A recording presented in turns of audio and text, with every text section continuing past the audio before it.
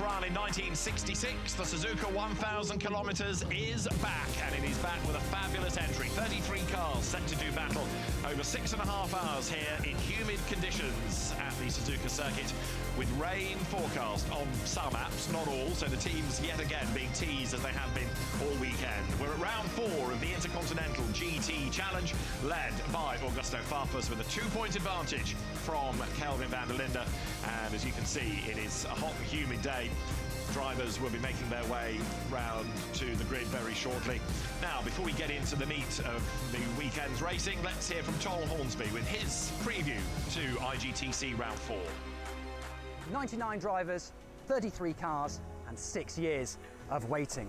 The historic Suzuka 1000 kilometres makes its eagerly anticipated return this Sunday, when teams from across Asia, America, Europe and Australia contest Japan's longest running endurance race. It also hosts the penultimate round of SRO's globe-trotting GT3 series, the Intercontinental GT Challenge, which last came here in 2018 and 19.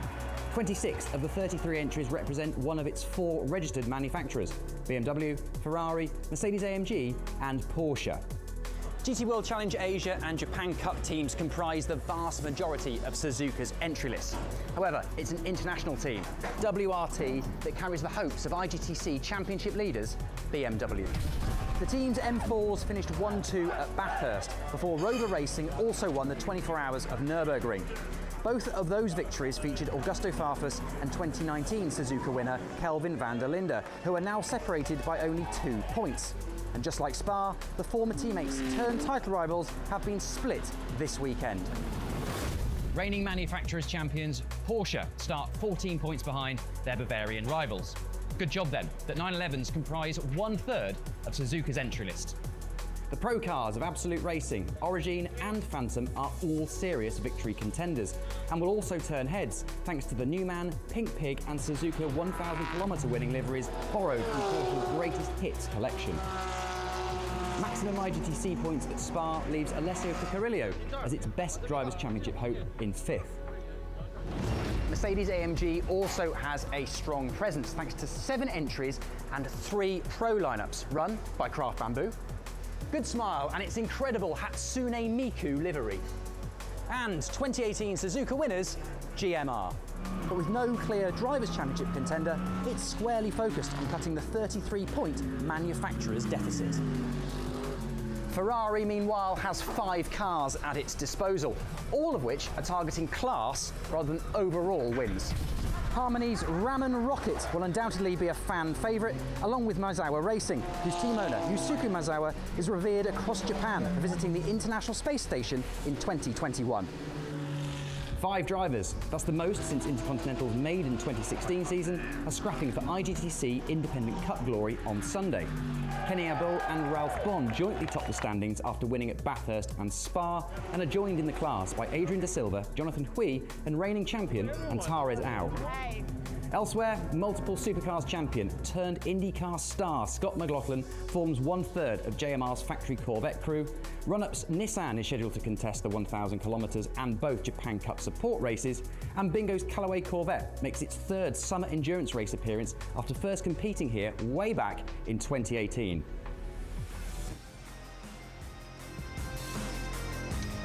So looking down onto a very busy grid, it is a very busy Suzuka circuit as well, which is great to see. Amanda Busick and Amy Azar are going to be down on the grid for us. David Addison and Joe Osborne trackside. It's going to be a race to savour this, isn't it? It really is, and it's hard to call with the manufacturers involved. BMW obviously on pole position in the strongest position, but it was a truncated qualifying with 3 red flags in 2 of the 3 sessions. So I don't think the qualifying is maybe in the order of who is fastest, and that's exactly what we want for a 6.5-hour race. We're also aware of 1 or 2 adjustments overnight to the BOP. Porsche and Mercedes having been given a little bit of a break in different ways, so those cars possibly to be a bit more competitive than yesterday. There are 1 or 2 to watch from the back of the grid as well, which we'll come to in a moment, as Heiko, then our local performer, is ready to start the build-up to the Suzuka 1000. The drums are into life, and we will now savour some of the local flavour here at Suzuka.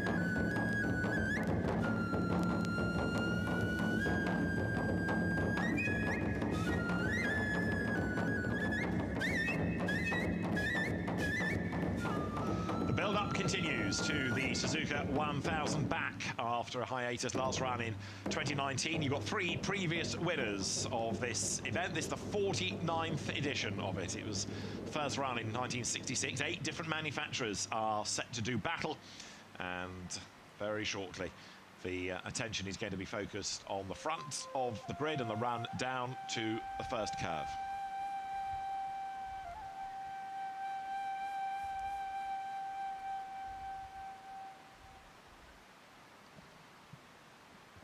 All GT3 cars on this grid. 3 drivers per car, a 6.5-hour race, mandatory pit stops, of course, because you're going to have to refuel, you're going to have to change tyres, and 78 seconds per pit stop.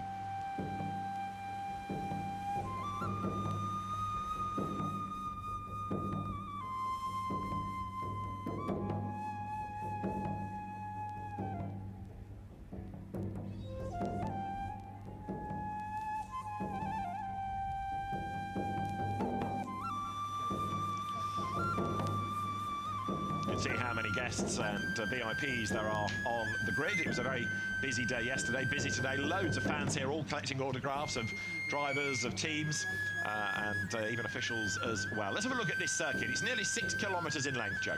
Yep, and 18 corners, split over 3 sectors. Of course, those sectors all have a unique character. 1, fast-flowing. 2, tight, technical. 3, got the super committed 130R at turn 15, and then a good overtaking spot at 16. That lap record there has now been beaten in qualifying. What will they do in the race, though? I expect the race pace to be in the 2:01, so it's going to be a tight battle for the lap record. Now let's take a closer look at this Suzuka circuit with Augusto Farfus. Hello everyone, I'm Augusto Farfus, BMW factory driver, driving the M4 GT3 number 31 here in Suzuka on changing weather conditions, so come with me for a lap. So here we are starting the finish line, starting the lap. Tree condition here was exactly the crossover, so I was on slicks, some people are still on wets. Difficult turn 1 where you have to send a lot of speed into the apex, trying to keep the car within the white lines. And here is the first left through the S's. Probably the most difficult part of the circuit, where if you get the first pit right, then all the sequence comes along with it. Turn right here, turn 6 going up to turn 7, very tricky. You have to prepare it well. Turn 7 is uphill. You always have to try to be early on power. That exit curve there, that little bit pulls you off track, so the limit there is very narrow, very bumpy here, so a wider line prevents to hit the bump. You can see here some cars were still on wets, so challenging. The weather has been a big gamble in this weekend with some rain, drying, full wet. Here there's always one of the lowest corner of the track. Difficult braking point as you come from a very fast right into a hairpin. First gear there, second, and all the way up to the gears. This is a part where you try to cover the least distance as possible, trying to stay pretty tight. Here, very important to prepare a spoon. Difficult corners, very fast entry. Try to be within the track limits. And here is where you have to prepare the exit. We have a long straight exit curve. You can take a lot of speed out. So we prepare, try to be early on brakes, early on power to take the most out of it. Now we come to the back straight, approaching the most iconic corner of the circuit, the 130R. Very fast, 6th gear here, try to send it hard, but then you have to pull the car very quickly to the left where you brake. 2nd gear, last chicane, where you cut well the curbs. Here it is important to have a very good traction to start the lap and also to finish the lap, as often when the tire degrade you start losing traction. So hopefully you enjoy your lap with me at Suzuka, and one of the coolest tracks in the world. Augusto Farfus then comes here as a double winner this year and as the championship leader. I said how busy the grid was, and it's not just international drivers, plenty of Japanese drivers as well. Amy Izawa is with some of the Japanese drivers. Let's get down to the grid, Amy. The excitement is rising on the grid. So it is for this team, as you were fastest out of all the Japanese teams. Congratulations, first of all. で、日本語でのインタビューになりますんで、はい、優金丸選手、この鈴鹿1000キロ久しぶりに戻ってきましたけども、日本勢としてはこのトップスタート、素晴らしいクオリファイングでした。どんなスタートにしたいですか？そうですね、もう本当にチーム一丸となって得たこのポジションなんで、僕としてはもう本当にどれだけ上位に食い込めるかで、もう本当この車を大事に大事に、チームに届けられるように走るしかないんで、頑張りたいと思います。6時間半後にはね、笑ってたいですね。そうですね、もうチーム一丸となって頑張ります。はい、応援してますんで頑張ってください。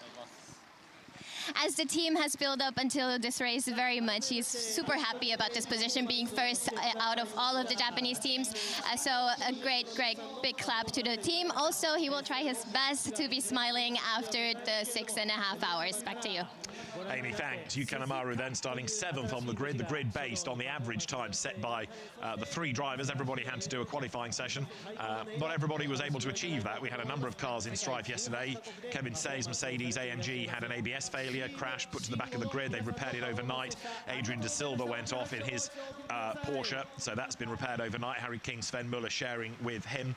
And also off the road was the number 18 local Porsche yesterday, and that's had some work done overnight as well. Amanda Busick is also down on the grid. Amanda, what have you got for us?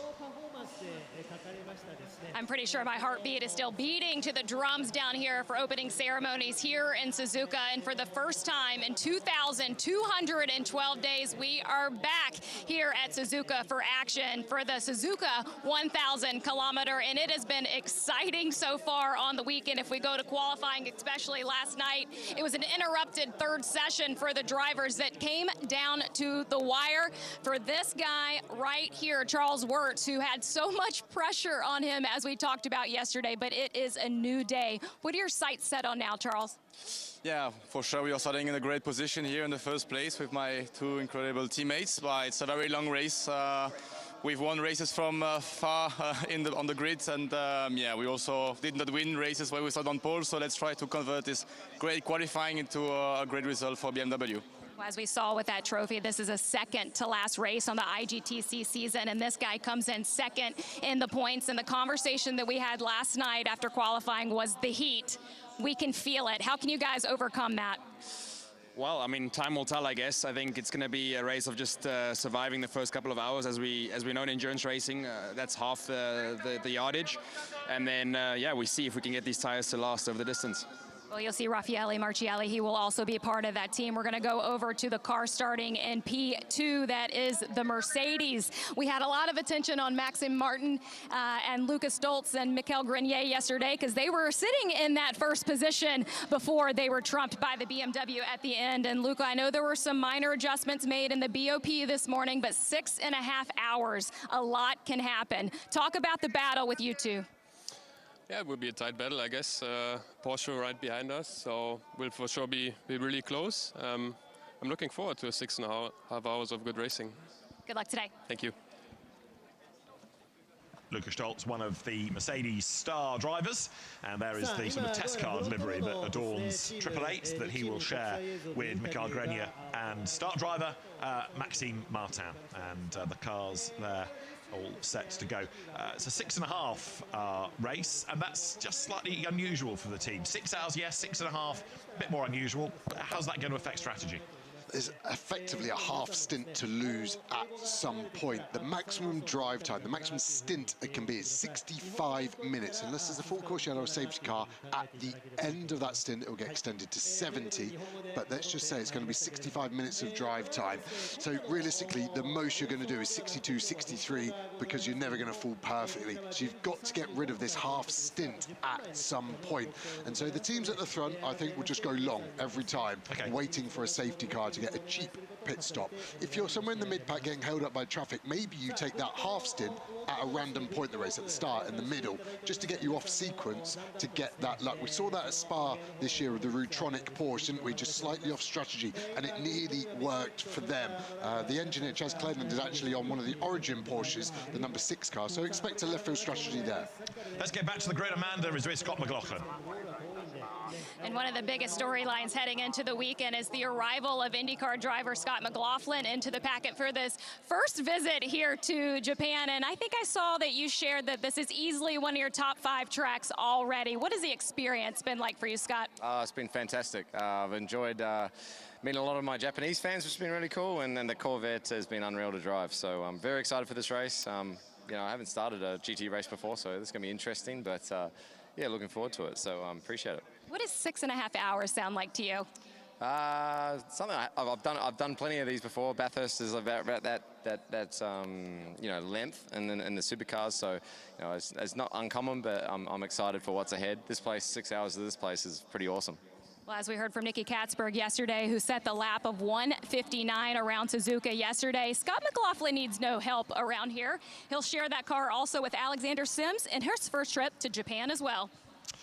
Yeah, Alexander never having raced here on this circuit before, but he has raced in Japan. He's raced on the Suzuka kart circuit when he was about 15, but he's never actually raced on the main track, amazingly enough. Alexander Sims, certainly a man to watch. You heard from Charles Witt then from the pole-sitting car, and yesterday Kelvin van der Linde sort of talking down their chances. One engineer reckons that that's trying to trick people into believing the wrong thing, in a sense. The message we were getting from Kelvin yesterday was, well, we're going to struggle in the heat, high tire drag here. Well, yeah, there is high tire drag, but I wouldn't necessarily think the BMWs are going to struggle. We will find out. Yellow cabling, yellow wrap across the car. What's all that about? It's a bungee. You can see it's attached to the right-hand hip belt that goes across your lap. So when you undo the belt in the pit stop, it pulls out of the way. Next driver getting in doesn't sit on top of it. You're only allowed them on the lap straps now. You used to have them on the shoulder belts, but in a crash they could get pulled off your hands device. So you'll see them on the lap belts and maybe the crotch belt too. All to speed up the pit stop process, just to make sure you're not wasting valuable seconds. Even though they're done to a time,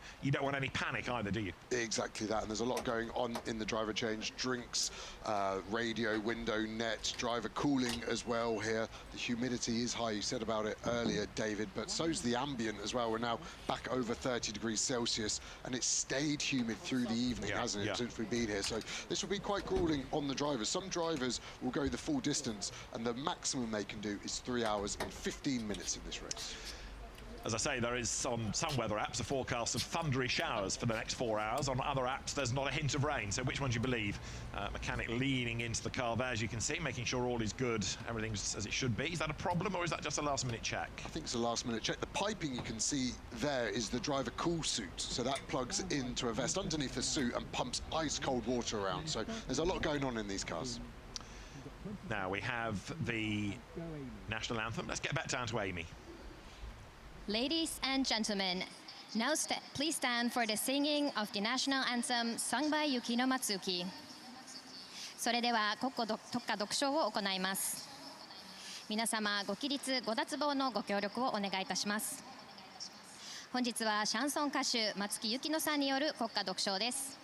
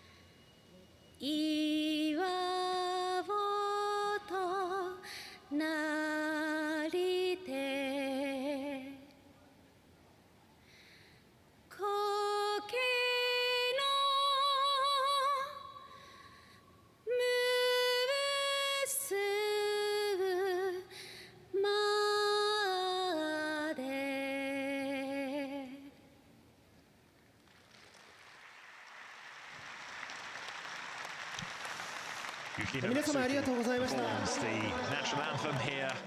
The very respectful crowd sits down, and Stefan Rattel very pleased with how the event has gone. It's taken a lot of work to bring it back. Of course, it was a victim of COVID. It's taken a lot of effort to bring the Suzuka 1,000 kilometers back. And Stefan said, we're just going to build on it and build. We want more people to come, more entries, more fans.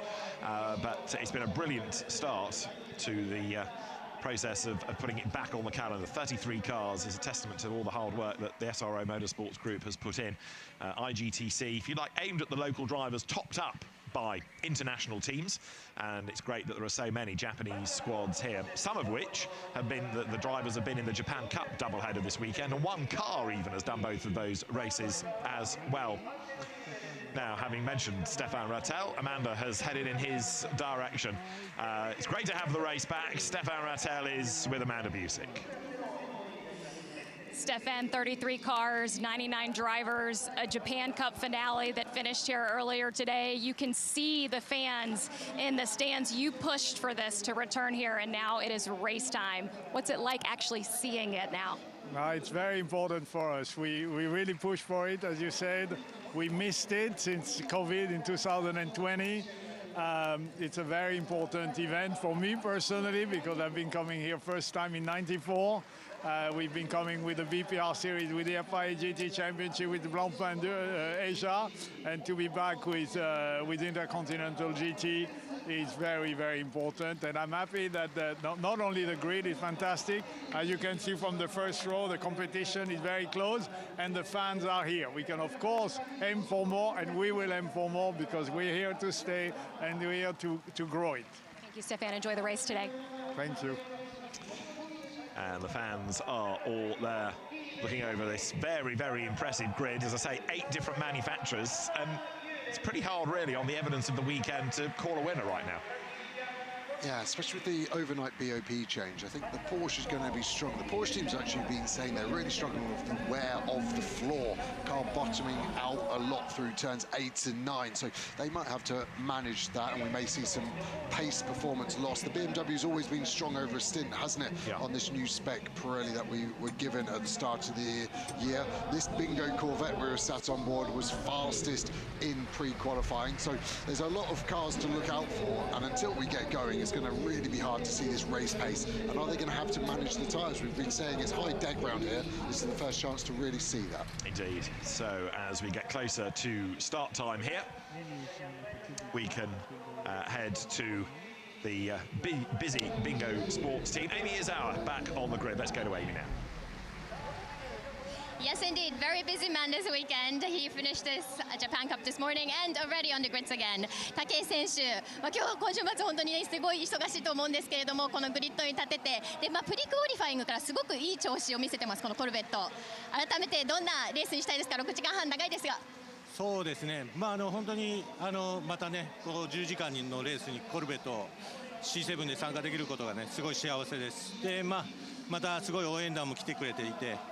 しっかりレースしないとなと思って責任感重大だなと思ってますけど、若手の2人がとにかく頑張ってもらって、本当に僕も全力で頑張っていい結果をみんなでもぎ取りたいと思ってます。素晴らしい楽しいレース期待してるんで頑張ってください。本当にまずはスタートドライバーのね笹原選手の走りに皆さんちょっと注目していただければと思っています。はい。熱いスタートを期待してます。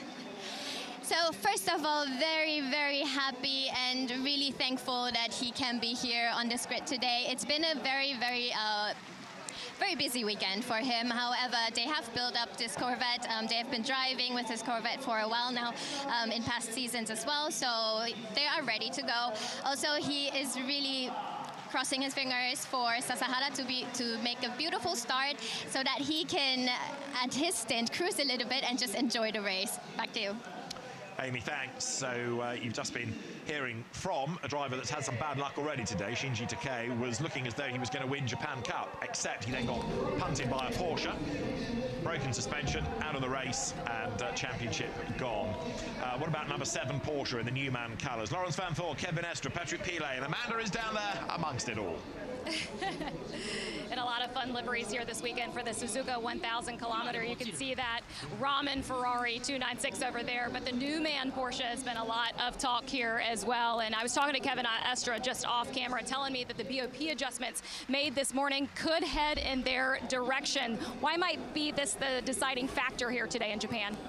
Well, deciding factor, I don't know, but for sure the BMW and Corvette seem to have a little more pace than anyone in quali, and yeah, now it goes in our direction. But you never know, long run pace is going to be decisive for this race. It's very hot, a lot of degradation, let's see. It's a long race. We have to stay out of trouble, and hopefully we have enough pace to fight for the victory. The 84 and 85 winner at Le Mans. You also have the race suit to match. How cool is it for you to be in these colors? It's amazing. I've driven Porsche since now over 10 years, and this was one livery which I was missing from the historical part. So nice to drive this, and hopefully we can write a little bit of history today. Well, as we said, the new man Porsche will start next to this Ramen Ferrari, and I'm going to bring my camera guy here just real quick to show you guys what the Ferrari message wants to be of today, guys. Eat my ramen. The Ramen Rocket out of the Harmony Racing stable. That Newman livery in 1984, Bob Wallach and Ori Pescarolo were winners at Le Mans carrying Newman colours, and in 85, Klaus Ludwig with Paolo Barilla and the pseudonym John Winter, the late Louis Krages victorious. Kevin Estre driving a retro livery, one of which he's already carried. The pink colours are on this grid, and he used those to win at Le Mans in 2018. Along with Lawrence Van Thor and Michael Christensen. Right, looking down the grid then from the car that is 7th, the Team Gojigan Yu Kanemaru driven entry, the Nissan GTR. Good to have not only Japanese teams, but Japanese brands on the grid as well. Yeah, well represented, the drivers as well. 28 Japanese drivers out of the 99, and the grid starts to clear. You can see Abby Hay from Intercontinental GT running a good operation here, all the drivers understanding where they need to be and when, and it's a huge operation that SRO have to put on for this Suzuka 1000.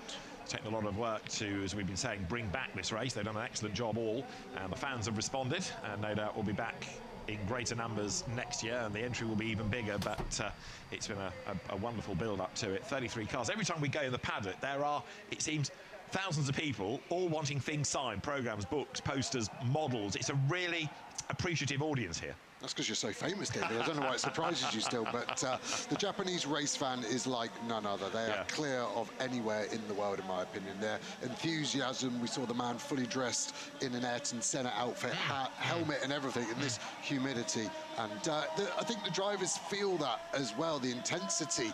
The calmest place they'll be is probably inside these GT3 cars, where they're allowed to be by themselves and only with their thoughts. But yeah, the crowd have been phenomenal from Friday all the way through to the start of the race here on Sunday.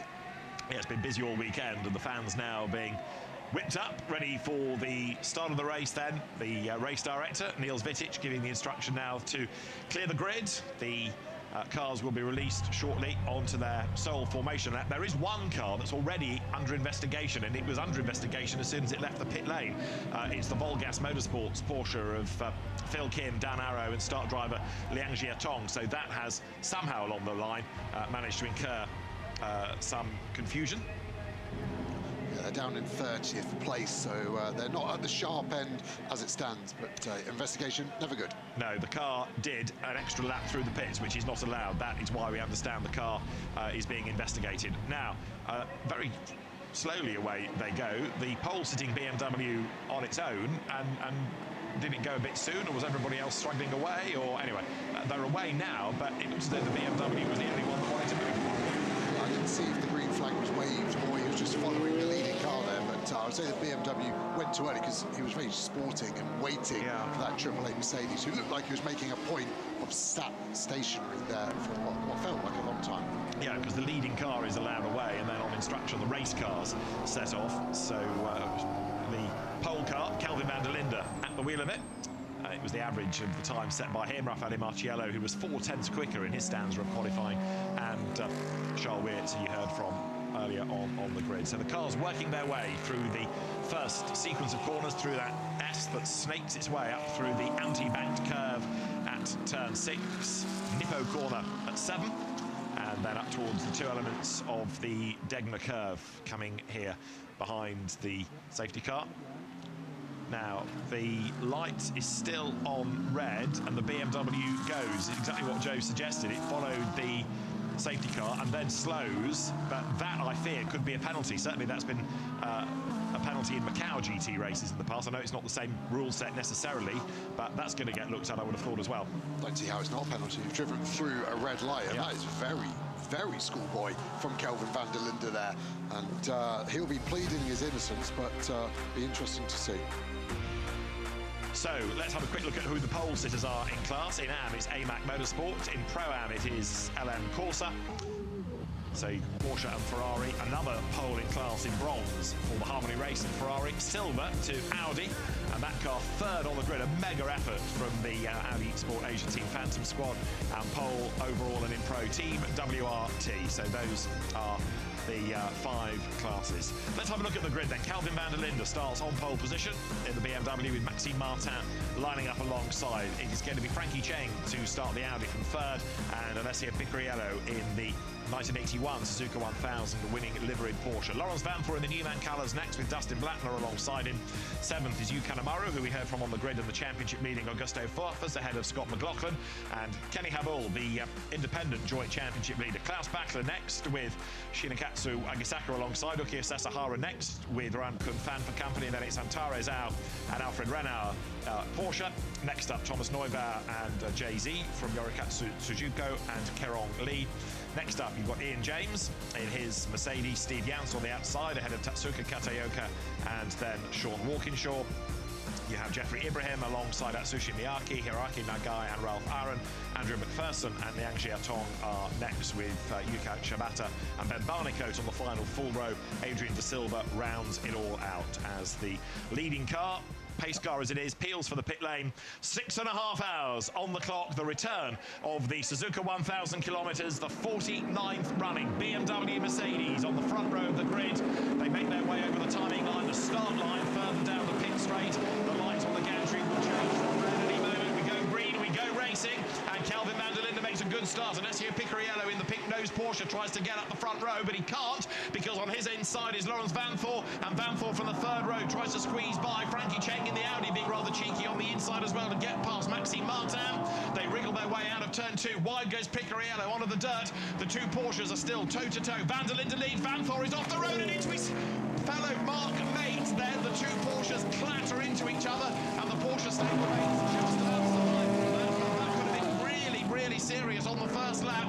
It shows they might be racing for Porsche, but they're coming out of different teams. It's every man for himself. But there, Lawrence Vanthoor really could have triggered a whole heap of drama for Porsche. Damage as well to the front of Vanthoor. Bodywork only at the moment. It was all because that Audi of Cheng Fu just suddenly stopped coming out of turn 2, and the Porsches had to split either way. It was actually Picariello who made the best start. He got the move done round 2 on Vanthoor and was up to third, and then they split that Audi. The Audi, I was walking through pit lane, they were head deep in the engine bay looking at something. I hope it's not a misfire or something like that. The Gojigin Nissan there, the number 500 car, has had a good start, and that's the Audi in front. It seems to have good pace now as they go through 200R. The 2 Porsches up ahead. Seems like Vanthoor has survived. Picariello looks like he's okay too for the Origin team, but at the moment the lead 2 getting away. Van der Linde from the Mercedes of Maxime Martin.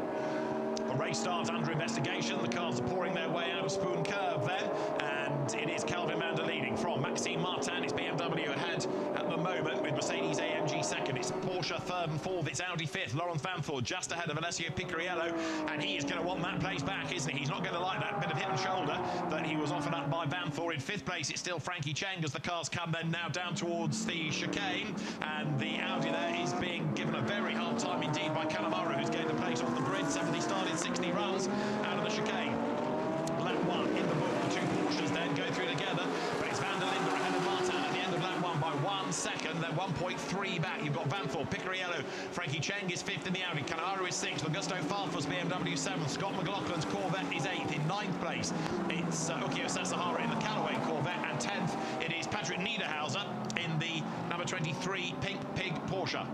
Yeah, the Ferrari battle rages on here. The Ramin Rocket getting overtaken there by the LM Corsa car, the number 60 car there. That was a good move from Wakizaki in that red Ferrari with the Alpine Star logo on the back at the moment. Looks like that he's got great pace as well. He's starting to check out away from the Ramin car. I just wonder with Vanthoor, the damage he's got, we've seen that Porsche lose a front wheel arch before, and that looks like, to me, the air's going to get underneath that gap you can see, and potentially that's going to be a problem. If they get through to the pit stop, of course, they'll get some tank tape on it to put it back down. I also wonder if that pink Porsche's got any steering steering damage. They were both in the corner. When you've got steering lock on and then there's contact, that's when you can take out the alignment, and you've got to then suffer through it. The race looked clean. It was a good start. Just what we need to do is watch the two Porsches. They go side by side. The pink car round turn 2 got the move done, but then on the exit of 2, the Audi just stopped and the Porsches had to split.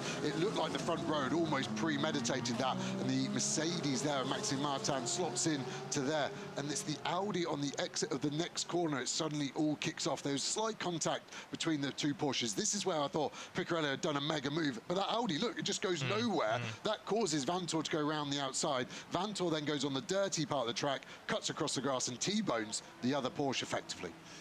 And this is the view from further back on the grid as the cars thunder down towards turn 1. On board here with the Good Smile Racing Mercedes 0-0. That car being started by Tatsuya Kataoka. You can see how busy it is. Cars all around him as he hustles it through turns 1 and 2. And then the road starts to open up a little bit as they go through that long S, 3, 4, 5. Turning left, turning right, turning left. And you can see here it's difficult running side by side because it is so narrow. Looks like the Audi now of Chen Kongfu has picked up his pace. Look at that Callaway Corvette, the blue background car with the flames adorned down the front of it. That's going really well. Like I said at the start of the race, it had been very quick earlier in the weekend. There, the Mercedes fleet turning its way through. The Craft Bamboo racing cars getting themselves up the order. Good effort by Ben Barnicoat because the car started 32nd, and at the end of lap 2, Ben Barnicoat up to 21st place. Now we know that Ben is a weapon, vastly experienced driver. Race start, no further action. Barnicoat sitting on the back of Steve Jans at the minute, trying to gain further places. So Van der Linde now 1.4 seconds up the road from Maxime Martin. He's stretching that gap. Does one get the feeling that Alessio Picariello is being held up a little bit by Vanthoor? Let's have another look at what happened between the two of them. So the Audi slow off 2, Picariello onto the grass. That delayed him as well and gave Vanthoor what looked like a chance, but then he runs wide himself. Yeah, for me, it's got to be a penalty for Vanthoor because he's overtaken off the track, then hit Piccarello and taken the advantage. I think the smart move for Vanthoor would just be give the place back. He obviously feels he was innocent in that, but he was fully off the track, which then made him career into the side of the other Porsche. Very awkward between two Porsche factory drivers as well. And the Volglas Porsche is going to be given a 10-second penalty on its pit stop for going through the pit lane instead of going straight to the grid. The instructions were no reconnaissance laps, and it drove through the pit lane. So a 10-second penalty to number 33 Porsche, making its endurance debut. So it's all part of a learning curve, really, for that team. Over 6.5 hours, 10 seconds may not matter too much. There are the Porsches, and Laurens Vanthoor is still staying ahead of Alessio Picariello. Now, that damage on number 7, you can see it sort of underneath the front left headlight. It's not getting any worse, but it's going to be a tank tape job, I suspect, on the first round of pit stops. Yeah, I think you're right with that one, David. The Nissan in shot as well, the 30 car of Miyake, that's had a mega start. That's made 11 places like Barnicoat. Here's the car that's got the 10-second penalty, 27th at the overall. So they've made up 3 places at the start. And so far, relatively clean racing between all 33 GT3 cars. The other car from the back of the grid, Adrian De Silva, he's gained a place at the expense of Andrew McPherson. We're going to have a full course yellow. The teams are being told, prepare for a full course yellow. Now, is that because of debris on the road? I think we've got the 86 car off at turn number 8. The Origin Porsche, that is the sister car here. Cars slow down to 80 kilometers an hour, and then we will decide how long it needs to be. Niels Vicic, race director, has been super proactive this year in a lovely way of getting back to green without always going to a safety car. Let's see how long we need to be under this caution for. So 86 then is off the racetrack. That's the Origin Porsche of Kerong Lee, which should have been a competitive car. So how he got into the gravel, we'll try to elicit. It's in this general region, I think, isn't it? There it is, and it's gone all the way around into the gravel. So that suggests he might have had a tap from behind, but the car goes a lap down. It's going to be hoiked out of the gravel. Hopefully it can rejoin, but it's going to be, as I say, off the lead lap. And if it's a swift recovery job, then we can go back to green without too much time lost. It's on the edge of the circuit. Yeah, and already the marshals are there in their tracked vehicle. I don't see those vehicles outside of Japan, and they're super purposeful, aren't they? They get great traction, hook it up and get it gone. So I'm relatively confident this won't go to a safety car, and also it's probably going to be less than 3 minutes of full course yellow from this point. Looks like he's by himself. Look at this green turquoise Porsche, turns in, rear loose, and it's then just looped round, and he got stuck in the gravel as it comes to a stop. difficult for the driver. Tyre pressure still coming out full of fuel, 100 kilos more of fuel than he would have had in the car last time he sat in it in qualifying. Easily done through that sweeping part of turn number 8. Now, there's a long and a short version of the full course yellow that the teams will have announced to them. And if it's a short full course yellow, the pit entry is closed. So you've got to stay out. Only an emergency stop, like a puncture or being low on fuel, can bring you in. 86 being hoiked through the gravel and out of harm's way. Ooh. Okay, it's gone all the way through the gravel rather than being put back on the circuit. So, but for the moment, I was just pondering whether or not any teams might think about trying to get one of the pit stops out of the way. Maybe it's too early in the race, and maybe as well, this is not going to be a long enough full course yellow for that to be applicable. Yeah, I think it's too early for anyone considering a race win at this moment. It'll be too left field as we go on board this Callaway Corvette. 6.2 litre V8 just grumbling along at the moment. And with the maximum stint time, the fuel saved under this full course yellow doesn't really help anyone either. So we're 19 minutes into that first stint. So car 86 being recovered. And Patrick Pilet, one of the drivers of car number 7, may well have a view on what happens on that first lap. Amanda is with him. Absolute Racing is aware of the damage on the Newman Porsche. And Patrick, I saw you and Kevin discussing the incident on track. The commentators were questioning, should Lauren just give a position back? What's your take on it? To be honest, I don't think so. It was a race incident. We see the Audi also, he slid in turn 2 and he pushed Picariello out. So I think Lawrence is just pushed tiny bit too much in the next corner and just went in the grass, and Picariello tried to stay outside. I think it was just a race incident, to be honest. It was nothing intentional. And Lawrence was ahead when they had the contact, so I don't think he's a position back. Now the question mark, I hope the 2 Porsche are okay in terms of balance and performance. So we will see after the restart how it is. But so far, I think it was just a bit too hot from outside, from all the drivers, but it's okay, it's racing. Kevin did tell me that they're going to keep that Porsche out for the pit stop for now. Amanda, thanks. Green flag wave, then we're back running. There are the Porsches that we've been discussing. So number 7, Lawrence Van Thor, still ahead of Alessio Picariello as the cars wriggle their way out of sector 1 then. We are on lap 5, and as you will have seen, only a full course yellow and a brief one. So again, race direction, quickly getting things back underway. That full course yellow procedure is going to be looked at to make sure that people slowed down at the right time, didn't overtake when they were not allowed to. Augusto Farfus has jumped up into 6th place at the expense of Kanemaru. So that would have been bold if it was within that full course yellow. This is our first green flag lap, so how he gained the place at the end of the previous one will be being looked at. Yeah, all the cars with GPS tracking on, so race control can see the speed they're doing at full course yellow and also when it goes back to green, and there is no tolerance. When it is called, you have to be at 80, and you have to be at 80 before green is called as well. So and you can't be overtaking until green either, can you? So Farfus was a bit keen on his toes and got ahead coming up to the line, then that's a foul as well. Potentially, but sister car Van der Linde cleared from race control from any wrongdoing at the start, so this is our race battle, nothing else to consider. Martin is sticking with him at the moment. Their best laps are 0.3 of a difference though to the BMW, and it really looks like Picariello is getting held up by Van Thor, doesn't he? Yeah. Sticking on his rear bumper. They've gapped this Audi that's leading the silver class at the moment. After a bit of a shaky turns 1 and 2, actually looks like the pace of this Audi very strong, the sole Audi in this 33 car field. And he is ahead in silver, so Frankie Cheng then at the moment 2.6 seconds ahead of Augusto Farfus, who's now got himself up past Kanemaru.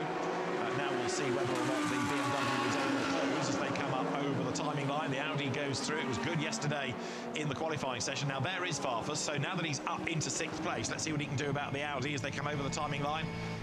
Riding on board with the Callaway Corvette that's currently in 8th spot and looking for another place. Here's Ukio Sasahara on the back of Yuka Amaru as they come out of turn 2. Van der Linde's advantage up front, a 1.5 seconds now over Maxime Martin. And further progress by Ben Barnicoat. He's up into 17th place, and the other Craft Bamboo Mercedes-AMG Ralph Aaron up into 20th place. Yeah, Ben Barnico on the move, Lexus factory driver, loaned to Mercedes this weekend as we go on board with this Callaway Corvette. Again, we've mentioned the V8, but now it's singing. It's just a delight around this Suzuka circuit. Looks like he's got the pace over the Gojigin car in front of that 500 Nissan. We mentioned we've got 8 manufacturers inside the top 11 right now.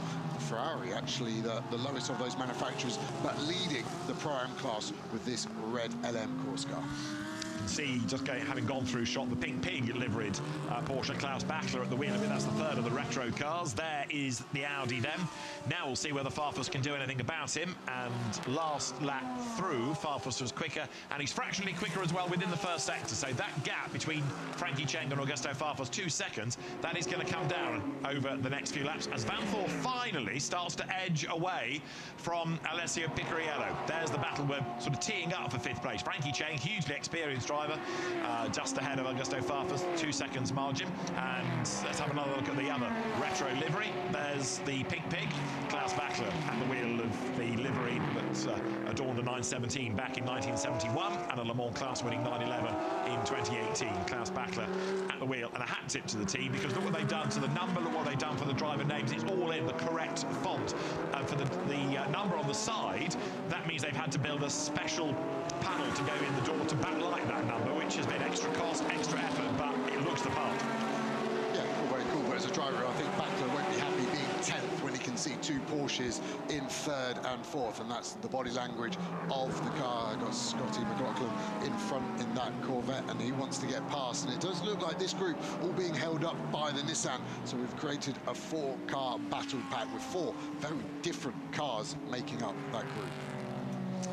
And the Corvette holding its own as well, isn't it? The older Corvette, I mean by that. So you've got a battle now going on between Yukio Sasahara in the Callaway Corvette and the new style car of Scott McLaughlin right up behind him, and then Klaus Bachler there as well. So you're looking out on the front of Yu Kanemaru's car then. This is the Team Gojigin car in currently 7th place, and the queue is building behind. He's falling away a bit now from Farfus, and the battle pack behind is getting longer and longer all the time as the cars drop out of the Degner curves up towards the hairpin. You plunge downhill and then climb, and you're climbing as you turn the hairpin, and you're still climbing the other side up towards 200R. And there, big dive on the inside. Bachler goes through, puts a move on Scott McLaughlin. Does it work? We wait to see. Yes, he has gone through, and McLaughlin's dropped a lot of time. That might have been because of a rub, or he may have a problem. But it was a big send up the inside by Klaus Bachler. That might have caught McLaughlin slightly unawares. Yeah, I think the pig penned out McLaughlin there, put him onto the grass out of 11, and I think the Corvette must have just lost all traction. Look at the time lost. He'll be rolled up. Good move from Bachler. That is one of the overtaking hotspots we highlighted earlier in the show. Bachler now released onto the back of this Callaway Corvette. Yeah, the pink pig on its trotters now then as it goes in pursuit of the Callaway Corvette ahead. McLaughlin needs to make sure he's not going to be reeled in by Wakisaka in the 11th place Ferrari behind. So here they come up towards the chicane. The 2 Japanese drivers there, Kanemaru and Sasahara together. Ukio Sasahara, another of the Japanese that we've seen often racing with good results in Europe. Winner of the gold medal in the FIA Motorsport Games GT competition back in 2019. In his Lamborghini, he comes across the timing line. Down now towards the right-hander of turn 1, pulls out, pulls back in again. Now Bachler's going to be interesting, isn't he, now, with clear space ahead of him for a lap or so. What sort of lap time can he get out of that car? The fastest of the race right now is Van der Linde, a 2 minutes 2.3, but Bachler is on a mission. Yeah, Bachler is the pork meat in a Corvette sandwich, isn't he? He's got the C8 behind and the C7 in front. And Sasahara here in the Corvette struggling to get past the Nissan of Kanemaru, because Nissan is so fast in a straight line. I remember when I used to race against it, you'd follow it through the corner and then it would just open up the power and the turbos, how it used to just put this emissions into your eyeballs as well. Your eyes would be running following that car. So it's not the nicest car to follow, that Nissan GTR, and that would be even more motivation for Sasahara to get past it. There's the race leader, though, on his own pretty much now. Kelvin van der Linde dominating this first, albeit interrupted stint. 2.4 seconds clear he is at the moment. And Maxime Martin with Laurens Vanthor in 3rd place, but the BMW out on its own for the moment. There's Martin in 2nd spot. a real busy sports car weekend, because you've got some GT drivers away doing ELMS at Silverstone, you've got some on DTM duty as well, so it means that the manufacturers have had to shuffle their rosters a little bit, and of course ultimately IGTC points are for the manufacturers rather than necessarily for individual drivers, but it does give you some really interesting driver combinations, some that might be loyal to the brand but working with other members of the brand that they don't normally share a car with. Yeah, it's an interesting dynamic that falls around so much in IGTC. And Van der Linde, last time by, did the fastest lap of the race, and the lap he's just completed only a tenth slower. So the BMW seems to be able to hit this metronomic pace of low 202s. Everyone last time round in the 203s. That shows you the dominance at the moment from the WRT car. There are the Porsches then, so they might have better pace today, but it's not ultimate pace, is it? So at the moment, that WRT 32 BMW looking good. Now, what about Farfus in the sister car? His last lap, a 2 minutes 3.4. That's a second slower than Van der Linde. And Farfus can't blame traffic because he's 1.9 seconds back from Cheng. So his BMW, at least for the minute, is running at a different pace altogether. Yeah, of course they're the same car. They don't need to be running the same setup. Drivers sometimes have a preference. Yes, there's 3 drivers in all of these 33 cars, but they can just go off on a slight tangent at the moment. That's what I would assume, because I'm not going to say that Farfus is a second a lap slower than Van der Linde. They're always within hundreds, these top pros, so it then comes down to difference of car and how they've set that up. And at the moment, the 32 much stronger than the 31. 86, by the way, back into the race and 2 laps down. So that car circulating once more as the Porsches there for 3rd and 4th climb the hill. Frankie Cheng 5th. Farfus is getting closer, but he's not exactly storming up onto the tail, is he? This Audi has been the revelation of the weekend. The team, the Audi Sport Asia Team Phantom squad running, okay, the most recent example of the R8, but relatively speaking, an old GT car with relatively little support these days. Audi Sport, of course, toning down all its customer racing activities. They've just done a stellar job with the pace of that car. 3 quick drivers. We're also getting at turn 13 track limit warnings. That's the exit of the first part of Spoon Curve. Yeah, the mid part, the drivers like to run wide there to allow them more room on exit, but also opens up the next corner. So it's a double win, really. If you're going to do a track limit, it's quite an efficient one to do. As we look at Farfus, he is starting to close in on the Audi in front this lap. He's gained 5 tenths in the first 2 sectors. So the gap 1.9 at the start of the lap. Expect that to be more closer to 1.2, 1.3 as we look at this team go Jiaijin. Number 500 Nissan GTR makes a good noise itself, but the noise really coming from the Corvette behind. And this is the closest that Corvette's been. He's in the slipstream down this long straight at Suzuka. 260 kilometers an hour they'll be hitting at the end of the straight, and he looks to the inside more just to try and spot. Be interesting to see where this Corvette is strong and where's it's weak. We're going to ride on board of it, so we're going to get a great idea of it. Strong in the straights means it's going to lose out in the corners, but what corners is it weak at? This first section here through 3, 4, 5, 6, 7, also fast and flowing, no brake, all 3rd gear, apex speed here, 120 kilometers an hour, so it's still very quick, it's blind, and now it starts to climb up the hill. And then we've got this double left coming at turn 7, Nippo corner. You can see we're having to turn in earlier than the Nissan, maybe the front end not a strong snap of oversteer in the middle. Then look at the Nissan start to go, so the high-speed aero on the Nissan is strong. This is where we had the Porsche lose it on entry, get stuck in the gravel. You can see the compression. That's where the Porsche team's complaining they're wearing their floor out underneath the tunnel here, and this awkward kink at 10 which disrupts your flow into 11 for our slowest corner of the lap. 50 kilometers an hour down to 1st gear, rotate the car. Look how much steering lock Sasha Hara's having to use. That's where Backlund got past the Corvette of McLaughlin a few laps back. Now through 200R, a long sweeping corner, speed building all the way to 240 kilometers an hour, then a hard brake for the 2 parts of Spoon Corner, early on the brakes for the Corvette. This is where the track limits are being done at the moment. The full 4 wheels cross the blue line. That's the track limit. Again, we're having to turn in early, so that means our exit is compromised. Good car control slide. Now we have this relatively long back straight will begin up to 250 kilometers an hour for the hardest corner of the lap, 130R over the bridge, which makes this figure of 8 circuit. We turn in with just a lift. pick the throttle up and go. Then you've got to get the car over to the left as quickly as you can. Quite a bumpy brake zone now for this final chicane. Use lots of curb on the right, lots of curb on the left. Your job's not quite done because this last curve, its official name, is still a corner you have to concentrate on. You can see the car wants to go left and the barrier is looming there. Car looks good for the Corvette. It just seems like the Nissan through the mid-speed corners has maybe got a better aero balance at the moment. Of course, that changes as the tyre and the fuel changes over the 65-minute potential stint. And that is 10 laps in the book then. Kelvin van der Linde leading now by 4.3 seconds. That's Ben Barnicoat going through, number 28. And the Mercedes up from the back of the grid. It was the penultimate car on the grid now. Is absolutely storming. Now, Ben Barnicoat is the quickest of the three drivers in the Craft Bamboo racing car. The 28 entry then pounds on, and Ben Barnicoat hustling that up the order. That's an important car in terms of the independence battle, because Jonathan Hui is one of the three drivers and he is scoring points in that. Also in the independent battle, Kenny Habul and Ralph Bowen come here as the joint championship leaders, and the Ralph Bowen Porsche, started by Alfred Renauer, is in 11th place overall. So the Porsche specialists, the Renauer brothers, Alfred at the wheel, doing a good job. Ben Barnicoat then here you're looking at, and he is up now onto the tail of the number 30 entry, that being the Team Handwork Challenge Atsuki Miyake-driven Nissan GTR, and the Mercedes of Ben Barnicoat has made very good progress. I think Lucas Stoltz was saying earlier on in the weekend that overtaking opportunities are difficult around here. Well, no one mentioned that to Ben.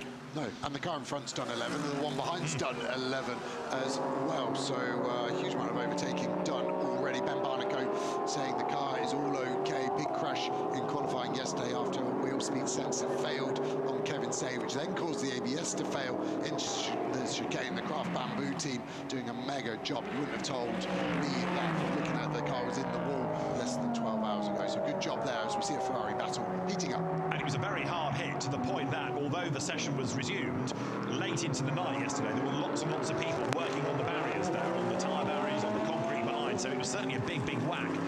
No wonder it did a lot of damage to the car. So here is 555, Thomas Neubauer's Ferrari, coming up towards the timing line, and he is in 13th place, goes through. And now, look, the Pink Pig goes down towards turn 1, with Backler being given a hard time by Scott McLaughlin, but the Porsche ahead for now. McLaughlin next up, and then you've got in 11th place Alfred Renauer. So the battles continue, but McLaughlin now catching back up. Remember, the Pink Pig Porsche, number 23 Porsche, between those two Corvettes for many a long lap now, but McLaughlin has certainly clawed back the time he lost during the overtake. Yeah, will McLaughlin be fired up? Did he feel like he got roughed up by Backler? Does he need to serve some punishment back to this 23 Porsche? Renauer's pace is good as well, isn't it? He's caught up on the back, and I'd say he's got the pace over Backler. Backler really struggling here at the moment in his Porsche. He's made a couple of places up, but just about scraping inside the top 10 isn't where he would expect to be right now. So Backler tries to get onto the back of Ukyo Sasahara. He is chipping away. The gap between Sasahara and Backler, 1.3 seconds at the start of the lap. McLaughlin, though, now is being distracted by that leading independent entry, as it were, the 91 Alfred Renauer Porsche. Ralph Bowen will be ahead on points, were things to stay as they are. No chance of that. But that's the car that Ralph Bowen will get into, and he's ahead of championship rival Kenny Habul. Good to have Kenny in the event. Good to have him, as ever, on an IGTC grid. So there goes the charging Klaus Backler in 23. That Porsche chipping its way up the order, and Klaus Backler himself, the reigning GT3 champion in the World Endurance Championship, as well as a double Asian Le Mans champion. And this is why McLaughlin got back onto the tail of Klaus Backler, because he ran wide coming out of 130R. Only takes a tiny error like that. Scott McLaughlin right back with him. Now Backler a lap later, regrouping and edging away a bit more. Yeah, Backler making those tyres squeal, isn't he? And I wonder if he's starting to overwork them now. He seems to have got away from the Corvette, so that was the mistake that cost him it. Look at the Corvette. That is tucked up behind the Nissan. You can barely see it. It's only the yellow mirror poking out. And is he going to send it to the inside? It's not the biggest brake zone. The Nissan defending. We go back to the racing line. It's a long way around the outside. We're going to try it. Still there, still there. Now he's going to tuck in. Is he going to go for the undercut-o here? They were side-o by side-o as they do it through this lap. This is the closest it's been. The Nissan struggling. Backler now will get on to this as well. So soon Sasahara on this Corvette, we need to check in his mirror as well.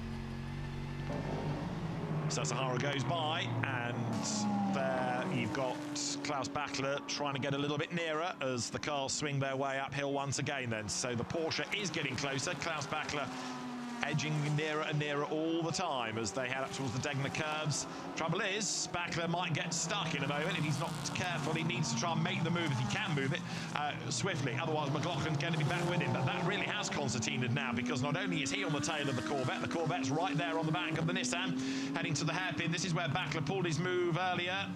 Comes back into view behind the graphic and tries to go around the outside. No chance there. Can he get the drive up the hill? Heading towards 200R. Not quite. But it does now look as though that Porsche is the quicker as they sprint their way round 200R up towards Spoon Curve.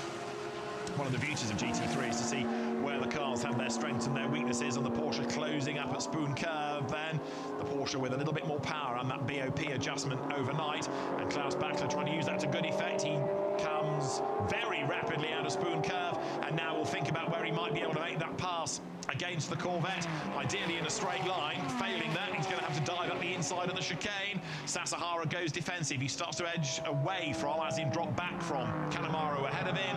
Out at 130R they go now up towards the chicane. Does Bachler think about a move on the inside? He may have thought about it, but he wasn't quite close enough.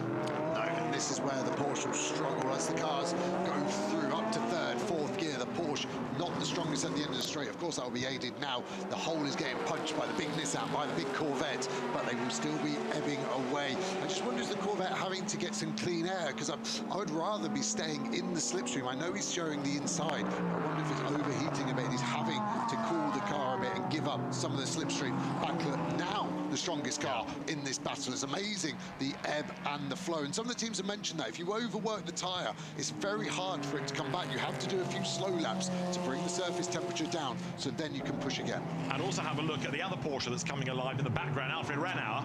So Bachler's car getting better as the stint wears on. Is that the same, I wonder, of the Vanthoor and Picariello cars? Their lap times are coming down, but not to the pace of the leading BMW of Van der Linde, that's for sure. They're still third and fourth, as now Kanemaru gets away from Sasahara. Klaus Bachler closing.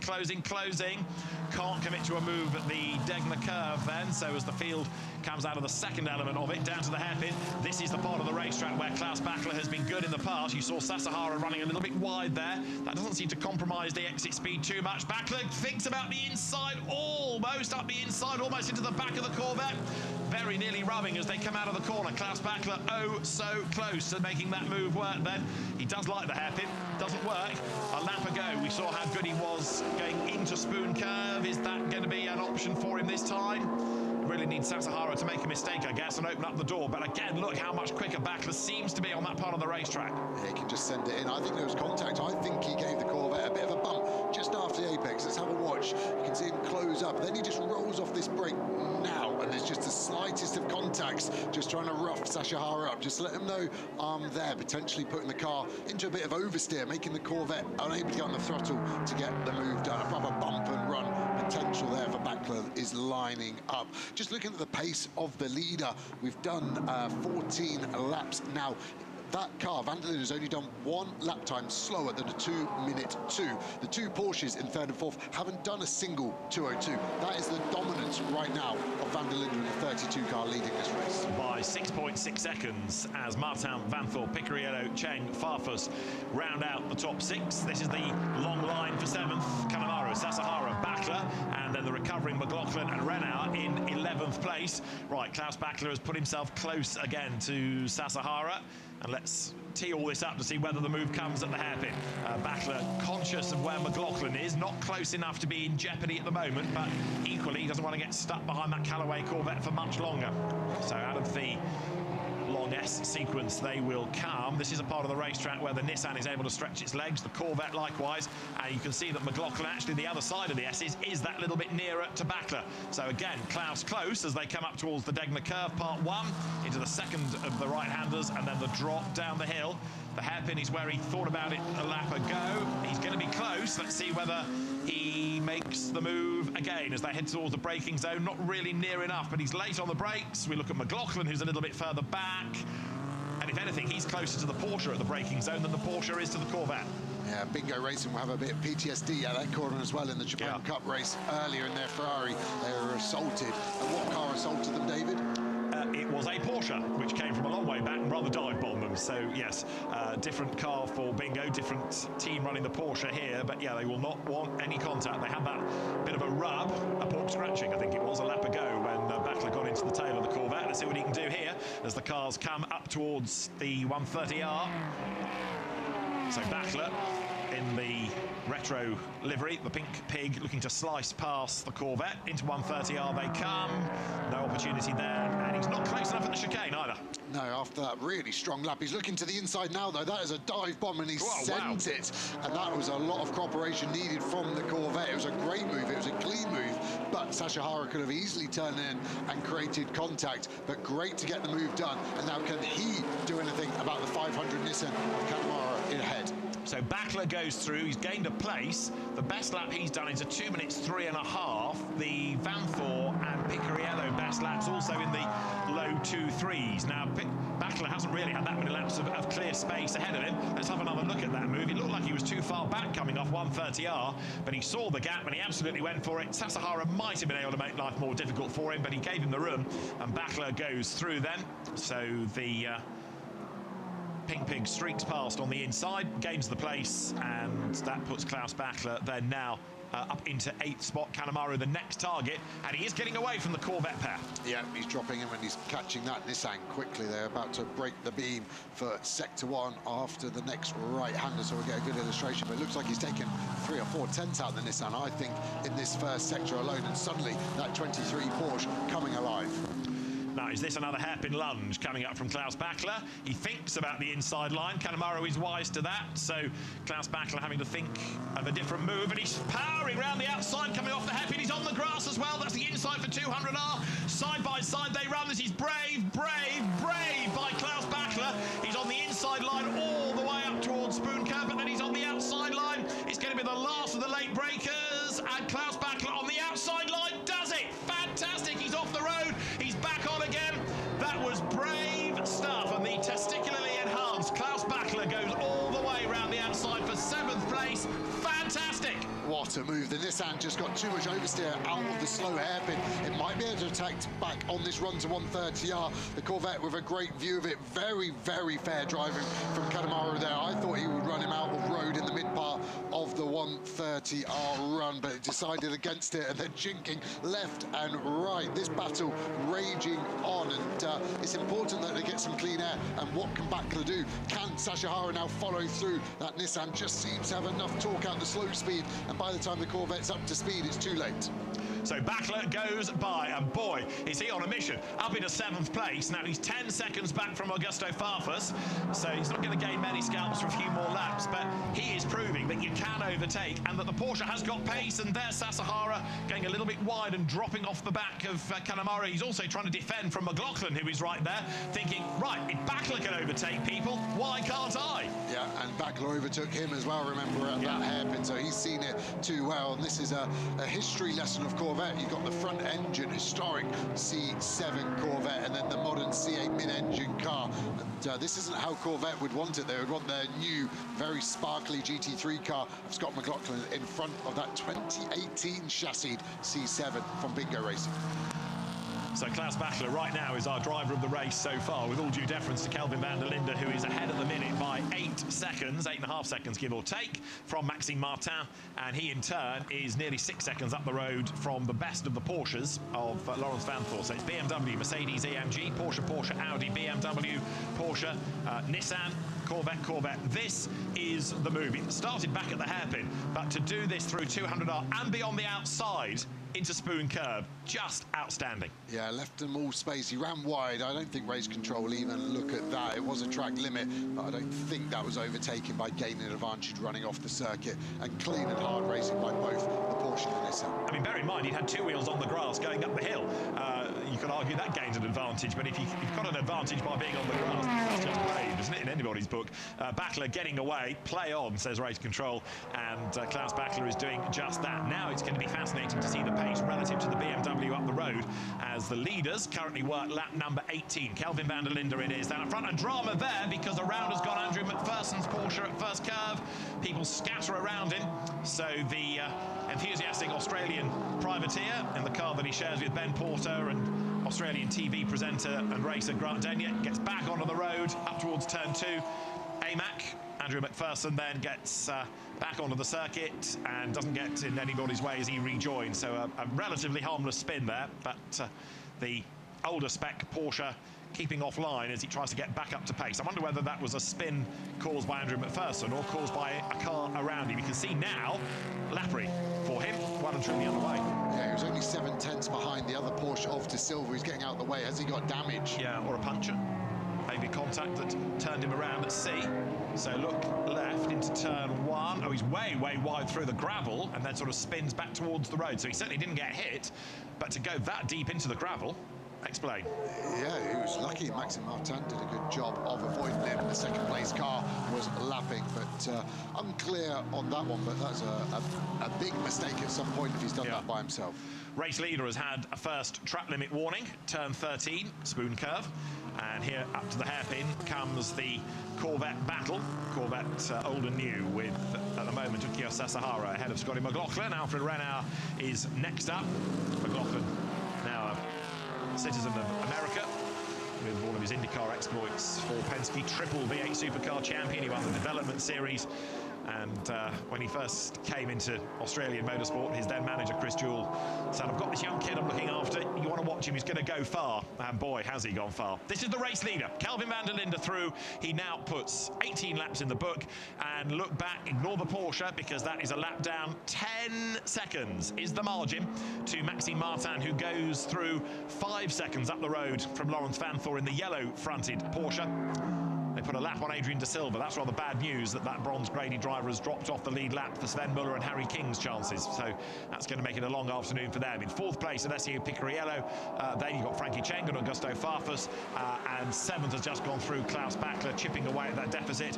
There is the Pink Pig. And then behind, you've got Kanemaru, Sasahara, McLaughlin and Renau. That takes you down to 11th place. Yeah, McLaughlin moving left to right there. So he got some dirt on his tyres from an off-track excursion previously. It'd be interesting maybe to see that. Then the 2 Ferraris, Wakisaki and Neubauer there. And then just looking down the bronze order, Blattner is our first bronze class car that started the bronze driver. All 3 drivers have to do a minimum of 60 minutes. So Blattner and Kenny Habul there getting their bronze time out of the way straight away. So expect them to just do this opening stint and then put their feet up and hopefully drink some champagne in 5 hours and 50 minutes time from now. But they, unlike De Silva, are staying on the lead lap, aren't they, at least for now. Adrian De Silva, who went off yesterday, trying to stay on the lead lap, but he's dropped behind the race leader. So they need something to save them. This race does not have wave by, just to make the point. So there you've got van der Linde powering his way uphill. This is a pretty dominant stint, isn't it? He's never really looked troubled.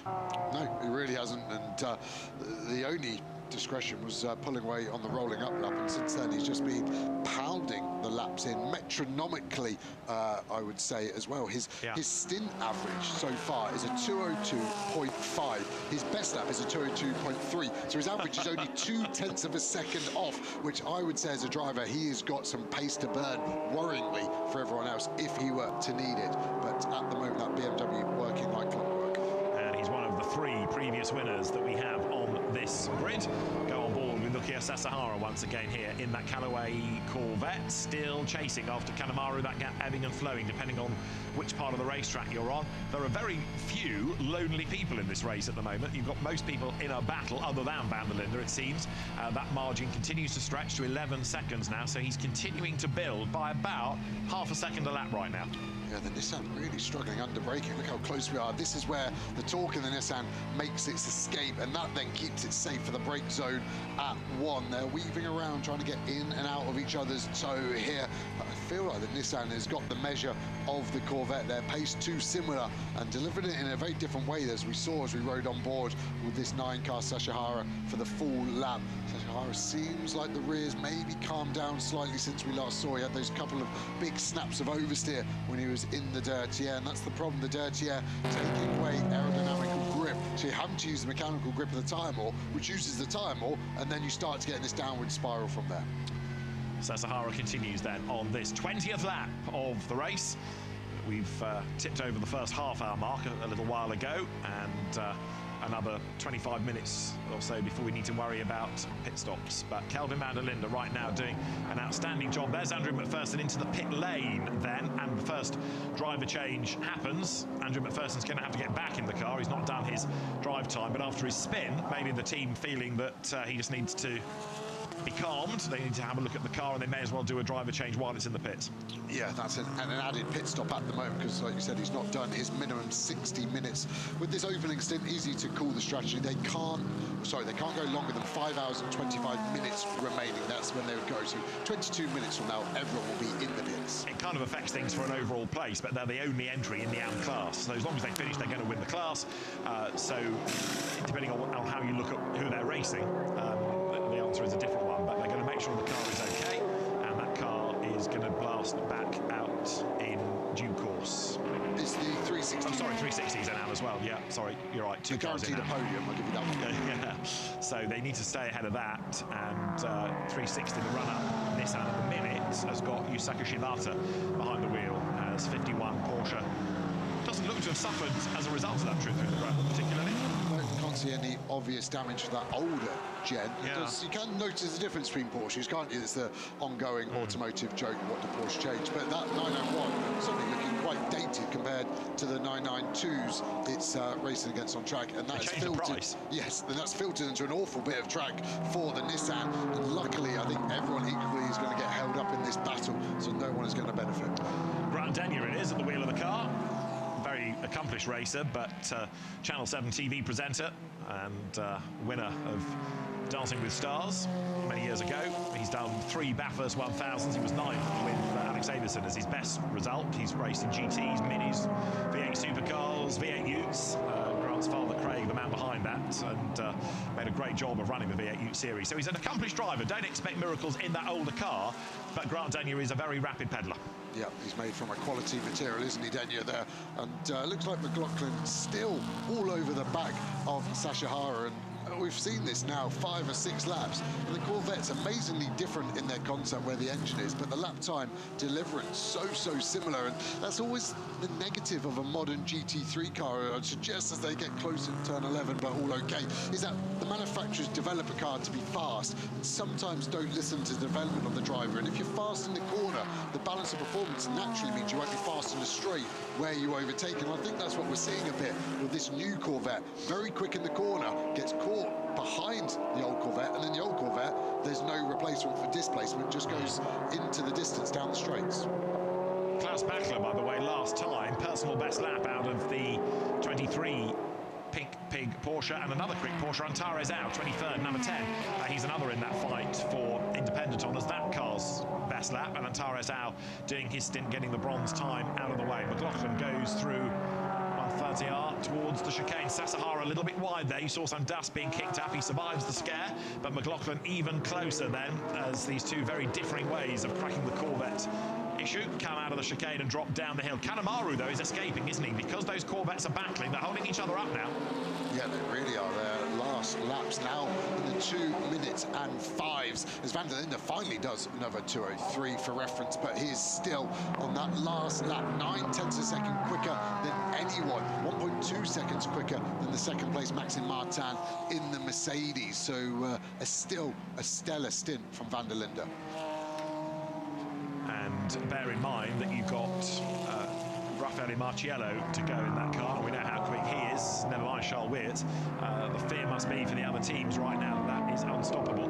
31's progress is going to be interesting, isn't it? Augusto Farfus, then currently in 6th place. His best lap is a 2 minutes 3.2, so he's certainly not matching van der Linde's pace right now. Is that a car that's going to come good late in the race, or is that really down to Farfus's lack of pace relative to van der Linde at the minute?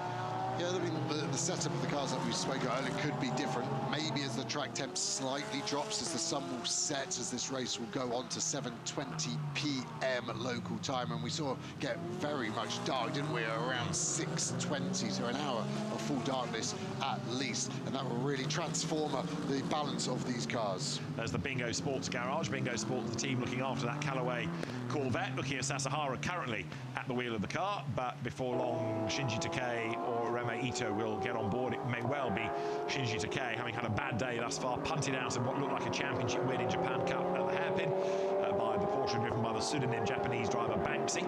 But right now, that Corvette's staying in the mix in a way that it probably shouldn't. It's humbling many of the more modern cars, isn't it? Yeah, it really is. It's good to see, and it almost sounds like that's the run out for that CC and the final event for it. So it's last hurrah. Yes, exactly. Look at the two Mercedes. They've caught the Ferraris. Now they're getting held up, and Aaron's actually on the back of Barnico as De Silva there was getting laps, and that was the action we're seeing. Has that given the Callaway Corvette a chance? Again, the Nissan just escapes. I think McLaughlin here has a chance of an overtake. Let's see then as they come out of last curve over the line. Callaway Corvette closing on Nissan, the new shape Corvette, then the Z06 right there behind.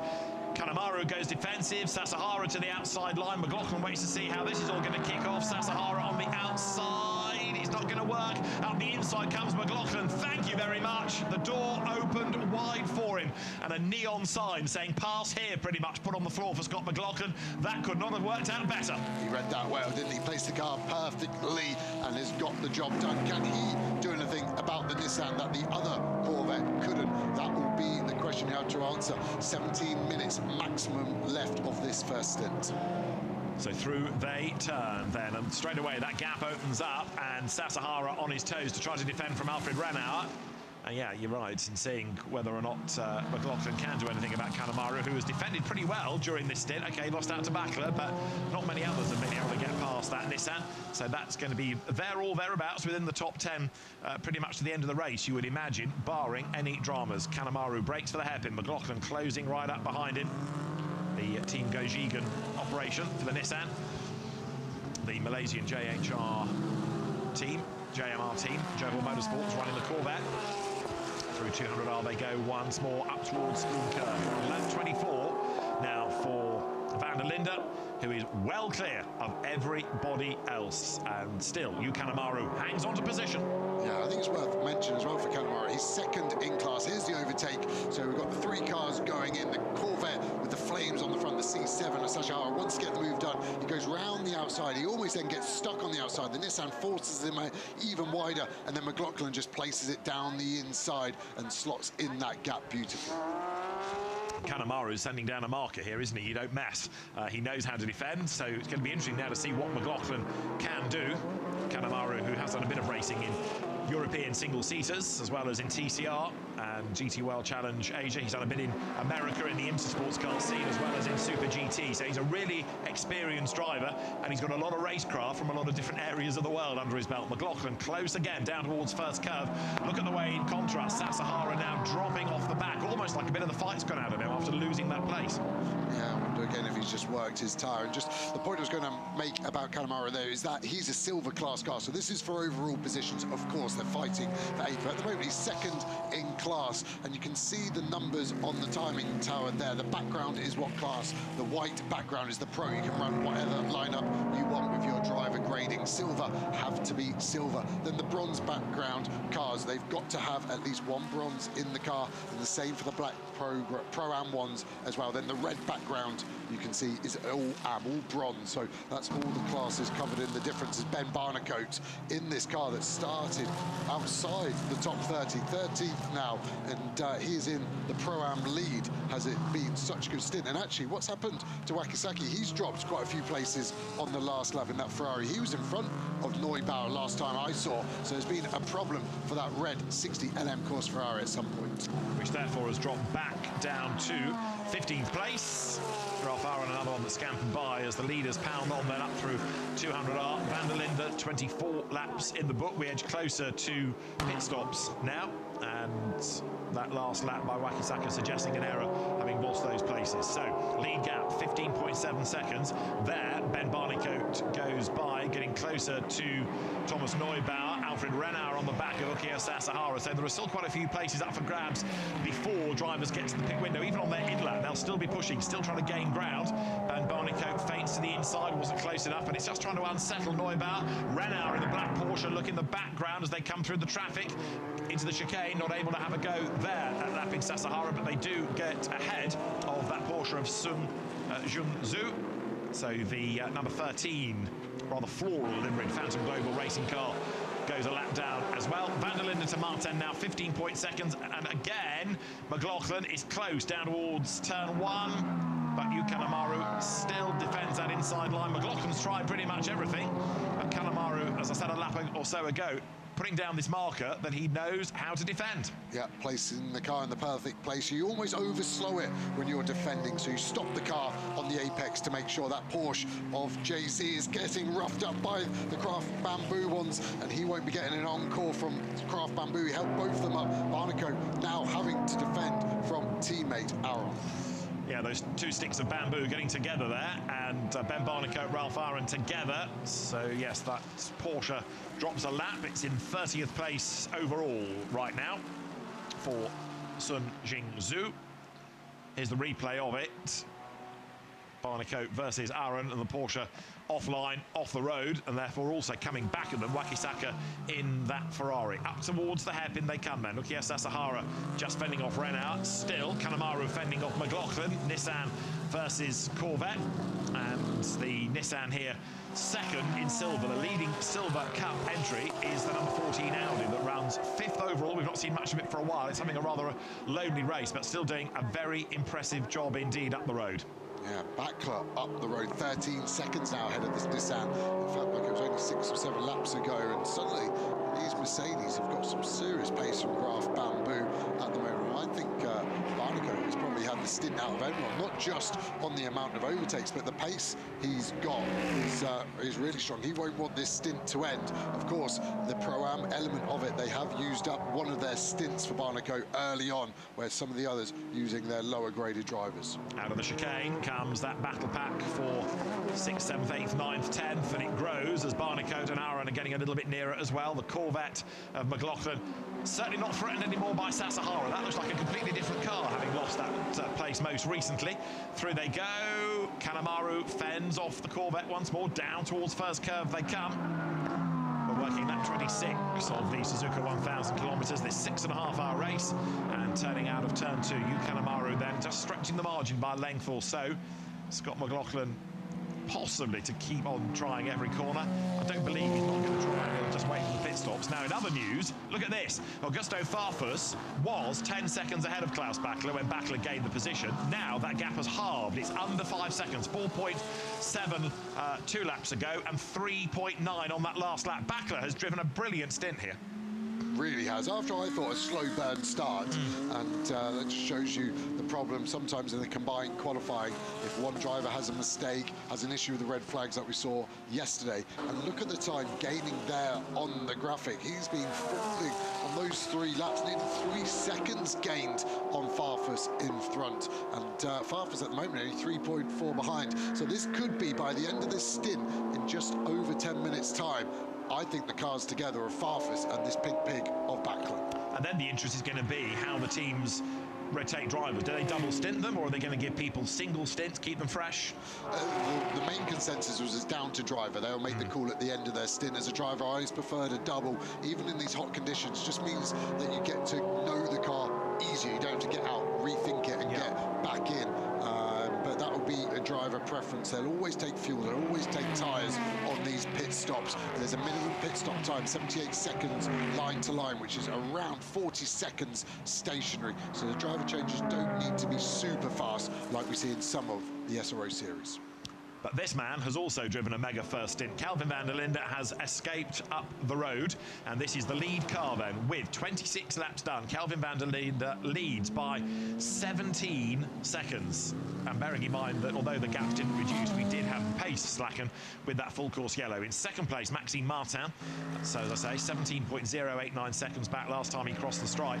This is the Mercedes-AMG, comes out of the Gruppe M Racing stable, and for third it is going to be the first of the retro liveried Porsches, Lawrence Vanthor. This is Martin up at the hairpin then. It's been a solid stint, but you get the feeling that lots of teams, lots of brands are going to be frustrated with their pace relative to BMW. There is Lawrence Vanthor, and although he's shaken off Alessio Picariello in 4th place, it's not a massive gap. It was 2 seconds starting this lap. So here, third, you've got Vanthor. Incident involving a couple of cars under investigation, one being the Sun Jingzhou Porsche, the other being Ben Barnicoat. That was the little rough housing going on through the S's where we saw the Porsche put onto the grass. Race control thinking that maybe Ben Barnicoat should have been a bit more respectful perhaps of a back marker, but that's easy to say from a distance. You've seen go through in 4th place Picariello. They're 5th and leading the Silver Cup for silver graded drivers only.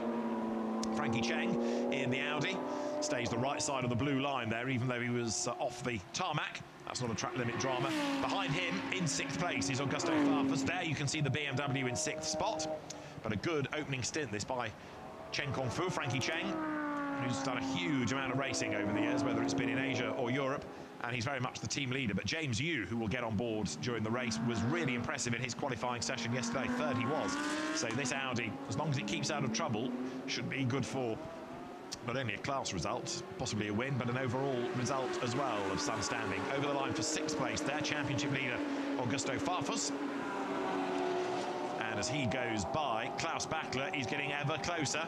2.4 seconds the margin now, so Bachler there takes another 3/10 or so out of Farfus's margin. Klaus Bachler slides through turn 2 in 7th position. It's been a very, very good effort by that Porsche. I think Joe's right, slow burn, but it's certainly caught alive now, and he's pressing on. The one that you can argue hasn't come alive is Farfus in 6th place. Now, that's the leading 7, and then for 8th is pretty much everybody else, it feels like, in a line. This is 8th, Kanemaru versus McLaughlin, and the world's widest Nissan is still there, isn't it? The cork in the bottle to an extent, but Kanemaru has not put a wheel wrong. Even Bachler had to get on the grass to go round him, so Kanemaru has defended really resolutely throughout this stint. And it's always been clean and fair, and I do even say it's been telegraphed what he's doing. He's not jinking left to right, the car just placed where it needs to be at the right time. I would say he's used the traction control well in terms of looking after his rear tyre. We saw that one slide out of the turn 11 hairpin, which ultimately let Bachler get through on that epic battle through 200R into Spoon. I think he's had a really strong stint, and this is going to go on this silver battle. Yes, Chen Kongfu is 2 places ahead of him at the moment, but this race has got a long way to go.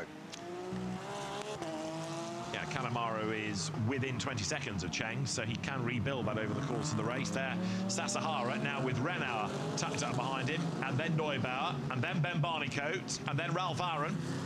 So that group is certainly building behind the Callaway Corvette that looked good in the first, 3/4 of this stint, and having lost out to McLaughlin, he's looking less racy, never being able to buy back the time, and now Sasahara very definitely he's feeling the pressure of the Porsche. Alfred Renauer behind Barnicoat, they're the one to watch here, the first of those 2 Craft Bamboo Racing Mercedes-AMGs. Ben, very, very versatile racer from karts to single-seaters, but whether it's in Europe, Asia, America, in a GT3 or indeed an LMP2 car, he just delivers.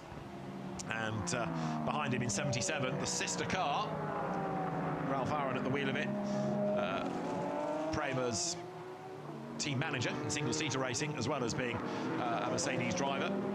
There you can see the car of Ralph Aaron at the back of the queue, the second of those green and white Mercedes. 3 times the winner of the Aram 1,006 kilometres in Lithuania.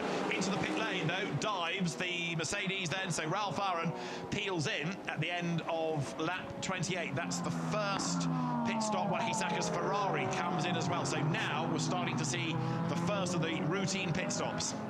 Yeah, I wonder if, because it was so close with Barnicoat, that the team, Craft Bamboo, didn't want to service both cars on the same lap. Seeing the 60 car in of Wakisaka, they're doing a driver change. Can't see a driver for Ralph Aaron, so he's going to stay aboard and do a double. The water bottle being changed, there's some very clever location in the States, in the driver's door as well there. So they're going to be changing all 4 tyres and full of fuel. So Moore taking the stops, might feel a little bit early, but 77, Ralph Aaron into the pit lane. His engineer, Matt Harvey, very experienced engineer from Australian racing, American racing, Asian racing. He's made the call, bring the car in. Matt barely gets it wrong, so clearly there's a good plan afoot here. I think you're right, partly to avoid double stacking, but also they'll have crunched the numbers. And it's not really a problem in terms of needing to pit for fuel. It really is to fit around the regulations and how you work up the number of pit stops in a 6.5-hour race. An extra half an hour, just another curveball for the teams. Ralph Aaron blasts away, and there's one answer. Joe, double stint. Yeah, exactly. That's, like I said, what I'd want to do as a driver, and it's going to slot in an awkward place. It's lost a lap, so that 77 car now and the 60 car, the Ferrari, will be praying for no safety car because they would effectively lose the lap as they are a lap down right now. The leaders, of course, would have to pit. A lot of smoke coming out there. Was that the Nissan pulling away onto track? Was it from the Porsche up on the stands? Also in has come Adrian De Silva. Look in the background, you'll see that turquoise-fronted Porsche. So that's his bronze time done, his hour of racing at an end. So that car now can be given over to either Harry King or Sven Muller. Also in comes Alfred Renauer there. Look in the black Porsche, so more and more of the pit stops are coming. So down they come into pit lane. Also in is the Silver Cup leading Audi. That was Frankie Cheng at the wheel. Looks like he's going to stay behind the wheel. So back into the race now goes Harry King's Porsche.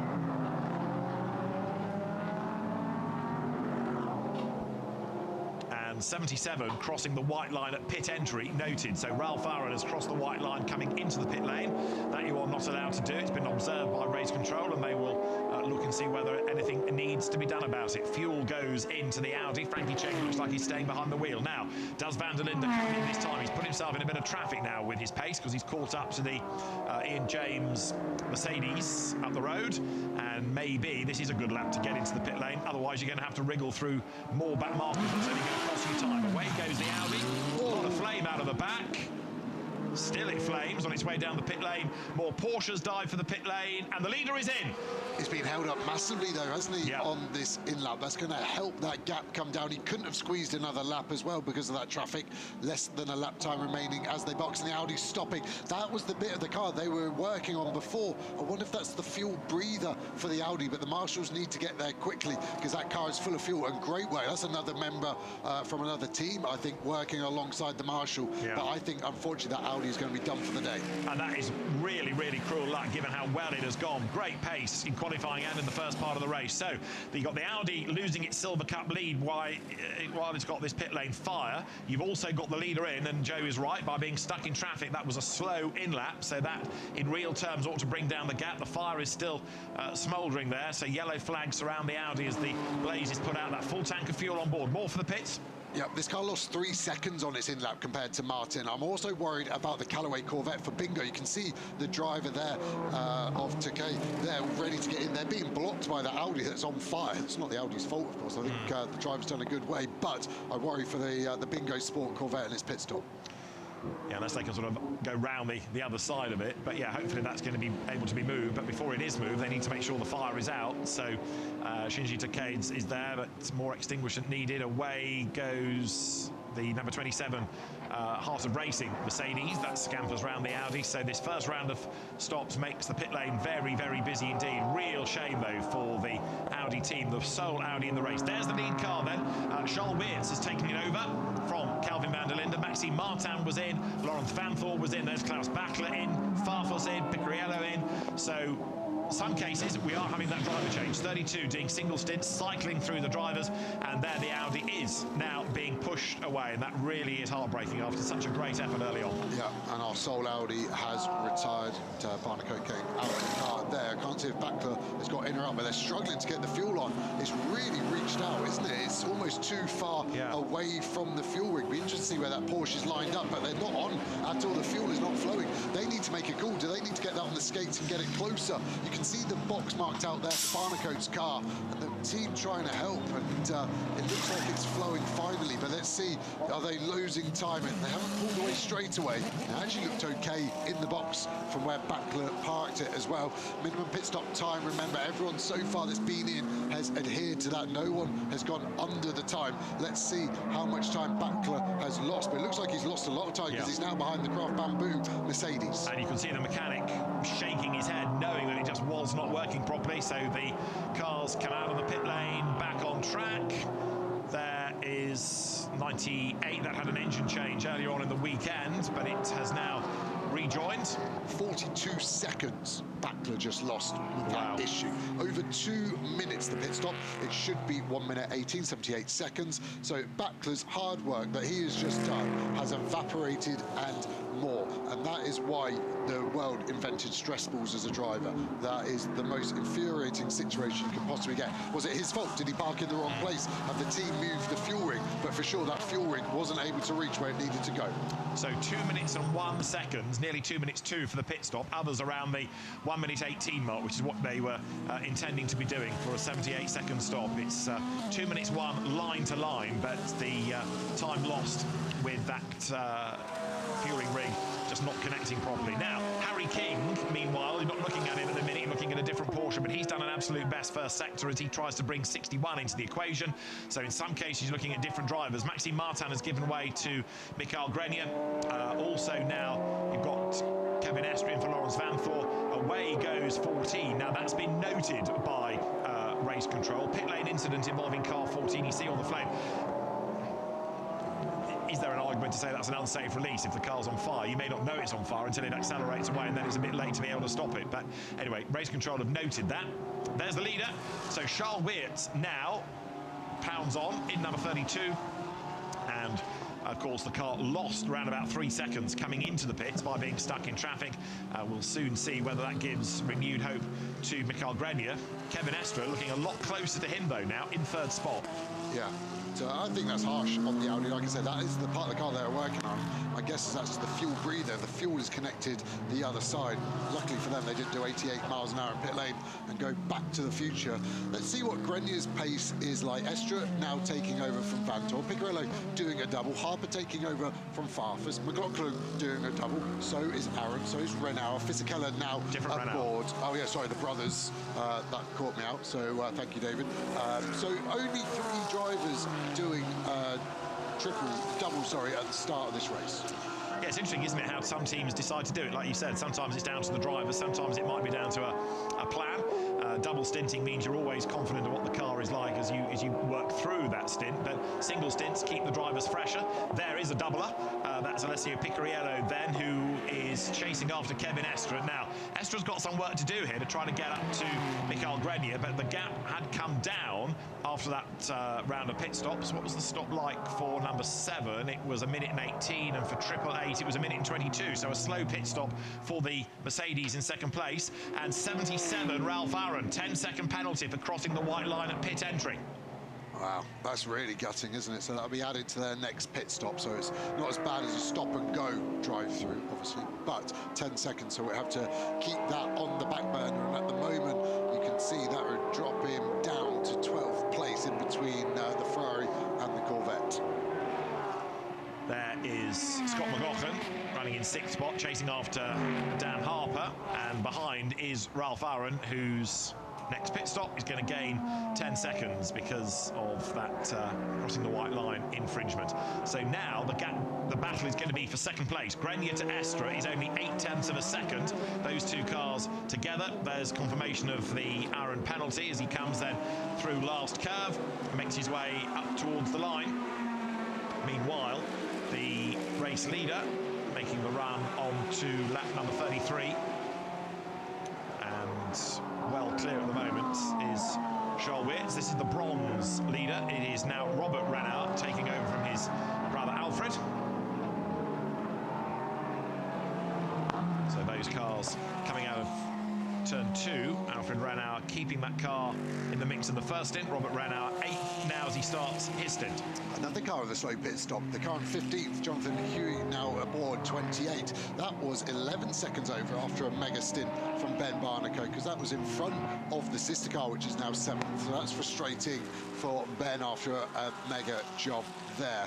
And watching this Ferrari now of ex-Formula 1 driver Giancarlo Fisichella. He is hounding the back of Robert Renauer, the brother of Alfred, who started the car, of course. Fisichella seems to be hustling well, and at the moment is our lead Ferrari and our Pro-Am leader. Harry King has now done the fastest lap of the race in a Porsche. So Harry King now the quickest driver on the circuit. Absolute best lap of the race. This is for 2nd place. Michael Grenier ahead of Kevin Estre. Now remember, there was a big gap before the stops. Yes, it was a slow stop from the Mercedes, but now the Porsche has a chance of getting up there. Kevin Estre, a winner in WEC a week ago in America, comes to Japan to see what he can do in a GT3 car. car. He's able to adapt from one to the other week in, week out, it seems. And Kevin Estre versus Mikael Grenier. Well, Mikael is quick, but you've got to be very, very good to be faster than Kevin Estre. Yeah, there's a number panel flicking around on the right-hand side of that Mercedes, and sometimes that can attract a penalty because the timing and scoring can't see the number. I think that number is just starting to peel back.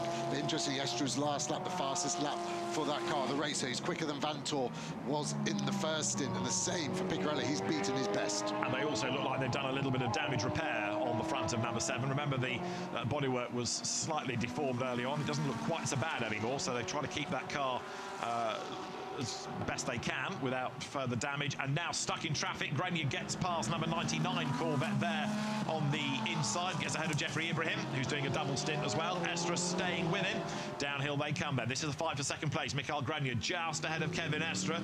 We know that Porsches can be good under braking. Estre will no doubt have been watching the Klaus Bachler dives going into this corner, and indeed up to Spoon Curve, but he's not quite near enough to Grenier just yet, but he's edging ever nearer. Another 2/10 pull back last time around.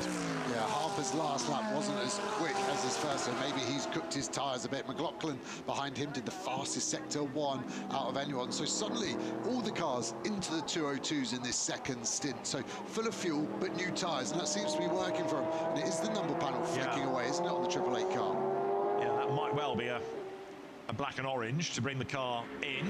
It may be that the scrutineers and the technical team are happy to let that run until the next round of stops. In 4th place, Picariello. Now remember, he's on the second part of his double stint, so he knows exactly what the car and the track feels like.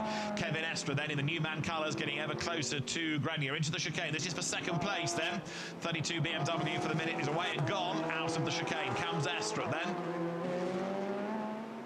Makes the run downhill, heading up towards the timing line.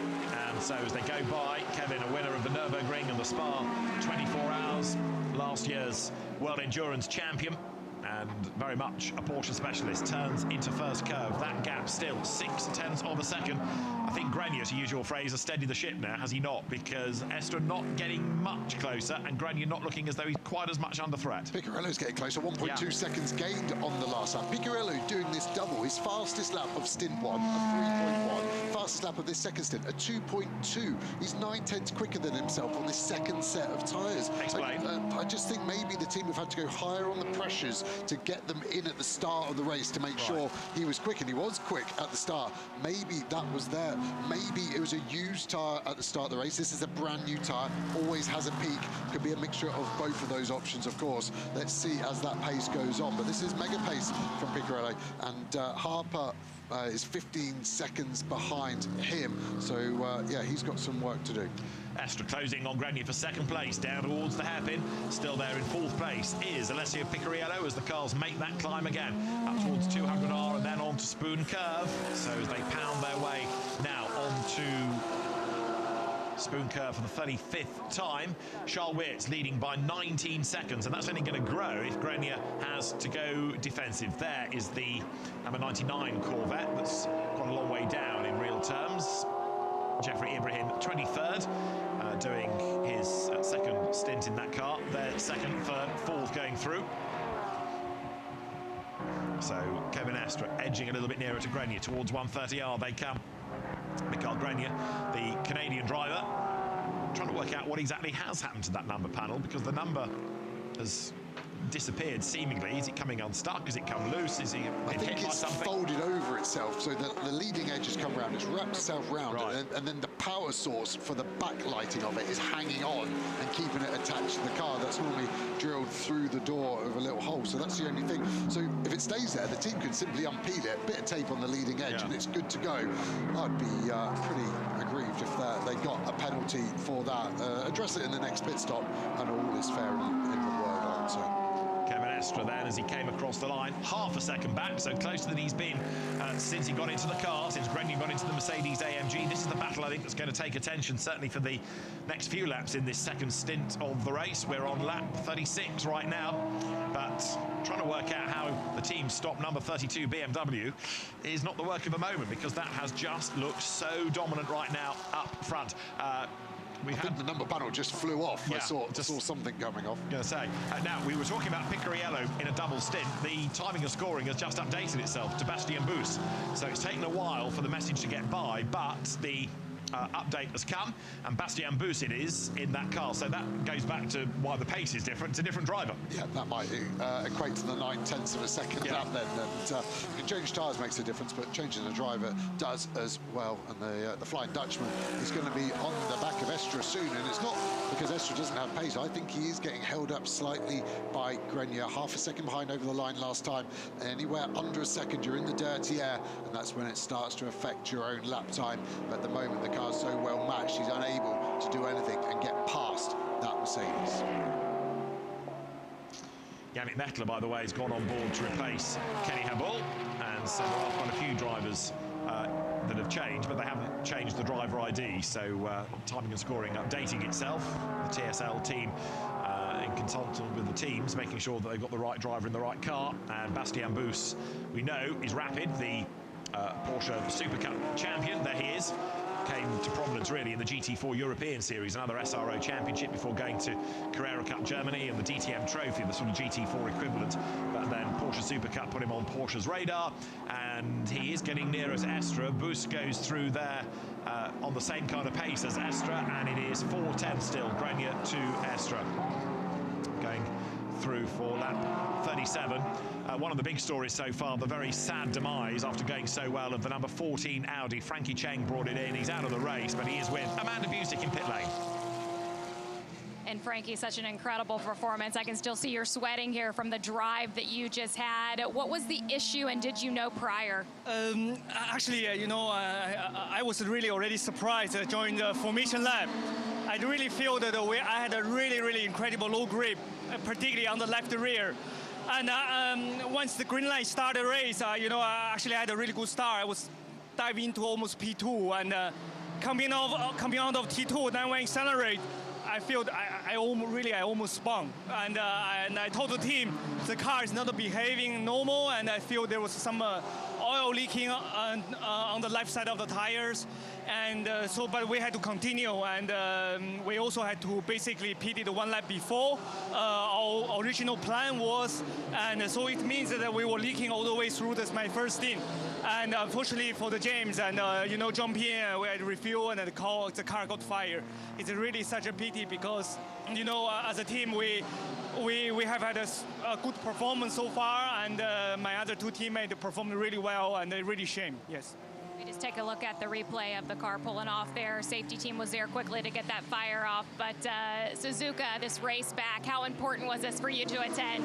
Yeah, it's a really good lesson for us, and it's a good training platform, and we're really enjoying the weekend. And let's finger crossed we come back next year. Good to see you. Thank you. Thanks, Amanda. Interesting what Frankie Cheng was saying about the oil leak that he felt right from the start of the race, and therefore that explains why the car suddenly lost momentum and it's a snake sideways at turn 2. Joe touched on it a while ago, and they've got the car back. They're going to try and do what they can, but I think that fire, as you've seen in the replay, just too great. So it's out of the race, it's day done. It's a big shame, but it does explain why the car had its little drama at turn 2 on the opening lap, and why in tow you got the Porsches together. But an oil leak all the way through that stint kind of makes Frankie Cheng's performance with that even more meritorious. Yeah, it must have been so small as well, because it wasn't affecting people behind him, was it? So it must have been minute and almost directly feeding onto his rear left tyre. And here we go back to this battle for second place. You've got Grenier still holding up Estre, and Bus is closing. I incorrectly called him Danish. Of course, he's I called him Dutch, and he's Danish. That's easy for me. Get my D's the wrong way around. And the double D is catching quick. If he's Danish, he should be in the pink car, shouldn't he? Danish bacon and all that. But he is in the livery there. You can see in the background the white and pink 1981 Suzuka 1000 winning colours. Well, we know that Porsches have got pace. If Harry King's done the fastest lap of the race, Bus is catching Estre. Estre is now falling away, is he, slightly from Grenier? He got the gap down to 4/10 at the start of the lap. To the eye, though, it's stretched over the course of this. And again, you get into this perennial situation with GT3 cars. The balance of performance is meant to equate them, and equality therefore means overtaking ain't that easy, unless you're Klaus Bachler, presumably, and you can pull off amazing moves. Estra normally is able to pretty much sparkle, so he'll be thinking about where he might be able to force the issue here, trying to, first of all, put the pressure on Grenier, see if he can get a mistake out of him. At the moment, Grenier seems to be able to be metronomic with where he's going. I was just looking, the leader has lapped everyone up to 20th place, so only the top 19 now on the lead lap. Why is that important? If there was a safety car, like you said earlier, David, no wave around, so all of those cars from 20th and below would go a lap down, and that could really start to make it interesting. See, pit lane incident noted between car 2 and car 500, so 500 being the Nissan, number 2 being the Pro Corvette from SRO Motorsports. So did see what happened there. There's our fastest lap car, Harry King, in 201.5, so he's the only car that's done a 201.5. Now in the 202, so pace is strong still as well. He's matching the lead car pace, WRT, and yeah, unfortunately for King, he is one of those cars that is a lap down, so a safety car now wouldn't help, because this car technically is going to the edge using just Harry King and the rather rapid Sven Muller. Harry King saying to me this morning he feels like he's living out here these days. He's doing an increased amount of Super GT racing. We know Harry from GT World Challenge Europe, Endurance Cup, winner of the Gold Cup at the 24 Hours of Spa, for example. It is in Porsches that he's made his name, but he is now becoming a big part of the Super GT contingent. Right, this then, lead car, Charles Wirtz at the wheel. He's nearly 20 seconds to the good, Joe. And he's making it look easy as we ride on board with him, flying towards 130. I'm going to go quiet as we come in. I want to see how much throttle he lifts off through this fast left. The tiniest of lifts, wasn't it, just to get the front end of the car in, and then it's the big stop here. And at the moment, just missing that apex. Normally, your question with these apexes, are you going to nibble or smash them? Because you're normally all over him, and he actually understeered in. And just comparing his stint average to Van der Linde, it's 4/10 of a lap slower over an average so far. His fastest lap is half a second slower. So at the moment, it was a mega hero stint from Van der Linde. And it might not sound much, 3 or 4/10, but when you're doing 30 laps in a stint, of course, that starts to add up. So if you were back-to-back in those, at the moment, Van der Linde would be 9 seconds ahead of Charles Wirtz over a full stint. And when Van der Linde came in, it was 15 seconds. So for me, yes, the BMW's quick, but it was a strong, strong stint from Kelvin Van der Linde. Charles Wirtz knows this car inside out, of course. He's last year's IGTC champion as well. The Wirtz family, the W in WRT, the W racing team. It's part of the Wirtz group. Yves Wirtz, Charles' father, regular visitor to the European rounds. And Charles came out of single-seater racing. Formula 4 is where he started, but has become a big, big part of the BMW GT assault over the last few years when WRT made that switch from Audi to BMW. Dives through the traffic on the inside at the hairpin. Makes the climb now up towards 200R once again. Again, just the balance of it. You can hear the rear locking ever so slightly. That's when the engine pitch starts to die. That's because the engine is stalling as the rear is locked. The drive chain completely locked out, of course, without any clutch intervention there, as we'd see Estra again over the back. The Porsche seems very strong, doesn't it, through that tight hairpin at 11, and then the Mercedes just starts to stretch its legs once more. Porsche through then, and the gap is starting to creep up again, despite Kevin Estra's efforts fresh into this stint. The Porsches always seem to look good, whether it's Estra or Bachler or Boos or whoever, coming into Spoon Curve. Carry a huge amount of speed there. You come out of the corner, the road drops, and then climbs again. As I say, there's a lot of climbing at Suzuka. The majority of the downhill is largely done on that pit straight. There is Bastien Boos then going through in fourth, and he's kind of plateaued now, hasn't he? He was catching Estra. He's 1.8 seconds back and not getting much closer. Indeed, on his last lap, he was slower, so he drops a bit of time. Dan Harper, though, is lapping quicker than anybody ahead of him. Number 31 BMW fifth. Last time around, Dan Harper quicker than any of that leading quartet. So the number 31 BMW that was in the hands of Augusto Farfus early on, it's gained a place now up into fifth. 23, by the way. Dorian Boccolacci took it over from Klaus Bachler after that woeful stop, but that's down in 12th place. So Bachler's efforts to get up through the top 10, as Joe was saying, then completely undone by the pit stop dramas, and Boccolacci in 12th having to do the hard yards again.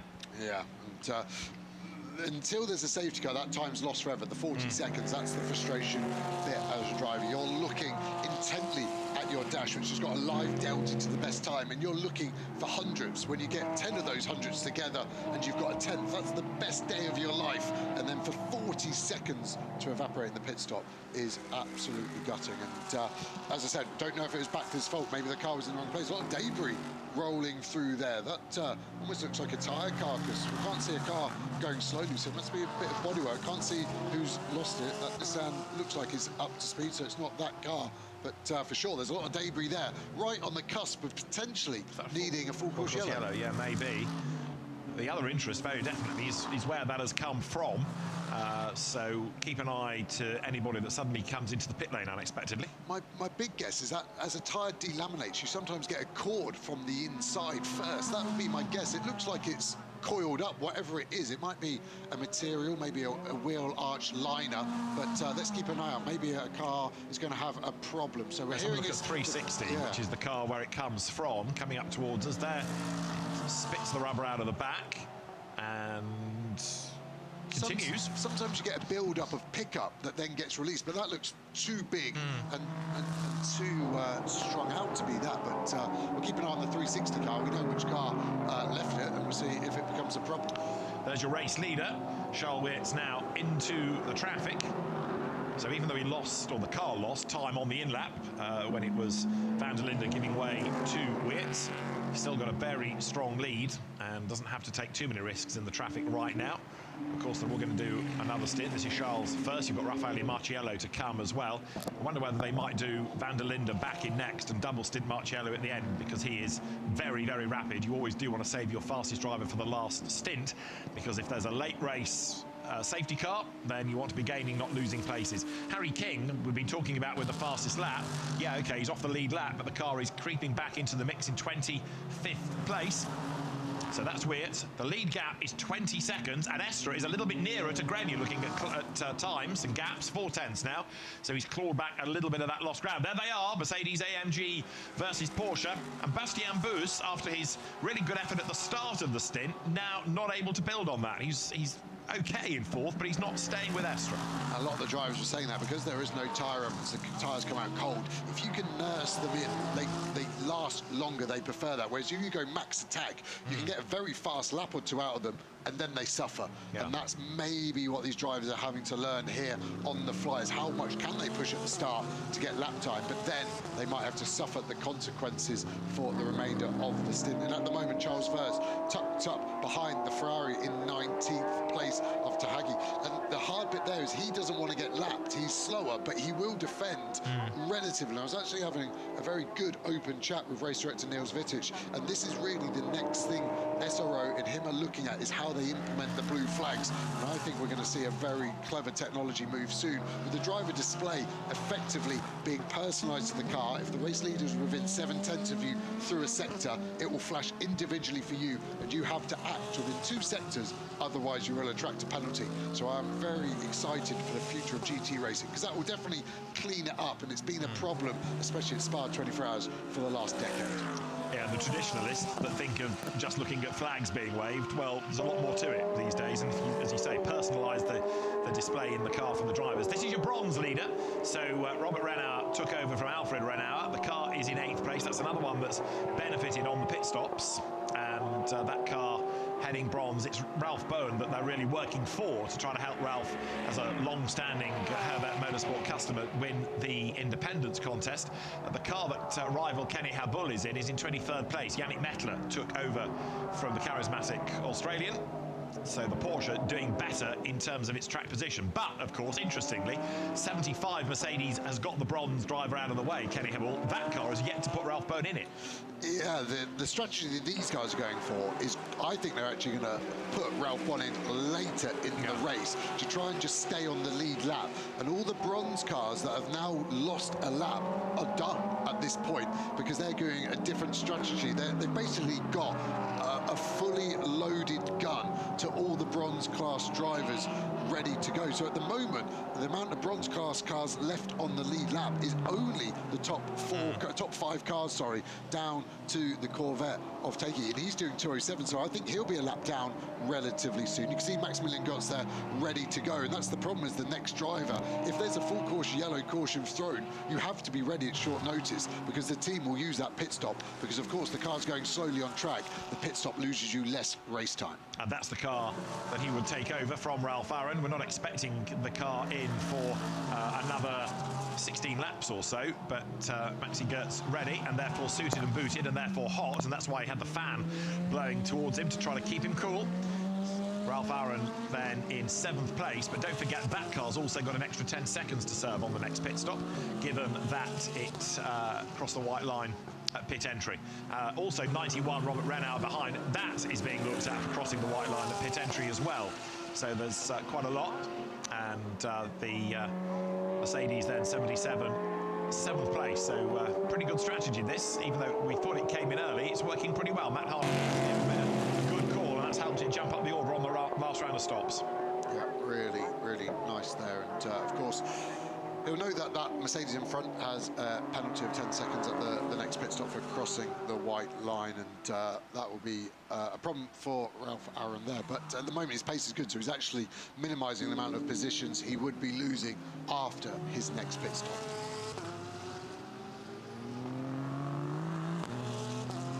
Weather forecast here still talking about thundery showers. Well, we've had quite a lot of rain over the weekend, but the rain for the minute is staying away, and no further action to the Renauer Porsche for crossing the white line,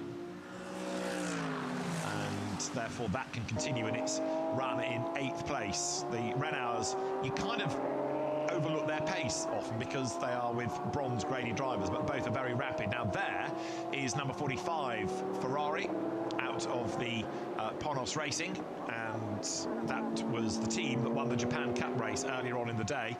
Yorikazu Sujiko and Kei Sorzolino the winners, but it is Yusuke Yamasaki who is behind the wheel of that car right now, and it is in 26th place as it goes by. Yamasaki through. There's the leader, Charles Weertz. Last lap of 2 minutes 4. He is being caught a little, only a little, and that's down to traffic by Mikael Grenier. And Grenier with the gap stretching again over Est. Out way wide there was the Volglas Porsche of Phil Kim, the blue car that was penalised for doing the extra formation lap. 28 wriggling its way there through. That's now Jonathan Hui. He's another of the independents. So Ben Barnicoat giving the car over to Jonathan Hui, and then it'll be Kevin Say to do a stint in that car as well. So we've just talked about Ben being out of the car. Mega job catapulting the car up the order. Let's hear from Ben in the pits. Amanda's with him. Oh, without a doubt, the hard charger performance in the first hour goes to this guy right here. And you started at the back of the grid, made up, you wanted to call it 20 positions, but I think most importantly, you took your car in class from P5 to now running in P2. We've talked about the difficulty of passing here. How did you make it look so easy? Well, I mean, obviously after the qualifying accident yesterday, which was no fault Kevin's, just speed sense failure, and he went off, you kind of then have to start looking at, right, what can we do? Well, firstly, you say, can you repair the car, which everyone here at Craft Bamboo did an awesome job of getting it back, you know, fast. And then secondly, you kind of look at what you can do a bit differently. So decided to start me in the ambition of trying to make progress and get to the front. And yeah, luckily was able to get to P1 in class and get a little bit of a buffer on the guys. So obviously that's going to come back against us at some point when all the other guys have got their pros in against our AMs. But, you know, we just got to, we're there now, we've got to try and stay there. Most importantly, what did you have for breakfast? Just an omelette, you know, trying to keep it pretty safe and out here in this side of the world. But yeah, it was good, and yeah, big thanks to the guys. You know, everyone here at Craft Bamboo was here until 4:30 a.m. in the morning. It's my first time with them, so you should be asking them what they had on their 3 hours of sleep last night. Nice job. You earned a lot of TV time on that one. Thank you. Excellent job as ever by Ben Barnicoat. He's going to get back into the car. And of course, the car did rub up against the number 13 Porsche. We saw that getting squeezed onto the dirt during the course of Ben's charge up through the order. So, job done for Ben Barnicoat for now. He'll have another stint to come. There, number 9, the Callaway Corvette, that's dropped back into 18th place. Shinji Takei at the wheel of it. He's trying to put a lap on the Volglas Porsche, and also number 18, the car that went off the road and caused a red flag in Q3. Shinohara at the wheel of that orange Dayglow Porsche that goes through and gets ahead of Kim. So those two busy squabbling. It's not for position, they're on different laps, but good battle going on. The Corvette chasing after the orange Porsche there. Charles Wirtz in the meantime has gone by. 19.7 seconds was the gap. Wirtz now settling into the 2-minute fours, but of course increasingly he's finding more traffic. That's Sasahara putting a lap on Phil Kim, the Korean driver. First Porsche race, first endurance race, first GT3 race. It's all quite new to him this, but he's doing a good job. 51, that's the AMAC Porsche that we put Grant Denyer into a little while ago. And 77 goes into 130R, 7th Ralph Aaron. Behind is Robert Renard. That is Giancarlo Fisichella, who comes through in the leading Pro-Am class car, the Ferrari. Giancarlo Fisichella getting on board for his first stint, and then taking that Pro-Am class lead. Second in Pro-Am is quite a long way down the order now, but it is Jonathan Hui, so the Ferrari benefiting on that most recent round of pit stops, and Fisichella carving back into the mix here. Just looking at the strategy I think the teams will be using, it is so close. I mean, literally one lap either way. If they can get to the end with 4 more stops, that maximum stint time is 65 minutes. Last time, the way it fell, obviously, Van der Linde had to pit after just 63 minutes. You couldn't squeeze another lap. If we have that once more, where they can't maximise closer to 65, I think it's going to push it to a really awkward, very short stint. So you've still got 5 stops potentially, but if all goes well, it could be 4. That makes it difficult for the teams. If there were a full course yellow or safety car, they could take it to save time, but it would add another stop, which then adds time. So you would need that second stop that you've added to also be under full course yellow safety car to be a net gain. And that's completely out of your control.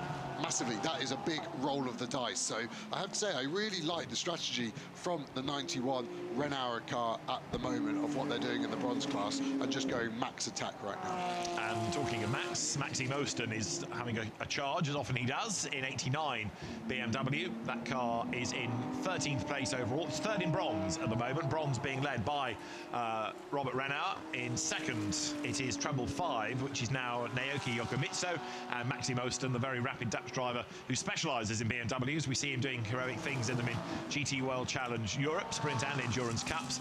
He's currently third in the class. Harry King is the car, or the driver of the car, chasing along behind him, 25th overall, but getting nearer and nearer all the time. There is the BMW then coming to the hairpin. King's next target is the Ibrahim Corvette. He's about half a minute or so behind that, but still with just under 5 hours to go, there are places to be gained. Now that's another car coming alive, with all due respect to Antares Au, who did the first stint. His work is done, and this car that runs in bronze, 4th in class, Luc Hartog at the wheel, but now you've got Hartog and Richard Lietz to go to the end. Those are 2 blindingly quick drivers. Really, really quick, aren't they? And very in form as well this far this season. This Porsche looks nervous.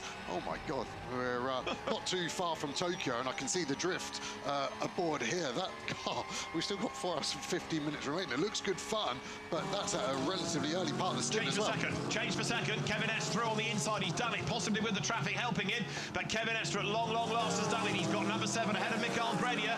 So finally, the Newman liveried Porsche goes through, cracks the defences of Grenier, and Estra goes by for second place. And now with clear real estate ahead of him, we'll see A, whether he can get away, and B, what his lap times can be like relative to Charles Wirtz. But Kevin Estra, rule him out at your peril. He finds half an opportunity and he takes it. It was down at the hairpin, which does seem a Porsche-friendly part of the racetrack. It really does. They've got another Porsche with traffic there. You can see Estra on the flashes, trying to get that 51 car to move out of the way. Boost as well now following through. Can he do a similar thing? So it was the Corvette holding Grenier up, tried to stay out of the way. Grenier then just takes a really wide line. There was contact on the inside, but all fair for me. Estra sees the gap and fills it. That Grenier will watch that back and not be best pleased with his defence there. Nor with Shinji Takei, possibly in that Corvette he might feel put him off his stride, but yeah, Est sees the opportunity, and look how much closer Bastien Bus has got all of a sudden. So as they come across the line, that lap from Grenier, a 2-minute 6, 2-minute 4s from both Estra and Bus. So all of a sudden the 888 Mercedes is in real jeopardy. It's lost 1 place, and Bastien Bus may well be able to find a way through. He's not near enough yet, but Bus getting closer. Yeah, and he'll see where the move was done, of course, so he might be able to helped it. Traffic definitely helped it for sure, but Grenier, although he won't want lightning to strike twice, so I'm sure he'll be more robust in his defence and just take a narrower line into that corner to not allow a Porsche space for Boost to fill. So there through is the Origin Motorsport entry. Bastien Boost at the wheel. Behind them in 5th place, Dan Harper, still lapping well in the 2-minute 3 bracket. Scott McLaughlin is in the 2-minute 3s, and then Ralph Byron likewise. So you've got some competitive cars. Grenier now kind of stabilising that, as into the pit lane has come Grant Denyer. New boots going on the AMAC Porsche. We know that's out of sequence because it pitted very early, didn't it, for Andrew McPherson after he had that spin down at turn 1. Right, lead gap then now, Witt to Estra, 22 seconds. That's the starting point. And as the cars head up the hill once more, you're looking at Boost. He's in 4th place. He was closer to Grenier last time, 8/10 when they crossed the timing line, but just looks as though now Grenier is being able to get his head down again, recover after that drama of losing the place, and push on again to try to open up that margin. Quick look at the classes. Bronze is still Robert Renau ahead. Silver now is number 500, the Team Gojigen car, which is Namura, Aoki and Motojima.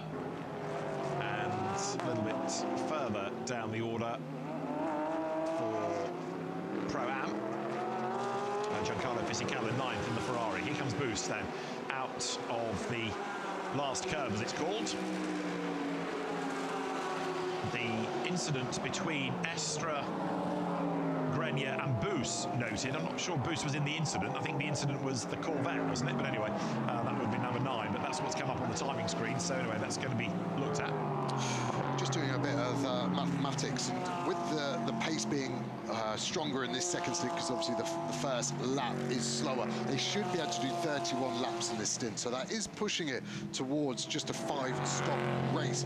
The other oddity is obviously in pit lane, that's no one stint time. That's not the driver coming in, it's not the driver out, it's dead time. So I want to throw a real far left field strategy that we might have to call on the final stop.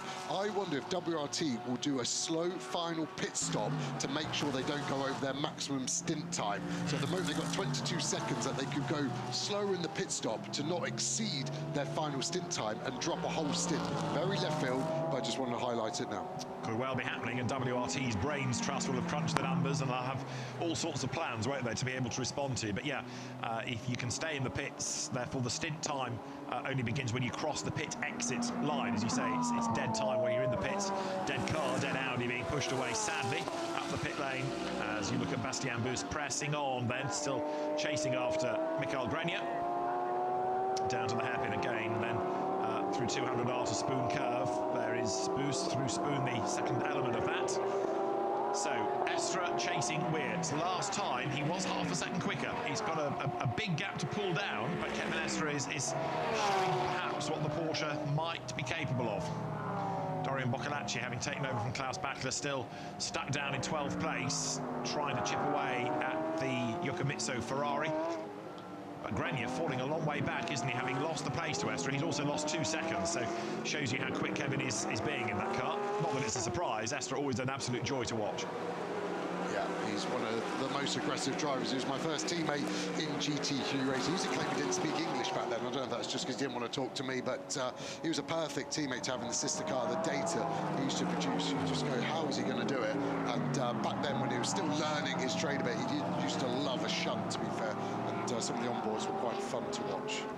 Yeah, some very spectacular onboards from the Nürburgring from Kevin S over the years. Yeah, he had made his name in one make Porsche racing, hadn't he? He's down into McLaren, and Porsche brought him back to the fold. And a Le Mans class winner, World Endurance champion, Spa 24 winner, Nürburgring 24 winner. Could he be a Suzuka 1000 winner? We'll know in 4 3/4 hours time. There is Grenier, there is Boost. That gap down again. It was 9/10 at the start of the lap. Looks less to the eye with more traffic up the road, and this is possibly Grenier's undoing. It was traffic that kind of cost him second place 2 laps ago, and Boost getting closer, hoping to take advantage of the Ponos Racing Ferrari. They're just up the road ahead. Grenier this time on the lights, on the lights, on the lights, leaving nothing to chance. There's a gap on the inside into the hairpin, and he goes through, and Boost tries to follow suit the other side of the corner. He's going to be compromised, Grenier, though, and he had to ease off the 45 Ferrari onto the grass. Just saying, right, you've been here long enough now, mate.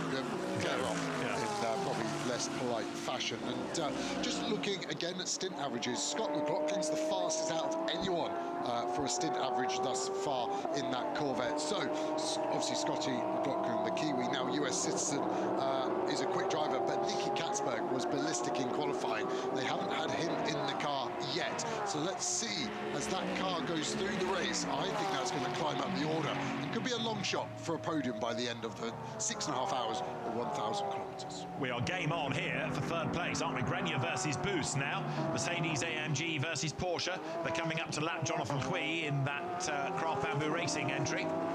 Currently in 19th place, and Boost will be hoping he can take advantage of the Mercedes in traffic. The Mercedes coming out of the same stable, yes, but different teams operating the cars. Over the timing line, Grenier is 0.481 of a second ahead of Bastien Boost. Grenier has spent most of the last lap on the lights. Hui on the indicator saying, I'm going to keep to this side, you can go past, and then he comes across and takes the apex and therefore gets in the way of Boost.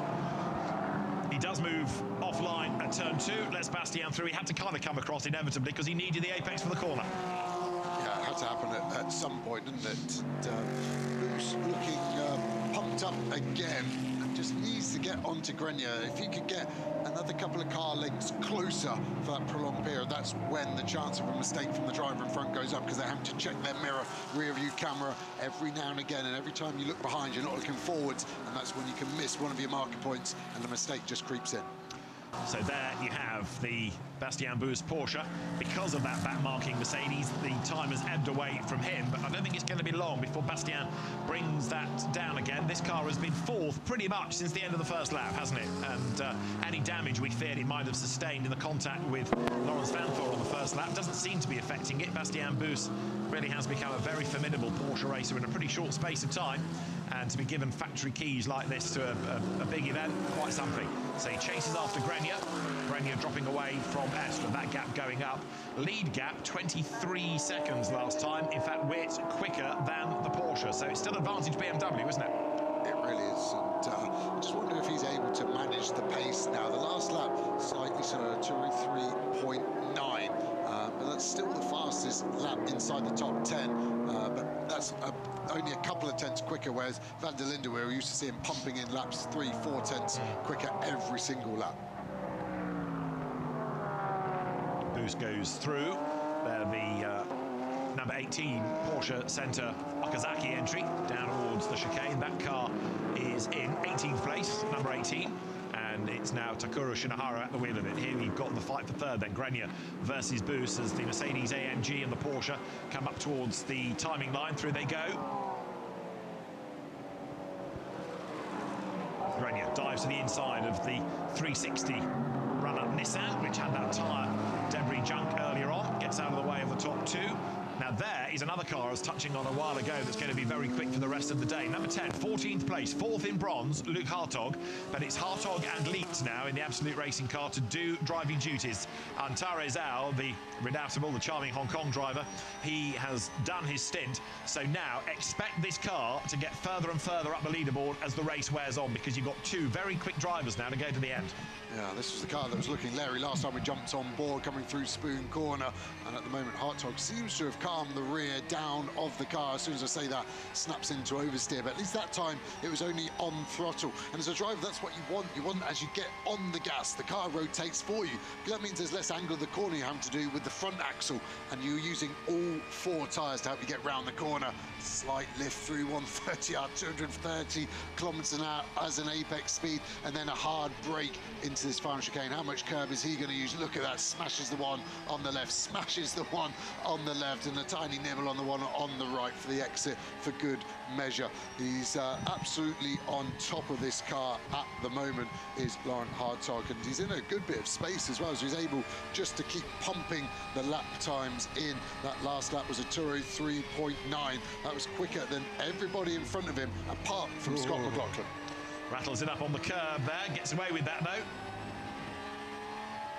So the Porsche up through turn 3, swings right at 4. Power on, left at 5, road climbing at this point. And then there's another right, and then a longer left that is a steeper climb. And that takes you round the back part of the circuit. So up the hill, out of Nippo Corner, comes Luke Hartog now in this absolute racing entry. Hartog Carrera Cup Benelux champion. Last year Carrera Cup North America champion. So a bit like Bastian Bus, another one that's come from the one make ranks, a bit like Kevin S, who started off in Carrera Cup Germany and Porsche Super Cup. But Luke Hartog absolutely specialises in Porsches, and his lap times are going to be really interesting, especially at the moment where he's not got too many cars around him. His last one was a 2 minutes 3. That's quicker than some of the leaders are doing. Yeah, and it's really strong. Just looking at the bungee cord we were talking about while they're on the grid, that yellow thing flapping around to help the belts get pulled out of the way. It's very loose, and I'd just be surprised if it's actually doing anything now. You're used to seeing them really highly strung and pinging around, and maybe it's just a different size of drivers, and Hartog, slim driver, so he's fully extended on it, but certainly not used to seeing, and maybe just keep an eye to make sure their pit stops stay okay on the driver change. Yeah, Taro Zhao is hardly a big bloke. He was the first driver. There's you've got a nice little battle developing. Ralph Aaron ahead of Robert Renauer. This is for 7th place overall. Aaron is in the Pro Cup. Renauer is in bronze, but effectively a pro driver. He's a very, very accomplished driver, Robert Renauer. So there, the black Porsche sitting on the back of the Mercedes-AMG. Renauer trying to find out where he can make that move. He's been a Dubai 24-hour winner. Lots of the Creventic races and championships have gone the way of the Renauers over the years, and remember that co-driver Ralph Bone, joint leader of the Independent Trophy here. Yeah, and that's really important as it gets to the end of the championship, of course. The last round of the year, mid-October, Indianapolis, 8 hour. And he's looking on relatively calm at the moment. Looks like he would be the driver getting in next, and he can be ready at short notice. There's the Porsche climbing the hill once more. So 91, Robert Renauer in 8th spot, 0.3 of a second back, leading in bronze. Second in bronze is the 555 Ferrari, which is now Naoki Yokomitsu at the wheel of it, and that is in 11th place overall. Third in bronze, Maxime Osten's BMW that we were looking at earlier on in the race.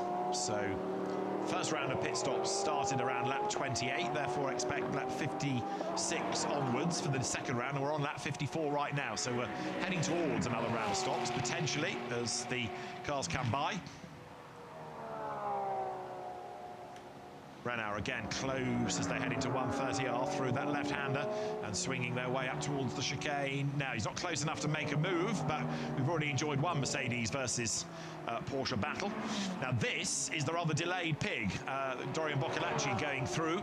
Now, in 12th place, chasing after Yokomitsu, who is second in bronze to Renauer. Using the curve on the exit of the 130R up towards the chicane, then comes the treble 5 Ferrari.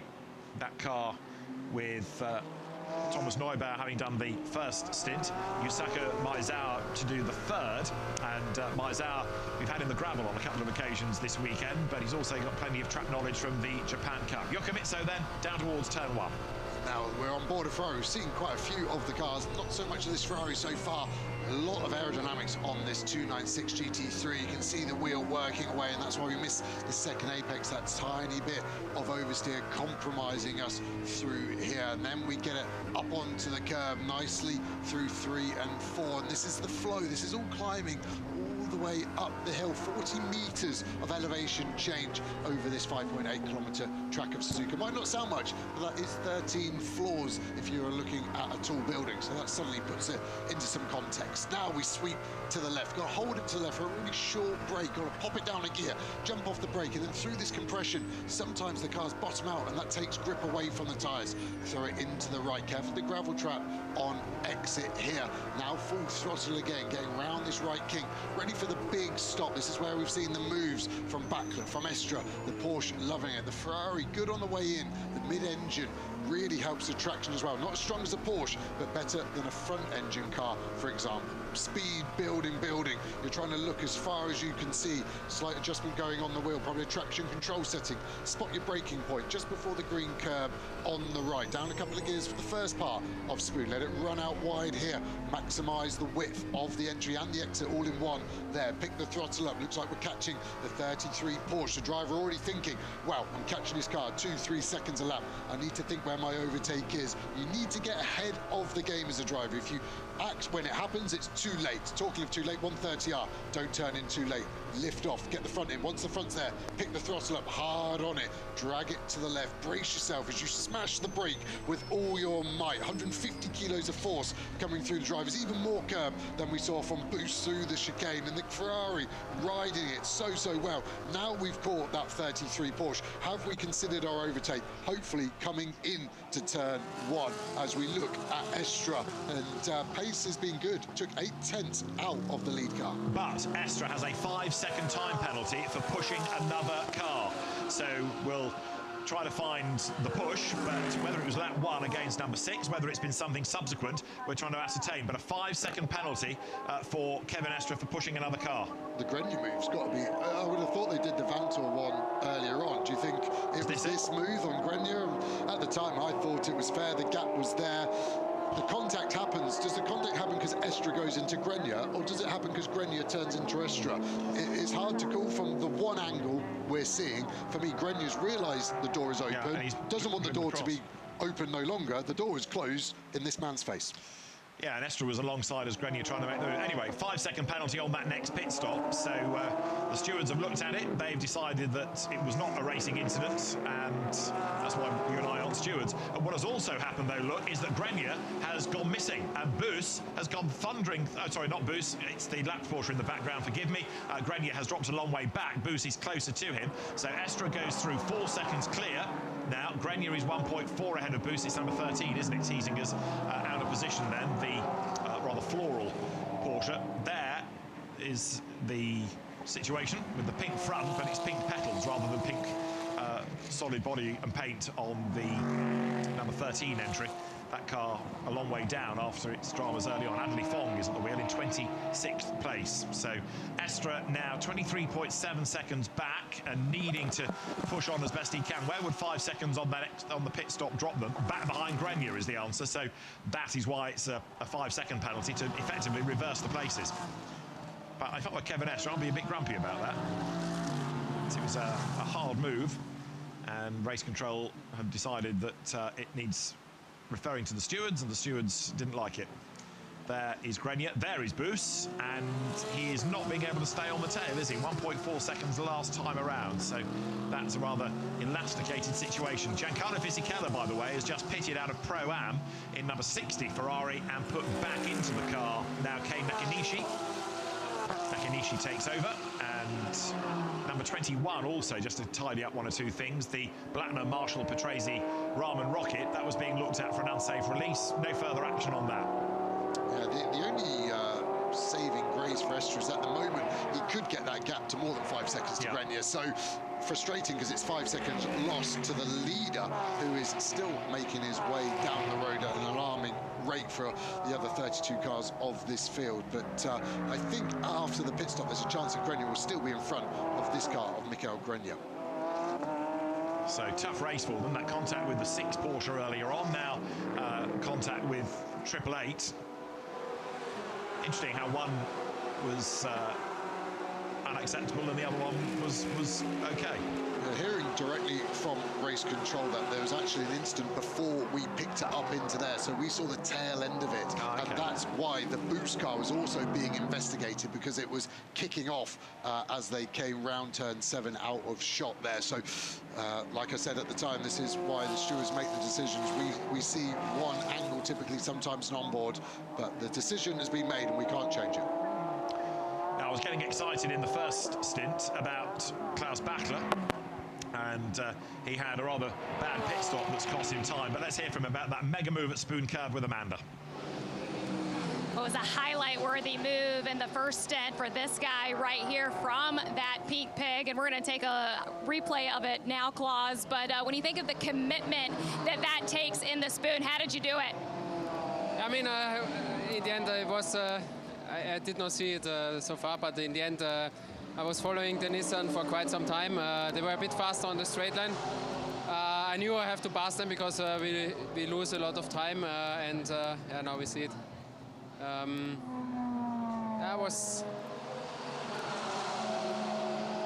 He struggled a bit with traction, and I was next to him, a bit offline, but it was a good fight, a fair fight.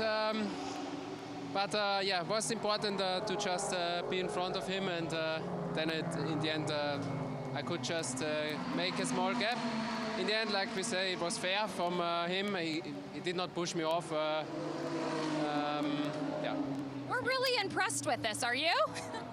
Yeah, I mean, honestly, it was not an easy stint. We came from B11, tried everything to go up front. Then I got hit in turn 7. I lost another position, and then I tried to step by step pass the others in front of me to just stay in the race. And it was really hot out there, tough out there. Now I have a bit of a rest, and I hope we can just have a great end of the race. The team lost a significant time on the pit stop. What happened? Yeah, I mean, this was a bit of a shame because otherwise we could be already B5. We had a problem with the fueling. We lost around 45 seconds. Not that great, but yeah, it's a long race still. It is a very long race, and that's why I want to add one more ad here. I'm going to take you guys with me. They are hard to work on this Audi that was on fire earlier. And talking to the team, I am hearing if they can get this race ready, that silver class entry from Audi is back out there. We wish them well. Amanda, thank you. So the Audi mechanics not giving up on the job. Here, Dorian Boccolacci, he has gained a place, in fact, now. The car was 12th, it's up into 11th position. The Pink Pig looking fantastic. I dare to say the way they've done this looks better than the initial iteration of a 911 Pink Pig at Le Mans, because it has less to worry about in terms of championship obligatory decals on the side of it, so it's a nicer look to the livery, and the period number font helps as well. However, it is the third of the 3 retro liveries. The best placed is second overall, the Newman car of Kevin Estre. Boccolacci, another driver who came through the Porsche 1 mate ranks, although it was single seaters initially where Dorian Boccolacci came to prominence. He was for many years a single seater racer in Formula 4, Formula 3, GP3, got as far as Formula 2, ice race champion. But when he switched to Porsches, won Carrera Cup France, that put him on the map as far as Porsche were concerned. And he's been a Super Cup racer, a GT World Challenge racer, Asian Le Mans Series driver, you name it. He's raced in World Challenge Asia and Europe and Australia this year, so he's been very, very busy as Dorian Boccolacci, and right now he's trying to haul that car even higher up the order. Boccolacci chasing after the Ferrari of Yuka Mitsu. The leader then 58 laps in the book, so it's around about now that we should be anticipating the next round of pit stops, unless, of course, people, and it's often the case on a first stint, pitted a little bit early just to be safe on fuel and also get some data, but we can't be far off the next round starting. 3 more laps, I would say, for Charles Wirtz. It's not particularly close. He can't make the 4th, so 3 more, and then he will be boxing, and that will make it a 31-lap stint, which is where we need to be to keep it with 4 more stops to get us to the end from where we are here. Huge snap of oversteer as well, and we're seeing this high degradation surface, aren't we? Very fast lap times because of the resurfacing, but that energy has to go somewhere. We're seeing fast lap times, but the tyres seem to be taking a pounding around here, and this Mercedes very loose, and that's not something we're used to saying about the Mercedes-AMG GT3. So BMW leading the way by 23.5 seconds right now. The good smile Mercedes being hustled on out of the hairpin. 15th that car is now, Kataoka at the wheel, and his next target is just up the road ahead, number 30 of Daiki Sasaki in the Team Handwork Challenge Nissan. So a good little inter-Japan battle here going on, an unofficial Japan Cup battle in a sense, between the Nissan and the Mercedes. The Good Smile team we saw at Spa, for example, didn't really have the pace expected there, and it's been a little bit modest all weekend, but it's chipping its way up the order, that's for certain, with 4 hours and 25 minutes still on the clock here at Suzuka. Through 130R, daunting part of the circuit, but a corner that the drivers absolutely love, and then hard on the brakes into the chicane, and you go right, you go left, and as you come out the other side into the right-hander of last curve, you drop down the hill, and look how much closer the Mercedes has got as the Nissan gets in the way as it slows and bails for the pit lane, but that was close. Yeah, and the driver getting on the radio as well, just to let the team know that was close. Don't think the Nissan could have done much more, maybe flick a right-hand indicator on just to make it obvious they were going for pit lane, but that was a scary moment. It shows the closing speed, and the drivers are unable to flat out attack the pit entry because it is so narrow. And Sasaki then starts our next round of pit stops, all but so coming in is number 33, Phil Kim in the Volglas Porsche. That's his double stint done, so he will now give way in that car to either Dan Arrow or Liang Jiatong. So they do their switch of driver. So we are now starting to see more of the pit stops cycling through. Race leader is on to lap number 60 as 33 drops down. I think Dan Arrow has yet to go in that car, but they may elect to put Liang Jiatong back in, get his second stint out of the way, do two singles for two drivers, and then Dan Arrow, who's probably the fastest of the three, put him into the end of the race potentially. Down the pit lane then goes number 33. And it is Dan Arrow in now, in actual fact. So they're going to give each driver one single stint, keep everybody fresh in these very, very humid temperatures. Yeah, just with the gap that Wirtz has done and the way you can't go over 65 minutes, I think our seventh place car, Robert Renau, who's just overtaken Aaron, will have to box this lap. And Aaron's had to box because he boxed a lap early at the start, so that's the knock-on effect there. Huge amount of tyre smoke as they light up those cold Pirellis there. So that's going to really compromise the cars having to box a lap earlier. That makes that getting to the end on a 5-stop strategy very difficult, and that leaves the top 6 able to do the maximum strategy attack, I believe. So there is 30 back into the race, pit stop done, and the car is now given over to Nori Kimura.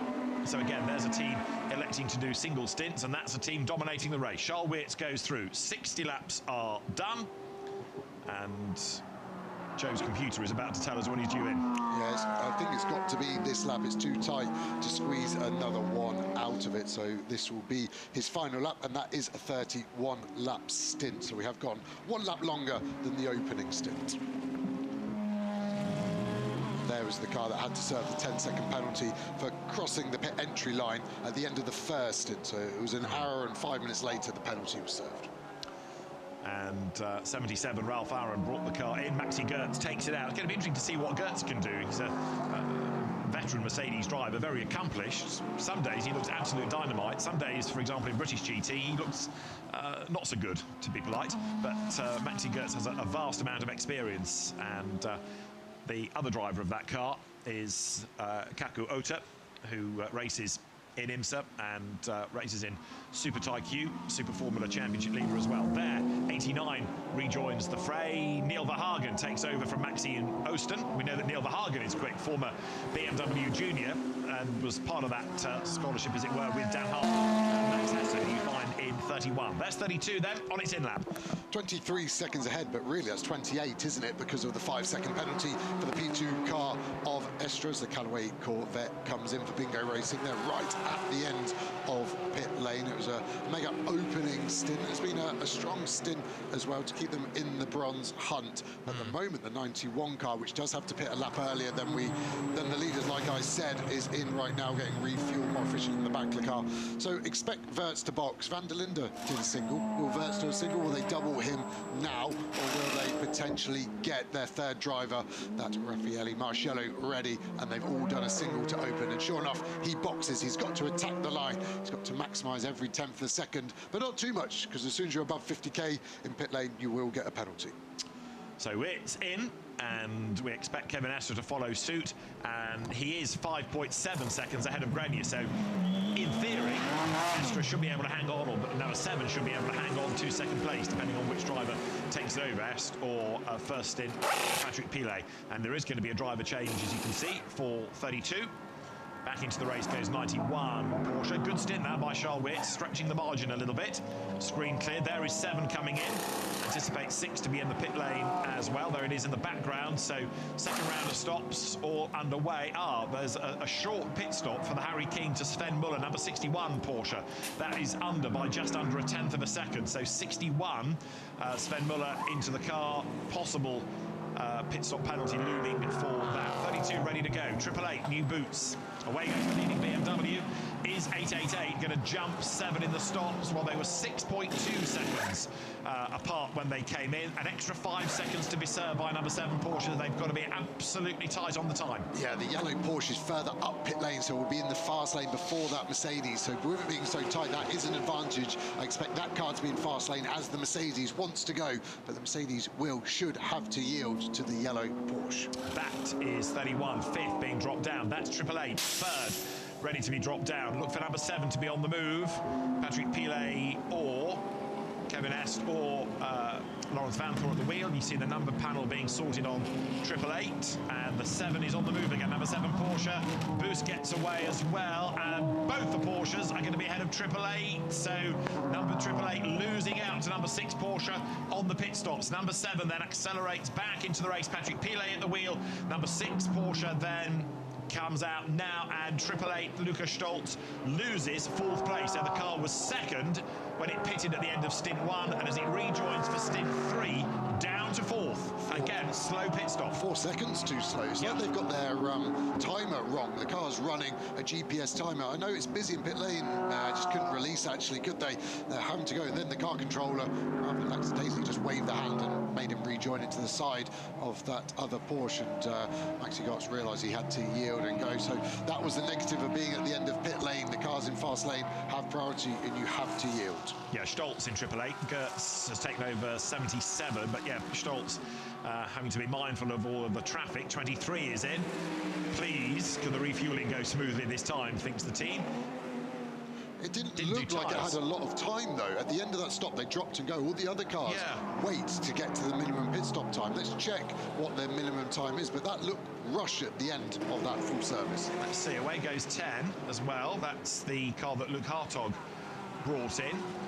So Dorian Boccolacci brought 23 into the pit lane, and it's about to break the beam at the end. 1 minute 30, it's another slow stop. It's another big chunk of time. But the fueling was still going on, so even the fueling is slow. They're parking in the wrong place, but so far they lost 40 seconds in the first one, another 12 seconds now. As a driver, I would be not best pleased. Yeah, I mean, there are other teams going slow on stops. The Macintosh to Philip Ellis Mercedes was slow as well. But yeah, that's 2 bad stops in a row for number 23. There's got to be something that we're missing in all of this. Like you say, either something's in the wrong place, or there's a problem with the rig, whatever it might be. But that's, yeah, 1 is bad luck, 2, it's becoming a pattern, isn't it? Also, an incident in the pit lane between the leading BMW and number 18 Porsche has been noted. Raffaele Marciello has taken over the lead car. Patrick Pilet has taken over 7, as I think I said, and Laurin Heinrich is in the number 6 Porsche now in 3rd place. I'd say the 32 has to be innocent, because we saw it come in and stop, and we saw it release and go into the fast lane without issue. So unless the 18 has been released in front of it, I can't see how the 32 has done anything bad to the 18 Porsche. And Marciello then, who was blindingly quick in his qualifying session yesterday, tries to build that gap. As you see 77 coming through the chicane. That is Maxi Gertz then, and he's chasing after 91 Porsche there. 1 car but 1 up the road, Ralph Bowen at the wheel. With respect to Ralph Bowen, Gertz ought to be able to get up with that bronze graded driver pretty swiftly and find a way through. But number 91 Porsche sitting on the tail of the lapped 28 Kevin Say Mercedes. 28 is significant to the 91 Porsche because Jonathan Hui is scoring points in IGTC Independent just like Ralph Bowen is.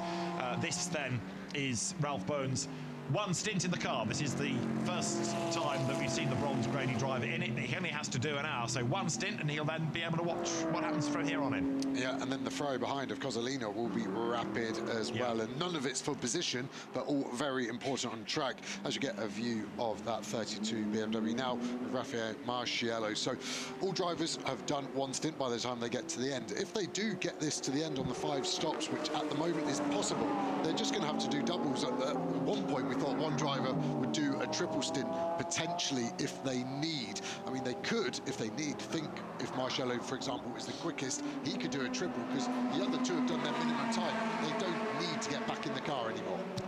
The pit stop I was talking about, Harry King to Sven Muller for being short, is under investigation. The Volglas Porsche, Dan Arrow into the car. He's done an absolute best in the last sector. And there's a great little battle developing for 2nd place now. Patrick Pilet versus Laurin Heinrich, one of the old stages of Porsche Motorsport versus one of the young guns. Really interesting this. 7 is Pilet, 6 is Heinrich, and Laurin Heinrich, he's trying to take the fight to Pilet. Absolutely, this is almost a repeat of lap 1, isn't it? Different drivers, similar situation, almost overlapping coming out of turn 2, and now Patrick Pilet trying to hang on in there. Up the inside goes, a great move. Laurin Heinrich takes the place. Great racing. Watch Japanese for deja vu. It was roles reversed, wasn't it? The bar had been set. Heinrich, I would have been thinking, goes, well, if Vanthoor can hit my mate Piccarello that hard, then I can hit Pilet just as hard. It wasn't needed. Pilet backed out of it and left room. But Heinrich is flying. This is maybe our best chance to go and take it to the 32. He gets the cut back early on, doesn't he? He's now side by side. That compromises Pilet's entry speed. Heinrich sends it around the inside, hits it up on the curb. Pilet very aware what could happen there and leaves the space. Great racing from the two Porsches. Race Control, by the way, have corrected the information about that pit lane drama. Wrong BMW. It was 31, which was going from Dan Harper to Matt Tesser, not the lead car. So no worries for Raffaele Marciello. And there you can see heading uphill, Bastian Bussi's car now with Laurin Heinrich at the wheel, having the second place. And that certainly is coming alive, isn't it, as this race wears on. Fourth for much of that first stint in the hands of Alessio Picariello, and then chipping its way up the order in stint 2. Now, the only downside to all of that, great to watch, wasn't it, by Laurin Heinrich, but go back to what you were saying early on about if you absolutely press on too early on the tyres, you might get a couple of mega laps and then you struggle. Is Heinrich in danger of doing that? Potentially, because his lap there was a 2:02.9 on the first one. That is really, really quick. So he might be able to save it and just back out now, or does he just feel this is our only chance? We've got to send every lap and just see where we end up at the end of it. It's probably worth the roll of the dice in that regard, because the BMW pace is so strong at the moment. This is 31 rejoining, and there's 18. Ooh, that was all a bit close, wasn't it? But the BMW was on the move. I mean, there was no contact. I don't know how there wasn't. That's all on the 18. The driver's reacted well. He's been sent on his way. And really, as a driver, once the car controller releases you, you just go up to 50k. But luckily, there, the 18 car has a good look in their left mirror to realise there was that 31 BMW about to be in the door. So good driving from the bronze class car there of the guy. And you also saw slightly impeded as it came to its box, this pink pig Porsche there, as it was coming to its stand. So 23 after another Duff pit stop. 10th now, Patrick Niederhauser is at the wheel of the car. We're getting our first driving standards flag of the race, and it's for number 21. That's the Harmony Racing Ferrari for track limit offences. Who is in 21 at the moment? Trying to find the car. But the Rahmen Rocket being given this driving standards flag, and it is Lorenzo Patrese at the wheel. Looking at 500, that is the Team Gojigan, and Amy Izawa is going to have a word with the team of car 500. Let's go to the pits. Here in the pits of the 500 car with Motojima, seems like they're enjoying this race very well. Like leading the silver class, so let's have a word with him. 本島選手、ここねホームゲームとも言えるところで、日本勢今トップに立っています。そしてシルバークラスもね、トップに立っているというところで順調ですね。そうですね。今のところ順調ですね。昨日の予選からすごく流れがあるのかなと思います。そして金丸選手もね、ご自身のスティントの中でこうインディードライバーとやり合ったりで、本島選手も結構ヒヤッとするポルシェとのやり合いがあったりとか、楽しいですか、このレースやっぱ。そうですね。やっぱりね、テレビで見てる世界中の活躍してる選手とまず一緒に走れることがすごく嬉しいですし、その中でね、今トップとは話されてますけど、一緒にシングル圏内で戦えてるってことは、本当にすごく気持ちいいですし、まだまだレース長いので、ここからもっと上がっていけるように、チームと話し合って、最後まで頑張りたいと思います。本当たくさんのね日産 GTR ファンの方々、鈴鹿にも来てらっしゃるのでね、本当いいかっこいい姿をぜひぜひ見せてください。そうですね。本当に日本の皆さん最後まで頑張りますので応援よろしくお願いいたします。ありがとうございます。So he had actually really a lot of fun racing on track earlier. It is such a dream come true being able to race with all these drivers he's been looking at through the screen on TV since when he was a child. So he is very happy about that. And also the team has built up the car very well. It is still a long way to go until the finish of the race, but since there are so many fans, so many Nissan GTR fans at track as well, he wants to show them a very fun and good race.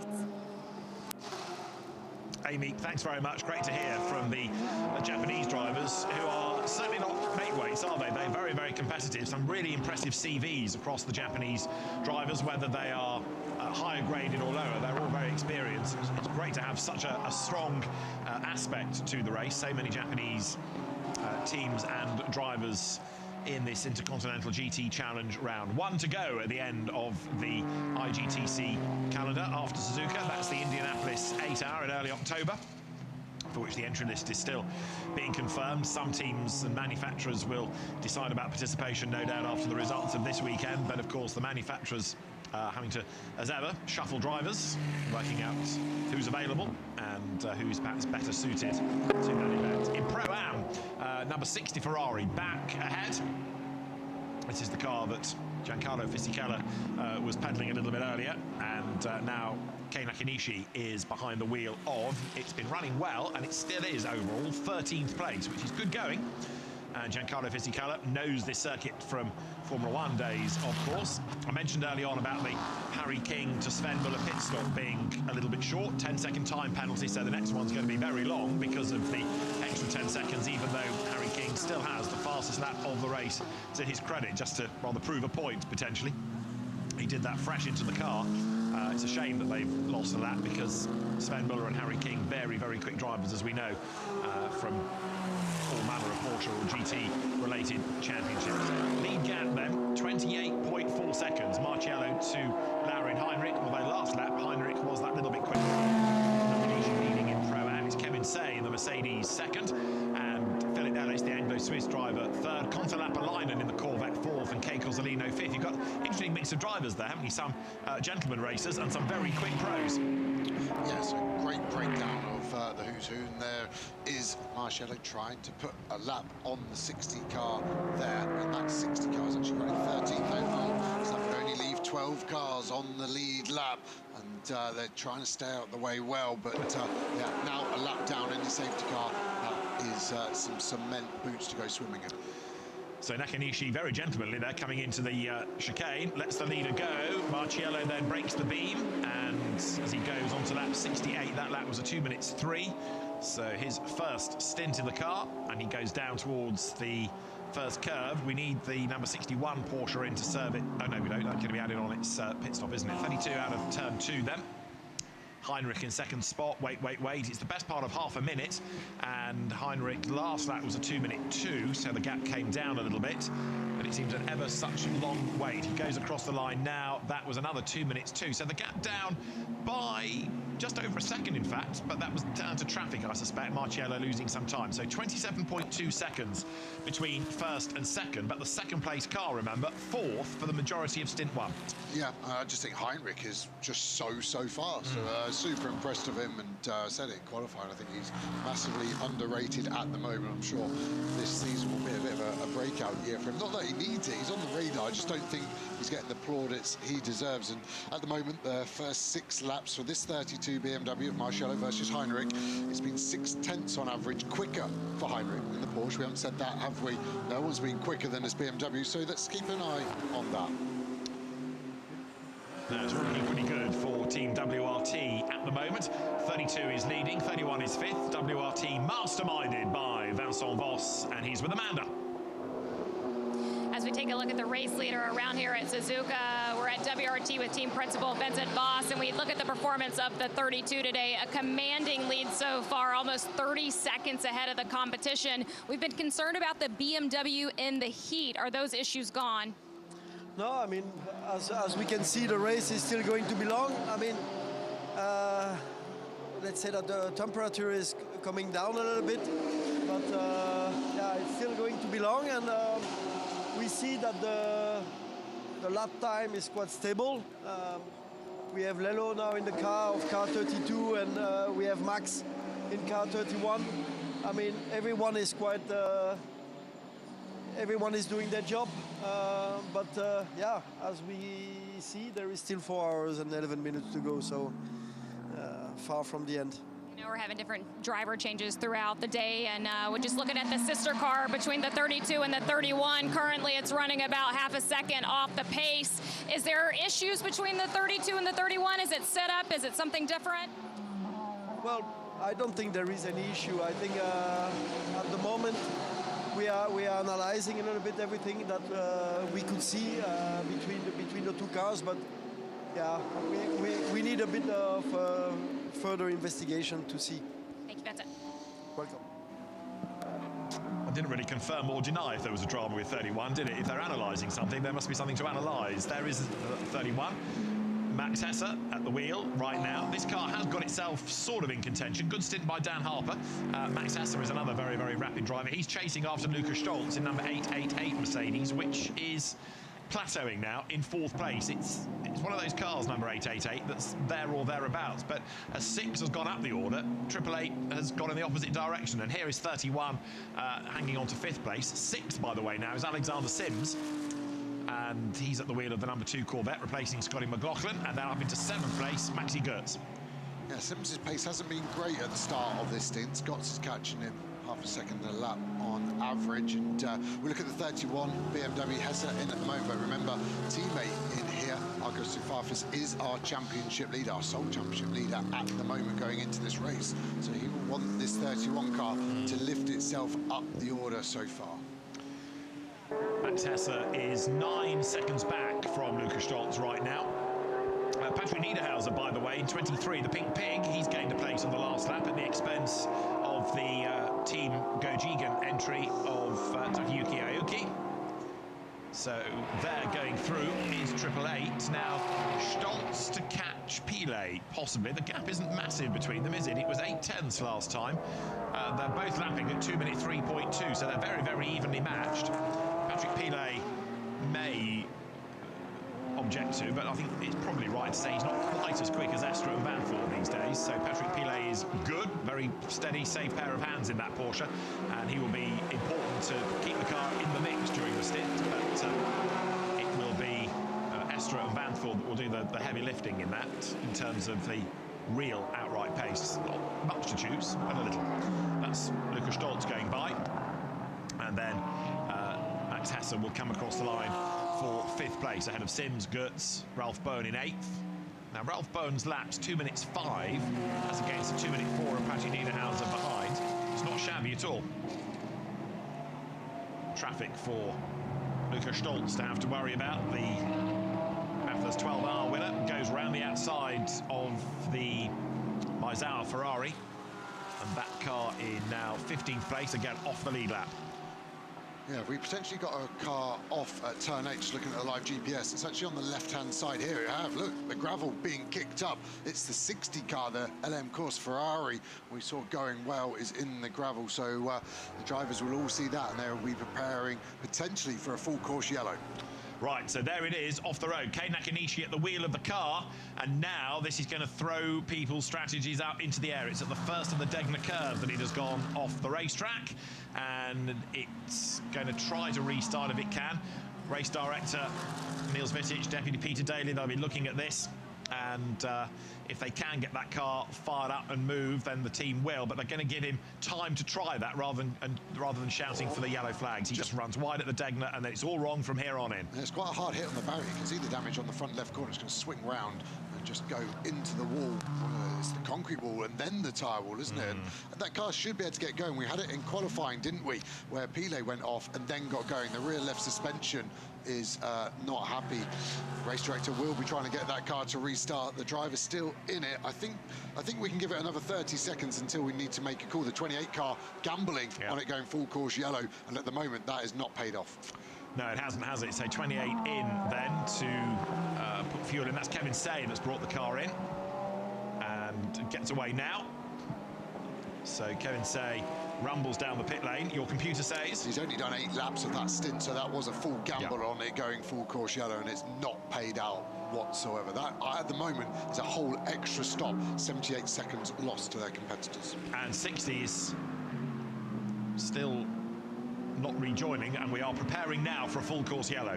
So they've given him time, but it's not happening, and a full course yellow is prepared for as the car is on the move. But if it is badly damaged, it's still got to limp round, so prepare for full course yellow, says Niels Vitic, the race director. And we go yellow flags then. Full course yellow is called, our second of the race, but it's not going to be a long one, is it? Because the car's moving. Yeah, I wonder if the driver there was actually going to park up behind the barrier on the left. Looks like going to try and limp it back to the pits going through the gravel. Luckily got enough momentum where should get through the other side of that. But yeah, that's going to be a hard car to get back. And straight away, you can see the confusion there for the Porsche Pile. Could he overtake? Because it's yellow flag, of course. It's force majeure, it's okay, but he had to make a split decision. But you can see how badly the suspension was damaged. Look, it will not go in a straight line. So it was a hard whack, and that rear suspension has taken the brunt of it. So Nakanishi is limping back to the pit lane. Shame that after Giancarlo Fisichello's good efforts in that car. It was, of course, leading its class. It was at the head of the Pro-Am category, and that's going to shuffle that category accordingly now. Are we going to see anyone box to reset the stint time? I don't think it's worthwhile just yet. If you just want to reset the stint, no fuel, you can come in, stop, engine off and go. It might just make it safe to get to the end. Doesn't look like anybody's interested at the moment. Now, if that car is heading for the pit lane, into the lead of Pro-Am, should go Kevin Say. So he is the notional class leader from Philip Ellis in the Tony McIntosh Mercedes. So there the Ferrari limps on.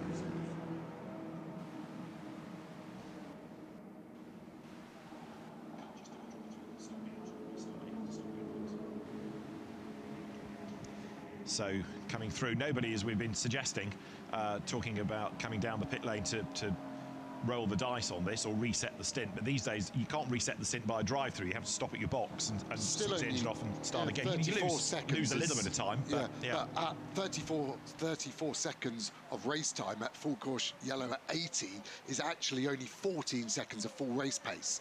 And I'm surprised WRT didn't do it just to make them safe to the end, because they've got more than 14 seconds. Interesting on that one. There's a lot more clever people than me in pit lane, so there's a reason no one's doing it. Yeah, 32 has gone through, so the brains trust at WRT will be thinking about whether it's sensible or not to do that. They'll also be thinking, of course, that this is they'll have seen the Ferrari on the move, therefore it's likely to be a short full course yellow, so it might actually go against you. Yeah, if it was a long full course yellow into a safety car, but by all means do it, but it won't be long before we go green, really. And I suppose when 60 is in the pit lane, out of harm's way, it's being driven back slowly, it's coming up towards 130R, so the gamble taken as to the length of the full course yellow compared to the time of a reset stint pit stop. So WRT keeping 32 out, and the fact that every other team are keeping cars out would suggest that there's a reason. I've got the solution. Unfortunately, it's not my own brain. I was picking the brains trust in pit lane. Of course, the pit lane stays closed on a short full course yellow. Even though this has felt like a long full course yellow, pit lane is closed. Yes, you're quite right. If you're in the pits at the time of it, you can leave, but you can't come in. And so a short full course yellow closes the pit lane. This is the reason for it. It was to get this crippled Porsche out of the way. I can't think that once that is in the pit lane, there's any real reason to keep the race under yellow, because that car will be in, and it's limped back.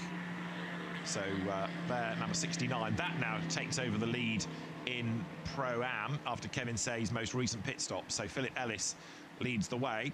Number 60 limps towards the exit of the chicane. Kei Nakanishi has done a decent enough job to bring that back in and keep out of harm's way. So if that car is off the racetrack, there's no other reason, is there, that we can instantly think of for a full course yellow. So shouldn't be long before we can go back to green.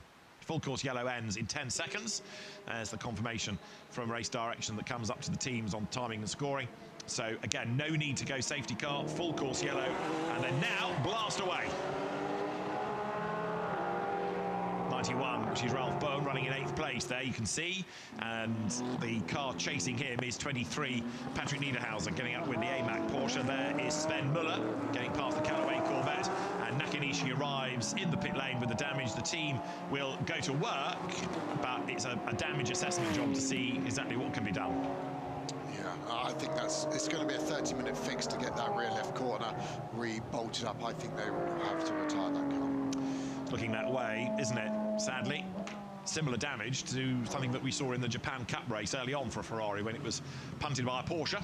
There, another Ferrari, that's the Maezawa car getting out of the way down at the hairpin. So we're back green flag racing. We are now on lap number 72. We've got just under 4 hours to go. The race is a timed race of 6.5 hours, the more interruptions, therefore, the less likely you are of nudging to the 1,000 kilometres. But these are short interludes, so your computer calculations reckon, yes or no? Yeah, we're on for 1,080 kilometres right now, 186 laps, even with the two short full course yellows.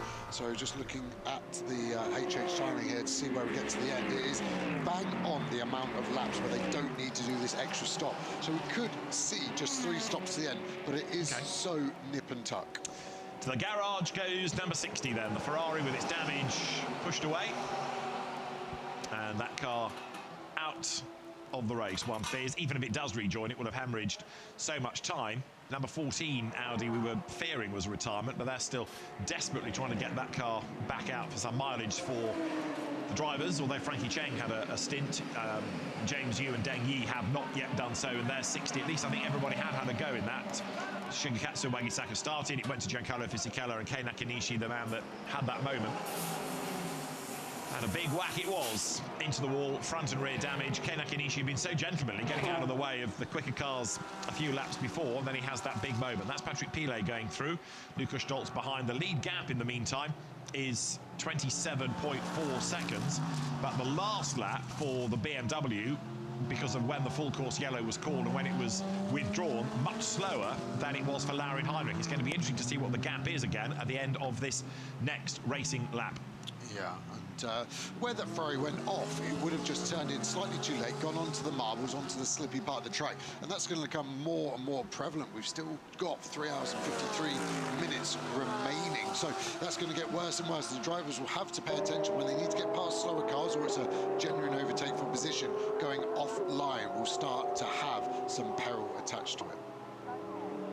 You're looking here at the fight for third place. Patrick Pilet falling away now from Laurin Heinrich, but hanging on to third spot. Rather frustratingly, even though they're a lap down or 2 laps down now. Number 13 Porsche in the background there, running at a good pace. Nico Menzel, Carrera Cup Asia champion, he's the man at the wheel of that car, and Nico Menzel is very, very quick and knows this circuit pretty well also. So he's matching the pace of these two, albeit a lot of time lost early on in the race. Through the chicane they come.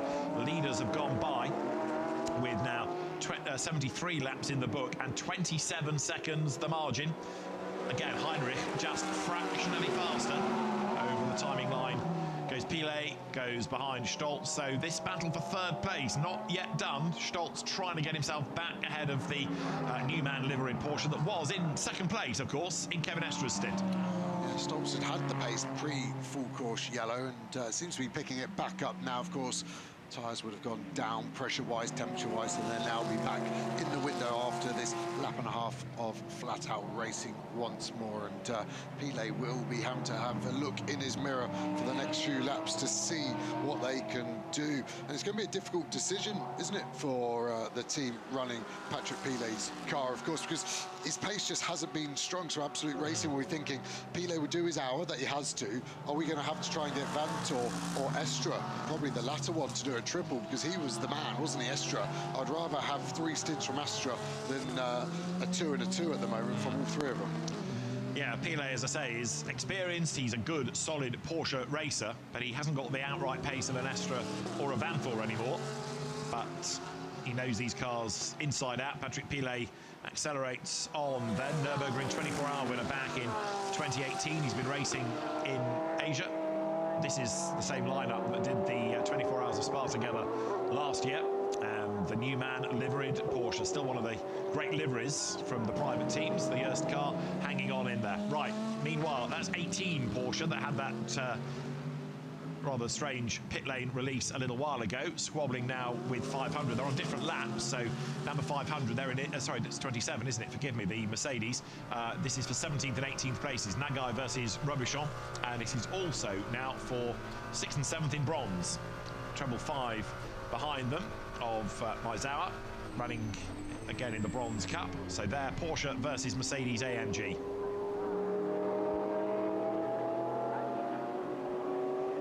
Maizawa, I think, has fallen back a little bit on this lap, hasn't he? The Ferrari dropping behind those two, so there's been a shuffle around in the class. 18 lost a bit of ground on that earlier pit stop, but now that car going nicely once again with at the wheel of it. Hiroaki Nagai, so that's put the start driver back into that car if the driver ID system is behaving itself. 27, Zach Robichon having his first stint, so they've again gone for 3 singles up to this point.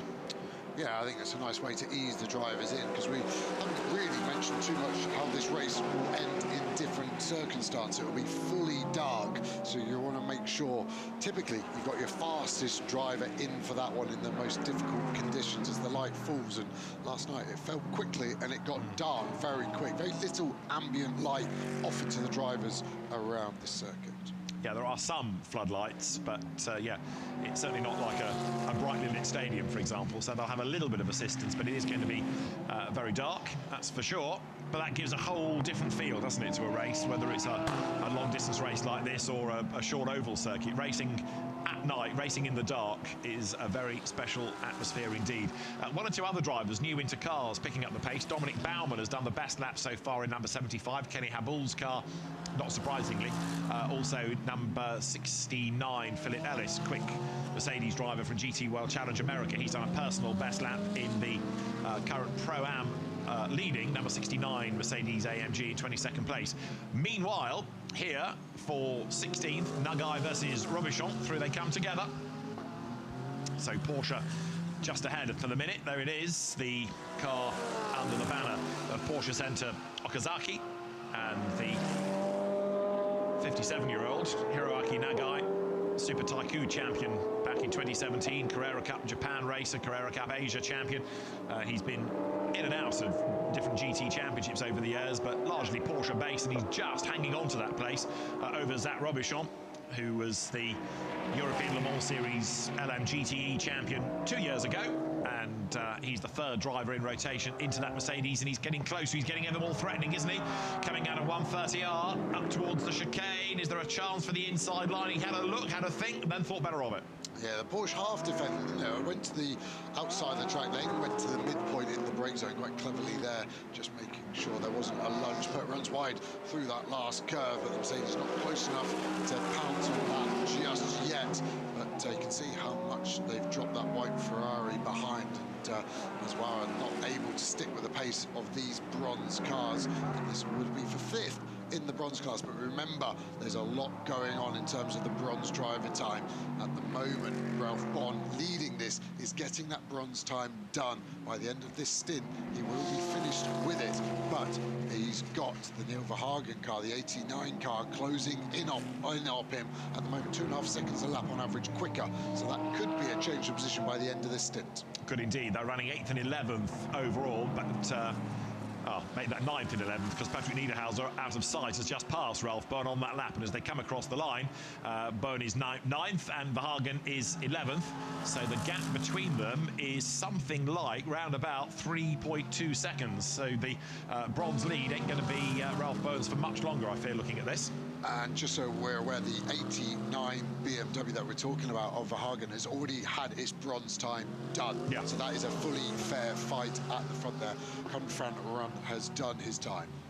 Yeah, he was the start driver, wasn't he, to get that out of the way, Rankin fans, so he's done. And as I say, that gap, there's a car between them. You've got Niederhauser having passed Byrne, then Aoki, and then Verhagen, but there's not much in terms of time. Here, 18 Porsche staying ahead of 27, so this is for 5th place in bronze. The Mercedes looking the quicker of the two, maybe, as they come out the other side of Spoon Curve and accelerate now. Downhill, uphill again, and then on that long straight towards 130R. This is where you go over the circuits. The track underneath takes you to the hairpin. And again, Zach Robichon is close, but not close enough. Now, a second warning for number 32 for track limits. 32 is the leader. That's Raffaele Marciello. The track limits becoming a bit more prevalent than we've seen all weekend, to be honest. It had been very calm, and we almost had to question they were being going. So how the track limits are going to work, you get a final warning on the 5th one, and then on the 6th one you will get a 30-second penalty. So it's something we've got to keep an eye on. That is going to maybe become prevalent towards the end of the race, and it doesn't get reset at any point. It's for the full 1,000 kilometres, 6.5-hour race. So at the moment, WRT maybe just using up a couple of those lines unnecessarily. there is Ralph Bowen. We're getting a little bit concerned. Have a look in the background because the BMW rapidly closing now, as you see stepping over the curb, the bronze leader, but 89 BMW of Neil Verhagen there, nearly into the back of the AMAC Porsche. There is the Verhagen BMW coming up towards the line. He's being passed by Richard Lietz as well in the number 10 Porsche. So Richard Lietz gains a place overall. That's bad news for Verhagen. He wants to go after 91. Verhagen fights back on the inside line, dives back through, runs Lietz a little bit wide. The Nissan there, 500, has fallen out of position then. So Aoki is still leading silver, but he's dropped 2 places on that last lap. So there, black Porsche, there BMW. That is the situation for the lead now in bronze. Ralph Bowen, Quick Am, Neil Verhagen, Quick Pro. You know who's going to be the faster of the 2 drivers. Neil Verhagen then hunting down that Porsche. The last lap for Ralph Bowen was a 2:06. For Verhagen, it was a 2:05 as he got tripped up by traffic. 51 in the pit lane, that's the AMAC Porsche. Cycling through from McPherson to Denyer to Porter, and there for bronze, it's getting tight all the time. Also there, I think the drivers have got to start putting an indicator on. If you've got a driver on your rear bumper where Verhagen was, they don't know you're coming to pit lane because you're out of a strategy. It's made worse as well. That sequence is off for the 51 car, and I think there was contact between the two, but luckily Verhagen didn't turn the Porsche around, and luckily for him didn't lose a place to Richard Lietz or Aoki in the Nissan behind. So there you've got 51 rejoining, but on track, Verhagen being hustled along by Richard Lietz, who's certainly on his toes. Richard Lietz is another vastly experienced Porsche driver.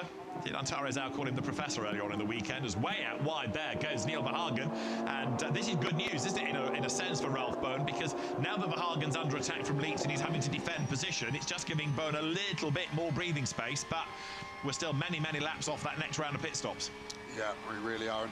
And all the bronze class cars, by the end of this stint, will have done their bronze times. It's going to be a really interesting, fair fight to the end.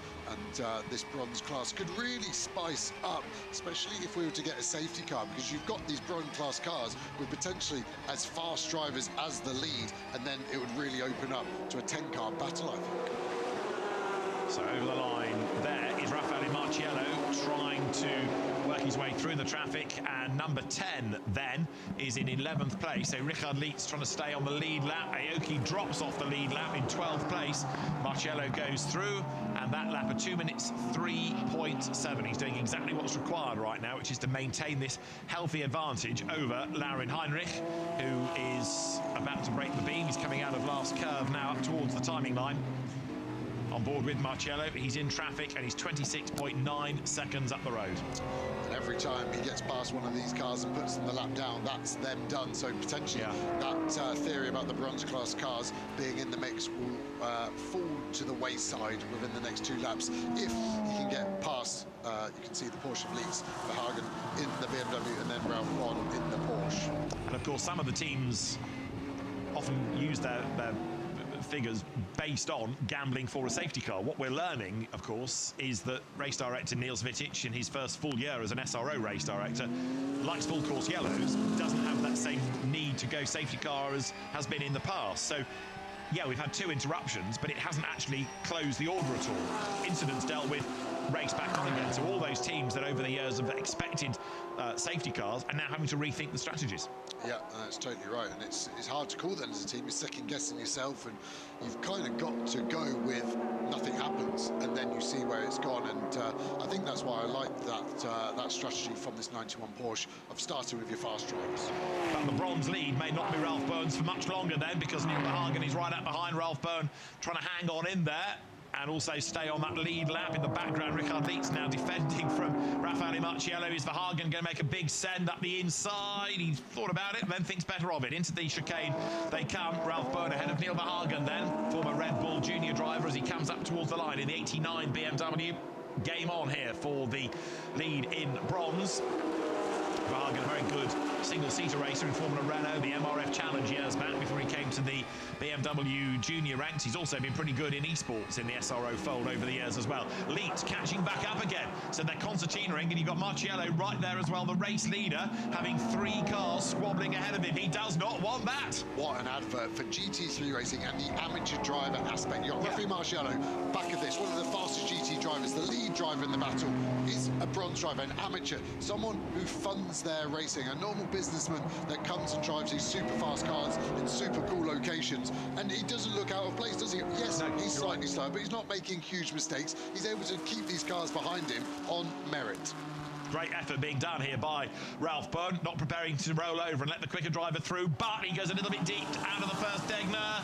And up the inside goes Neil Verhagen, he goes through. That's for the lead in bronze. And now Richard Lietz is going to go through as well, is he, in the multicoloured Porsche? He's on the inside for the King, and he's got the job done before the hairpin. So Ralph Bohn gave it a spirited defence.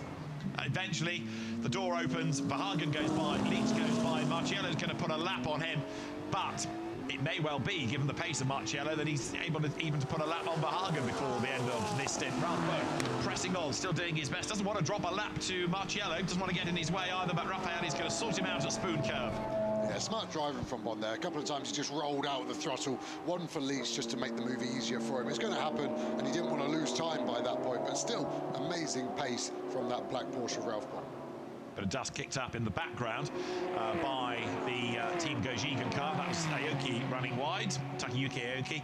Right, new bronze leader then. It is Verhagen up front, and that's going to put him into 9th place overall. Ahead on the road is Patrick Niederhauser, who in turn is chasing after, but not catching, Maxi Goetz. So our new bronze leader, Neil Verhagen, comes up towards the end of the lap, and to make that a fair fight in bronze, in a sense, he needs to drop off the lead lap as well. Richard Lietz with him, and if they squabble, they're going to delay each other. Marciello is in the queue behind, on the lights as well as he goes through. That was a slow lap by Raffaelli, 2 minutes 5, so the traffic certainly is having an effect on the race leader here. That might throw a bit of a lifeline to Laurin Heinrich, only by a second maybe over a couple of laps, but we'll see. This is Marciello's view through that long sequence of S-bends, then up towards turn 7, takes you from 3 to 7 as you go left and right, and then that long left of turn 7. Make the climb. Here it is. Marciello just trims the lawn on the inside there as he sits on the tail of Richard Lietz, the 6-time Le Mans class winner. Class winner indeed this year. In the GT3 category at the 24 Hours of Le Mans. Their third, Patrick Pilet, and he has steadied his ship now, hasn't he, in keeping Lukas Stolz at bay. They're close, but Stolz not close enough to think about a move. Yeah, Marciello's last lap in the 5s, so the lead gap down to 24 seconds. We're at around 20 minutes until our next pit stop, slightly over 22 minutes. Feels like this stint's gone quickly, doesn't it? Yes, we had the full course yellow interruption, but this battle has been raging on for some time. Stolz in the Mercedes against Pilet in the Porsche, unable to do anything at the moment, and the Porsche's been the one that does the overtaking, and the overtaking here, Marciello gets down the inside of Lietz, so it's just Verhagen left in front of him, and he is going to defend that, because if the safety car did come out, he would be given the bronze class lead, because he'd be the only car left on the lead lap. Marciello then gets past Lietz, now wants to try and get past Verhagen, just wants to keep on pushing and make that as big a gap as he can. He did come down, as I say, that slow last lap in the 5s meant that Laurin Heinrich was 24, not 27 seconds back, but he's also got to get through this same wave of cars. However, by the time Heinrich gets there, they will not be battling in the same way that they were when Marciello caught up, so it will be slightly more advantageous to Laurin Heinrich as Marciello goes across the line. 81 laps are done. His both hands just relaxed down the straight. It's like he's the most relaxed guy anyway. Yeah. But I almost don't think he was holding the steering wheel. His arms just dropped to his lap, and he was like, well, I'm going to be going straight for the next 400 metres. What's the point of me holding this round thing in front of me? Yeah, he's a great character. Verhagen there seemed to back out of that and let him go. BMW helps BMW, and Neil Verhagen allows the leader by quite easily. Now he carries on in his battle with Richard Lietz. Yeah, he's a good character, Marciello. Nothing seems to faze him. He doesn't like having slow co-drivers. We've learned that from onboard footage over the years, but years ago there was an interview done at the end of a GT World Challenge Europe Sprint Cup race that he'd won, and his co-driver was trying to remember how many wins they'd had as a partnership, and Marciello just said, I don't know. Absolutely no idea. Just turns up, drives as fast as he can, goes home again. Might have a trophy, might not. But at the moment, he's going to get a big trophy from this, seemingly, because 32, which has not been headed since the race started. So 81 laps in the book, and nobody else has led the race. No. So he's a different character in a good way. I like that because he is so different. You can see Leeds there, just in traction control. Every time we go on board with that 10 car, he's having a fiddle with something there. So he's having to adjust stuff to keep this car on the fast side of it. And again, a hand movement there. That one's the brake bias, I think. So he's just shifting how much of the pressure is going to the front versus the rear axle as he gets right behind Neil Verhagen here. And yeah, I think Verhagen got the multi-21 message, didn't he, from BMW to let Marcello through. Yeah, mission accomplished. The car that Neil Verhagen drives is from one of the local teams, the Chinese team, Team KRC. But being looked after by BMW M Motorsport for the purposes of this weekend. Richard Leitz then chasing after Verhagen. And then, again, another adjustment. It's almost constant, isn't it? You know, hand on the wheel, change gear, then make an adjustment, another gear change, another adjustment. He's been very, very busy across this lap, and that gives you the feeling if he's got to be that busy, he's not comfortable. Yeah, sometimes as a driver, you've got so much spare mental capacity, and I don't mean this in an arrogant way, so you're then thinking, what can I improve on slightly? All this marginal gain stuff, so the brake bias, maybe sector one with being a fast-flowing nature, you want more on the front of the car to tuck the nose in, but you wouldn't get away that into a hairpin because then the car would over-rotate. Send the traction control, high speed, maybe you want a bit more slip and you want the car to rotate, but then at the low speed, you've got to rein it back in, otherwise you would eat the tyre up. And really as a driver, they're your main tools, the brake bias, the traction control, sometimes the ABS, but really most drivers seem to have the same mindset. The ABS is either right or wrong, and then when it's in a good place, you leave it there. There's some throttle mapping you can do, but again, that's normally set early on in your driver preference. You like a sharp throttle map. As soon as you touch it, it gives you 100%, or you like an S-curve that gives you a bit more manipulation as you go through the range of the throttle pedal. But these drivers sometimes also, I think, know they're on TV and are trying to look cool. Well, the plan's working, whatever the plan is for Leeds, because he lapped quicker than Verhagen last time. So all those adjustments to the distinctively liveried Porsche, bringing it nearer to Neil Verhagen in this battle for 9th place. Now, right now, the last car on the lead lap is in 8th, with 3.5 hours still to go. Patrick Niederhauser, it is, in 8th place. And that's, of course, had 2 bad pit stops, so badly delayed is the number 23 Porsche. You're riding on board again with Richard Leitz as he thunders through. He's also in bronze, of course, so we've seen the lead change with Verhagen getting ahead of Ralph Bowen, but Richard Leitz second in bronze. Antares Al, the bronze graded driver, doing the first stint, so it's a battle for position for 8th, for 9th, but sorry, for 9th, for 10th, but it's also a battle for the bronze lead here. Yeah, super intense, isn't it? The last adjustment was actually just the driver cooling pipe. I think as the car gets up to its top speed, I think it's too much for the drivers. In fact, they have to turn it away from their face into their chest more than likely. We've got a slow car up ahead. Is that the 555 Ferrari? I think it is. Both of them are going to sweep around. That car has lost a lot of time. That wasn't too long ago where that was in the bronze class battle, and that loses a lap over its bronze class rivals. Yeah, we've seen Maizawa have a few dramas over the course of the weekend, but his lap times are relatively slow. That's a 2 minutes 9 against 2 3s, 4s and 5s around him. So I think Maizawa is possibly struggling. He's already done the Japan Cup race earlier on in the day, but that car, yes, you're quite right, is dropping down the order.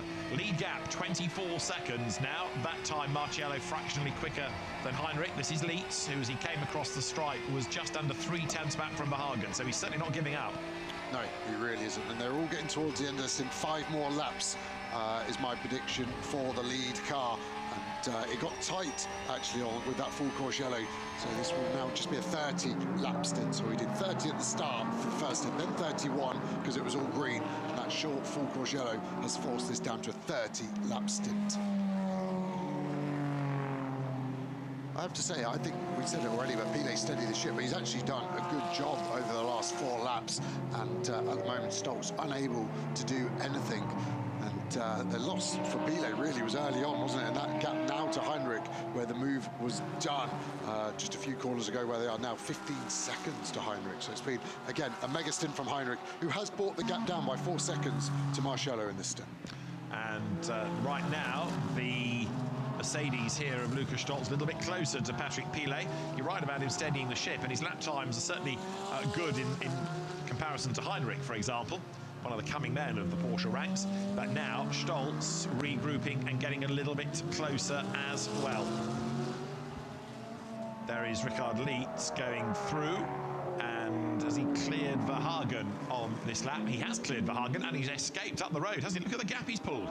So into the lead of bronze goes Richard Lietz, but he's 5, 6, 7 lengths clear of the BMW. Verhagen may have had a moment somewhere, because that's more than just losing a place. That's a big chunk of time lost. Lietz breaks the timing beam now. He's a lap down, but 9th, and it was a 2:06 lap for Verhagen against a 2:04, so it does suggest he had a little wobble somewhere. Yeah, and somewhere in Sector 1 as well. Sector 1 lap time, 1.4 seconds slower than Leeds. So somewhere here, last lap, something must have happened to them. And no damage on the BMW for Verhagen, but yeah, look at that illustration. This is a mega way to end the stint for Richard Leeds.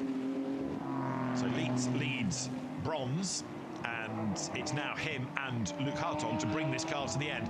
It's just a shame that they've dropped off the lead lap, but you never know how the rest of this race is going to pan out. We've still got a European Endurance Cup race and half an hour to go. Yeah, and so far the cars have been running metronomically, haven't they? We've lost a couple. Really only the Audi mechanical, the other one have been driver issues. These cars obviously built to do 24 hours. A lot of the manufacturers these days, when they're in the development of these cars, actually sign the car off with a 30-hour test. Wow. So the car has to go 30 hours without an issue before it's given the seal of approval and sent out to customers to make sure that the manufacturers are happy with the product that they're selling. And we talk about endurance racing, but they're just long sprint races, aren't they? Nobody these days is going at 7/10s for a stint. They're flat out all the way, and this is an example of it. Richard Lietz now accelerating his way around this majestic circuit. Powers his way out of Spoon Curve. And in replay here, you'll see how Richard Lietz got the lead. There's Verhagen in the gravel coming out of the second Degner curve. So way out wide, Neil Verhagen. And as he rejoins, Richard Lietz is already away and gone. That is how bronze leadership changed. I was just about right with my Sector 1. He was actually on the gravel as he was coming back over Sector 1 and 2. And yeah, it looked like a simple mistake, unless there was some contact with the Porsche on entry, of course. But I don't think Lietz was really close enough for that to have been the case. And car gathered up, but should be okay, no damage done. So Lietz goes by then, and 9th overall he is. Now, how far back from Niederhauser is he? 21 seconds. He's not lapping quite as quickly as Patrick right now. Patrick Niederhauser, part of the IGTC winning combination of drivers at Spa. The race outright, of course, won by Lamborghini, but the best IGTC registered combination of drivers, Alessio Picariello, Patrick Niederhauser, and Sven Muller. This is the race leader. This is car 32, Raffaele Marciello. He's on lap 86, and Raffaele Marciello is a leader by 26.4 seconds in 32 BMW. This is the car that's second, Laurin Heinrich, in the 1981 Suzuka 1000 winning retro livery. Heinrich has replaced Bus, who replaced Picariello. Bastien Bus then giving way to Laurin Heinrich on that last round of pit stops, and Heinrich 26.481 seconds back starting this lap. So BMW ahead of Porsche. And then in third, it's another of the Porsches, Patrick Pilet. As you see Heinrich now turning his way through the Degner curves. Rides the curve. There's the third and fourth together. So Patrick Pilet in the yellow, white, black, Newman liveried Porsche hanging on to third place. Lukas Stolz is behind in 888 Mercedes. The margin has barely been more than a second between them in this stint. Patrick Pilet, of course, having been slightly delayed on his pit stop, or getting into the car because of the penalty for Kevin Estre. Into the gravel goes 51, Andrew McPherson. That's his second trip into the gravel. He had one off early on at turn 1. He's had another moment. Now, where do we stand here on a yellow flag? If I'm WRT, I'd box before the full course yellow comes out, and you could get a cheap pit stop. They might be in pit lane. He's stuck, wheels are spinning. Andrew McPherson's going nowhere in the gravel, and he's on the absolute edge of the circuit, so it's going to have to be an interruption to get him out of there. Whether it becomes a safety car, we'll see. And the BMW has gone by, so 32 is down at turn 1. It's gone across the timing line, so 32 has stayed out. This has got to be a roll of the dice for the 6 car, surely, of Heinrich, that you could box here and get a very free pit stop, and you'd be in front of the 32 if you get lucky. You've got to get in before the full course yellow is called, and I think the 6 has stayed out. I think he has. We can just see him out of our window going over the line, but Craft Bamboo were getting ready. It looks like engineer Matt Harvey might call 77 in, as 51 sits then in the gravel. And you can see some of the teams are getting ready. if it's a short full course yellow, you can't come into the pits. Only when the race director announces a long full course yellow or a safety car period can you think about it. So this is where the roll of the dice comes, and we are preparing for our third full course yellow of the race, and still the teams aren't jumping to the pit lane. So the next car that is due over the timing line, and there's the Audi that has rejoined, incidentally. The next car that's going to come by is the 6th place Corvette. Full course yellow, our third of the race, and it's called on lap 87. It's all for car number 51, Andrew McPherson in the gravel. I'm just surprised that no one took that gamble. Like, if the 6 had boxed there, about half of their pit stop would have been under green, but half would have been under full course yellow. So that would have been, if you're in the pit lane for 78 seconds, under full course yellow, it's half. So half of 78, and then half of that would have been the time gain. They would have been right on the back. Of course, it's a risk, and you're second in the race. I'm just surprised no one rolled the dice at that one. As soon as I saw this car spin up the rear tyres and it wasn't going to rejoin, you knew it was going to be a full course yellow, and you knew roughly it was going to be a minute or so after that it would be called. So no one gained, no one lost from that full course yellow. So the race neutralised, and it should not take long to get that car out of harm's way. It looks like it's going to be brought through the gravel rather than straight onto the tarmac, so Andrew McPherson will be hoiked out of harm's way. And on the evidence of our previous 2 interruptions, we will then go back to green. In the old days, there would be a lap or 2 of full course yellow, and then a safety car lap or 2 to get tyres back up to temperature, and away they go. But of course, it's a different tyre these days as well, and that seems to turn on better, so that helps the race flow. Yeah, no, for sure. I think this will be the same story as you're saying there. The interesting bit here is if your stint at the end of it is under full course yellow, you can go to 70 minutes. The teams would love that to make sure they could get to the end on 3. But I think it could go green before they get to that point, because at the moment, this car we're looking at, the leader, is 56 minutes and 42 seconds into their stint. So they're still 10 minutes away, roughly, from that being extended. So I think it will go back to green. So this really doesn't do much to help or take away from any of the cars. And yeah, because it is a time race, it's Suzuka 1000, but it is being done to 6.5 hours. The lack of distance doesn't really matter. We were on course to go past 1,000 kilometers. Every full course yellow lap we get, we lose 4 kilometers off that for every lap done. So we're still on target to go over, but we can't afford many more. Drivers nervously looking at data in the pit lane. So Raffaele Mocciello has just done a lap. Nobody pitting, of course. Pit entry closed right now. And rest of the cars trickling over the line. It must feel incredibly slow, 80 kilometers an hour after what you've been doing around a lap of Suzuka. So coming over the timing line will be very shortly. All teams, short full course yellow ending on short notice. That's the voice of Niels Wittich. Full course yellow ending on short notice in 10 seconds. So 51 is out of harm's way, and we're going to go back to green. 4, 3, 2, 1. Green flag, green flag. We're back racing, and there is the second place Porsche, Laurin Heinrich, accelerating now down towards turn 1. So number 6 Porsche comes into turn 1, round the outside of the traffic. We're getting some floor flapping underneath this car, so potentially some damage for our second place car. Haven't seen when that's happened. We said at the start of this race we knew the floors were taking a pounding for the Porsches through the compressions of turns 8 and 9, but there's a Porsche with a bit more damage, but potentially floor damage for this number 6 car. It's not a legacy of that hip and shoulder on lap 1, is it? It was taking a long time to manifest itself if that were the case, but it did get roughed up early doors. Doesn't seem to be affecting the pace, does it, though? But Laurin Heinrich then goes through, and as he crossed the line, a legacy of when that full course yellow was called and withdrawn, the gap had really shot up against the race leader. So Heinrich storms along now, but that might have just even cemented things for 32. Number 51 has been pulled out of the gravel, and I think then rather shortcut the lap. So Andrew McPherson is under investigation for a shortcut. However, the car was never going to be in contention hugely for an outright result, and it's had a couple of dramas, but it was still ahead. You can hear the floor. Yeah, you hear it there. The right-hand side of it's dropped down just in front of the front right wheel, and it's definitely banging on the floor. Right, so floor damage for number 6. Here it is again. Let's have another listen. it will be speed related, so it may only be as it gets over the certain speed, 130, 140k, it ramps up. I'll go quiet, let's listen in. You can hear it dragging on the ground, can't you?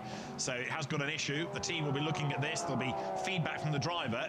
How noisy is that going to be inside the car? Is it going to be really worryingly loud? It's actually the vibration that gets you. It's just reverberating through the car. So you, as a driver, you try and work out what it is. You'll let go of the wheel and go, well, it's not my front axle, so it's behind me somewhere, so it's somewhere there. And then you'll realise it's speed related. You'll realise it's bodywork. So there, number 2 goes through. Nick Katzberg at the wheel. Scott McLaughlin was behind the wheel. About time we heard from Racing Royalty. He's with Amanda. Scott McLaughlin, we just got him up next to Nicky Katzberg, as you can see, with helmet on, ready to go at a moment's notice. And Scott, we just talked about your double stint. You said it was hot out there, but you were fine. Your experience in Suzuka, I'm sure you're going to leave with so many memories. What's the best one? Just the track in general. Probably, honestly though, like the Japanese fans, like I was surprised how many fans I've got personally, and they were so nice. The people were great. The food's unreal too. So yeah, I had a blast here. Had a great time out there in my double stint. Second one was a lot better than the first one, but yeah, I enjoyed it, and yeah, a lot of fun. Not to put you on the spot, will we see you again? Yeah, absolutely. I mean, I would love to if the calendar works out. I love my GT racing. There's a couple of ones I want to tick off the list. Spa 24-hour, Le Mans, all that stuff. But it just really depends on my calendar, and obviously my IndyCar racing's first and foremost. But these guys, Nicky and Alex, they've been so much fun to work with, and JMR, and yeah, hopefully come back. As you can see, we're getting ready for some action down here, and while your duties as a race car driver might be over, your job's not over yet here today. Oh, no, I can talk pretty well, so I can talk underwater with marbles in my mouth, so I'll come up and hang out and have a chat with Dave. I haven't seen him in years, so it'd be great. Thank you, Scott. Cheers, thanks. Right, we'll see you later then, Scott.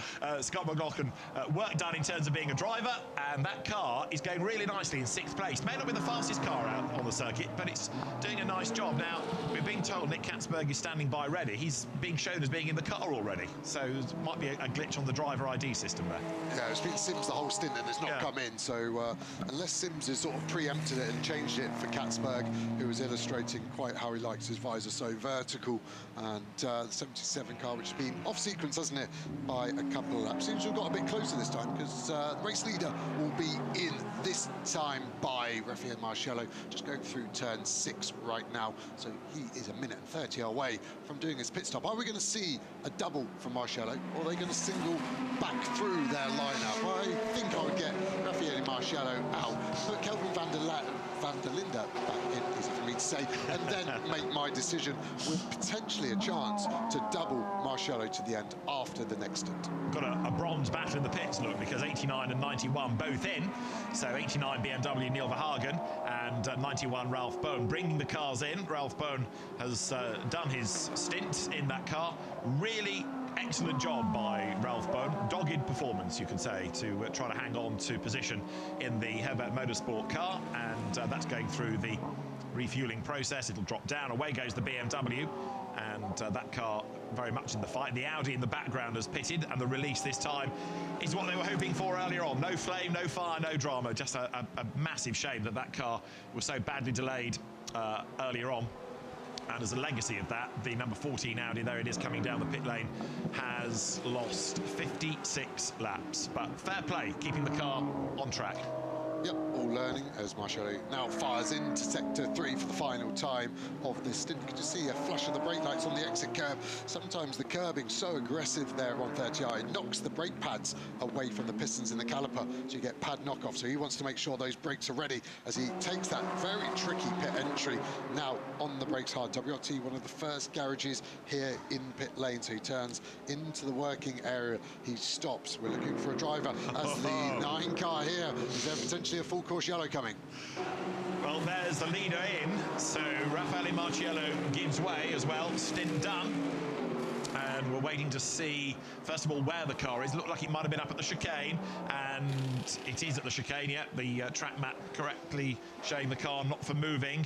And again, race direction, we'll have a look at this. If the car can't restart, then intervention may be required. So Marciello giving way, presumably to hand that car back to Kelvin van der Linde. So doing the stints in rotation, fuel, tyres, and Sasahara, or sorry, the Corvette started by Sasahara, now with Rebe Ito at the wheel, getting back into the car.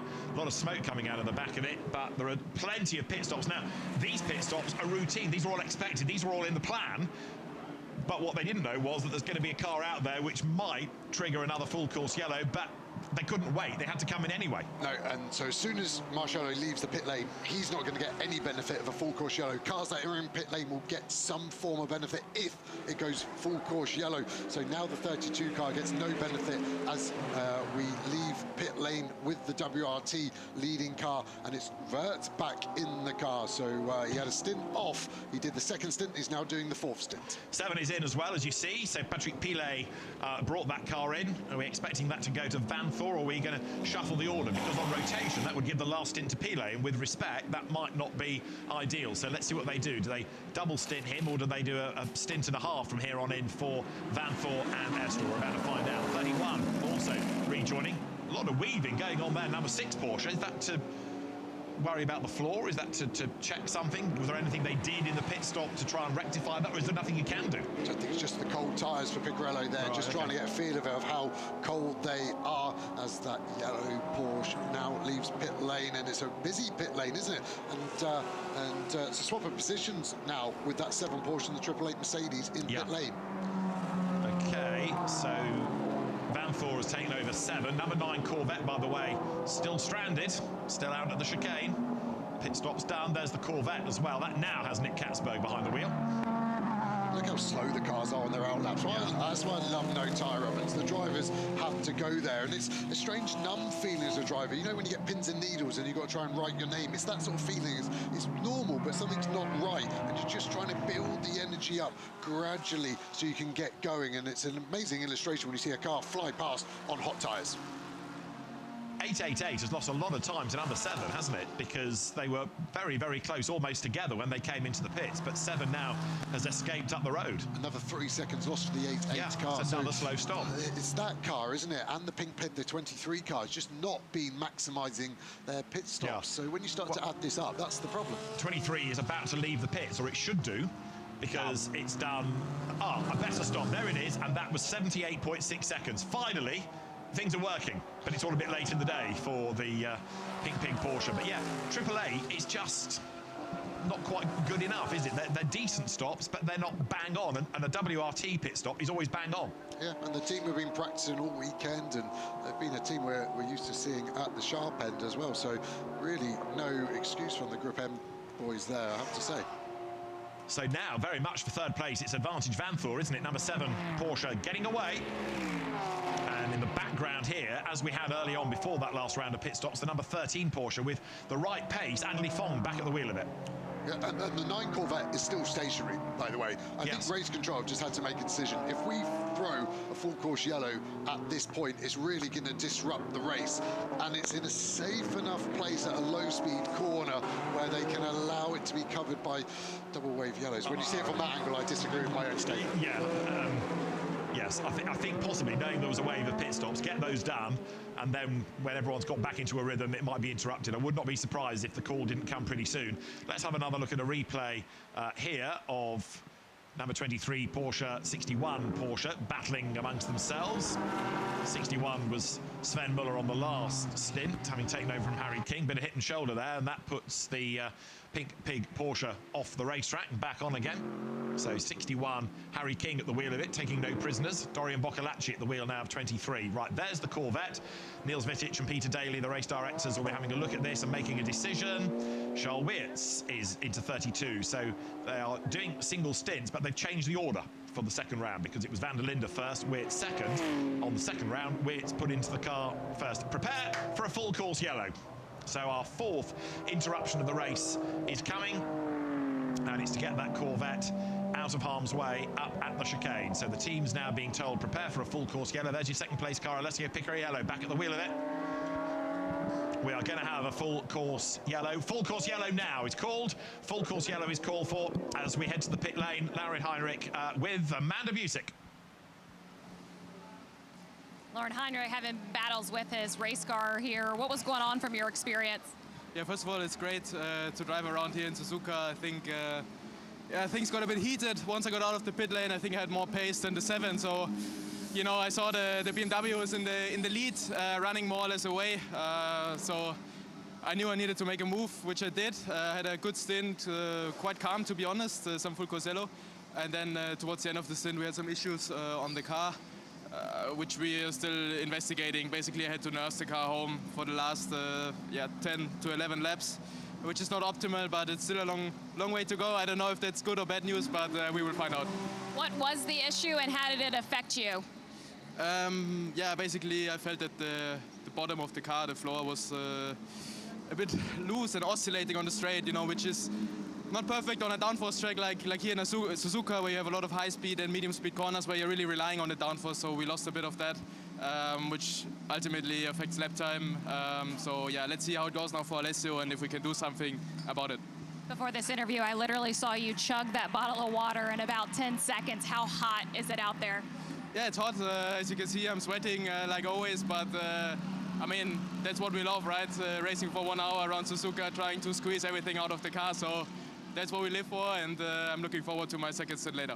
Thank you, Lauren. I did ask if there was a way mechanically if that issue can be fixed. Lauren told me that he's not sure. He's not a mechanic, but said he offered advice to the co-drivers. And they're just going to drive around the problem, I guess. Amanda, thanks. So, Lauren Heinrich from that number 6 Porsche, Alessio Picariello, the Belgian driver who spent quite a lot of his career racing in this part of the world. Winner in GT World Challenge Asia this year at Mandalika, winner in IGTC at Spa this year. He was part of that car that was second placed in the race, but was the best of the IGTC registered teams. There's your bronze leader, number 10 Porsche, and Richard Lietz staying behind the wheel. Now we have got just over 3 hours of the race to go.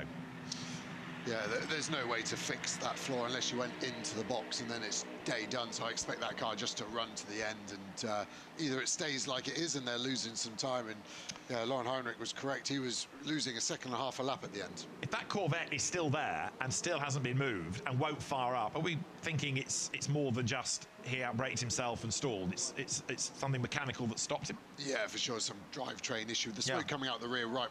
My first guess would have been a drive shaft, and potentially that car's lost all drive. So we're working lap 93 here. We are under full course yellow.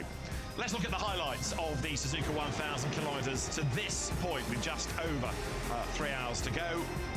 As the lights went green, it was a demon getaway from pole position by Kelvin van der Linde to grab the race lead. Maxime Martin was second, but with a small oil leak. The Audi third fell to fifth, and the 2 Porsches of Laurens Vanthoor and Alessio Picariello got themselves together. Vanthoor clattering by. There's some great racing further back as Klaus Bachler pulled off an amazing move around the outside at Spoon Curve to get ahead of the Gojigen entry of Yukan Amaru. That was brave, brave stuff. And Bachler worked his way up the order, only to slide back down again after a disastrous pit stop. The Callaway Corvette of Bingo Sports was the next one to come up to have a go at the Gojigen Nissan. Okia Sasahara trying to go around the outside, ran wide, and Scott McLaughlin went through as the road opened up for the new shape Chevrolet. Bit of hip and shoulder between Porsche and the 2 Craft Bamboo Racing Mercedes, for which the Ben Barnicoat car ended up having an investigation, and then the Audi leaving its pit box, the oil leak became a fire. The car stopped, and after 56 laps in the pit lane, did eventually rejoin. Plenty of shuffling of the order, as in the Bronze Cup, 28 went by. Kevin Estre was given a 5-second penalty for that little bit of hip and shoulder against Mikael Granuer. It put him up into second place. Race control didn't like it, and so 5 seconds were added on to the next pit stop. 32, though, has been the dominant car.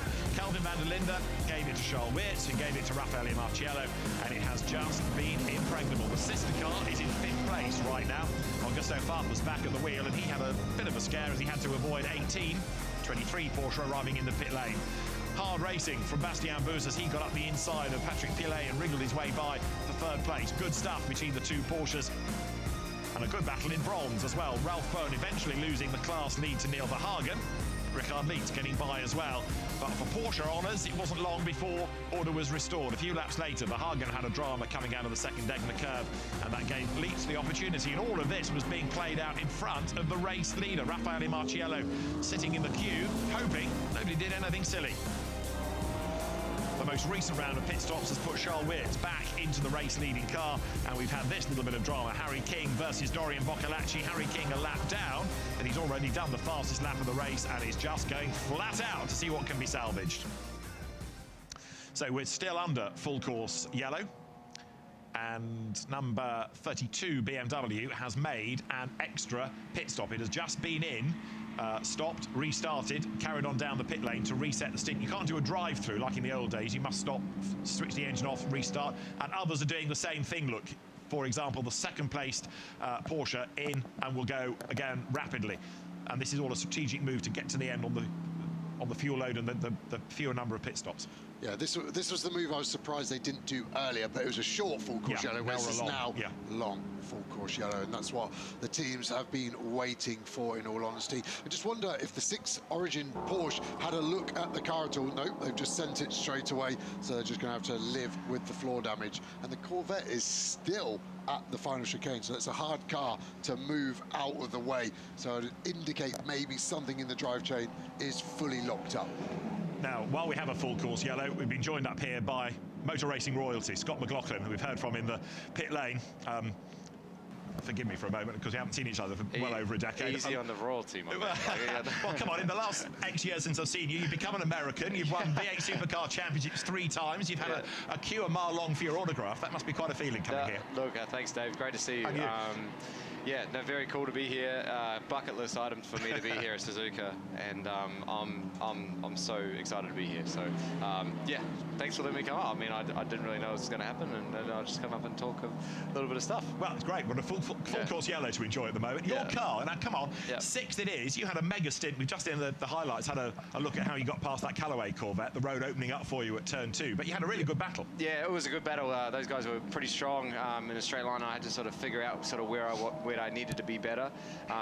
You know, I think these guys actually just come in and grabbed a little bit of fuel, a little bit of a risky strategy here for while Nicky's in the car. But man, I've enjoyed so much this racing, and like you said, that battle that we just had, you know, learning where my car was faster, and this is all about sports car racing, and my car was pretty good in sector 1, sector 2, and trying to make the most of that, and then just trying to stay close enough to make that move later on. And it's exactly how I like racing, and I've had a ball. The start was cool. I've never done a start in a GT car. All right. Ever. Always been like 2nd, 3rd stint in the car, and that was new for me. But yeah, it was learning all the time, which is what it's all about.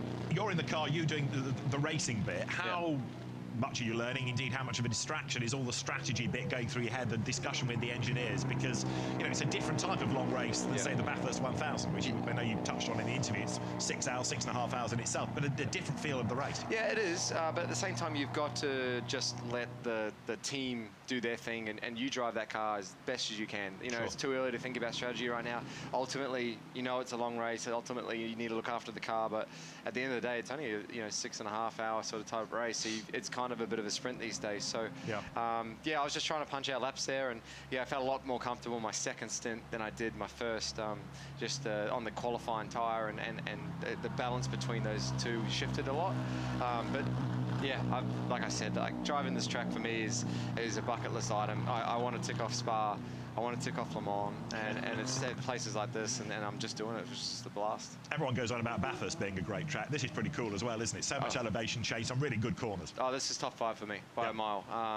130R, absolute proper corner. Like every time I go into there, I'm tightening the belts, you know. And some cars are better than others through there, and it's really a sight to behold. I'm just thankful I'm not doing the night, because the night's a little sketchy. I'm a daylight guy, you know. I'm a daylight guy, so it was fun. Nicky, honestly, they were working with Nicky Katzberg and Alex Sims, like world-class dudes in Corvette, and funny guys. They are characters, and a lot of people don't know that. Sims is quite a quiet dude, but they are funny boys, and we've had an absolute blast. I get Alexander Sims onto Peep Show. You watch Peep Show? Yeah, no, I don't know what that is. It's a British comedy, but he will explain it all to you. Okay. He's a big fan. You ask him about that. Yeah. Talk to me about the Corvette. It's a very different type of Corvette than the Callaway one we've been looking at, but big strides are being made all the time now with with it? Since I drove it at Daytona, I think the way that JMR have built this race car, it's very good to see. And obviously driving with Alex and Nicky, they know these cars at the back of their hand now. Yeah. I'm learning every time I get in the car. It's certainly just the way you play with the settings, but it's not one of those cars that the traction control overtakes too much, or it doesn't overpower itself with a lot of the settings. It's a very well balanced GT3 race car, and I've enjoyed driving it. Just touch on Indy with me for a moment. Not been a brilliant year. No. Really frustrating. Yeah, tough year. A lot of promise. Been quick. But a lot of it's mistakes on my part, mistake on the team, and not delivering what we needed to do. And we know we can do it. It has been a tough year. So a lot of. I know I haven't forgotten how to drive. I know I can do this, and it's just a matter of putting the pieces together. But not going to lie, it's nice to have a bit of a reset now and work over the winter and be better. But I'm having a blast. I love the Indy racing. It's the best thing. I was able to do some really cool things in supercars, and that was where I got my roots, and it allowed me to have these opportunities that I do now, and I wouldn't have them look back. Where does GT racing then fit in the plan? You touched on you'd like to do a few more. At what point, how many years away are we from a full step across? Oh, no.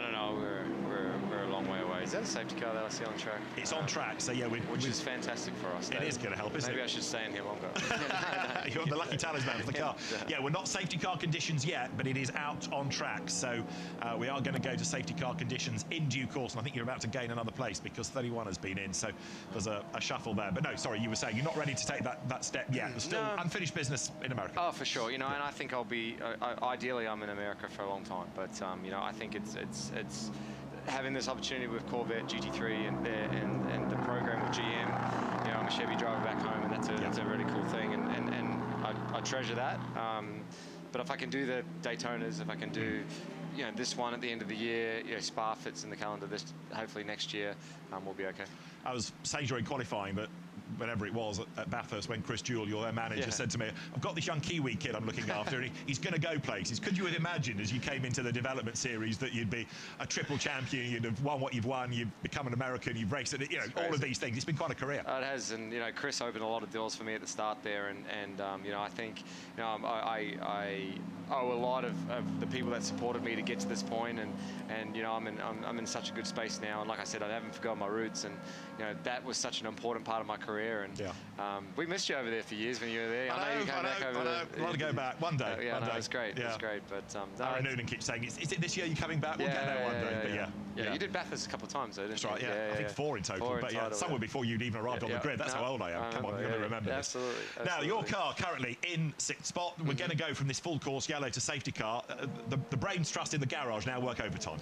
Absolutely, and correct me if I'm wrong, but we did pit just then, and we got a little bit more fuel, I think, again. So, I mean, this safety car is probably perfect for us right now, and we'll probably be right behind that 31 car. So, just having a quick look at cumulative pit stop times there. You're not that far behind. Oh, maybe we just drive a reset, I think, just to make sure that stint tallies, because as Joe and I have been saying, you've got that sort of 78-second of dead time while you're in the pit lane, so just worth making sure you can get that out of the way. Yeah, I'm a bit of a rookie with this stuff, but this safety car, we did need to close the gap. I got stuck behind a couple of cars at the start. Great battle, to be honest, but it cost me a lot of time, and I didn't want to take too much of a risk early, so this closed the gap up. I think our car is really good on tyres. I think it looks after its tyres across the stint. And we managed we can punch out some really good laps. So Alex and Nicky will probably take it from here. Right, fantastic. Better let you go, Scott. Hey, ready to see you. Thanks for coming up. Really good to see you. Scott McLaughlin, everybody, who has done his stint in the number 2 Chevrolet, and great to have him visiting us in the booth. Cheers, Scotty. And we are full course yellow. Now, while we've been reminiscing and rambling, Joe has been crunching numbers. His computer data software has gone into overdrive, and in 1 minute, without deviation, hesitation or repetition, what's the score? 8 cars on the lead lap, and I go back to a statement I made some time ago, over an hour ago, that number 2 car, we were talking to one of the drivers as we go safety car, all cars will release the 80k and catch the safety car up. 8 cars on the lead lap. Oh, that was my repetition, wasn't it? Scott McLaughlin's 7, that car, the number 2 car, is going to be in the mix. And I loved how candid he was there. His first stint, he said, on those tires he didn't like. He's not lying, his stint average was terrible. The next stint, 1.6 seconds quicker for himself, and that was a lovely interview to open up and go. And if he hadn't sorted out in that second stint, they wouldn't be on the lead lap and they'd be out of the mix. So it was lucky that he did have such a strong second stint there. So I still have that car as an outsider for the podium. Let's see what Katzberg can do. This will be the first time the Cat will be let out the bag pace-wise. Now, this is also the first possible opportunity for the lead gap to come down in an artificial way, isn't it? Because you can see the lapped cars are being allowed past the safety car. Lorna Vickers at the wheel of it, or Lorna Daly as she now is, having married race director deputy Peter Daly. This is Lorna's 99th SRO race as a safety car driver. Fascinating fact, 37. And now, as those lapped cars are allowed by, that is possibly going to allow the lead gap to come down, but we need to see exactly what order, because 6 of Alessio Picariello has done a stint reset, so that might work for strategy, but it might cost them track position, might drop them down the order. We'll see at the end of this lap, but at the sector point, we would offer you Grenier back in 888 into 2nd place, and there Van Thor 3rd, so they're not racing as such, they're catching the safety car. There is Picariello, so he's lost a couple of places, but it might have been a shrewd move in terms of the strategy and pit stops. Yeah, exactly that. And they were only in the pits for 2 seconds longer than most the stint reset guys, so it wasn't like they tried to fix the floor. Maybe a bit of traffic there, but they're catching up nice.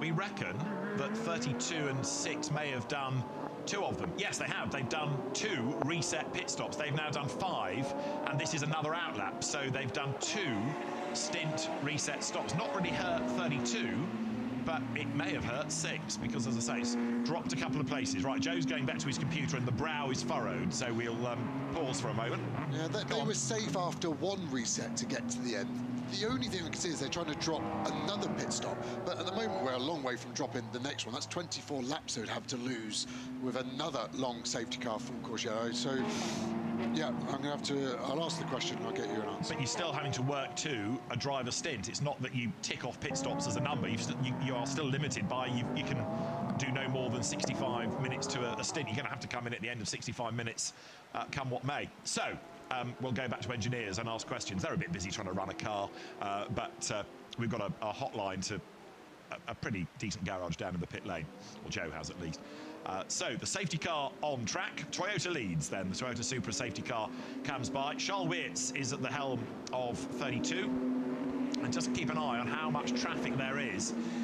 This car has a charmed life, doesn't it? Even when there's a safety car, look at the amount of traffic. A good half a dozen cars, maybe more, between it and the second-placed 888 Mercedes. Yeah, and it's going to be spicy out there because there's so many cars on different laps, and the drivers will be asking the engineers, who's this guy in front? Give me his name, what's his grading, what's his pace being like? So at least they've got a preconception of what they need to fight to try and get to their next car that they're fighting with in that regard.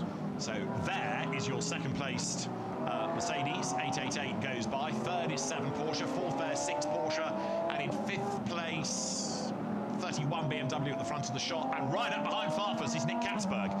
So that will please Alexander Sims and Scott McLaughlin. So you can see the stint time there on the timing tower. So when we talk about a pit stop reset, that's the drive time reset. They can't be on track for more than 65 minutes straight. So they come into pit lane, stop in the box, turn the engine off and go again. That 65 minutes is reset, and that's why you're seeing such a disparity on the grid there. And the safety car is going to be in. Just thinking on the fly why they've done 2 resets for Weerts and Picariello and Farfus and Leeds now is that it just opens up this next window, so you've got a chance of getting luckier for another full course yellow safety car pit stop versus Grenier, who's got to be in the next 45 minutes. Did take a long time, didn't it, to sort out that Corvette? So clearly a big issue for the car that stopped it. And as you get now into the second half of the race, is this where we're thinking that, you know, drivers might make more mistakes, cars might start to be a little less reliable, more drama might be happening? Possibly the teams might well be crunching those numbers as well. So we are under safety car, and Antares Au, one of the stars of the Bronze Cup. He's in the leading car now. Richard Lietz has just been in to do a stint reset. But Antares Au looking promising for a podium in this race. Antares Au with Amanda. Well, you'll see the 10 Porsche from Absolute Racing in the pits right now. They're about to head back out. And Antares, you just told me you guys were saved by the safety car. What happened? Heart and mouth moment were leading. But in the pit stop before this one, we had a fueling issue. Not the first time. I think past 12 months, I've had probably 5 fueling issues. It happens despite the best intentions. So we had a fraction of a tank for Richie. So the car's lighter, but you still need fuel. We're somewhat lucky to have caught the safety car just in time. We may have lost a position, but overall, I think we're back in the game. When I got over here, you kind of joked and said, why do you want to talk to me? And I said, well, you're looking pretty good out there in the bronze category. And you said an entire championship can be fit in 3 hours. Why is this the hardest part? Endurance racing, you don't quite know what happens. You know, you can look really smart at one point, but honestly, you know, appearances are often very deceiving. We've had enough conversations in Indy. This is one of the cases. If not for the safety car, we'll be out of the game. As we get set to go back racing, you are the current reigning Independent Cup champion. Trying to get back in the game, how can that happen today? We need to keep it clean. We may need to regain a few positions, but at least, you know, we're in the lead lap. So I think we have a good canvas to walk forward. Thank you. We go green, and you see there the BMW 89 diving up on the inside as they head towards turn 1. There's the second, there's the third, there's the fourth place cars. Now the gap, which has been 20-odd seconds for most of the last couple of 3 hours, is down to just under 5. Wirtz now can build that because he's got clear real estate. And where is the second place car of Grenier? Look, he's got masses of traffic ahead, and he's under pressure from Banthor. This is hell on wheels for Grenier. He's got to make progress, but he's got to leave the door open. And Wirtz is on his own. The risk of contact for these guys working through the back markers is so high. They've got to be calculated. You've got to get on the front foot. You could lose it, but you could also win the race. Wirtz is going to get this gap. This gap will be over 8 seconds, I would imagine, by the end of this lap to this AAA Mercedes. Grenier helplessly flashing his headlights. Everyone else is in their own race. He knows that, so the move has got to be clean. You can see the headlight flashing chain going. Everyone's at it. It looks like we've got a short circuit going on, but around this long circuit, and the Porsche to the inside of the Get Speed car. 6 and 7 are rallied again. That's the third little rub these two have had.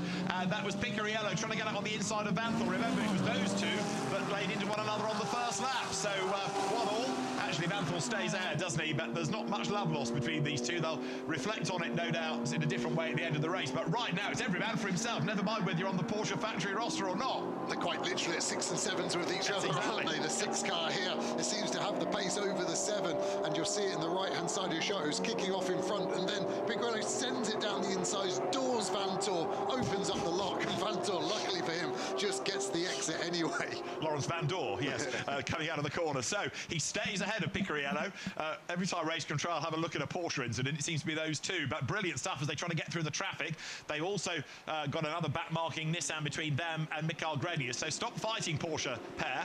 Get after that Mercedes. Now, Wirtz, remember, it was 4.9 seconds on the resumption of the race. It may well have doubled coming over the line. It has 9.9. How about that for a lap? That shows you the effect of the traffic. And still, Grenier is stuck. Yeah, and this is going to be the story now. It's going to be so difficult for him. He's got Robert Renauer in front of him directly, and he's quick in his own right. He won't want to give up any time whatsoever, and this is where it starts to get very awkward between the drivers. It does indeed. So Mikael Grenier needs to stop being annoyed that he can't get through the traffic and just plan the move. There is a 3-minute stop-go penalty for the person, AMAC Porsche, for shortcutting the circuit, and it was hoiked out of the gravel. Right, Ralph Bone's car gets through the traffic. That has now got Robert Renauer at the wheel, so as Renauer clears back Marcus, he takes Grenier with him. Even though it's a bronze car, you forget how good Robert Renauer is. So sitting on the back of him will be quick. You'll be going rapidly. But look, there, behind, Lawrence Van Thor, then a back marker, then you've got Alessio Picariello. So right now, Grenier's life is still tough, still trying to clear traffic, still trying to fend off Porsche number 7. It really is, isn't it? And Picariello trying to follow through on the Nissan, and it's going to be a long run around the outside, contact there, and Picariello not happy. I think that was his fault. I think he ran into the Nissan. Some bodywork fell off the front of that Porsche. I would expect it to be some of the dive planes on there. You can see there's 2 on this side. I expect only 1 to be on the right-hand side, and he's going to lose some front aero, potentially, if that is what is gone. And yes, look, just 1 on that side, maybe half of 1, 25% of what should be there. So the Porsches go through, and there you can see 6 at the inside of the Nissan in replay, trying to clear it. Another little bit of a rub, a little bit more fleck of debris flies then as those cars battle on. Mikael Grenier then in second place, but a very fired up Laurence Van Thor now getting ever closer to 888, and Grenier is not really being able to clear Renauer, so he's just now going to have to think about his own pace. Look, he was on the back of that Porsche. Renauer's gapped him by a couple of laps ago, so as they come through now, Renauer gapping 888, through they go over the timing line. Lead gap up again, 11.9 seconds. Big flash of the lights there. Picariello wants to clear the traffic. He's got the same damage that Van Thor had at the start. The front wheel arch just popped up on the corner, granted, but obviously a bit of a weak spot. I think the 7 car fixed it in the first pit stop by just bashing it back in, and it's popped back in, so maybe that's what they will do. But this car getting more and more damage. It's lost its dive planes that we saw and spoke about earlier. Now the body panels are separating, the floors hanging off this thing. It's fast, but is it going to make it to the end? There's only 2 3/4 hours to go. What could possibly go wrong for it now? There you can see that little bit of damage. Yeah, there was no tank tape applied to the number 7 car, and so just whacked it back into place. And there is 51 serving its stop and go penalty. So right now, 32 still leads the way from 888. And number 2, Nick Katzberg, up into 5th place at the expense of the championship leading Augusto Farfus in 31. So number 2 has gained another position out of all of this. There is 6 down at the hairpin. Yeah, just looking, we spoke, didn't we, to Al about how lucky they'd been.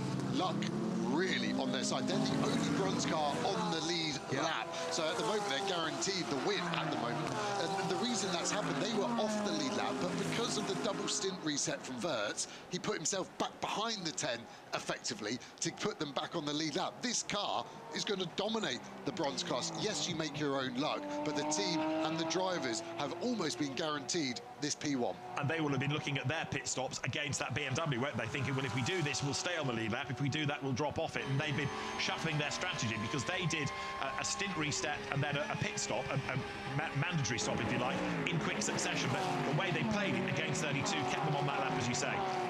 So right now, that car running in 9th place. And right now, here is GT3 Racing, because you've got just about every manufacturer represented, and they're all running on pretty much the one part of the racetrack. Deep breath, dive into the chicane, turn right, up the inside goes the Mercedes against the Volglas Porsche. Corvette skips across the chicane. Not quite sure that was allowed, but it got him out of strife. And then the Corvette slow look coming off the corner is at 99 rather than number 2. That's the Ibrahim brothers. The Pink Pig is at the inside of traffic as well there. Boccolacci alongside Kaku Ota as they get down towards the corner. Look at the background. Porsche on the inside, Mercedes on the outside. More contact. Porsche goes through, a bit of a rub from Boccolacci. More pork scratchings as the 2 cars rub. Out wide goes Ibrahim. Scared out of the way in avoidance, I think, but that was pretty uncompromising by Boccolacci. He's up into 7th. Well, frustrating for him, these are all lapped cars. He is on the lead lap in that Pink car, but can't do anything about it because there's so many. I don't know if these Porsches are reproducing. There seems to be a Porsche everywhere I look. Yeah, got past Ota for position. That was a place game, but you're right, the rest of it is traffic. And so Porsche with 10 cars on this grid, certainly bolstering the entry. A little bit further back, you just saw going through the number 75 Mercedes, the Goldie bronze liveried car, Yannick Mettler and Kenny Habul's car. That's now up, there it is, into 13th place. Marshals with blue flags being ever so busy as they come down now again towards the hairpin. This is lap 101, and we've got 2 hours, 42 minutes of the race to go, and it is Charles Weerts leading by 12 seconds from Grenier, who's 8/10 up from Vanthor. We've got a Pro-Am battle in the middle of this as well. 22nd, 23rd overall. There it is, the Graf Bamboo car. Jonathan Green second at the moment. He's trying to catch Steve Jans in the Get Speed car, the lovely white and red liveried car that's slightly up the road on him. So this is where all the classes come in. You've got the bronze class we were talking about of late. You've got the silver car being dominated now by the Nissan in that class. Then Pro-Am, the black back panel number, Steve Jans at the moment leading that for Get Speed. And there you also got an example of the different sounds the cars make.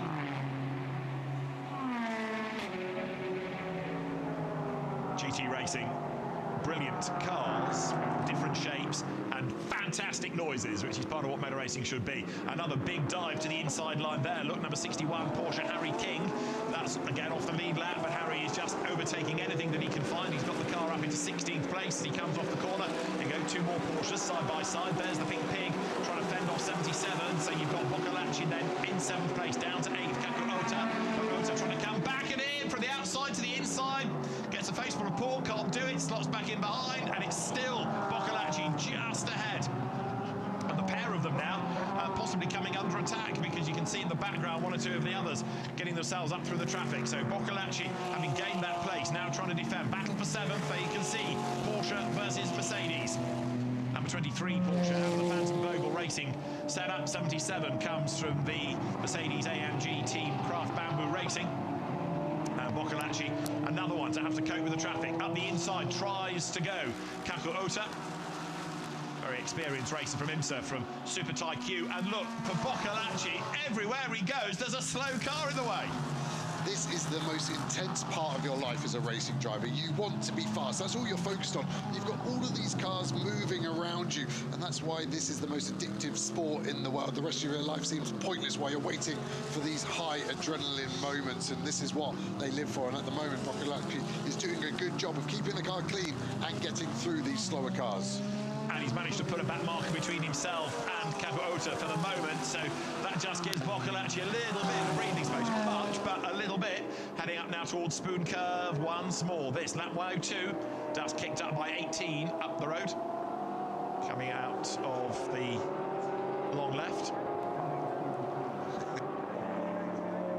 The run now to 130R once again, and there is a possible pit lane infringement under investigation from the Heart of Racing Mercedes. That's the James Robichon Ribaras car.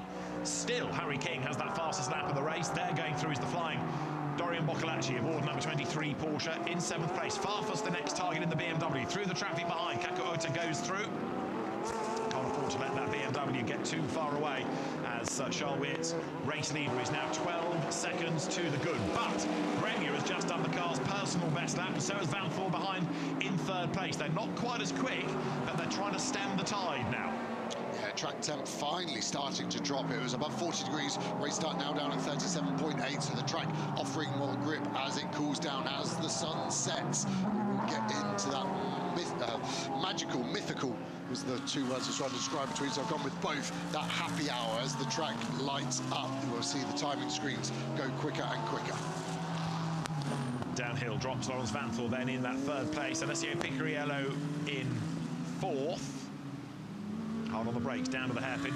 What else is happening as far as bronze is concerned? Leeds then on a different lap from Houston, but for 2nd place, Houston versus Renault. That's only 6.3 seconds apart, and Renault in the number 91 Porsche is catching the BMW. So number 10 Porsche may be away and gone for the minute, but there's a battle developing for 2nd in bronze as Vanthor here, number 7, hurls the car through Spoon Curve.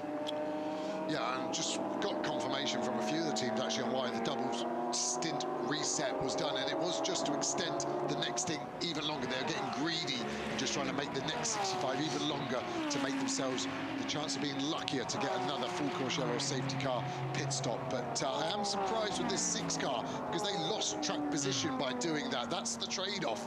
And speaking to Chaz Cledden, probably one of the best GT3 engineers at the moment, so I'm not questioning him. That's just the decision as a driver versus engineers. There is 2 different trains of thought process sometimes on the same cars. So 6 comes out of the chicane over the timing line, and there it is after those 2 stint reset pit stops. And in and amongst the traffic, still Dorian Boccolacci gets up the inside of the lap number 18, 17th placed Porsche, the day-glow orange car. Kako Ota, the opposition behind him as they drop away now through that fast right of the final curve over the timing line again. So through goes Dorian Boccolacci, and again Ota pulls to the inside, but he can't even clear the traffic that time. So frustratingly for him, he is a little bit stuck, and that allows Boccolacci to get away slightly. 12 seconds for the race lead, and last time in 3rd place, Van Thor lapping quicker than did Grenier. Boccolacci then swings the number 23 pink Porsche through the S's. And now the Volvas team making its endurance debut. That car penalised early on for an infringement even before the start of the race. But Liang Jiatong back behind the wheel of it and trying to improve from 27th. 28th is the number 21 Ferrari. Now, Dennis Marshall, Dustin Blattner and Lorenzo Petresi really struggling, and there's no obvious reason for that because they're all quick drivers. There must have been something early on that we never got across, but that car's much further down than you'd anticipated. Harry King, in the meantime, in the first of those energetically driven Porsches, trying to carve his way up through the traffic.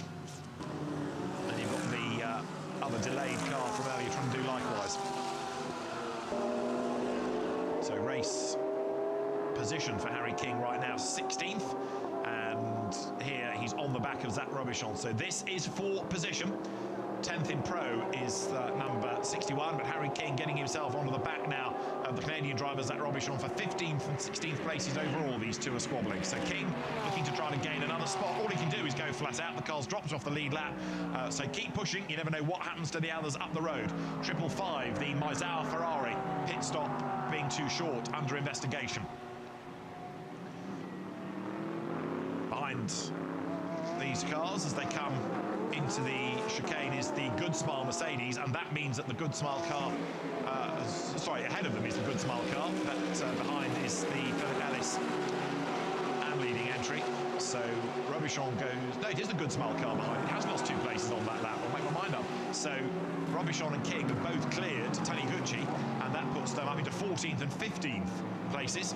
For the minute, at any rate, you've still got Zach Robichon hanging on to the place, but you've got to be pretty committed to fend off a charging Harry King, and he is charging. He really is, isn't he? He wants to claim his throne as one of the fastest Porsche drivers out there. And just talking about Harmony Racing, the Blattner Marshall Petresi car, they've spent an extra 6 minutes in the pits than the fastest guys so far. So he's obviously lost 3 laps at some point with a problem. And it was after the first stint of Dustin Blattner. They've obviously had to go into the box to fix something, and it's been running A-OK since then. We see the 2 Corvette of Katzberg, his first stint of the race so far, as Farfus just 1.3 seconds behind.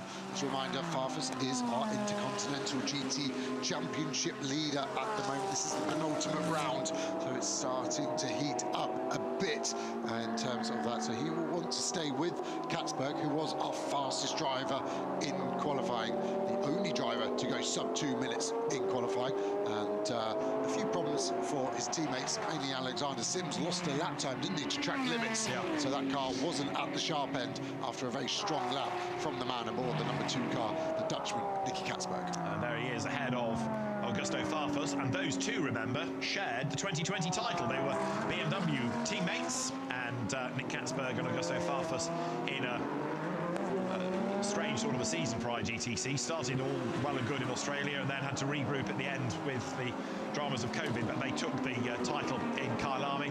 It went to the following spring. They're going through. You've got the battle for second place, Mikael Grenier versus Lawrence Vanthor. Then 0.6 of a second is the margin between them. 12.4 seconds up the road. Charles Wirtz now, he's not really escaping. The gap may be 12 seconds, but it has been pegged at that seemingly.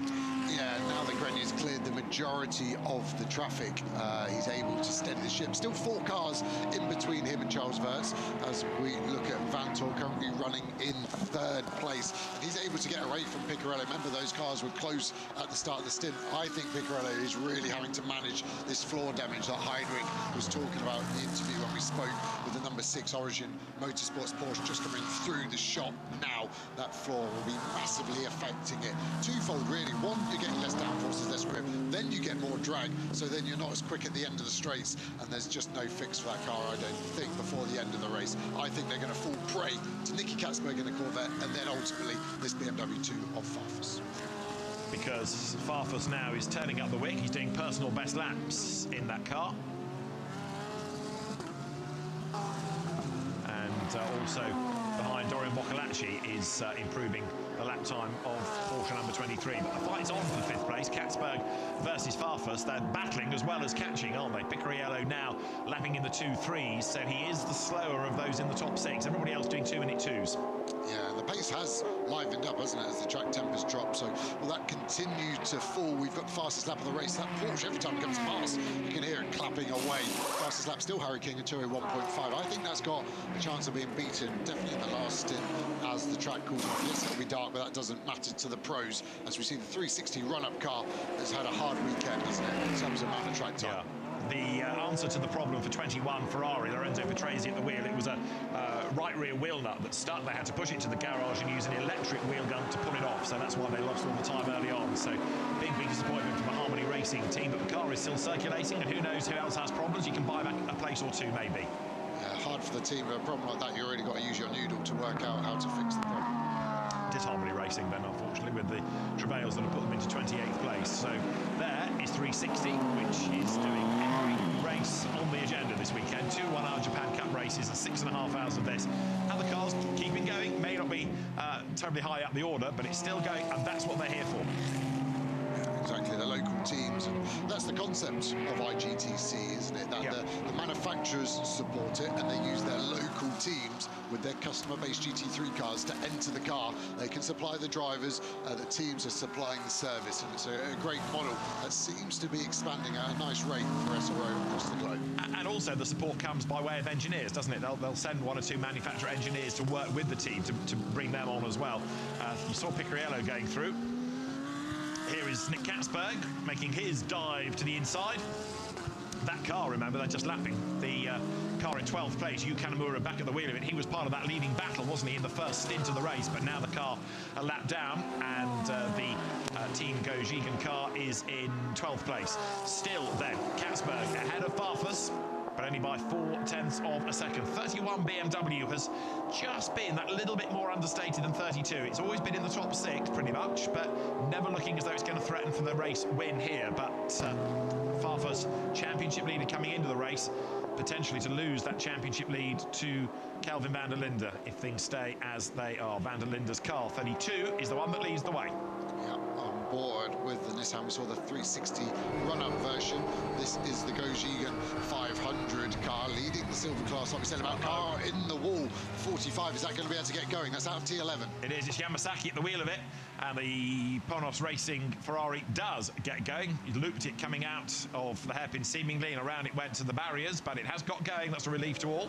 It's going to be there's damage on the suspension. He's gone to turn right. You can see the front right wheel was pointing left, and you can still see the driver turning right. There's been damage to the front right suspension, and the first he knew of it is as he asked the car to turn right, and the car said, "Thank you, I'm not going to." Okay, car off the road, car in the gravel. You know what comes next. So another interruption beckons. Now, was he pushed or did he fall? We're about to find out. That is the Lianjiatong Porsche behind, out of the corner, sideways, there was contact, and around goes the Ferrari, and that's the impact that damages the suspension, not the initial touch. Yeah, exactly. That front right, you can see it pointing left, but I assumed he was just turning left to get going again. He was parked in a lovely place to retire the car if he popped it into reverse, yes, you're right. But he wasn't aware of this suspension damage. So as he's approached the start of 200R, he's turned right, but the front right does not turn right, and it's basically the alignment is completely wrong, and the car is fighting itself. Both front axle tyres arguing which way they want to turn, and ultimately the car does not want to turn right. Full course yellow is coming. Prepare for full course yellow, the teams are told. This will be our 5th then, and now starting to come in quick succession, aren't they, with just under 2.5 hours to go. Another full course yellow is called. We're under yellow flags again here at Suzuka. And this will be a short one again, won't it? So it's not going to help or hurt anyone in particular. Grenier is going to be our first pit stop caller this time. He's at 46 minutes of his stint, so he's quite a long way out of strategy with everyone else. Everyone else doing stint reset, sorry. So this car has got another 35 minutes of its stint remaining. So big disappointment for the Ponos Racing team. Yusuke Yamasaki at the wheel of the car with the damage. The other two drivers, Yorikatsu Sujiko, Keiko Zolino, winners earlier today of Japan Cup. So a sort of bittersweet day for them in a sense. There is Lawrence Vanthoor in 3rd place. The Newman car turning its way by. Vanthoor, Spa 24 winner, Bathurst winner, Daytona winner, Sebring 12-hour winner. Very, very accomplished drivers, and the fans staying as the temperatures change and the light starts to fade shortly. Approaching 10 to 5 local time here. There's the stricken Ferrari. Now, the longer it takes to get anybody to it, the longer the full course yellow period, the more likely safety car. The previous one, of course, did go safety car, our only safety car intervention.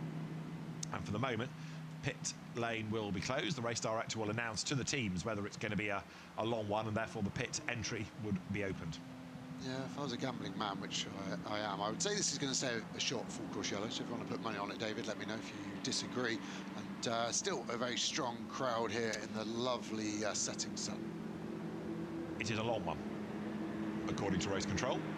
Like you did take my bet then. Yeah, quite. So, well done, Joe. You were spot off. So the team's asking, and the response coming long.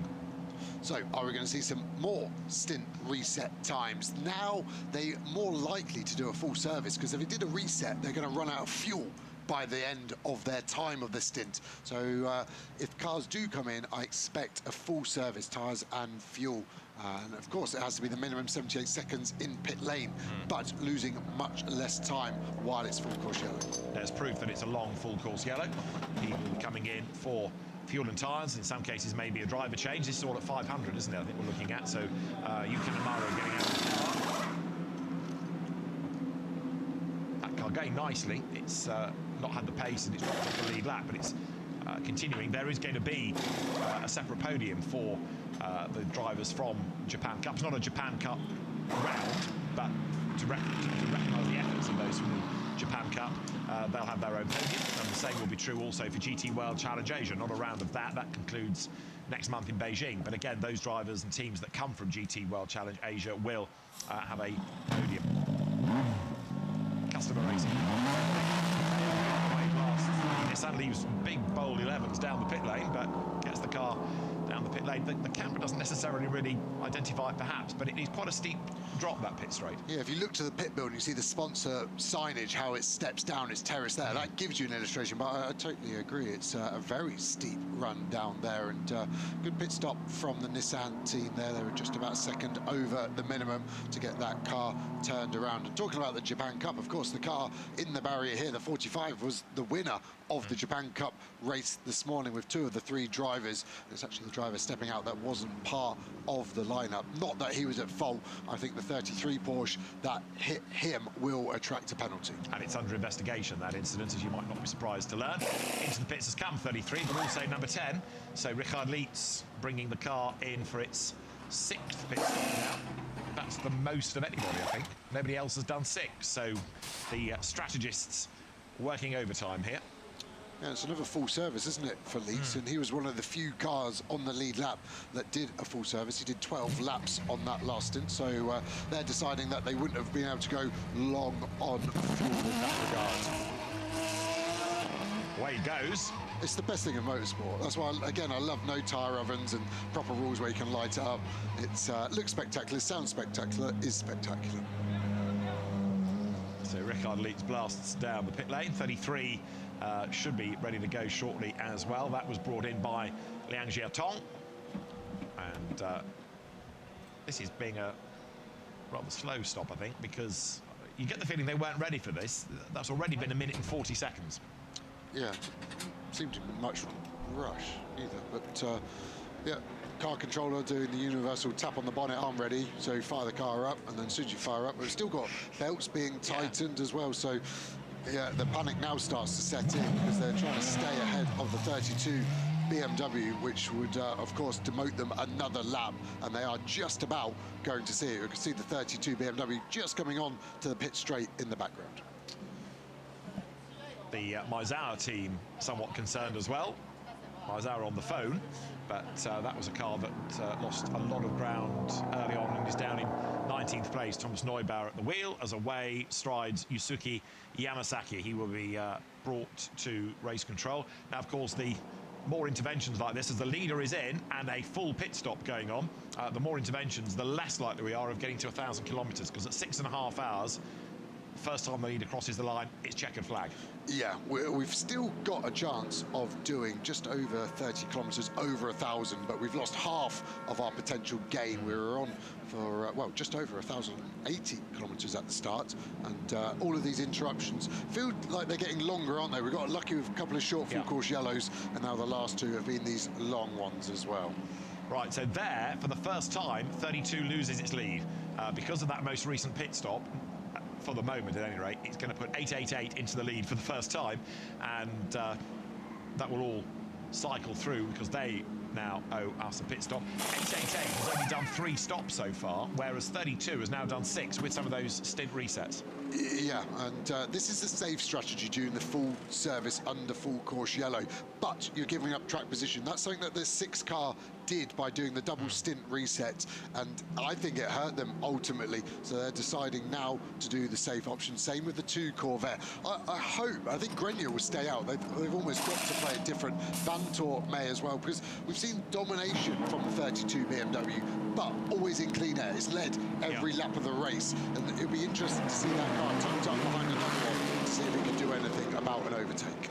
Grenier, though, has only done 3 pit stops. Now, I know that many of the others have been these stint resets, so does this suggest that Grip Emma are getting it wrong, or that they've got a very different strategy and they're comfortable with that, because they've not really gone off-piste, have they? 77 is back in, so that's another driver change. Kaku Ota to give way, presumably, to Ralph Aaron once again. Keep Maxi Gertz for the end.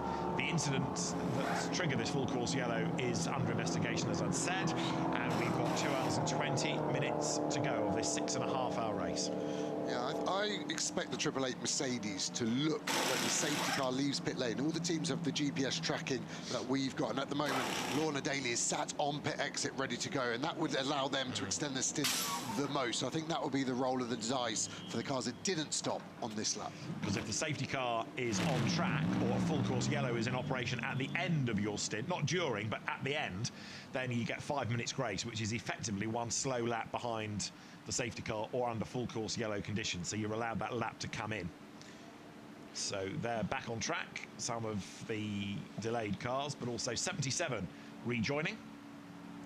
I think the engineers here are probably working on the fly with the drivers, because we saw the importance of the reset, but then we saw the importance of track position. You remember Grenier was 4 seconds behind Wirtz on the restart. By the end of the first flying lap, 9 seconds. He lost 5 seconds. So again, it's all very well the engineer saying this is the strategy, but in real world, around here at Suzuka, traffic is a big, big time loss. And I think that's maybe why we're seeing less cars take to pit lane this time round. There on the lights is number 99 Corvette coming up towards the chicane. That's the Konsa Lapalainen and the Ibrahim Royals sharing that car. Sister car to number 2, Corvette, 5th, that is. And it comes out of last curve. There is the Ponos Racing Ferrari, very much battered and bruised after its incident. Number 10, yet another stop, another stint reset for Richard Lietz. So that's 7 pit stops now.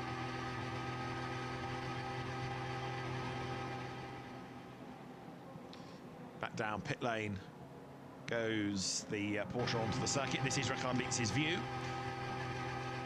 So he's at the 80 k's of full course yellow speed, and that, as I say, is the most of anybody in the race now. 7 pit stops with another stint reset just having been done. And a stint reset line to line is about 35 seconds. You drive to your pit box, turn off the engine, turn it back on again and go, and you break the pit exit beam, and that was last time 35 seconds for that car. As we see Vantor box, so this is going to be a full service as well. This will give track position back to the 32 car that he had leaped ahead of, and they're going to do a driver change as well by the looks of it.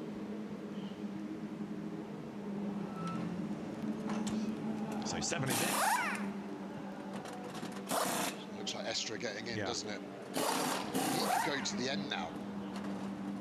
Stint time remaining. He wouldn't be able to do it in one go, but he's only done a single stint. So there is the safety car heading out. It is indeed. So another full course yellow into safety car. The Ferrari that triggered it has been retrieved. There might just be a bit of barrier damage to check. Lorna Daly needs to overtake Raffaele Marciello here. That'll be something to crow about. There is Kevin Aston ready to go. It needs to get past Grenier, who's actually the race leader. I think we're so used to seeing the 32 as a race leader, but Grenier is actually a couple of corners ahead of that 32 BMW of Marciello. But just to make the point, the safety car can go at a faster speed. So it's able to, and then when it's in the correct place, lights will go on and we'll go to safety car procedure. So right now, 888 leads the way. They've only done 3 pit stops, and we can hear from the man that started the car, Maxime Martin. He is with Amanda. Well, to answer some of the questions of what's going on with the pit strategy with the 888, I can say that I see Lucas Stoltz with his helmet on. They will be prepared for a 4th stop here coming up. When you're looking at the competitors, some of them making 6, 7, 5 stops so far. Where are you guys in this cycle? Yeah, it looks like we are getting out of sync of everyone. They did a bit of drive time reset.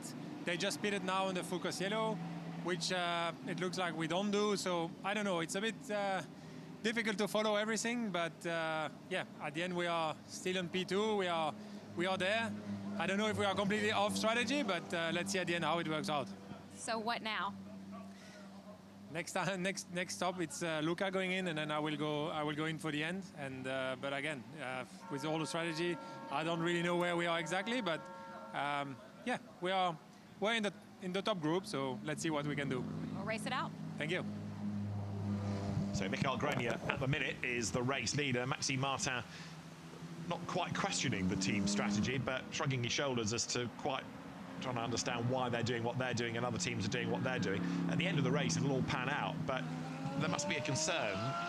You've got to hold tight, hold firm on your deliberations, I guess. When you see other teams doing what they're doing, drivers surely saying, well, why aren't we doing it? You as an engineer must have to really be very confident. Yeah, and he's going to be right at an hour of stint time as well by the end of this lap. So he can go to 70 minutes if the safety car is still out. I think he might actually have to box this lap. He's in an awkward place where it gets extended to 70 if the safety car is out, but he might actually end up following the safety car in after extending his stint time. It's they've rolled the dice, and it's not fallen for them, I don't think. So 888 leads on the road, and 32 is going to be back up into 2nd place. First time we've had to talk about 32 recovering a position. Safety car on track then won't be out for very long, maybe just one more lap at the end of this, but we anticipate 888 to be in at the end of this lap. So once the 888 Mercedes has boxed, we can sort out the order. It should put 32 back up front. Up into 13th place, by the way, has come number 61 Porsche, Sven Muller, and that is the car still with the fastest lap of the race. So got the cars now coming towards the end of the lap. Out of the chicane has come the safety car, and you can see there 555, the Maizau Ferrari in the pit road. So another stop cycles through. 19th, Thomas Neubauer brought the car in.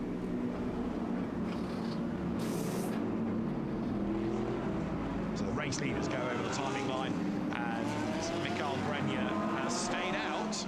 So although the information was saying he had to be in, he stayed out for another lap then. So 888 leads the way, and you can see in the queue, second now is Raffaele Marciello there, right up behind him. In third, it's Farfus now, number 31, and there fourth, up behind him, is Kevin Estre. And up into fifth has come a pink pig, Dorian Boccolacci into fifth place now. Right, what are we reading into Grenier staying out? I just think it's the roll of the dice, because if he can then come in, he could get to the end of the race on one more stop, like everybody else. Right. But it is so tight, just because he hasn't done any stint resets. This is what we were saying, everyone was tight. Yeah. And it is tight because he's not done any reset, whereas the others have bought themselves margin. He hasn't. And the safety car is in this lap, so he's going to be potentially, as you say, following that safety car down the pit lane. We've got 2 hours, 12 minutes in the race to go. You've got Mercedes, BMW, Porsche, the top 6, Corvette 7, Porsche 8, Mercedes 9, BMW 10. As soon as those lights go out in the safety car, he needs to slow down to box everyone up together so the others trip over themselves. But more importantly, he's going to go into pit lane. He doesn't want to catch the safety car coming into pit lane, so he needs to buy himself a gap to the back of the safety car, which I think he's going to follow down pit road this lap. So Grenier leading the way. He doesn't have any margin over Marciello, does he? There's no traffic there to help him out either. Marciello is right on his tail. For third, Farfus, he's got lots of back markers in front of him, having gained that third place. That's another team that's been savvy on the stint resets. Kevin Estre up into fourth, and Boccolacci into fifth. Now, Boccolacci is another one on a different strategy in the Pink Pig. They've only done 4 stops to the maximum now of anybody. Richard Leaps on 7. Yeah, there's some different strategies going on. Look at the places game for the 77 car. It's a shame the pit entry here is quite well covered in that regard, because if I was Marciello, you know Grenier needs to box. You'd try and overlap, wouldn't you, to stop him being able to go into pit lane and force him to do another lap. Maybe that's a horrible racing driver mindset that I've developed over my 36 years on planet Earth, but I make no apologies for it. Do unto those as you would have them do unto you, or something like that. Yeah, but Marciello then 0.8 of a second last time around. It's a phony gap, given that we're under controlled conditions like this, with the number 45 Ferrari having been retrieved and the safety car being deployed. Of course, the other element to all of this isn't just the length of the full course yellow, but also temperature starting to drop, which is going to have an effect on tyre life and tyre wear, and turning the tyres back on for the resumption of the race. So here is 888, Mikael Grenier into 130R. He's let the safety car go. He now accelerates away to try and steal a bit of a march over Marciello, and up towards the chicane they will come. This is the end of lap number 1, 1, 2. To the chicane they come, and Grenier surely is going to have to be in this time. Yeah, he actually had his right hand indicator on, like I was saying he should do, but is he going to catch Lorna Vickers? I think it's just about going to be okay. He can't afford any time lost. This strategy, he's going to drop him into a load of free air, so he's going to be able to circulate at the pace he wants. But again, so is the 32, the lead of the race. So it's back into the lead then. A brief change to the order, but 32 reasserts itself as you look there at the number 7 Porsche. Kevin Estre at the wheel of it, trying to get past 31 BMW. So this is pole position. It's 31 versus 7. It's for second place. They're both on 5 pit stops as 888 cycles through, and a driver change to put Lukas Stoltz in as well. So rolling the dice, going off strategy against WRT. And number 7, the Absolute Racing Porsche. So there's the lead car, but it's second and third there. Farfus versus Estre, that's the one to watch. Kevin Estre probably quicker than Farfus these days, but Augusto is certainly not slow as they come up towards the Degner curve. In 4th place there, Dorian Boccolacci. 5th is Bastien Bussen. 6th, right on his tail, is Nick Katzberg. So there's another good fight to look for there.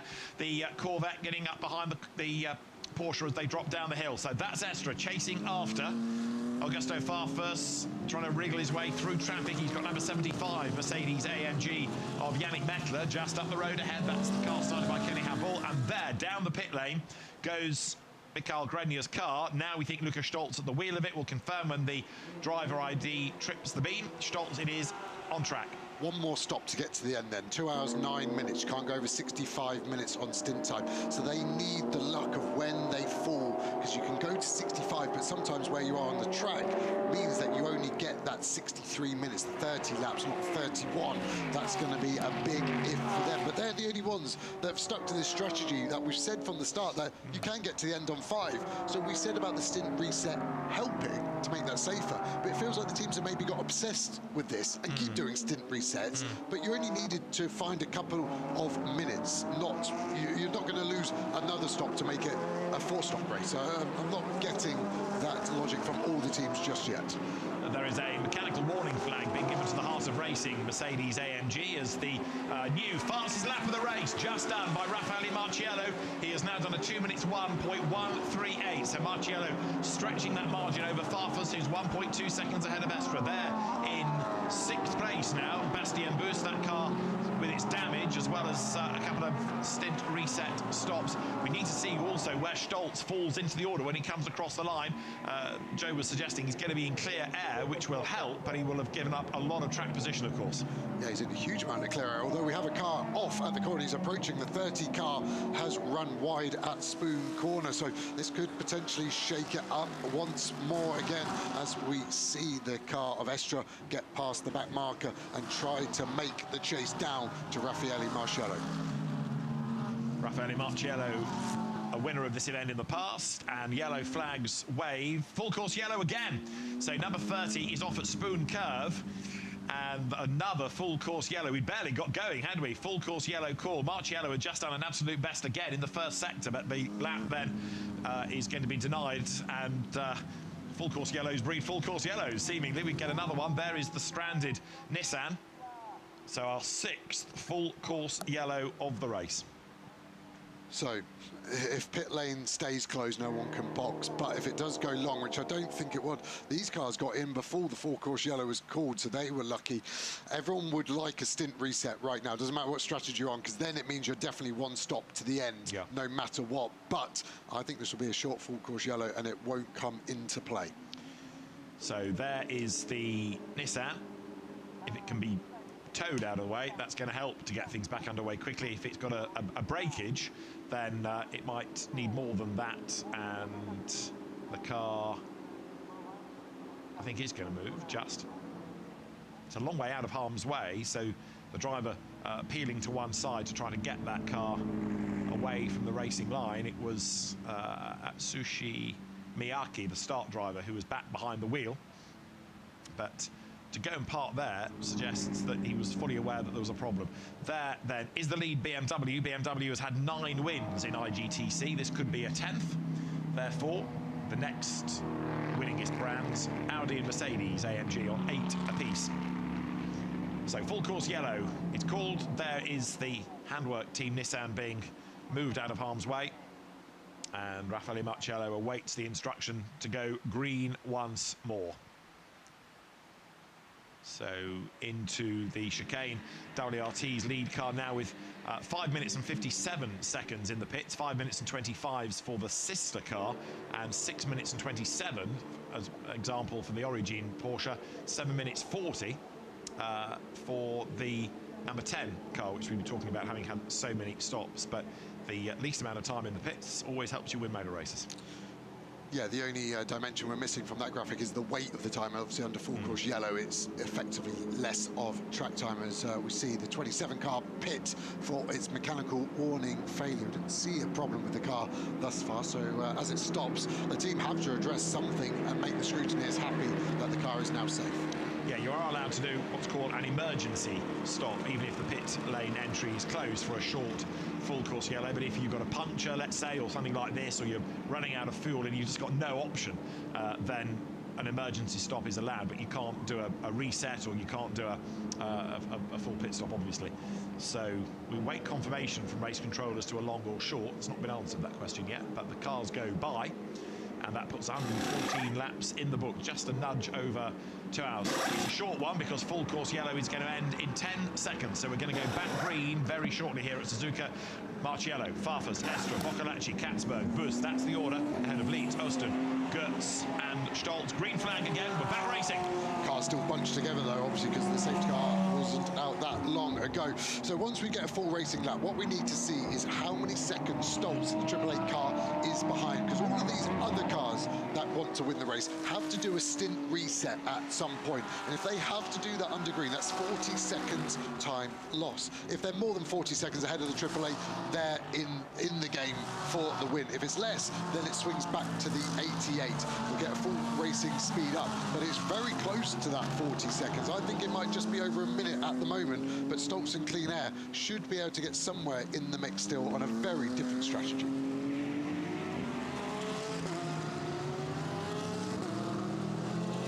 The recovering number 6 Porsche goes through. That is Bastien Boost back at the wheel of it. And in fairness, they've coped pretty well with all of that. It's not going to be an easy car to drive, but they've not hemorrhaged places, have they? Yet. Sounds like a shooting range, that 6 car now. There's an AK-47 going off in the background, and you know, the drivers will be just praying that floor doesn't fail and go underneath the car. That could be a failure. I wonder if that car is potentially looking at mechanical failure flag that would have to come in. Luckily for them, it's kind of under the radar, isn't it? Yeah, it is a little bit. It's under the car as well as under the radar. 33, by the way, another Porsche.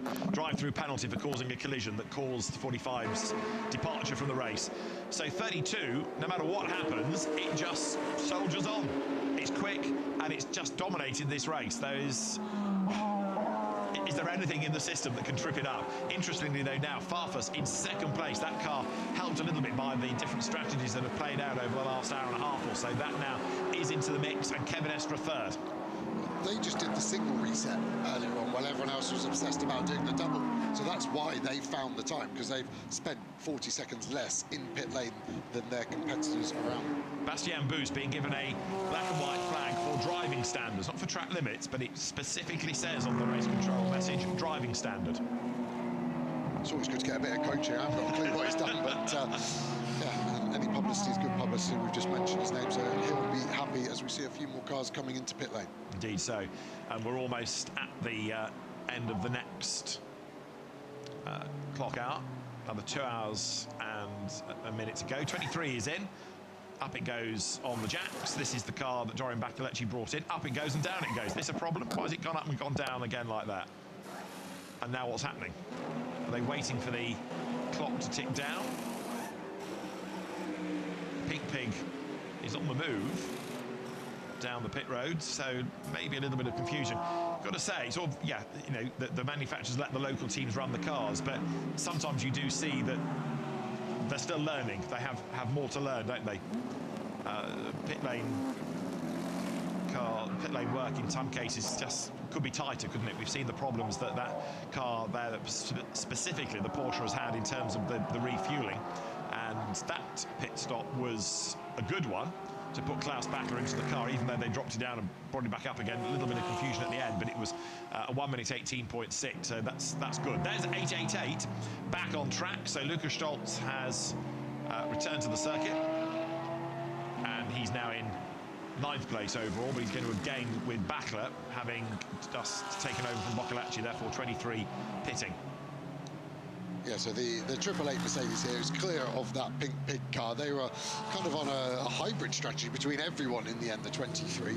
But this is an interesting battle, and Lukas Stoltz now able to pump in these clean laps. And the last lap round was the fastest lap of the race for this car, 202.2. He's just on a green sector 1 as well. So this will be heaven for Lukas Stoltz, able just to pound around at the pace he wants to. But it really is going to be after the last full service for all cars that we will know, especially this car. Will it leave the pit lane after its final stop with less than 65 minutes remaining on the clock? And maybe just to clear it up before it becomes an issue, the drive time in the final stint is to when the clock ends, not when the car crosses the finish line. So for example, if the clock goes 0 and he's still 30 seconds away from the finish line, that doesn't matter, even though his final stint technically is 65 minutes and 30 seconds. It stops when the clock hits 0. I'm with you.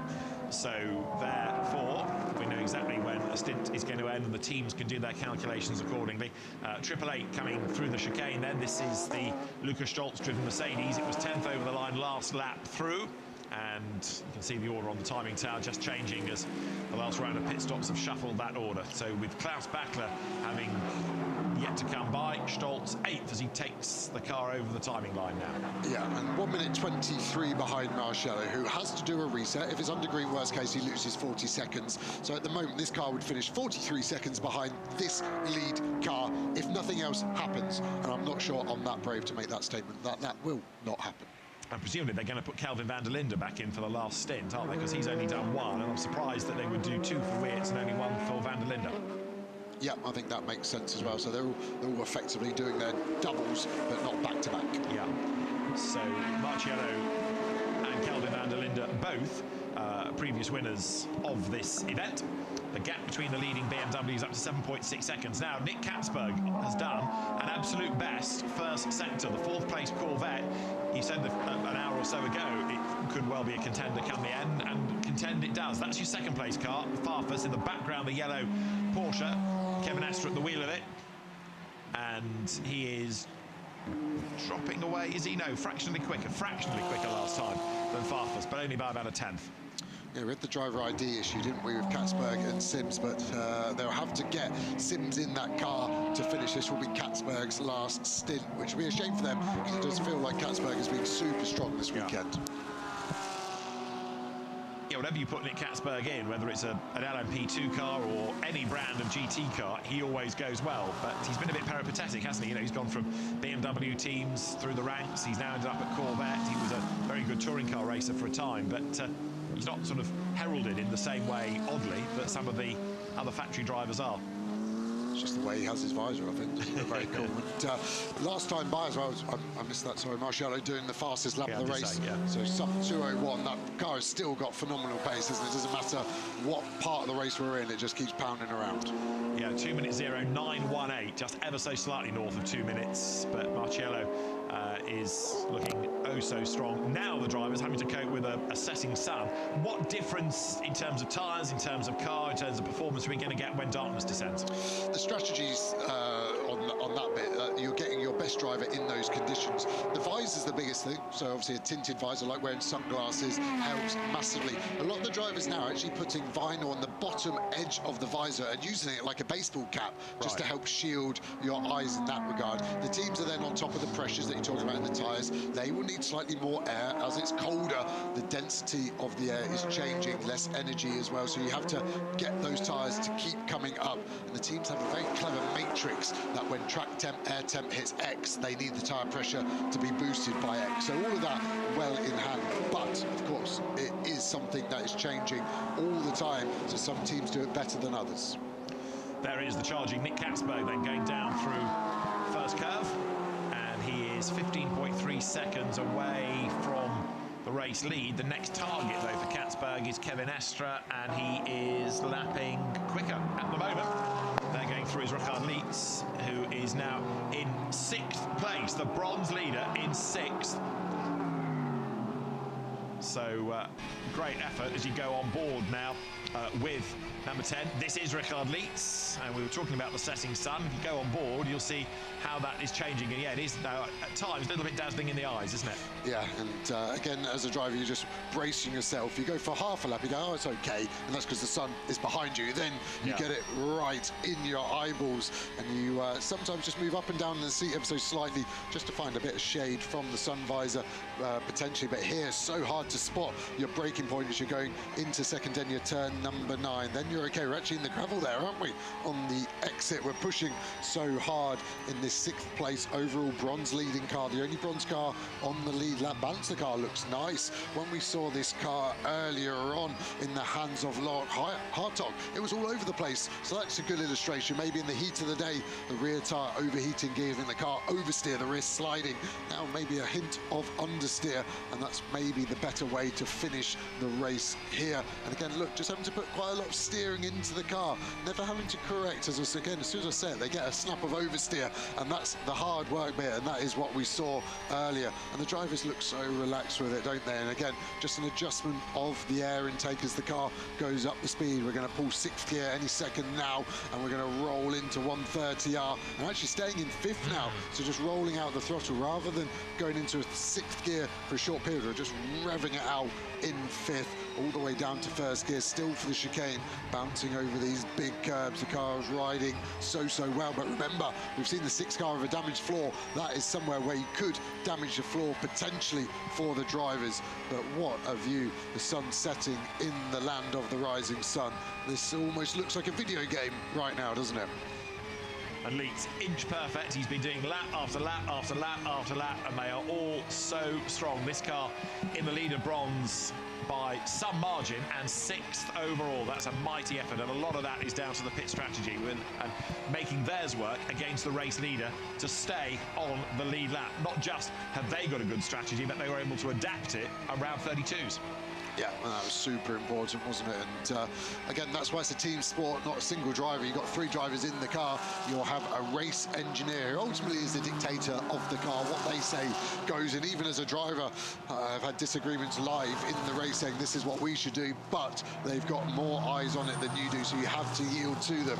And then you've got the mechanics doing the physical work in the pit stops. You've got a data engineer checking telemetry. You've got a team manager, and if you're a naughty driver, they're in race control, fighting your corner while you're on track, trying to get you out of a penalty. So these teams are operating at a high level, and to run a modern GT3 car, you need 15, 16 members of staff per driver, and per car, sorry. You can see the eyes of Leeds being lit up by the sun there, and he's deciding to keep the visor up at the moment. I actually think you can just see some spectacles reflecting back there for him. So Rickard Leeds accelerates uphill. Rather a very rapid Porsche driver in rallies and hill climbs. And Rickard Leeds was saying at the start of this year he was surprised to get the phone call from Porsche to say, right, we want you for another year, please come and do X and Y and Z, and another Le Mans class win. His 6th came this year. He's, as ever, just delighted to go racing. Great enthusiast, great ambassador for the brand is Rickard Leeds as well. And in 6th place he runs, then chasing after Bastian Boost. That's the lead car. Raffaele Macchiello is 9.5 seconds clear right now, and the fact that the car that's chasing is the sister car does rather make life a little bit easier, doesn't it? Yeah, you'll be able to just talk to the team all the time. Is Farfus pushing? Is he managing the tyres? You'll be able to work as a team, as a tandem, even though you're in 2 separate cars. And we'll get a feel now of how the balance is for this 32 BMW. He's able just to place the car right on top of the curbs, using more curbs than any other car we've seen. This BMW, obviously more of a touring car chassis than some of the GT cars, but with that you do get the negative of it being a big car. But this Evo has been a big step forward for BMW. A lot of the drivers on the previous iteration weren't happy with the balance of the car, especially under braking, whereas now this is beautiful. And again, just look at his eyes in the rear view mirror. He's got his visor quite a lot lower than Leeds, and that's just helping, I think, take off the sun, but so making the windows look dirty as well. That makes it harder to look through, and the car and the balance is just perfect. He's one of these drivers that's silky smooth, and you almost feel like it's going slow as an onboard, but it's just because he is absolutely bang on with every parameter available to him. He's not overdriving the car, and of course he's not underdriving this car. He's now the lap record holder here at Suzuka in GT3, having the fastest lap of the race, and this looks absolutely dreamland for Raffaele Marciello. It's almost like he probably feels like he's in a dream, and he's just going to wake up in some whiskey bar in Tokyo and ask himself, did that actually happen? Did we just win the Suzuka 1000 that easily? We don't know. There's still an hour and 50 minutes remaining. He's been a successful GT racer around Macau, the FIA GT World Cup winner twice. He's been a winner of the Nürburgring 24 hours, the Spa 24 hours, and of course he won this in 2018. So he's got a good pedigree. That was in the days when he was a Mercedes-AMG driver. Right now, Raffaele Marciello presses on, trying to stretch that margin. But this BMW that looked really, really good in qualifying. Marciello 0.4 of a second quicker. Quite often the BMW sort of plays it safe, doesn't it? Doesn't really stand out in qualifying, but bolts to the front during the race. Well, yesterday they showed in the qualifying session what they were capable of with that pole position. The sister car being 8th on the grid. Marciello fights the car through the Degner curves. He's got a bit of traffic just up the road ahead of him. Around the outside of the 33 Porsche he goes, drop down the hill now. And this is 33, this is the Volgas Porsche. The Volgas car drops another lap, but that carrying on in the race. I know we've had a few retirements of late, but largely the mortality rate has been good here, hasn't it? We haven't had too many mechanical dramas, and another lap on, you can see how that setting sun is a lot more of an issue in the eyes of the drivers now. That was how it was seen out of the front of Phil Kinn's Porsche.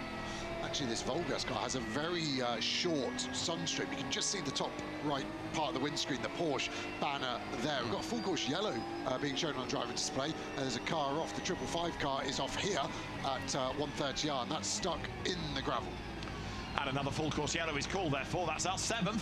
So they are coming in quick succession now. And full course yellow again. And 555 it is off the road. So did that get as far as gravel? Is that going to be a long or a short? We will see. The teams will be asking as 32 brings the pack through the incident zone. There, 1 or 2 teams getting ready. Should they be allowed to stop? And 51 is in.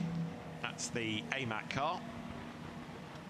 Absolute looking as though they're ready for a stop as well. So this is what the gamble, isn't it? You think, okay, the car is in such and such a place. That's going to be long, and we want to know for definite. So the question being posed, short or long. The teams might be told on the radio. There's also a messaging system. And car 27 has not been in for its black and orange flag issue as well. So that's being looked at as well. We understand there's some fluid dropped at 130R as well.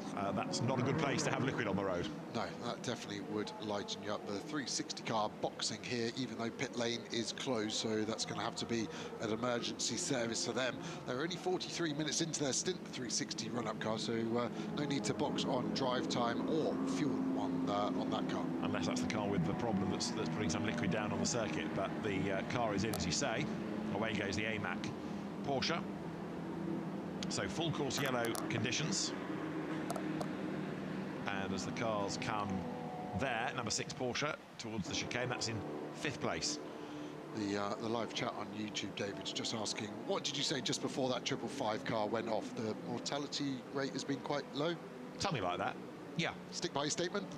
Yeah, because it's not a mechanical problem. It's okay. A driver error. Ah, okay. If it was a breakage that put the car off, I'll accept the flak. Okay. So if I DNF the car because of driver error, it's not actually a problem. We'll go with that logic. Absolutely right. Nice. Yes. Yes, it was a problem with the car because the car went off. Yes. I could have maybe kept a job a bit longer. I think we're pretty much on for a long stop here, aren't we? A long period, because the car's gone through the gravel. You've got quite a few heading into the pit lane as well. So oh dear, that's not helped it at all. The little vehicle set off and took bits of car, but not the entire car. It's just ripped the rear off, and that's done rather a lot of damage. That will not be popular with the team, as you see Dan Harper talking in the pit lane to Max Hesse, who's going to take over 31 potentially on the next stop. Augusto Farfus in it at the moment. Yeah, lots of drivers are ready, aren't they? And they're just waiting to be told, is this a long full course yellow? This is bad news for the AAA. They wanted a green race to the end, that Mercedes, on the very different strategy as that very expensive bodywork's discarded to one side. And again, the torque of that tracked vehicle. I need to find out the model, though. I need to buy one of those to make my wife very unhappy with another unnecessary purchase. But I love those, and I think we need them in European racing, in all honesty, because they speed up the recovery process. Yeah, absolutely. And it's not that we've not seen them before. I mean, you know, the televised coverage of motor racing around the world these days. It's not that European organisers have not seen them. There is 555 being hoiked through the gravel. Are we thinking a failure did put the car off, or is it just a bit hard to gauge now given the damage that's been done to the back of it? It's missing a wing pylon. Yeah. So has that missed because it's hit the wall, or did that fall off as it turned in? Spin, yeah, that's the unknown at the moment. The way it came in to 130R, I would get on my driver union defence and say it had a failure, because it's just a lift. It's not like it's a heavy brake, and I'd be surprised if there wasn't an external influence. I was also thinking that right rear looked rather flat, but again, that might be result rather than cause. So the car is out of the gravel, and we are coming then down to chicane in the case of that last pack of cars. The brains trusts in the garage is trying to work out exactly what they need to do with their car to get it in as quickly as possible. And down they come. So it looks as though we are going for a long full course yellow here, because the pit lane therefore is opened, and you can see the teams taking advantage of that. Yep, so now everyone is getting to the end on one full service. After this, they can do it happily, so that solves a lot of issues for people there. 86, 10-second penalty for a short pit stop. And 23 is ready to go. That was losing time with pit stops earlier on, but it's pace, keeping it in the top 10. Renault Porsche has also been in ahead of it. That's the leader. 86 that you're talking about with that penalty. That's the Origin Porsche that was in the gravel early on in the race. Kerong Lee went off the road in that first stint. He was our first full course yellow. So teams reporting that they're doing non-refueling pit stops here. Into the pit lane comes the race leader. So this is 32, this is Raffaele Marciello, and a driver change to put Kelvin van der Linde, and that presumably will be him in the car to the end. He may have to make another stop, but he is going to go to the end. He should do another stop, shouldn't he? Because you can't do 1 hour and 43 minutes when your maximum's 65 minutes. So he'll have to come in to, if nothing else, do a reset. But a driver change happens now. Yeah, the BMW's good on fuel, but team takes 72 minutes maximum on that one. Was the information they told me, so I'm sure that's wrong. And yeah, Kelvin's got plenty of his drive time remaining as well. 3 hours, 15 minutes maximum. He used 65 minutes of that at the start of this race, of course, so he can go double. Farfus boxing behind as well. So WRT sticking on their strategy.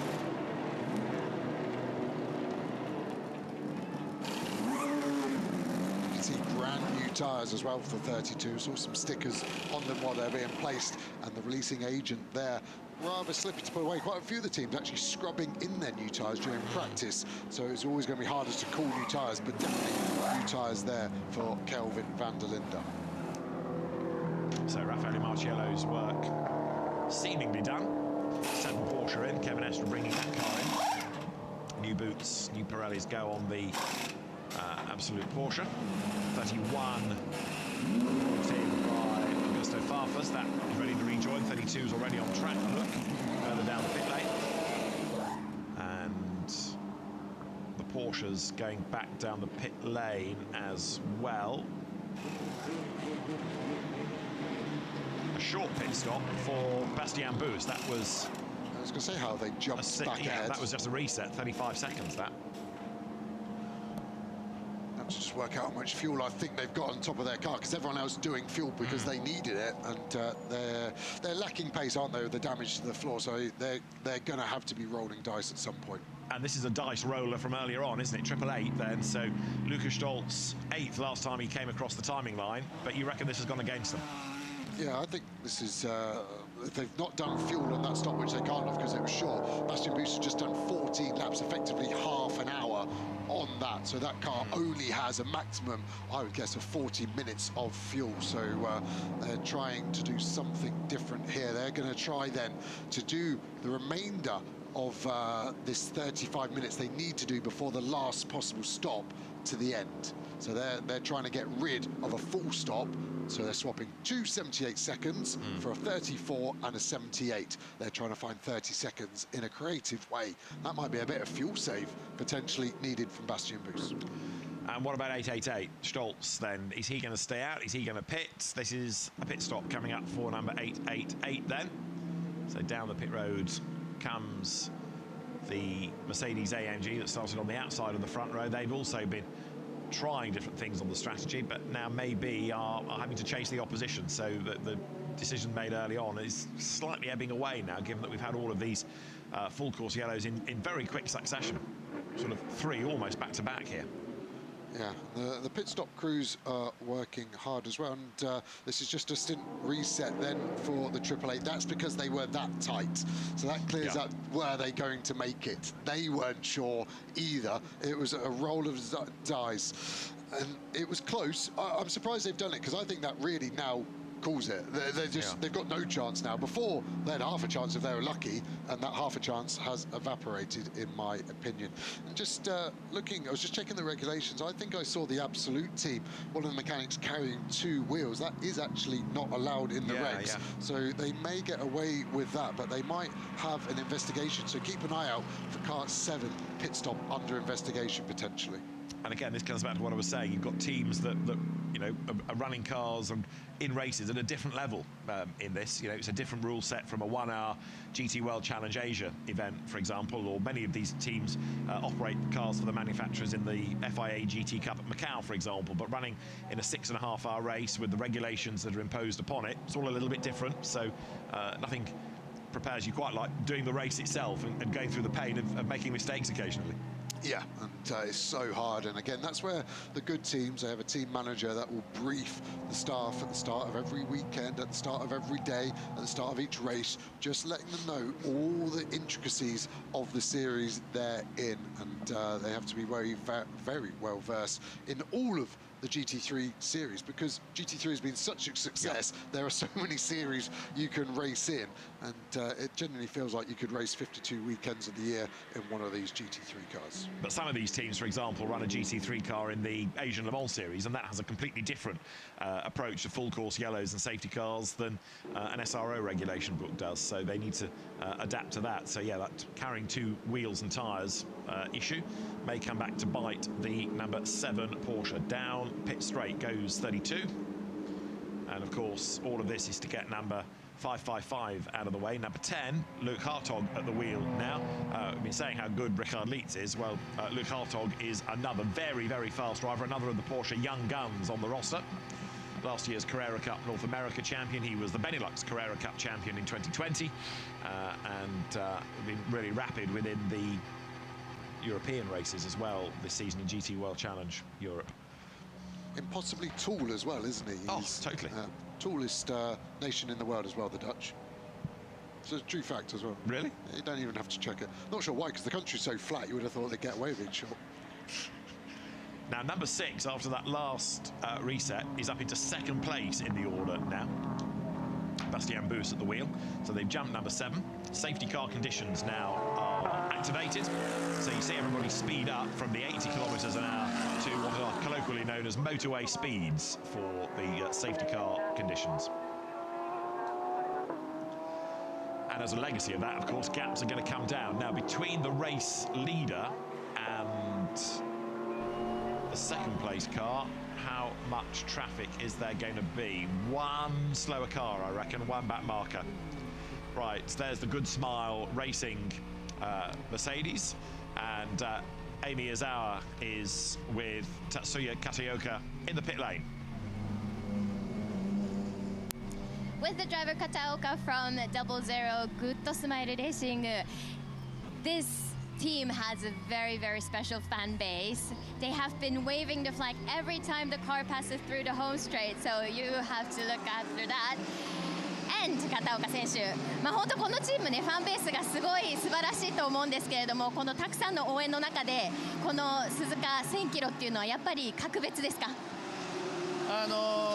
もちろんね、普段もたくさんのファンに応援してもらえるんですけど、やはり世界の強豪たちと、いつもとやっぱ違う顔ぶれの中、そしてこう違う、いつもと違うピレリタイヤを使って、やるレース、非常にその自分たちも難しさがあって、その難しさが一つの刺激になりますし、いつも応援してくれてるストレートで大きいフラッグをね振ってくれてる人も、自分が走ってる2時間毎ラップストレート来ると振ってくれてるんで、ちょっと苦しい展開ですけど、やっぱそういう応援見ると頑張んなきゃなと思うんで、非常にこう乗ってる方も盛り上がってきますね。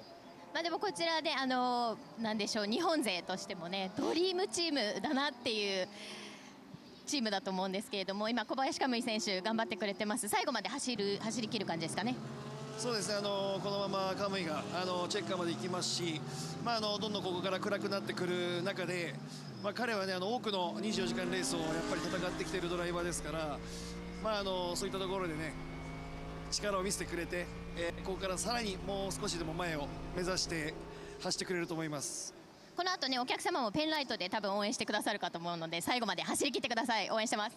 はい、ありがとうございます。とにかく目いっぱい頑張りますので応援よろしくお願いします。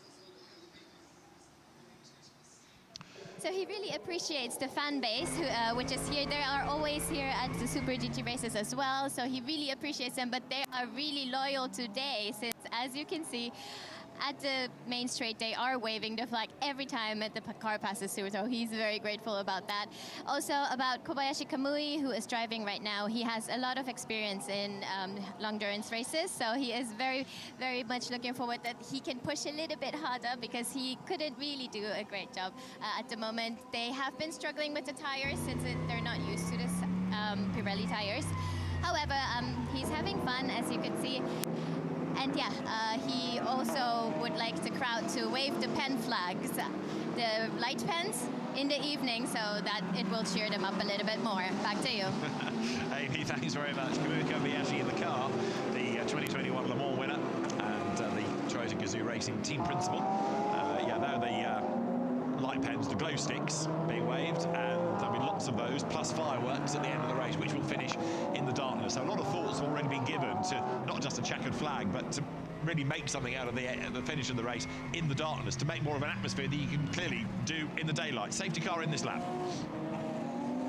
We haven't got any planes coming in on their final approach. We have a couple taxiing into the main grandstand there on the pit straight. But yeah, again, just a great spectacle. And I've said it already about the Japanese race fans, but the rest of the world needs to up their game to match their enthusiasm for it. And it's been a brilliant event, and again, SRO understanding that it needs to be more than just a race. The fan interaction is absolutely brilliant, and if you are at home now, the SRO GT World Challenge app's a great place as well to be able to follow all the live timing as well. It gives you so much insight to what's going on the track during the pit stops as well. It makes it much easier to follow, and the safety car is coming into the pit lane this lap.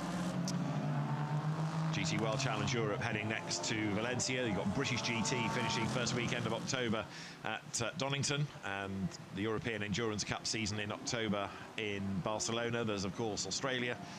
There is America. There's the Asian Championship coming to its close on the new purpose-built street circuit in Beijing in mid-October. So lots more SRO GT racing. And then you get to December, and it kind of starts all over again, because that's when SRO brings the GT3 grid to the Asian Le Mans Series, and the 26 season starts at the end of 25, 2 weeks before Christmas, or 10 days before Christmas, in Malaysia. Safety car then is in this lap.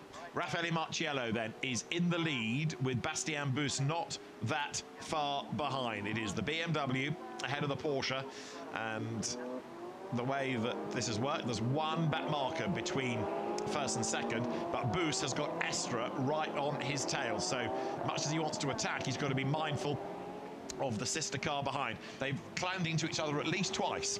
Yeah, and not to give Busse an excuse, but he didn't change tyres, and he's got that damage on the car. This is going to be really difficult for the 6 car. They are almost fighting with one arm behind their back as Marciello backs them up. Every restart we've had, the hammer has been dropped just before 130R. Where's the 32 BMW going to go? He's still holding speed as these cars are stacked up behind.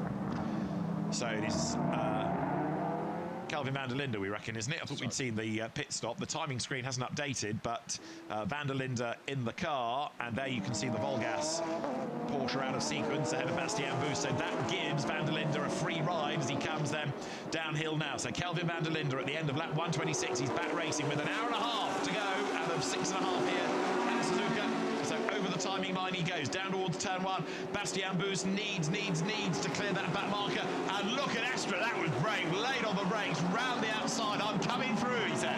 He had to assume the 33 was going to stay out the way. 33 car doing a very, very good job, I've got to say there, of Dan Arrow. He read the situation of the importance of this race and just rolled out of the throttle. He's got Hesse and Katzberg as well to let through at some point. I think this could be a 4-car battle, because I don't think Busse is going to have the pace on these old tyres, because they just did a stint reset, not full service. He needs to full save potentially to get to the 65-minute remaining point to get to the end of this race. They've rolled the dice to get track position after doing stint resets earlier on, and remember the floor damage on that car. You'll hear it flapping away past some of the cameras. So Estra now needs, he wallops the curve there to get up and past Busse, but that hitting of the curve, that was a real whack, and that's delayed him. Look, he's lost a couple of lengths, so he got a slightly wrong line into the second deck of the curve, thumped the curve, dropped back a little bit. I was going to say he needs to get past Busse before van der Linde starts to build up this lead. The car might feel rather different to Kelvin van der Linde now. He's been out of it for quite some time, but Estra hemorrhaging 2, 3, 4 lengths after that moment. Yeah, it's a huge moment there while the tyres coming up to pressure. Katzberg now past Dan Arrow, and that's the other Porsche. Is it Harry King in it again? No, it's Sven Muller now in the 61 car. Another part of that Spa-winning IGTC lineup. And Sven Muller, we've got very excited about in British GT this year. He's been a real asset to that grid, that's for sure. He's been elbows out at every opportunity, hasn't he, Sven Muller? So you rule him out at your peril. Right, Estra coming back at boost now. Healthy Porsche versus slightly hobbled Porsche. Hesse fourth in for Farfus. That's Katzberg in the Corvette running in fifth. And sixth is 77, Max Goetz in the Craft Bamboo racing car. That has quietly gone about its day, hasn't it? With some good strategy in the pits there as well, and that is in the mix in sixth place. Yeah, it really is. And Max Goetz, what's he got underneath him now to take the fight forwards? And he's the lead Mercedes after 888. Strange strategy calls, and Boost has rolled out of it. Yeah. That is a Porsche factory contract being offered to him. Let the faster car through. Different teams, both Porsche factory drivers in that one. And it's a healthy car. That's got a better chance, hasn't it, of going after the lead BMW. So one fewer stop, in fact, done by the number 7 Porsche. You mentioned Dan Arrow getting out of the way on the resumption of the race. That car's copped a 10-second time penalty for speeding in the pit lane, by the way. And there you've got Katzberg almost onto the back of Hesse now. But look, Hesse's just checked out, and he is on a mission. This is his chance to do something about Van der Linde, anything about Van der Linde for the race lead. Yeah, and then is Boost going to try and hold up Hesse and Katzberg as a rear gunner for Estra? And again, he smashed the curve. That time it was Boost, wasn't it? We saw Estra do it before, but that car is not healthy. The floor still flapping away. It will be hanging on for dear life. There will be normally 12, 14 bolts holding the floor on the leading edge. It must have lost 3 or 4 of them. Is it going to keep losing them? Are we going to see a big bit of bodywork come off this pink Porsche? Let's see then. So Bastian Boost under attack from a BMW. Lights are flashing. Max Hesse right up behind him as they come to Spoon Curve. Boost defending for all he's worth, but the danger is that if one gets past 2, maybe 3, even though one is not on the lead lap, and then that really puts the tin hat on that Porsche. It can't come back from there with the damage. It's losing places. We know it's on old tyres. We know it's got the damage, but if it loses places now, it's never going to get them back unless there's a problem. Damage on the back of the Farfus BMW as well, I notice, and you can see the floor flapping as they come into 130R. Boost, to be fair to him, is doing a very good job of trying to hang on in there. He's making it much harder for the non-Porsche opposition than he did, of course, for Kevin Estra, but he's managed to hang on in there, at least for now. Equally, Hesse has got to be mindful of Katzberg behind him, so that takes the pressure off Boost a little bit. Look, coming out of last curve, the gap had stretched slightly, so Boost in a straight line is okay. By the end of the pit straight, let's see Hesse trying to close, but Boost, at least for now, is okay. Yeah, he seems to be doing a good job. Yeah, the damage on the rear left, that BMW, we haven't spotted that. Won't be too performance limiting. It's actually an argument sometimes to lose the bodywork behind the rear tyre. Actually lets the air escape quicker. You have to have some form of bodywork there from a legality perspective. It's not top of the race, all is fair. And look at the pace of Katzberg. He's going to get frustrated, I think, here with Hesse if he doesn't get the job done. And we've seen contact a lot of the times with the front of these BMWs. They're long cars. The driver's sometimes struggling to know where the front bumper is. Is Boost going to get boosted out the way? Let's see. He rides the curve, and a big moment for Farfus that almost gave Katzberg the chance to challenge. What is it in these last few laps of the Degner curves that are making people get so erratic and so curb happy?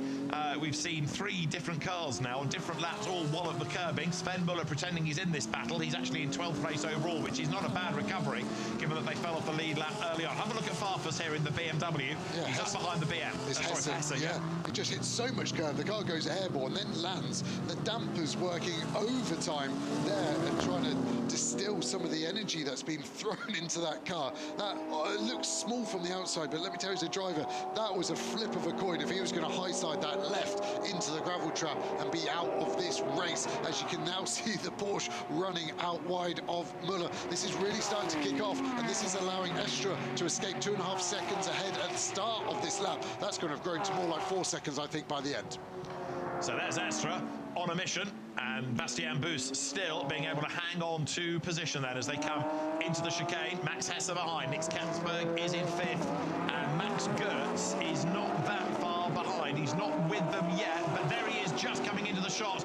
Ignore the Porsche at the back with all due deference to Sven Muller. He's not on the lead lap, but the other one to monitor is 7 77 in the background that's trying to be part of that battle pack. Yeah, we just haven't mentioned it really. We said it was strong, but suddenly pace looking good as the sun sets here. And you can also see the Porsche, Loic Hartog, sorry, the leader in bronze, of course. And interestingly, where the safety cars have fallen, it's brought some of the other bronze class back onto the lead lap, hasn't it? So suddenly that class that was done has swung the other way. And Alfred Renauer is not too far behind, so is Verhagen in the bronze class car. Those bronze backgrounds on your timing tower illustrating that. So we've got a class battle raging as now look at Katzberg trying to get down the inside. That becomes the outside. Is Muller just going to get involved in this party, or is he going to be a gentleman?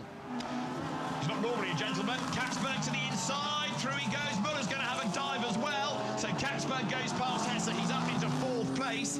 And Max Gertz trying to get on the lights there to tell Muller to get out of his way. Up to the hairpin they come again. This takes some of the pressure off Bastian Buus.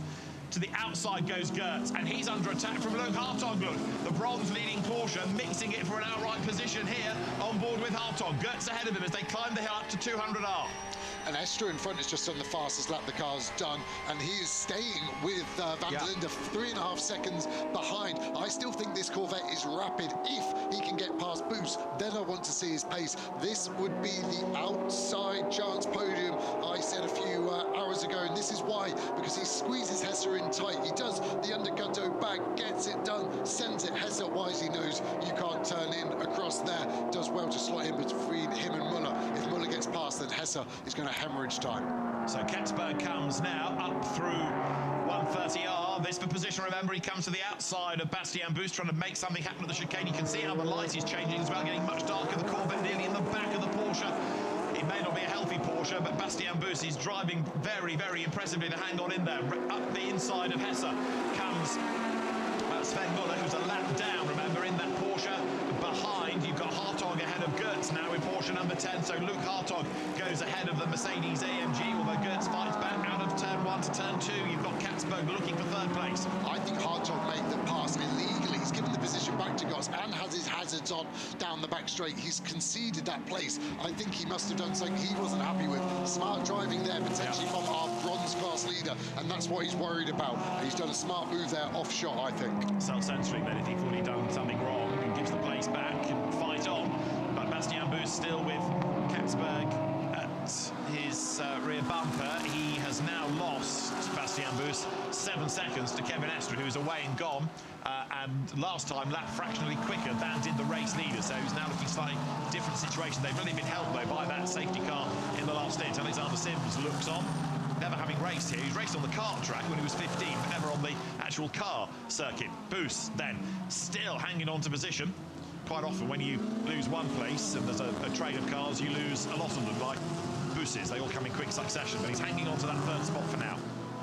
He's conducting himself well, isn't he, at the moment? And Alexander Sims, I think, will be getting in for the final stint. I think Katzberg hasn't got enough drive time remaining to get to the end. We said what a quirky character is. Has been a teammate of him, raced against him. Very, very quick driver in Alexander Sims. And what has he got? This is a potential podium for the Corvette. He just needs to take his time now, Katzberg. Weigh up the options of where Buus is at his weakest. It seems to be in Sector 1, the high aero corners, the floor not performing like it should, and it's hurting the aero performance of the 6 pink and white Porsche. Nose to tail they ran out of 130R.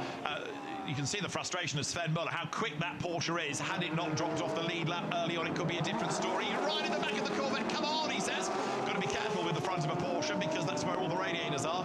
A hit doesn't help you at all, often punctures the radiator. Over the line goes then Bastian Buus, hanging on to 3rd place. Lead gap 3.8 seconds quicker last time was Van der Linde, unleashing the BMW again. Katzberg trying every which way round the outside at turn 1 into turn 2. Does it work? Not in the corner, but he'll have the line for the next if he can just stay alongside. The road should come to him, but Buus is ahead for the first part. The second part of the S's. Really good defensive driving this by Buus. He made with a cork in the bottle, but he's doing a grand job. Sven Muller a lap down, getting in the way really of Hesse. He'd overtaken the BMW. It was his legit to do, but it's not helping the BMW driver at all. And then behind the pair, you've got Götz and Hartog, Mercedes-AMG versus Porsche. Bastian Buus then in the world's widest Porsche, hanging on a position, and Katzberg now having to try to stave off the lapped Müller Porsche. The world's slowest Porsche with the floor damage, with the old tyres. Boos has got nothing. He's the slowest car of the field. We're going to have the remaining field bunched up behind him soon.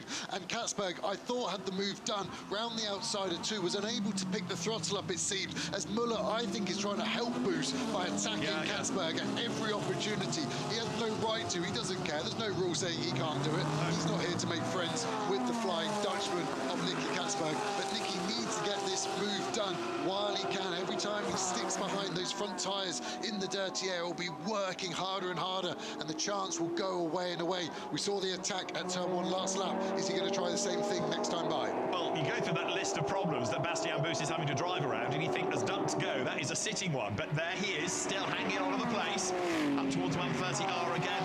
Again, another illustration of the relative pace of 31 BMW. Hesse losing places, not being able to stay with the cars that have gone ahead. So Katzberg thinks about another dive, this time on the inside into the chicane. Elbows out, he's finally done it, but he goes deep into the corner, scrabbles through the right, the left.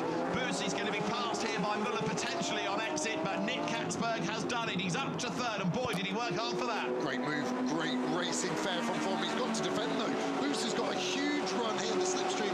The Porsche being super effective. Katzberg, has he been caught napping there? He almost gave the inside to Boos, who backs out of it. Sparks flying on Katzberg. Has he got damage? The front left definitely lower than it should be there for the Corvette, and now Boos alongside. Oh, a bit of head and shoulder, and Katzberg run out wide over the curb. That means that Hesse is going to come past him, so Katzberg losing a place, then he loses another place. Rather than Boos dropping them, it is actually Katzberg, 1 up and 2 back. Müller was also wide into turn 1. That's how Hesse managed to get back into the frame. So the BMW is ignited again, but Katzberg may be with an issue. Car looks okay, just as it went through 1, the sparks coming from the front left corner. Uncharacteristic for the Corvette, and it then understeered at the same time, alluding that there wasn't much front grip for that car. I thought the move was great, didn't see any damage. What I loved about Katzberg is he flashed the brake lights through the left of the chicane to say, Boos, I'm going to have a break, but I think he gave it the minimal of pressure just to get the lights on, and actually no retardation from the brakes. Very smart from Katzberg, but then it all unraveled. I'm surprised he didn't defend into 1, and then I'm surprised he went so hard in. Car looks okay, he's got to do it all again. Is there an issue creeping in there which caused him to go deep into the corner and have to brake a little bit later, maybe? So the Corvette goes through. Sven Müller still matching them for pace, but a lap down. Sven Müller is in 12th place in that car that is running in Pro, even though you've got Adrian De Silva, a bronze-graded driver, within it. He did his work early on, so the cars now climb the hill out. This is the mistake that was made, in a sense, by Katzberg. This is the move first of all, but let's see, as he came through on the inside, went slightly deep into the chicane. Just watch the flash of the brake lights you see there, and that stopped Boos getting the run. But then the slipstream for Boos was so strong down this pit straight. I was just looking to see, as the move was made, whether there was anything that would have made the car look low, as you suggested at turn 1. Nothing apparent, even though he did go in deep and maybe just ride the curb a little bit. So Katzberg gained the place, but then lost 2 in this corner. And so now Bastian Boos back up to 3rd, Max Hesse back up to 4th, Katzberg back down to 5th place. 6th is Gertz, 7th is Hartog, and Lukas Stolz is 8th. Now 9th is Renau, and 10th Klaas Backler in the Pink Pig. Have another look at this of Katzberg. Yeah, so the spark's flying, and then he goes in deep. But I actually think what's happened, he's gone in too hot. He's had to stay on the brake hard to slow the car down, and that's why the car's bottoming out, because he's trading the brakes so hard. I think he outbroke himself there, distracted with Boos in your road car, and you end up in a ditch. And luckily, Nicky Katzberg keeping it relatively clean. Alexander Sims offers a thought or two of that. And in the meantime, Bastian Boos now is going to be under attack from somebody different. Now Max Hesse will have a go to get past him. So he's had to fend off Katzberg for many a long lap. Here comes Müller again on a charge. Katzberg tries to get past the BMW, and Sven Müller tries to get up round the outside, and he's the one that's run wide. Here is Gertz, and he's being attacked by Hartog. So Müller gets shuffled back in the queue. Pesky left car, get it out of the way. But in the meanwhile, Luke Hartog all over the back of Max Gertz as they come towards Spoon Curve for the 134th time. An hour and a quarter to go. You're told as a kid in karting there's no future on the outside. Physics at play there. Nicky Katzberg not having any of it. It could attract a penalty because he has just eased him onto the grass. But I like the old school nature of motorsport. The outside, the physics win. You let it go and you race on.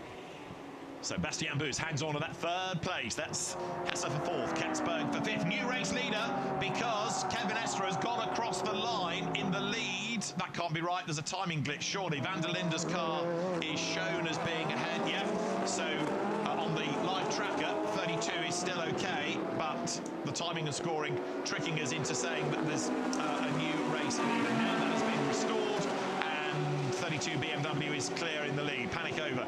There it is, but it's got a transponder that's not playing ball properly. So manually the timekeeper's now having to put it in. 3.8 seconds the margin, and actually the gap stretched last time. So the transponder may be on the blink, but the car's pace is absolutely good. So Kevin Estre was briefly shown as the leader, but in error because of this transponder glitch. But he is still chasing in second. We have, as I say, this live tracker in the booth where you can see the position of every car on a GPS map, and behind number 6 there's virtually the entire remainder of the entry because the line is getting longer and longer and longer every lap as Bastien Bus hangs on to that third place. There's the second place Porsche chasing the lead BMW, but then almost everybody else on track is stuck behind Bastien Bus. Do you remember the Nokia game Snake? That's how our timing screen looks now. You're right. There's a huge train of cars. It must be 18 cars stacked up behind him, and Bus must just have the most burnt retinas ever. His mirrors would just be full of the brightest headlights in the existence of the universe right now, and he is just hanging on to everything he can do, and it's a podium position for a car that has no pace. I still think he might have to fuel save. He can't pit for another 8 minutes, otherwise he would have to do an extra stop for no reason. So they've got to make this car go to 65 minutes remaining before they stop. So out of Spoon Curve comes Bastien Bus, the busiest man on track. This is the line of cars behind. You can see it's growing and growing and growing all the time. Here is Bus then coming up towards 130R this time around. He's still under attack from Max Hesse, and then you've got Katzberg running in 5th place as they make that run through the left-hander up towards the chicane. Lap 135 done by the race leader, and the gap creeping up again. It's still advantage BMW as that's Katzberg up the inside for 4th of Hesse. He goes through on the inside line, pulls that move again, and Hesse now almost falling prey to Gertz as they come once again out of last curve over the line. Bastien Bus then still persevering as best he can, and he's doing an outstanding job in 3rd place. Just what if that car didn't have the floor damage? That car's been quicker than the 7, the Estre-driven car right now. That car could be in second. That car could be matching the pace of Van der Linde. I feel sorry for the Origin team. The Porsche teams knew it was going to be damage. Here's Katzberg sending it on Hesse. Great move. He was a long way back, actually. He must have been a car length behind before they hit the brakes. Fair driving by both. And Katzberg is the man that seems to be able to do something about the cars around him. But he's got to do Bus yet again. What this also is doing, in a sense, he's making it a 2-horse race, isn't it? Because Bus now is 20 seconds away from the second place car. Everybody else is further back than that. So even if they can get past, they've got a massive amount of time to make up. So it's making it Van der Linde versus Estre, really, for the race leader. That gap is just creeping up lap by lap. It's great to watch all of this for 3rd, but in the grand scheme of the overall outcome of the race, with an hour and a bit to go, they're losing time lap by lap, corner by corner, by being stuck behind Bus. It's making it harder to do anything about the leaders. Yeah, it's almost like Bus is guaranteeing himself a lifelong Porsche factory contract, isn't he, with the job he has done. He rolled out the throttle to let Estre go. Now Estre 20 seconds up the road. Whatsoever the pace is gone. I just worry that floor's getting worse. Last time out of this next corner at Spoon, I thought I could see the rear diffuser now flapping around from behind. So that car has been nursing this damage for a few hours now. Hopefully it can make it another hour and 10. Now there's been one driving standards flag for number 6, and there's another, say, black and white flag for driving standards for number 6. That's Bastien Bus. So the way that potentially he is defending is attracting race control's attention. The lead gap is down that time, by the way, 3.5 seconds between Van der Linde and Estre. Here comes the battle pack for 3rd up towards the chicane. Bus versus Katzberg. Take 2. We've done it once, and we saw the outcome. Katzberg good again through the chicane. Onto pit straight they come, absolutely nose to tail. Right there behind them as well. You've got the BMW of Hesse, you've got the Mercedes of Gertz, and you've got the Porsche of Hartog. down towards turn 1 then. Let's see which set of headlights turns into the corner first. Side by side, Katzberg on the outside line. He's tried it before, it didn't work. This time he tries to get in the undercut, taps the back of the Porsche. That wasn't deliberate, but he's on the outside line for the next part of the circuit, which is the approach to the S's. He's got the inside for part 2.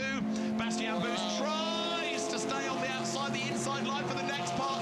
Bastian Buus, brave stuff. Katzberg's got the inside. The final part of the S's will go the way of Buus if he can stand his ground, but he can't. Katzberg has done it, and that might open the floodgates for the rest of them to come past Bastian Buus. Brilliant racing. Nick Katzberg deserved that. There's Hesse, he's gone by, finally. He's done it, and this is where, as I was rather fearing, the floodgates have opened. Buus now losing a couple of places in quick succession.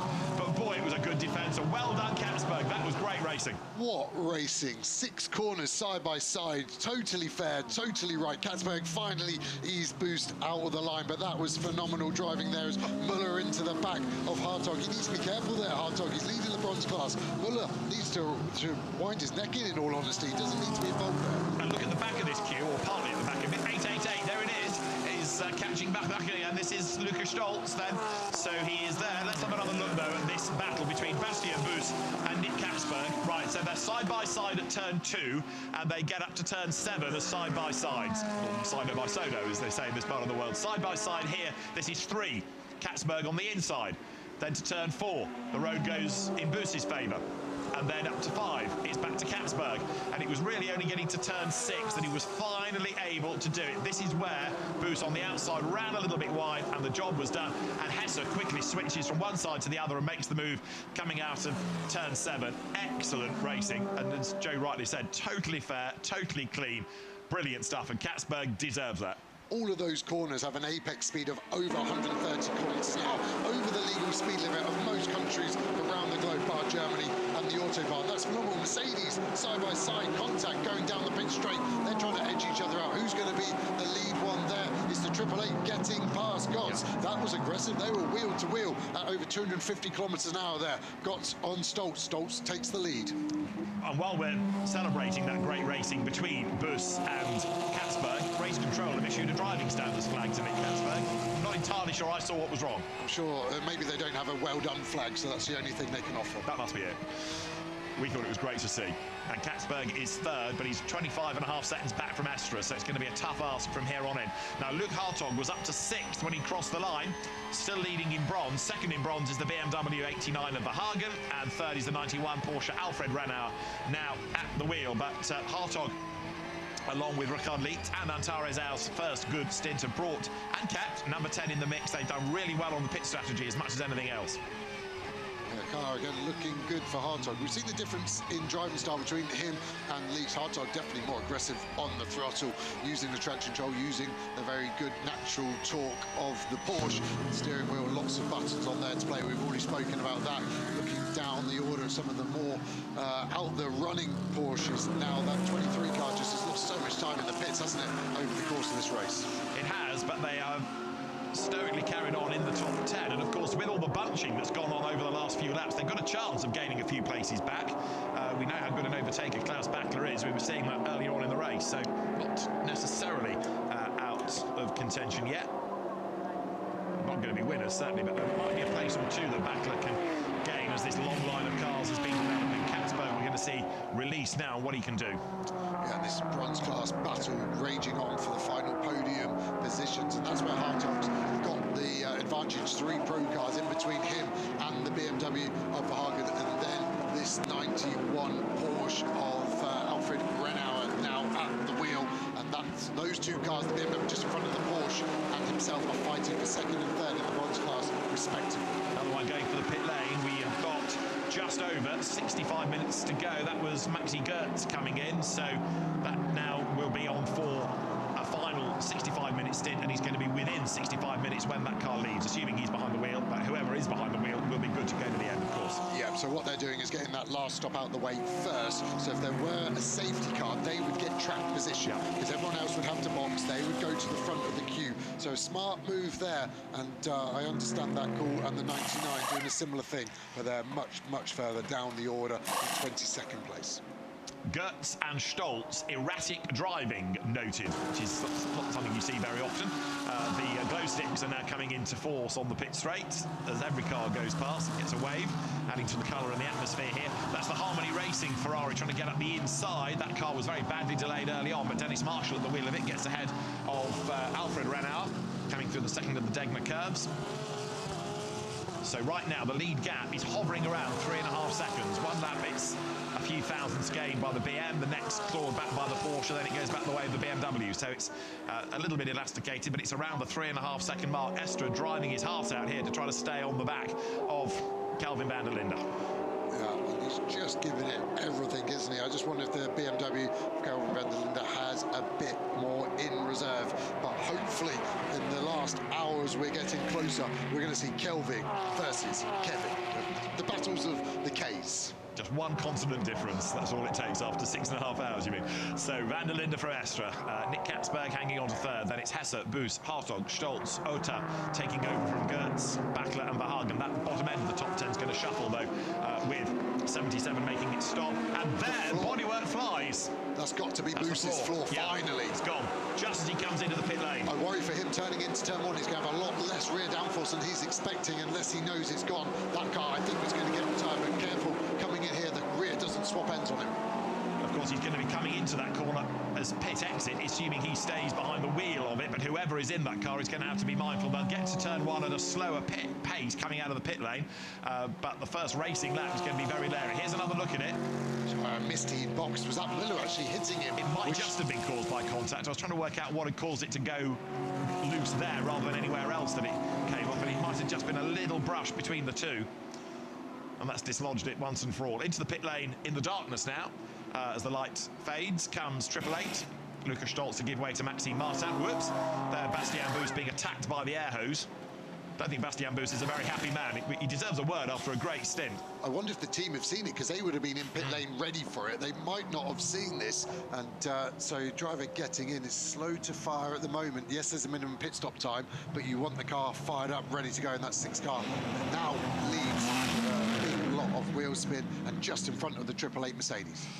Yeah, some of the mechanics will be on the pit apron. The engineers, no doubt, in the garage would have been looking at the pictures, certainly, and will be able to alert. So who is put into that car as it goes down the pit lane? We'll see in a second as the driver ID will flick and the headlights come down towards turn 1. Also, you've got Maxime Martin behind in 888. It says it's Boos still, but it can't be. You saw him walk away. Yeah. I think it will be Laurent Heinrich, who's been the fastest driver in that car. I'm sure they would have saved him to last.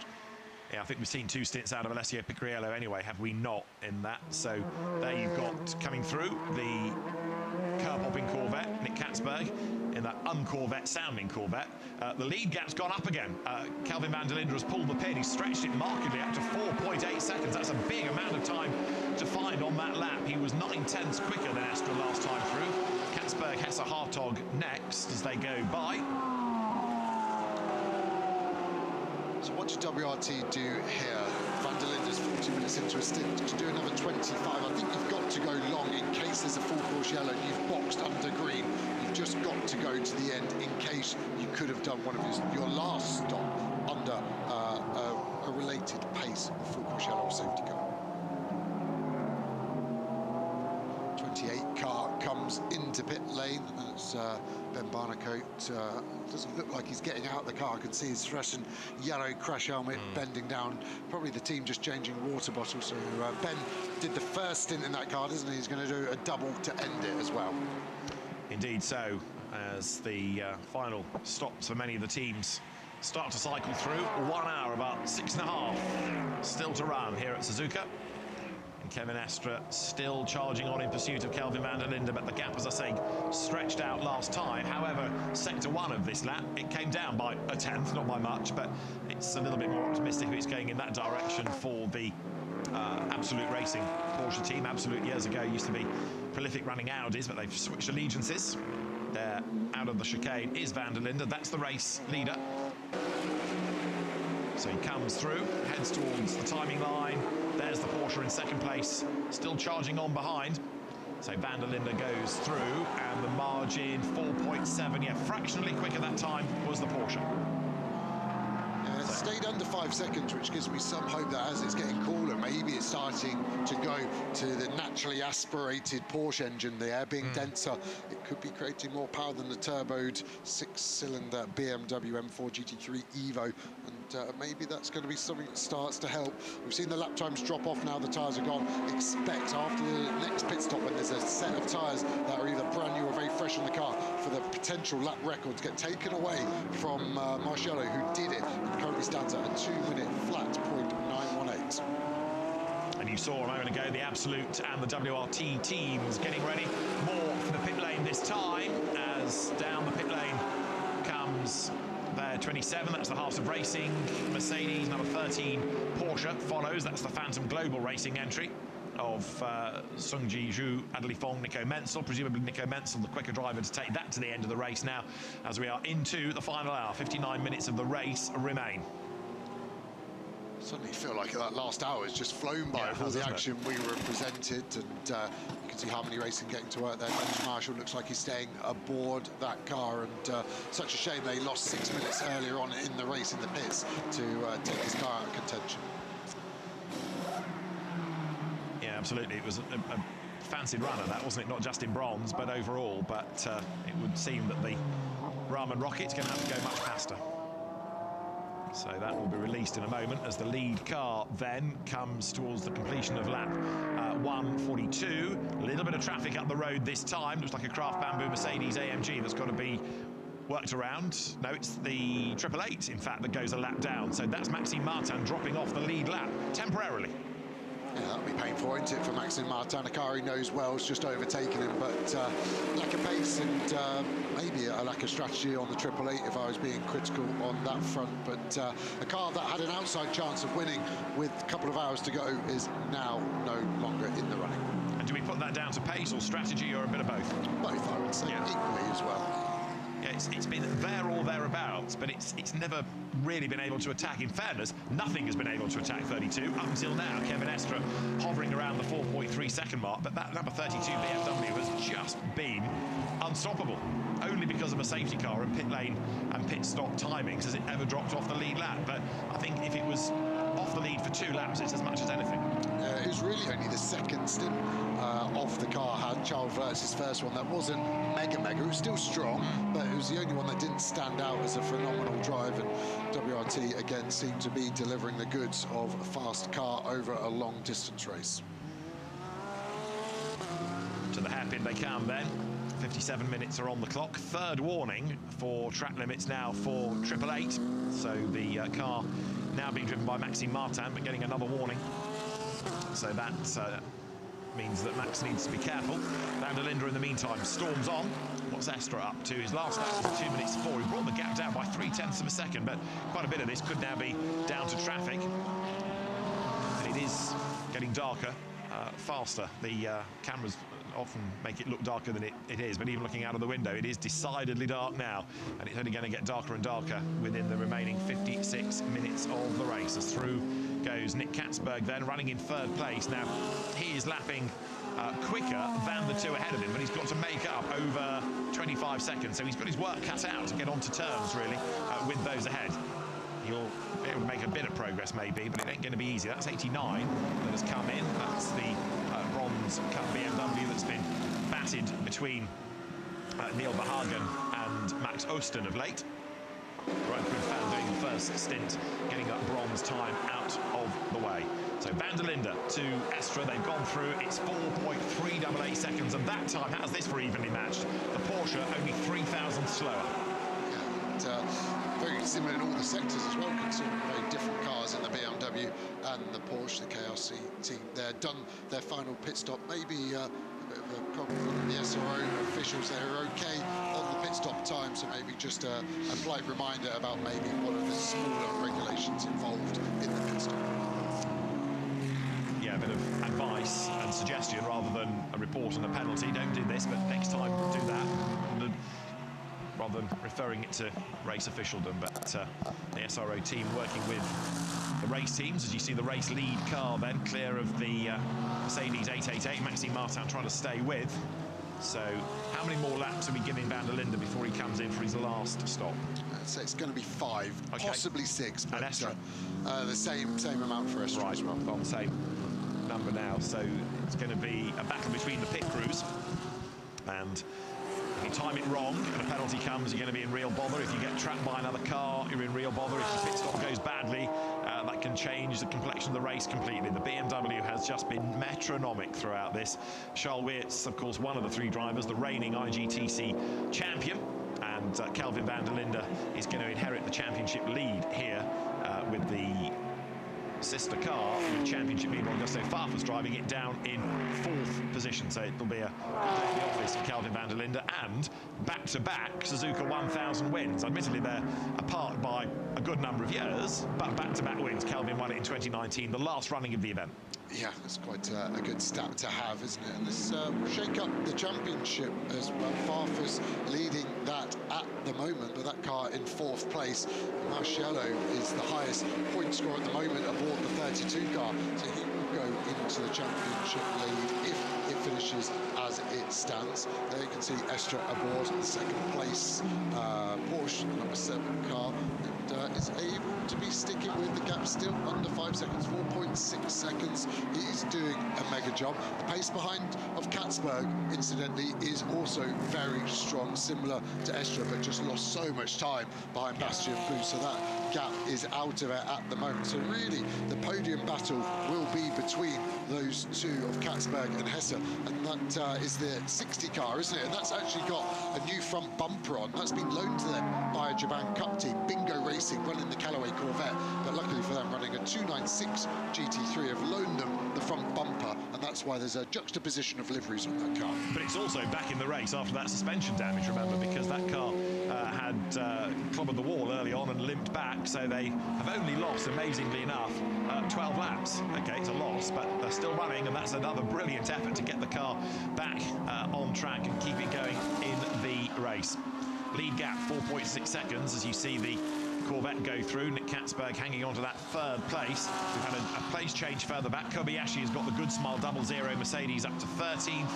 Kanemaru has got the Team Gojigan Nissan up to 16th place. It was Laurin Heinrich, by the way, that took over number 6, and that car 7th in the order. Klaus Bachler in the Pink Pig is 6th, but we've got a few final pit stops still to cycle through here.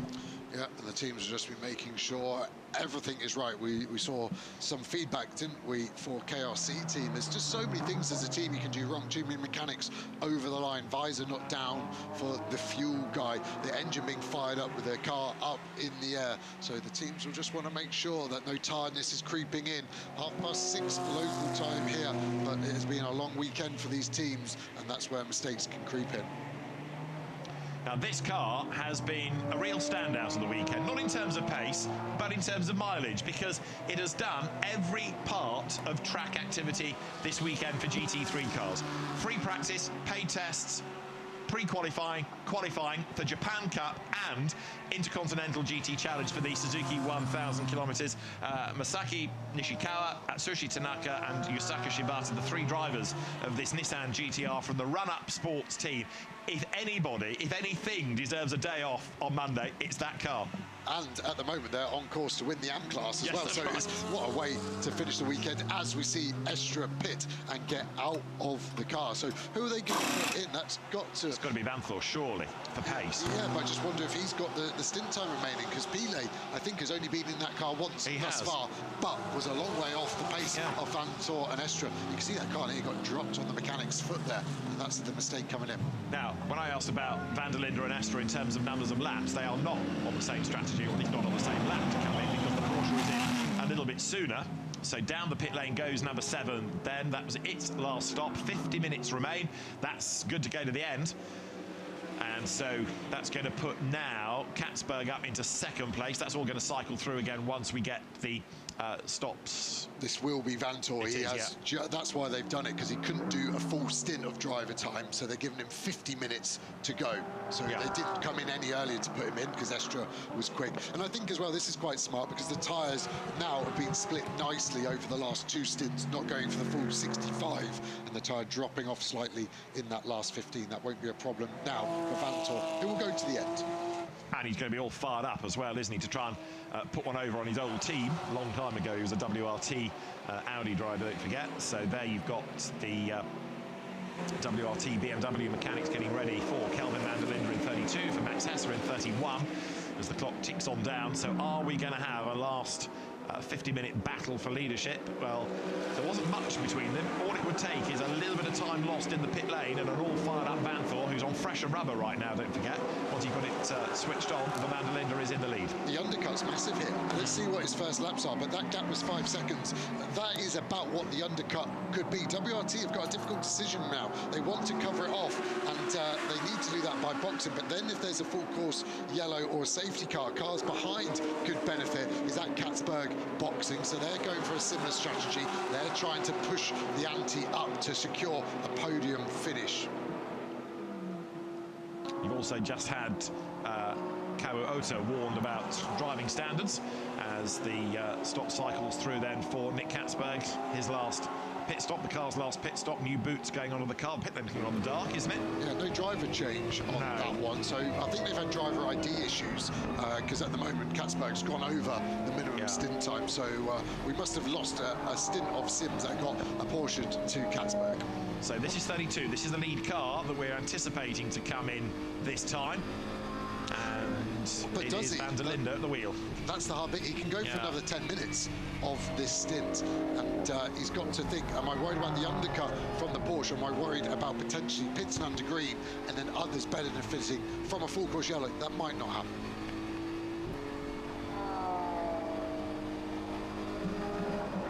So Lawrence Vanthoor in number 7 Porsche now. He has gone through, completing his outlap. We await 32 BMW, which is coming up towards the chicane right now, and that'll give us an indication shortly as to whether or not van der Linde is going to come in this time or carry on out there for a little bit longer. Max Hesser then up into second place, 35 seconds behind the lead car now. That is number 6 Porsche, Laurin Heinrich at the wheel of it, trying to buy back some places in a car that, well, it has survived the rigours of turn 1 despite the floor coming loose and coming off, but it's certainly not going to be a nice drive for the remainder of the race. I think Porsche might have an Evo car here. He's still banging in 202.4s with a huge amount of the carbon fibre lying on the outside of the last curve. And yeah, what could have been for the 6 car, I think, is the question. Just looking at Vanthoor's sectors, he's bringing these tyres in nice. He's not gone banzai trying to bring them in and doing a mad undercut. So he is thinking quite smart. His first sector actually quite a long way off. I'm just trying to see if he's stuck in any traffic. He's in full clear air, so that's not a problem as the 6 car gets down the Corvettes. Laurin Heinrich still chasing, still charging then, as Vanthoor makes his run up towards the end of a lap. There you can see together Corvette versus Porsche, and it is just going to be Katzberg fending off Heinrich, who gives him a flash of the lights as if to say, didn't like that, can't have that place, but to no avail. So this is a good scrap going on track, but into the pits out of 4th has just come the pink pig of Klaus Bachler. There it is. So last driver change, Bachler cycling through. We've had Dorian Boccolacci doing good things in that car, as well as Patrick Niederhauser, who won Spa for Porsche this year in IGTC terms. Yeah, that Porsche Corvette battle is a great illustration of the undercut, because that Heinrich-driven car came in earlier, didn't it? Had the laps on the fresher tyre. It's done 20 minutes on the fresher tyre more than Corvette. So that's the illustration we're talking about, what could potentially happen to the 32 BMW and the 7 Porsche. But at the moment, Vanthoor not able to deliver a lap time. Last time at 2:04. He's got no pace whatsoever right now. Which is weird, isn't it, given how well that car was going on its final laps on old tyres, unless he's just being very, very careful of bringing them in, or in these conditions and the pressure's wrong and they've slipped up somewhere. It's just, he's got nothing. He's caught a car now, the 27 car, but he was clear on the last lap, so I don't see why that car hasn't got the pace. Right, let's have a look at Heinrich versus Katzberg here and see where the Heinrich manoeuvre is going to come against that for 6th place. It's not going to be into the S's, I don't think. This is where they, as cars, ran side by side a few laps ago, but for the moment, at any rate, Katzberg is able to just hang on to position, but he's under attack, isn't he? can see the whole diffuser missing from the Porsche. You can see the exhaust pipe. You can see some of the rear suspension as well.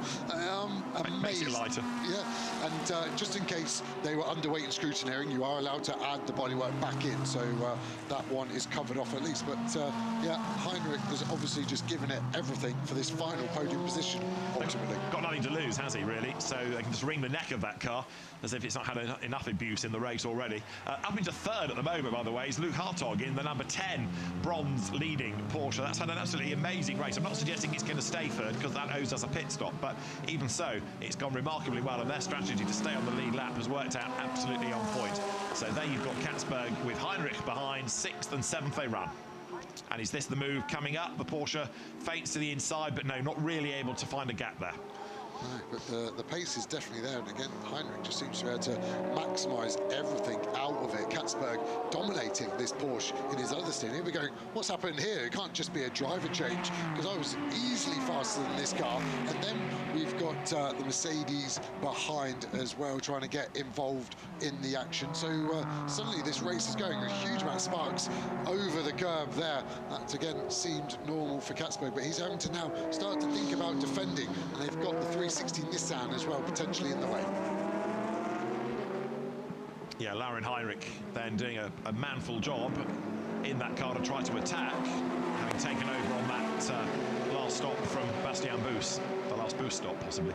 So the car goes through in 6th place, and Patrick Niederhauser it is into 23 incidentally now, taking that car into the race. As the 32 pits. So the undercut for Vanthoor, has it worked? The lap times say no. Is that the cars struggling to fire up these new Pirelli tyres in the cold conditions? We're going to see the same problem potentially for Van der Linde, who is staying aboard. So it's going to be a double for him to finish. That's been a strategy the Corvette have used with Katzberg as well, of course. So in is Kelvin van der Linde, clean screen, new boots, full tank of fuel.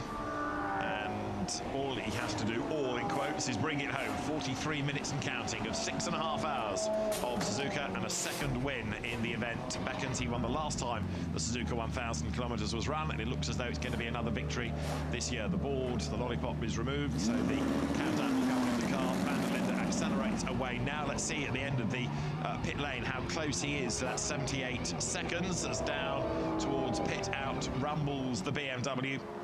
The car has the fastest lap of the race. It started from pole. It really has made it look pretty easy, but it's been well driven. It's been mechanically sound. I don't think we've seen that car make a single error across the course of the race, nor has the pit crew. There is the charging number 7 Porsche, and now you're getting an idea of the gap, because that's only just coming onto the pit straight, as 78.422 seconds is the pit stop time. That's about as close to perfection as you can get for the BMW there to go back into the race in the lead, and Vanthoor across the line hustling on.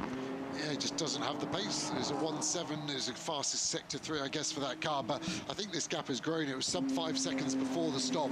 With the undercut the Porsche was trying to do, that should have shrunk. I think it's gone the other way. Let's just see how quickly Van der Linde can now fire up these brand new Pirelli tyres. We saw the stickers on them, so he's got to get releasing agent off. Car looks pretty good straight away. I think he's attacking this quite hard. Is he attacking it too hard? Only 42 minutes remaining, though.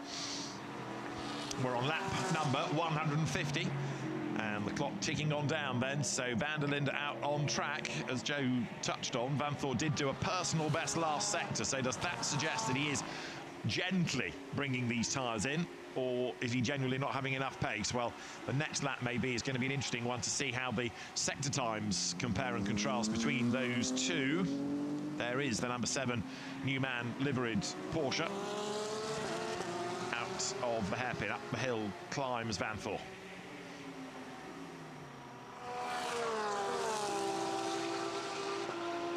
Some of the most polite headlight flashing from the Vanthoor car. The teams can actually change how the flash works, as we see the EBM Porsche come in for a driver change. 51 Porsche getting out of the way of Vanthoor. So now Vanthoor can see the BMW just about at the end of this straight. When they cross the line, we'll get that new gap update, but that for me is definitely grown over the sub 5 seconds that Kevin Estre kept it at. Whereas for what will turn out to be 4th and 5th, I suspect, Hartog chasing Hesse, that gap's only 1.3 seconds, so there's still quite a bit to keep an eye on there, as up towards the line comes Kelvin van der Linde.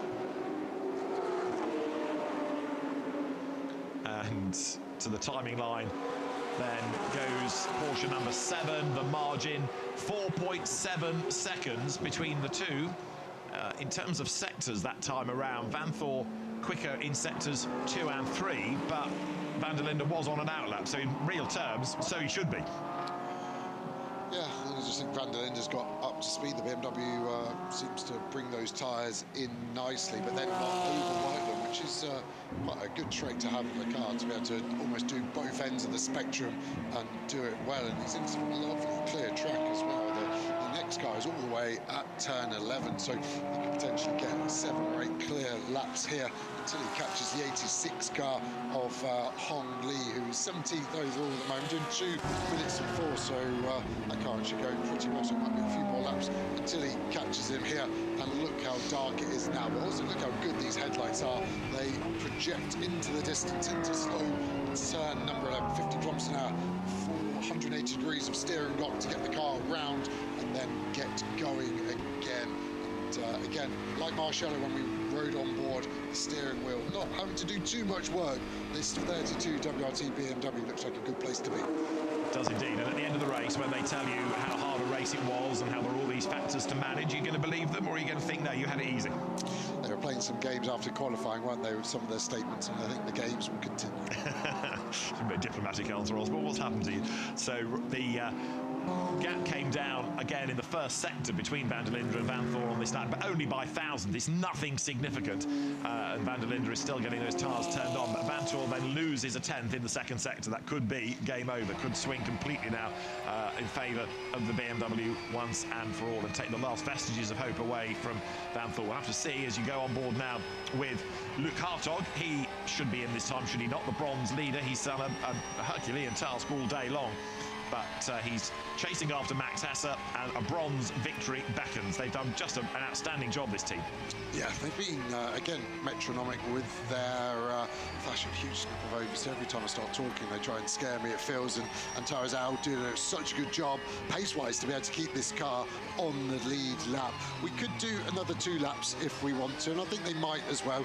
You're opening that possibility of getting a full course yellow pit stop, of course, and yeah, you can see Hesse in front. This is obviously for the race lead on the road, but both the car that were on board and the car in front owe us a pit stop, which will lose them 78 seconds. Hartog hustles it through 130R, which feels very different now, doesn't it, in the darkness? Sorry, that spoon curve he's coming out of, forgive me, but it all feels very different. Really wide there up the curb and onto the runoff, back onto the power now. So Luke Hartog accelerates his way towards the end of the lap. 37 minutes on the clock now.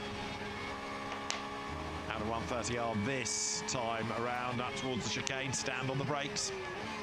He's still chasing after Max Hesse, but does the Porsche come in this time? No, but it looks like Hesse may well have done up the road ahead. So there is 31 BMW. So that puts Hartog into the lead of the race temporarily, and Max Hesse will stay behind the wheel of number 31. We don't seem to have seen that much of Dan Harper in that car today. No, that's a true statement. I saw him in the mid part of the race. I don't know if he did 2 singles, and sometimes that gets lost. And yeah, you get so absorbed in the moment. Sometimes as a driver, you don't know how well you've done. Right. And there's a company called B-Pillar, which produces stint averages that everyone looks at, and that is the most exciting moment of your life as a driver when you see that. And you start at the top looking for your name, and when you slowly get sadder and sadder as you go down the list trying to spot your surname and where you were in the food chain. So over the timing line goes 32, up into second place on the road, but will of course take back the race lead. Away now gets number 31. Max Hesse staying in the wheel of staying at the wheel of 31 BMW then to go to the end.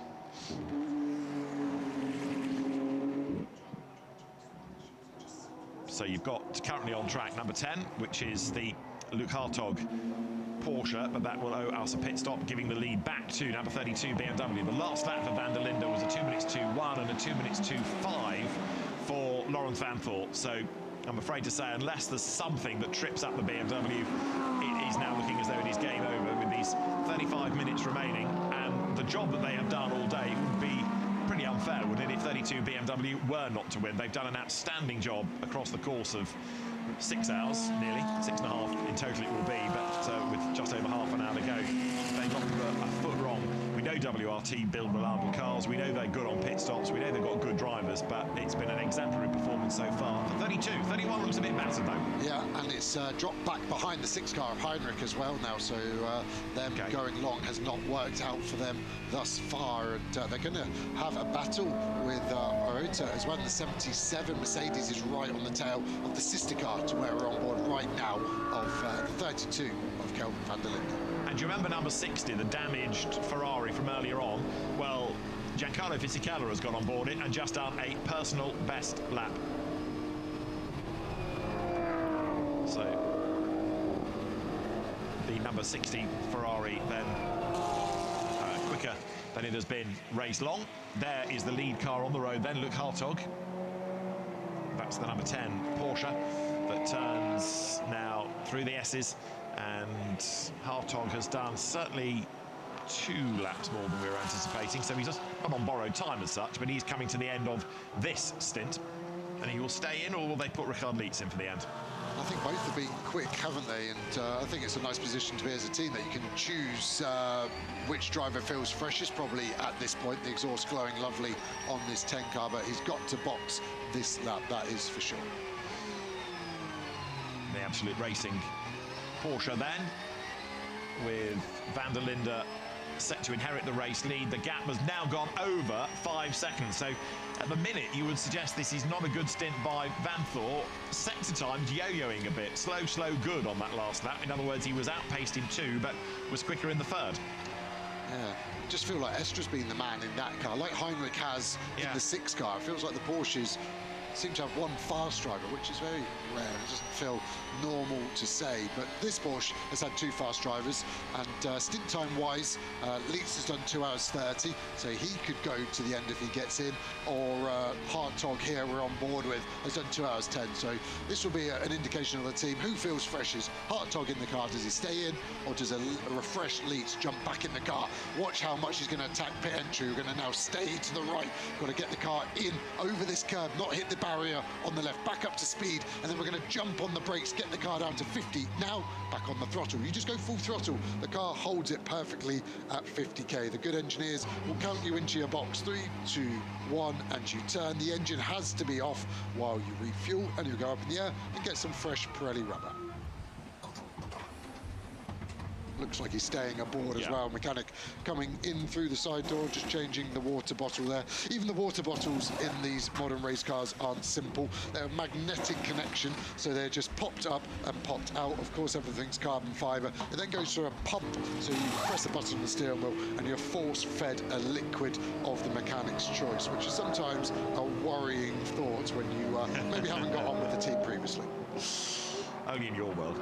There's the lead BMW then. Kelvin van der Linde back ahead, and 5.3 seconds is the margin over Laurens Vanthoor, so it's just starting to stretch, and now that it's the wrong side of 5 seconds, that's pretty upsetting for the Absolute Racing team that is about to dispatch its 2nd car down the pit lane. There is Nick Katzberg, so it's going to be really interesting to see where number 10 rejoins and where it finishes come the very end, because that car was a long way down early on when Antares completed the first stint of the race. It started 15th on the grid, so even from there it's made progress, but it did drop back against some of the pros early on in the race. The bronze drivers, of course, not having the outright pace, the grid based on an average.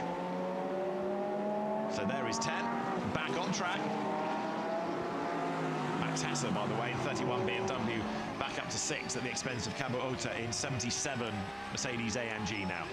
This is a driver that wants the fastest lap of the race. He might be leaving the bronze class, but Hartog there on a fresh set of tyres is attacking this big. And at the moment, the fastest lap has stayed with Marcello.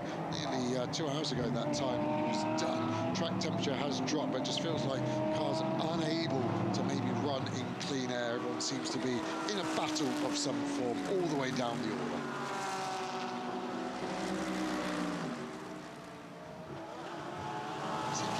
They're using more and more curve. I don't know if that's because they're slightly blinded by the lack of light through turns 7 and 8 there, but you can see the dust that gets kicked up, and that's partly the dust on the circuit, but I also think it's the cars bottoming out as we see the attack there, and this is exactly what Hartog doesn't want. He doesn't want to have to fight with Hesse. He wants 5th overall, but they will be under strict instructions there with Al, obviously, with the bronze class here, that he just needs to bring it home. P1 in bronze. So how hard will this Porsche defend from the 31 car? And the 31 car needs to be thinking about championship points. Of course, championship points are just given overall. It doesn't take out that number 10 car in the bronze class. And this would, at the moment, lose Farfus the championship lead in the Intercontinental GT Championship.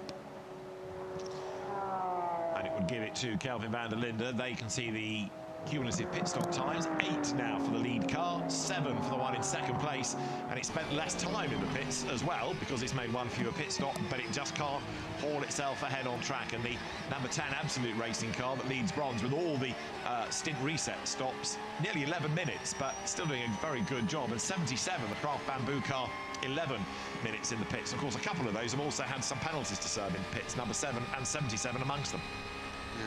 It's amazing though that you can do 6.5 hours of racing and only be stationary for 7 minutes to get some fuel tyres and a driver change. It makes it even more infuriating how slow the normal petrol pumps are when you're just trying to get 40 litres of petrol in that. And Hartog looks like now he's up to speed with these tyres, and he's able to at least match the pace of Hesse behind him, who will want to get that position, like we're saying. And there's already damage on the rear of that BMW. Is it going to finish with any damage on the front? So van der Linde's advantage stretching little by little up to 5.6 seconds. Now, we did have the car best part of 25 seconds ahead, didn't we, for a time in the mid part of the race, but then the full course yellows and the safety cars have certainly closed things up towards the end of the race. Now Van Thor second, Katzberg third, Laurin Heinrich is up to fourth. I know you were talking about him being a real star in number 6. I would also wave the flag for Bastien Bus. I think he did a really good job, certainly in terms of defence. Hartog then is down to 5th, but even that is a pretty mega effort, isn't it, from a car that was 15th on the grid and lost ground early on with the bronze driver behind the wheel. Yeah, really strong, and flashing the headlights now furiously, trying to make sure the traffic has at least seen him. We're a long way back, and it's a hard decision, driver, knowing when to flash, because if you flash too early and too often, you're actually going to annoy the driver in front, and you can see the distance there. So I think Hartog there maybe needs to chill the old flash button and just go. Some series actually stipulate you can only flash once per corner to try and stop that BMW-esque motorway style of drive. Hartog out then of the long fast left of 130R, sets it up for the chicane, finds a big bite of curve there to take as everything that he thought he knew about Suzuka starts to change now with the cars running in the darkness. So out of last curve he comes up towards the timing line, race leader on 157 laps, starting lap 157 now, 27 minutes on the clock. But that BMW looking for a 10th IGTC win as a brand, and Kelvin van der Linde has done a really good job, and he's going to bookend it, isn't he? He started, he's going to bring it home, and van der Linde looking for a 6th IGTC win. That would be equaling the top number. Yeah, super impressive from the South African driver there. And, Hartog still bouncing over every single curve, and again just illustrates the drivers know this has got to be a sprint race. And actually the gap is now pulled over Hesse on the last few laps, gone over a second, full 3/10 of that second on the last lap alone. So looks like this battle is maybe going to start to subside slightly, and Hesse will have to maybe just realise that 6th place is the peak performance for that car today. Hartog is still pressing on. How far back from Laurin Heinrich is he? He's only 3.4 seconds, and he's quicker. So there is a place to be gained for Hartog before the end of the race. Right now, a 2nd and a 4th for Absolute with the Porsches from Pro and Bronze. That'd be quite something, wouldn't it? Super impressive, wouldn't it? And Katzberg just seems to be stuck in no man's land in that podium position. That'll be a mega result for the 2 car. Good to get Corvette on the podium of IGTC as you predicted. As well. Credit where credit's due. I actually wasn't going to say it because I just know I'm a genius. Oh, I thought you had that £5 note out for a purpose. Right, so you're right, though. That has been a really, really good run. Scott McLaughlin doing the opening stint in the car. Alexander Sims effectively in the middle. Nick Katzberg to bring it home in third spot, barring any dramas. Can I say again that reliability has been really impressive in this race? Yeah. What happened last time you said that, sorry? Somebody spun off. It was different from reliability. Yeah. Yeah, the problem for the 555 Ferrari, the last time I said that, was a differential problem. It was the differential between the line he took and the line he should have taken. You can see the crowd getting into all of this now with the glow sticks as they join in the atmosphere, vigorously waving at every car that comes by.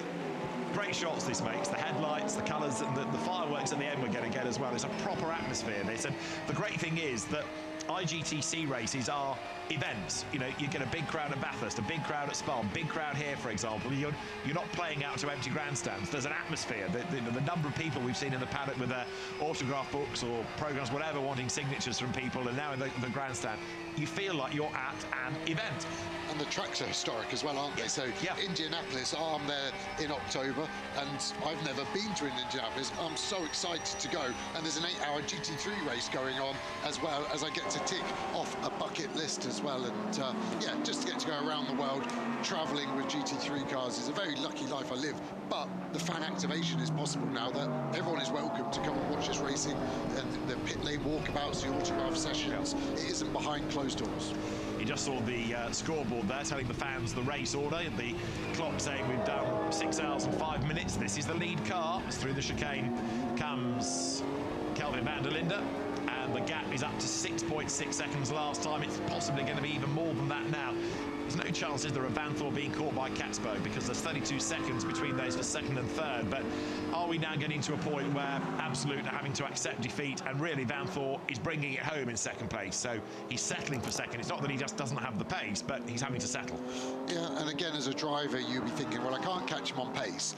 But if there were a safety car and I've saved my tyres slightly better and it goes back to green, that's then your plan B. So you're just trying to think outside of the box when you can, and really that's all that he's got to offer, I would say, is a late safety car, and then we could see possibly an attack. But yeah, the 7 Porsche just doesn't have the pace. But number 10 does, because Luke Hartog did the car's best lap last time through.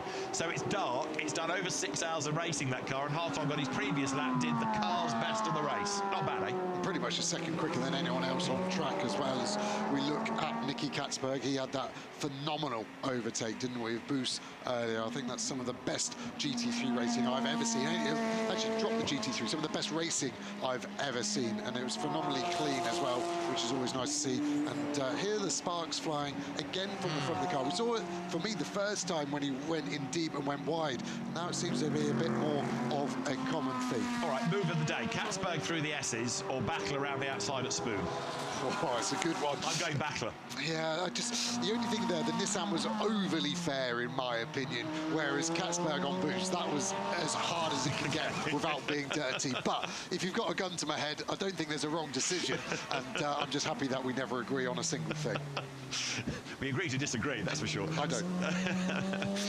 Leaders out of the hairpin for lap 1:59, and there through the traffic goes the charging Luke Hartog. Doing a grand job of keeping that car in the mix and trying to hustle on behind Laurin Heinrich. So that gap coming down and down and down. Heinrich just ahead. So a margin of now 0.3 of a second is game on for fourth place. The two Porsches together, 6 versus 10. 6 out of the Origin Motorsports stable. There it is, the Retro 81 livery. The multicoloured, largely red, white and blue.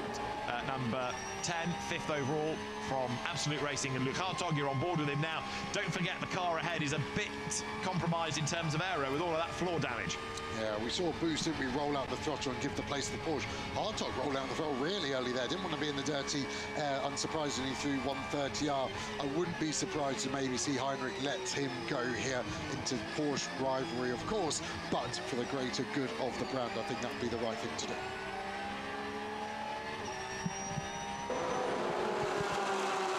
Ben goes over the timing line. The margin that he's got to Heinrich, he's trying to make up 0.3 of a second. That's all now. So he's still trying to stay in the mix. Max Hesser is in 6th place, 1.7 seconds back. Cabo Ota is 8th. And Maxime Martin in the car that started second. He's still on the lead lap. He's got that back, but in 8th place. And you've got to say, for the 888 Mercedes, it's just unraveled this, hasn't it? It really has, especially when they did that extra pit stop where I didn't think they 32. That would have lost them 40 seconds doing the stint reset. They're 56 seconds behind the lead.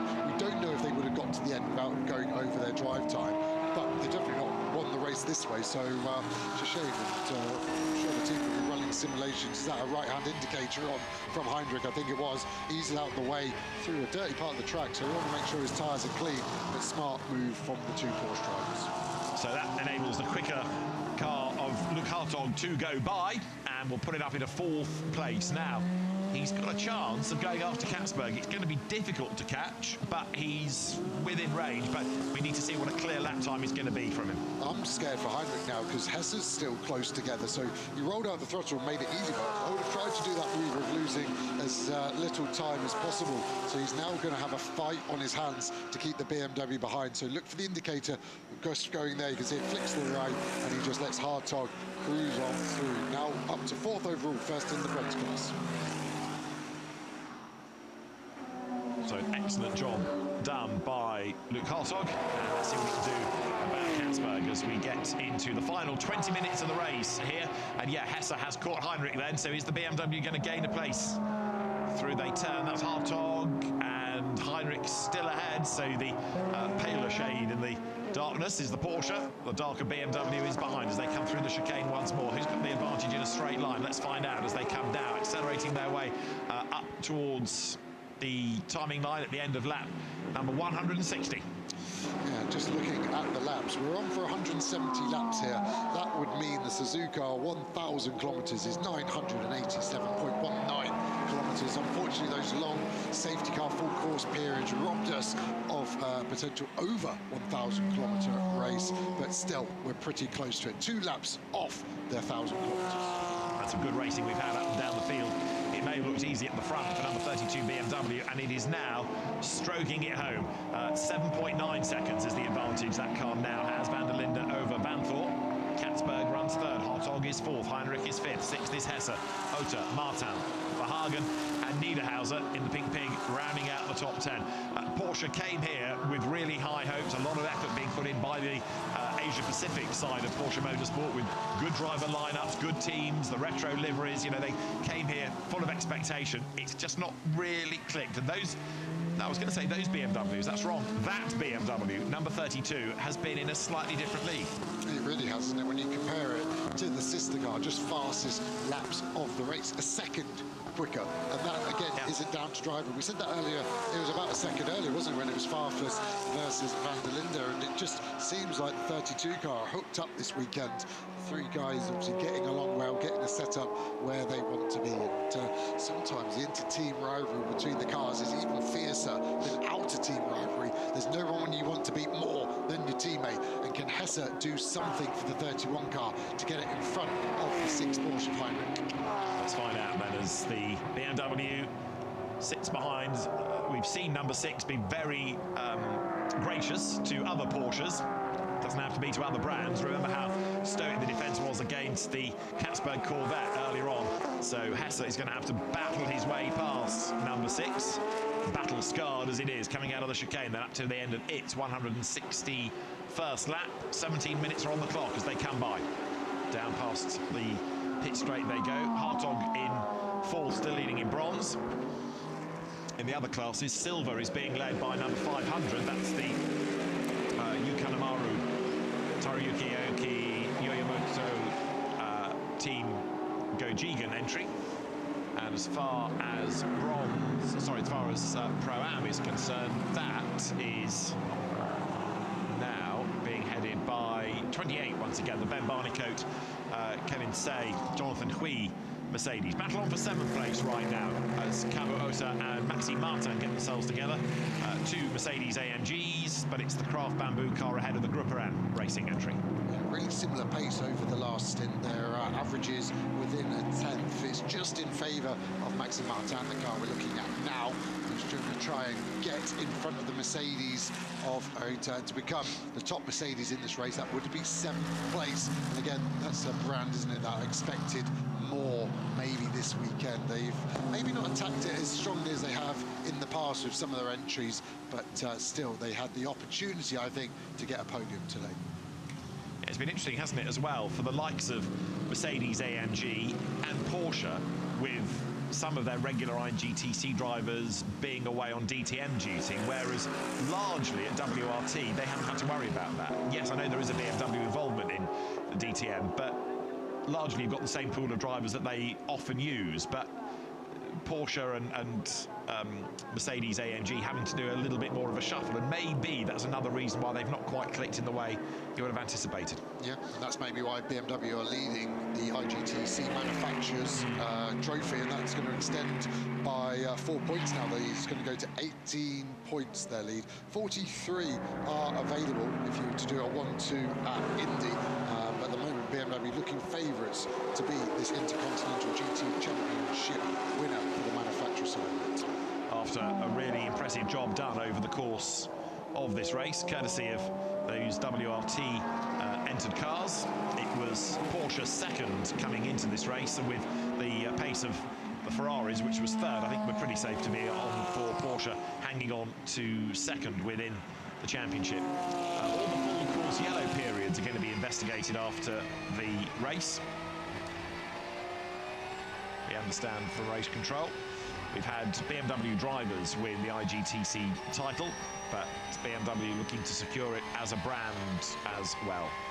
So you're riding on board here with Luke Hartog. He's still hustling on behind Nick Katzberg. Last lap for the Corvette was 1.4 seconds slower than Hartog, who's 1.8 back. All of a sudden we do have a race on, don't we, for third place here. The Corvette versus the Porsche. Hartog for the podium. That would be a mega story. That would be huge, wouldn't it? And as Katzberg just relaxed, it was at the pace of the car. Just Hartog is so fast. He's the only guy in the 202s. He's been bagging them in, and that slightly later stop, going long, the tyres are fresh. He's going to be able to attack Katzberg, and yeah, the striking distance is going to be coming in the next few laps. Yeah, Hartog's on fresher tyres, of course, but he is still relentless in his pursuit, and he knows that a top 3 result here will be quite something. So Nick Katzberg, Scott McLaughlin, Alexander Sims are hanging on to it at a moment. So Van der Linde leads the way, 8.5 seconds over Van Thor. That's the situation there. And as far as the third place battle is concerned, it's got 13 minutes, and this is it. Hartog chasing the Corvette, and he's caught the Corvette pretty much into the chicane, has he not? Larry Heinrich is still there in 5th spot, and then 6th is Hesse, 7th is Cabu Ota, Maxime Martin is 8th. This is going to be a Hartog in the mouth moment for the team, isn't it? Do you go for an overall podium? Do you worry about your bronze win? I don't know the answer. I think here in a cold commentary box, I say just worry about your bronze, but an overall podium, what a result. You've got to go for it. I've changed my mind. He's got to attack Katzberg. He's flashing the headlights. He's got some intent now. Where's the move going to be? We saw that Corvette being so strong on the back of the 6th Porsche. The Porsche has been good over the whole lap, but seems very strong in the final sector, under braking. Maybe for turn 11, the hairpin. Feels like we've seen many a Porsche missile fire in the back of the car. We're going to see one more with how long? 12.5 minutes remaining.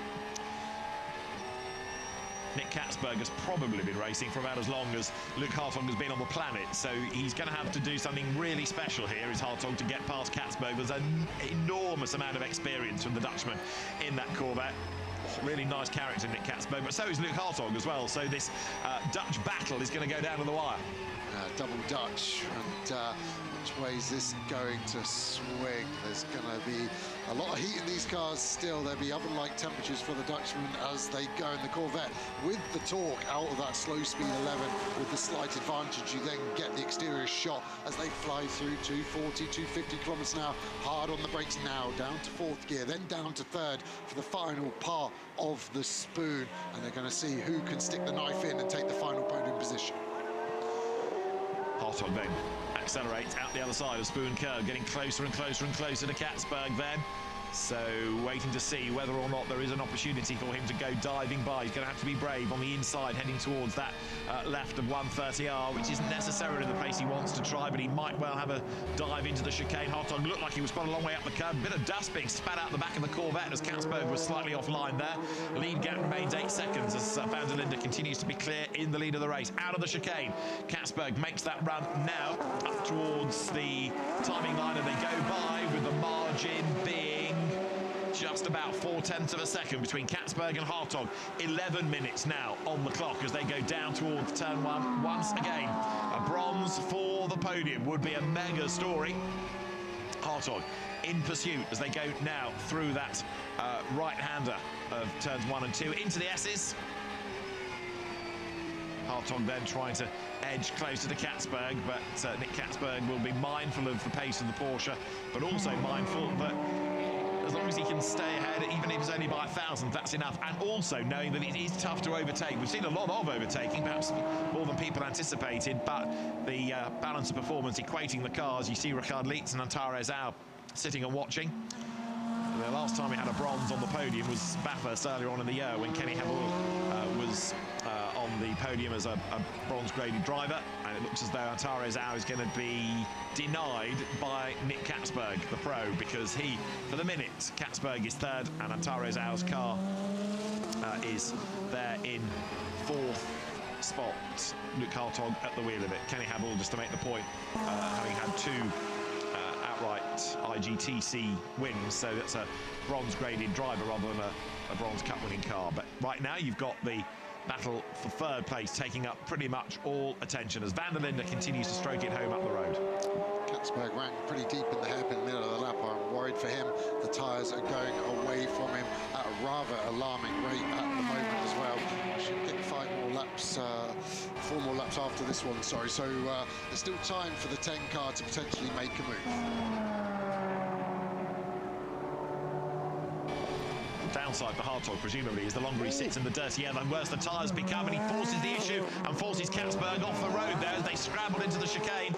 Katzberg comes out ahead by an increased margin, actually. That was on Hartog. It was a dive and it didn't work, and he's actually done himself a bit of no good there.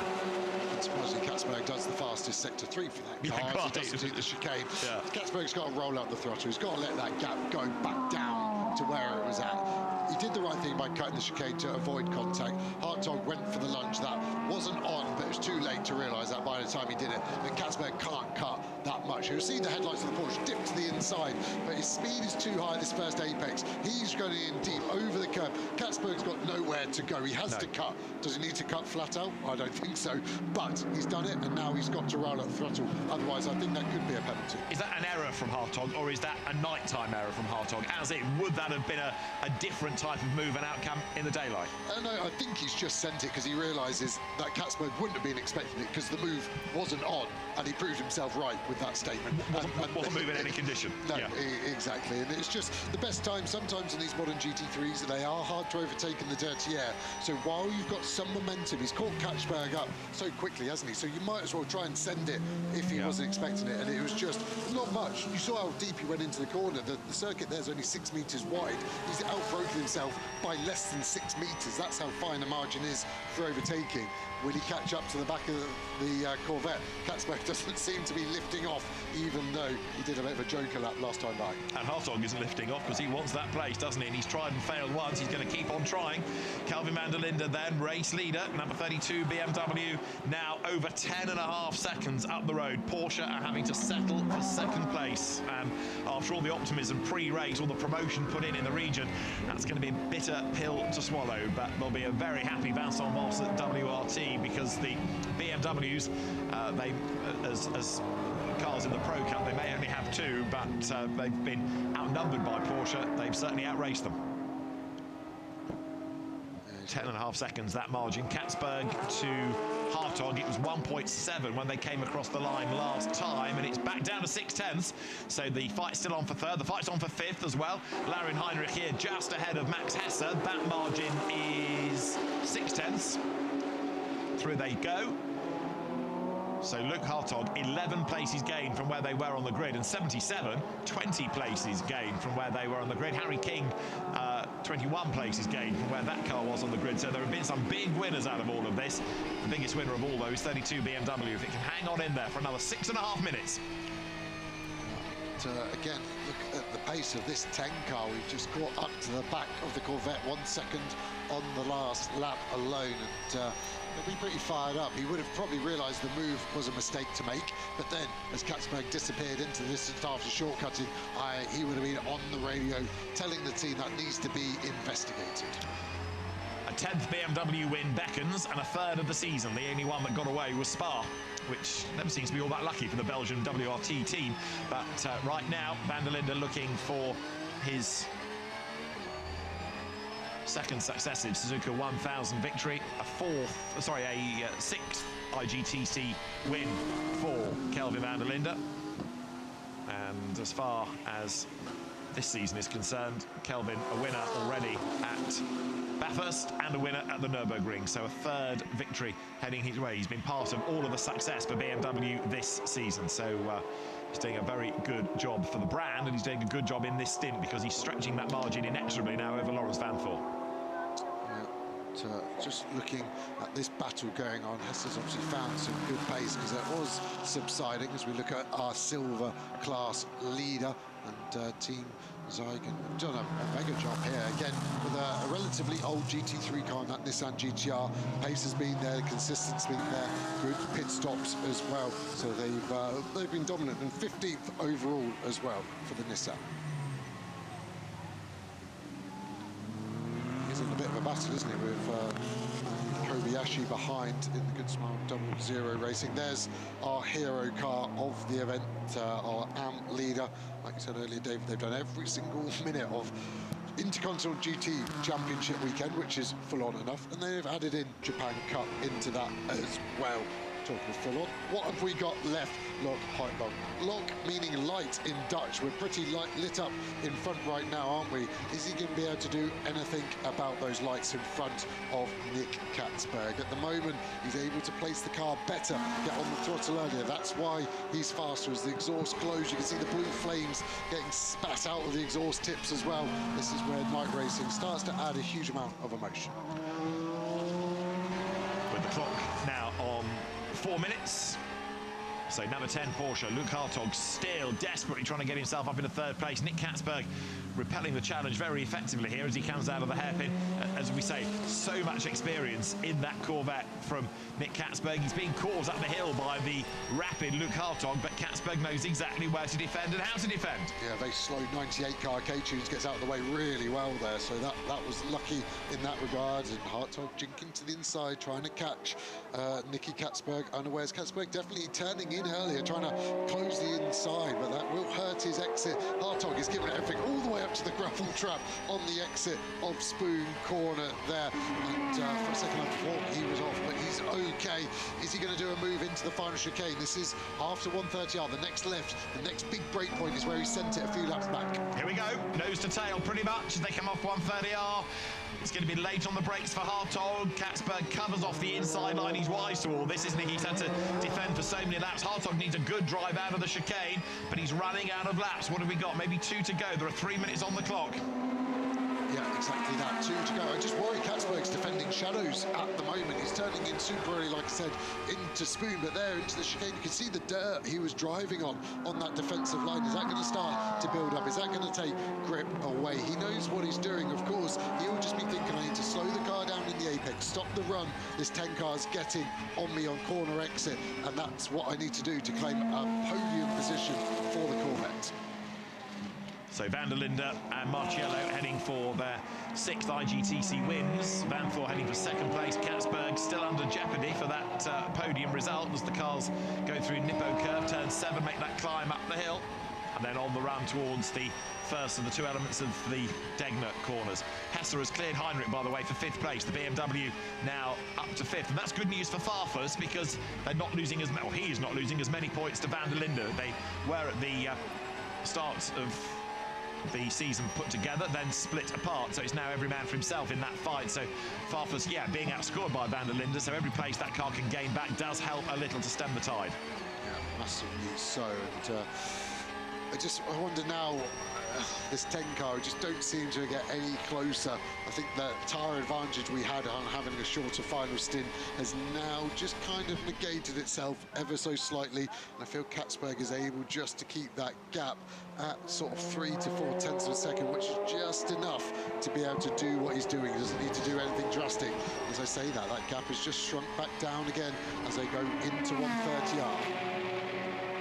yeah, there's certainly no suggestion that Hartog is giving up in that quest. He might not achieve it, but he's certainly not settling as the cars then come out of the 130R sequence up towards the chicane. The leaders have gone by, and the top two now then working their way around turn 7. I think we've got now this as the last lap. There's less than a lap time left in the race, so with 50 seconds to go, it should be checker flag at the end of this lap, I would suggest. So this is Hartog's last chance, last challenge as he goes down to turn 1. Last lap here at Suzuka. Katzberg is ahead and just fending off Hartog. Yeah, definitely last lap now, so every corner they're visiting for the last time. 6.5 hours of pounding around, and this is what it comes down to. We ride with our race leader, 12 seconds clear of Vanthoor behind Katzberg, holding on to that final podium position. And has Van der Linde now just got the capability just to stroke it home and just take in all the signs, all the smells, and all the glory.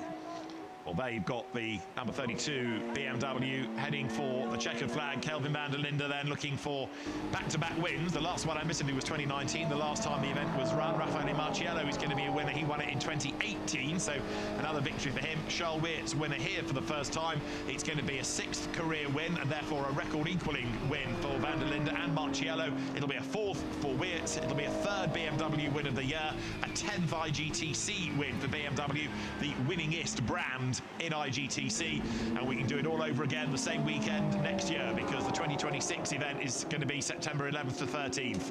The return of the Suzuka 1,000 kilometers won by BMW, by Kelvin van der Linde, Raffaele Marciello and Charles Weerts for Team WRT. They have dominated the race, they dominated qualifying, and that is a fantastic result as the car comes across the line there. Second, the best of the Porsches, Laurens Vanthoor, Patrick Pilet, Kevin Estre bring number 7 home, and for 3rd, Corvette or Porsche. Well, it's still up for grabs as we wait to see Katzberg or Hartog. It's going to be the Corvette surely just ahead. Hartog has got one last chance. The celebrations are underway at WRT, but what about the last podium place? It is Corvette into the chicane ahead. It's going to be Corvette out of the chicane ahead. Katzberg has defended brilliantly. Hartog has had an absolutely mega race here, and he's denied a podium, but he's going to win bronze for him, Richard Lietz, and for Antares out. 3rd though, Nick Katzberg, Scott McLaughlin, Alexander Sims. We've had some great racing up and down the field. The Suzuka 1,000 kilometers is back. Yeah, just looking for the 6th car, of Heinrich seems to have lost a load of time. He'd fallen behind Max Hesser anyway, a few laps ago I mentioned, but Hesser has gone through for 5th. Heinrich's last lap was a 2 minutes 5, so let's see, he should just about be able to survive. Comes through now to be 6th. Maxime Martin only a 2nd back in 7th, and then 8th should be the Pink Pig. Patrick Niederhauser brings it home, and he was only 9/10 ahead of Neil Verhagen, who ends up being 2nd in bronze. Take 32 out of the equation, there were some brilliant battles all the way through, but the number 32 BMW just looked in a different league for much of the day. Yeah, felt like it led every single lap of this race, so kudos to them, but kudos to everyone else for providing some of the best racing action I've seen in a long time. Lots of hard, but I think predominantly fair racing as well. The rest of the cars coming home, class battles, the silver battle taken by Team Gojigen, bronze, as we were talking about, by the Luke Hartog and Antares Richard Lietz Porsche. And we've not touched on it for many an hour, but 75, the Kenny Habul, Dominic Baumann, Yannick Mettler car, only 4th in bronze. So Kenny Habul came here as the joint championship leader with Ralph Bone in the independents. Ralph Bone got 3rd in class, Habul got 4th, so it's advantage Bone going to Indianapolis. The Pro-Am class won by Ben Barnicoat with Kevin Say and Jonathan Hui. Jonathan Hui taking points in independents as well. It's a big turnaround for that car after a big qualifying crash as well, so well done to the whole team. Ben Barnicoat, Kevin Say, Jonathan Hui and Kraft Bamber, of course, repairing the car up to 3 a.m. this morning, as Ben said on the pre-race interview. Augusto Farfus being congratulated, if that's the right word, for, in the end, 5th place, but 4th in terms of points, because the Corvette not registered to score, so Farfus 5th over the line, but 4th in terms of points. So, again, bit of damage limitation there. Yeah, it will go down to Indy, that's the main thing here, and maybe we'll see a role reversal. Maybe the 31 car will come back stronger than the 32. Depends a little bit on driver lineups, doesn't it, and how BMW decides to cycle drivers through. But Kelvin van der Linde, Raffaele Marciello and Charles Weerts, the winners here at Suzuka.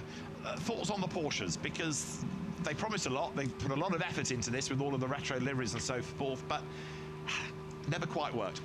I do think the 6 car had a chance. It had not got the floor damage. That seemed the strongest out of the Porsches. And we saw SRO was very quick as well in the 7, kept that gap under 5 seconds. But yeah, just never seemed to click for all of them at the right point, did it? If it was a 3-hour race, I think they could have been up there and closer to the 32. Now, if you're wondering why the safety car is out, it is because the cars are going to stop on the pit straight. The fireworks are already being allowed to go off, but the cars will be brought to the grid, and therefore, because of the number of personnel required for the post-race procedure, you don't want them arriving too fast. So pressed into service for the final time, the safety car, Lorna Daly, goes back out, scoops the field up, and will bring that round to the grid, and they will be able to hear from the winners, and then the many podiums will be underway following that. But that's the process then. The safety car leads them around, and then the teams are allowed to have one mechanic to stop the cars from rolling down the hill. They're allowed into that Parc Fermé area, but nobody else. But it's another nice touch, isn't it? Take the cars to the fans instead of putting them all behind a wall so you can only see the tops of things. Let the fans see everything. It's going to be brilliant as well. When you get close to a race car after a race, the smell, the heat that dissipates off them is amazing. Again, it adds a dynamic that you just don't appreciate until you're at a racetrack physically. The glow sticks are being used then as the drivers come again through the chicane at a much slower pace this time around, but the safety car bringing the field around at the end of what has been a really interesting race. Okay, yeah, the 32 BMW, you could argue, looked like an easy winner, but no doubt very shortly we'll hear from drivers that oh, it was harder than that, very tough, had all these things to manage. Yeah, you know, tyres, temperatures, traffic, and what else? Oh yeah, full course yellows, safety cars, no tyre ovens. Oh, that's right, yeah, no tyre ovens, yeah. Brakes, changing temperatures, yeah, that's right. Markers, traffic. Glow sticks. Yeah. You have to get your tiny violin out again, David. Frogs. Last night, running around the track, there were frogs on the circuit, little frogs that got in the way. They could trip up a BMW, you know. It's been a great result for Team WRT, Kelvin van der Linde, Raffaele Marciello, Charles Weerts for Vincent Voss's team.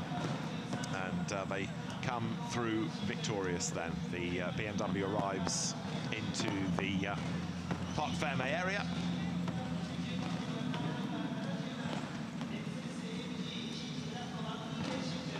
And the winning crew is being summoned to the podium. There is Kelvin van der Linde out of the winning car. Where's everybody? He says, come on, where's my team? Where's all the cheers? Where's the celebrations? They're on their way, Kelvin, don't worry. Really interesting the way that the team decided to do that by putting Kelvin in for the first and the last stint, a really long break in between. You know, we were talking about maybe cycling drivers through or double stinting, but interesting the way it played out. Raffaele Marciello arrives to congratulate Kelvin van der Linde. Great job done by all 3 drivers, in fairness. I think they're the only team that did first and last in that regard as well. So we had a nice 4.5-hour break for dinner. Yeah, that reminds me, lunch hasn't arrived yet. It's been a long day in this booth. So there, the 3 drivers being given their Pirelli hats by Amy Hay, the Intercontinental GT Challenge series manager. And the fireworks illuminate Suzuka. That's another smell to factor in, not just hot race cars, but the residue of the fireworks hanging in the air as well.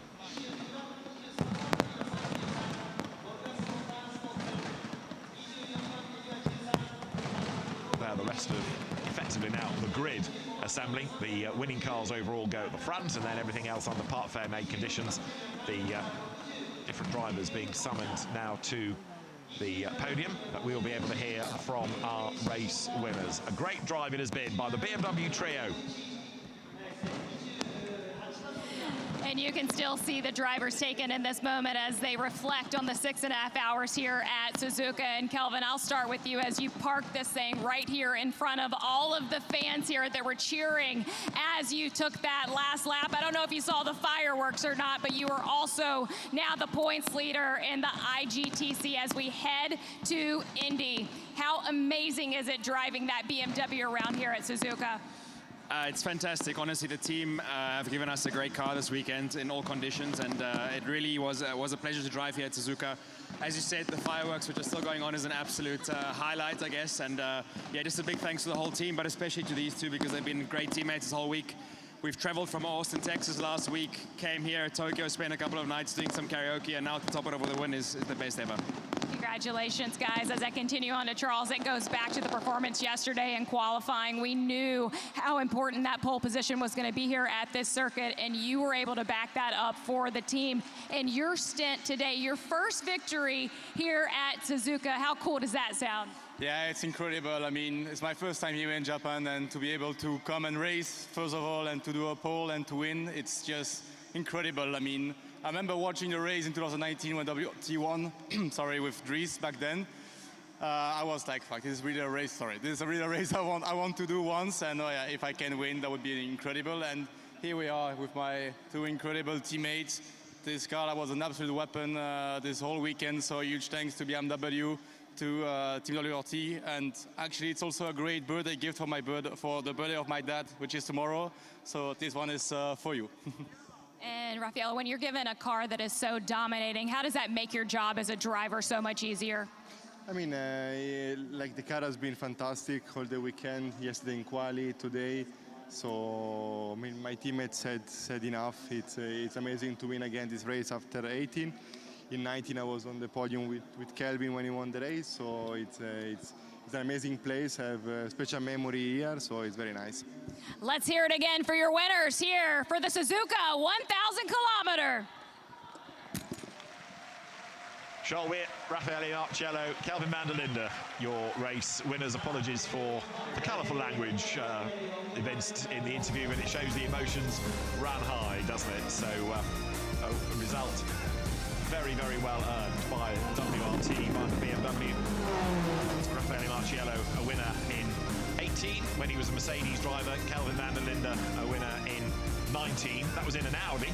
So you can see how drivers have switched brands, how teams have switched brands as well over the years. Now, what about our second place drivers? Kevin Estre, Patrick Pilet, Laurens Vanthoor. Was that the race that got away?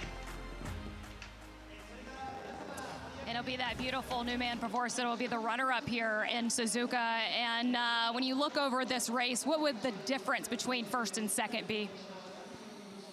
Well, be quicker. I think no, we did a pretty good race. We did a good strategy call at the end. And I think they just were better today. They were quicker and they won the race. It's as simple as that. Well, Kevin, as you reflect over your stint and we saw the gap at the end, can you think back on anything that would have changed the result? I don't think. We for sure got everything all out to all in and to try to overtake people. And there was some contacts here and there, but that was the only possibility, I think, for us to pass and get track position. But yeah, BMW was too strong for us today. The 32 was stronger the whole race, and we did our maximum. But yeah, that's the way it is. And on a positive note, this Porsche has gotten so much attention this week with the new man colors, even the fire suits here. And Patrick, for you, just a moment of taking this memory away from Suzuka. Yeah, exactly. It's an incredible event. It's great that it's back in the IGTC Championship. I mean, super happy to share the car with these two guys. Yeah, and the team make an excellent job, all the engineer. And thanks to Porsche to give us the chance to fight. Like we say, BMW was stronger this time, but we can be proud about our race. So yeah, let's see next race. Well done, guys. Thank you. So for second place, Patrick Pilet, Kevin S, the two French drivers, and the Belgian driver Laurens Vanthoor, the team celebrating second place. He just got the feeling from that interview that they knew they should have done better and perhaps could have done better, and maybe that driver lineup affected by that crashing DTM race. Yeah, I'd agree with that one entirely. There were some strong performances there, and it was close, 13 seconds after 6.5 hours. Isn't the biggest amount. At one point, I thought that was on with the undercut. And what about third place for Alexander Sims, Nick Katzberg, and Scotty McLaughlin with Amanda? And Nicky, man, were there some battles there at the end on the last 10 minutes of the race here? How did you hold off and maintain this podium? I'm not sure, to be honest. I'm completely destroyed. I don't think I ever had to fight that hard for for P3, but we had some good battles. Everyone was pretty fair, so it was a really awesome race. First race for me with these guys, and my teammates did an amazing job. No mistakes all day. And yeah, we brought a podium home, so not so bad. And Scott McLaughlin has been so complimentary of his visit to Japan, and you will end it and punctuate it with a step on the podium. Could you have imagined a better finish for yourself here? Yeah, maybe if we won, but no, I think ultimately Nicky and Alex, working with them all weekend has been fantastic, and the team at JMR, you know, great pit stops, and you know, we're really proud of this, and I'm very thankful that Nicky you know, held on there for third, and it's just an amazing drive. So great to be a part of it, and Corvette. And as you've been in Japan before on the go-kart track, now on the podium, your venture here in Japan, how memorable is this one? Well, fantastic. You know, just driving our Corvette around here in Suzuka, it's been, you know, a wonderful experience for me. But I think Nicky honestly was doing himself down a little bit. He got us that result. You know, he's been hands down the quickest guy this weekend for us, and he's done a mega race. Great battles, great fun to watch, and yeah, really proud of everyone at JMR. Congratulations. Thank you. Good to hear from our Corvette team. Just a very quick word about one of the drivers that finished 10th, the number 77 Mercedes, brought home by Kaku Ota. That had the cooling system failed in the last stint, so poor old Kaku's temperatures went absolutely through the roof. Not the car's, his own, so he was absolutely cooked in the cockpit. So 10th place, and he's very thankful, I think, to have brought the car home, and he's now out and getting a bit of air, even though it's still pretty humid. So Team WRT for BMW winning Pro, Absolute Racing for Porsche, bronze, Team Go Jigen for Nissan, silver, Pro-Am, Craft Bamboo Racing, Mercedes-AMG, and in AM, the run-up Sports Nissan takes the class victory after all that car's mileage and hard yards over the weekend. We're also going to have podiums, not only for those classes, but for the Japan Cup regulars and the GT World Challenge Asia crews as well.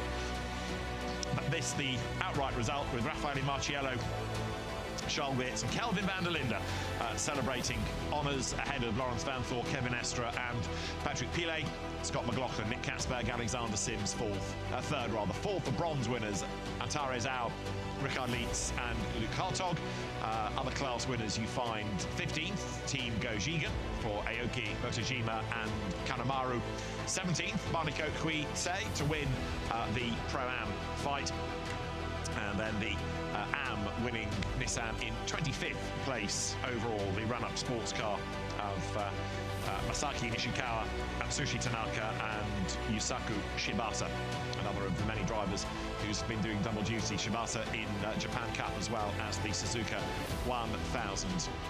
As you can see, there were some that we lost, but largely the majority of the field, I think probably 28 will be classified at the end. Mostly cars suffering damage rather than mechanical maladies. So let's have a look at the highlights of the Suzuka 1000. In the daylight it began with 32 BMW of Kelvin van der Linde taking the race lead going down towards turn 1. A brave effort on the outside line by Maxime Martin, but it was an oil-leaking Audi third that suddenly snapped a little bit sideways and let two Porsches flood by, and those Porsches got together. Laurens Vanthoor clattering off the side of Alessio Picariello. Klaus Bachler pulled off one of the moves of the race to go around the outside of Yu Kanemaru, going around Spoon Curve. The Pink Pig Porsche making good progress. Pigs do fly as the car rose up the order. Another good fight was on between Kanemaru and Ukiyo Sasahara. Nissan versus Corvette, and as Sasahara went wide, the road opened up for Scott McLaughlin, who went through in the new style Corvette on the inside. Ben Barnico got rather involved with not only his teammate, but also the number 13 Sun Jingzhu Porsche, and that was investigated during the course of the race, as leaving its pit stand, number 14 Audi caught ablaze. Then this, as Estre went up the inside of Mikael Grenier and was given a 5-second pit lane penalty as a consequence. But untroubled by all the drama, 32 BMW continued to look strong. 31 only briefly attacked by a Porsche exiting its pit bay. In bronze, Ralph Bohn had done a really good job to hang on to the lead, but then lost out to Neil Verhagen as he ran a little bit wide, and Richard Lietz cleared him as well in the Porsche number 10, and that was a car that really started to come alive as the race unwound. more pit stops and also more interruptions to the race. Good Porsche fight. Harry King in 61 had done the fastest lap early doors. He was a lap down, but he wasn't taking any prisoners as he got past Dorian Boccolacci with a little bit of hip and shoulder coming out of the second Degner curve. And then 6 and 7 got together again. This time it was 6 on the attack. 555, the Maizawa Ferrari served a pit stop but ultimately spun off the racetrack. 32 BMW continued to hold sway in the lead as into the darkness the cars plunged. Great battle was on between Bastian Buus and Nick Katzberg. They ran side by side all the way through the S's. Eventually, the Corvette prevailed. Once Buus had lost out, Max Hesse moved BMW number 31 up the order by a place as well. Katzberg, though, was heading for the podium, heading for the pits as the damaged underfloor came off the Porsche was Buus. So the last stops cycled through, and the attention then became on number 10. Luke Harton gifted a place by Laurin Heinrich in the number 6 Porsche. That car crippled with the damage, and the checkered flag flew for number 32 BMW. Second wins in the event for Kelvin van der Linde and Raffaele Marciello, and a maiden for Charles Weerts. A 10th IGTC win, though, for BMW. The cars making their way to the Parc Ferme area and in front of a hugely appreciative audience.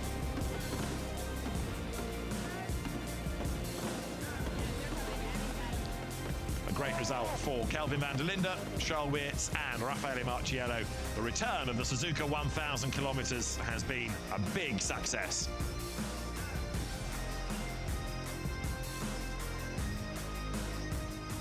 ...170 laps completed by the teams, and if I'm right, you've got to go back to 1982 for the last BMW win in this event. That was a BMW M1, so how times have changed. But 1982 to 2025, a long win-less streak for BMW. But this time, it's the M4 that comes through victorious. We're ready for the first of our podiums then. The teams congregate at the foot of the podium building, and it will be, I think, the overall top 3 that will be called forward first of all. So the drivers are ready. The presenters will be ready as well. There will be trophies and medals to the IGTC victors. You can see there the JMR team ready to cheer Alexander Sims, Nick Katzberg, Scott McLaughlin onto the podium. So we just wait for the final few checks to be made that everybody is where they need to be, all with their Pirelli hats, that the right presenters are there, the fans now being allowed onto the circuit as well. And that means that we should be pretty much good to go for the podiums any moment. Welcome to the Suzuka 1000 kilometers podium celebration. Let's begin with the overall podium. Welcome with big applause on third place, car number 2, Alexander Sims, Nicky Katzberg, Scott McLaughlin. On second place, car number 7, Kevin Astre, Lawrence Fantor, Patrick Pilet.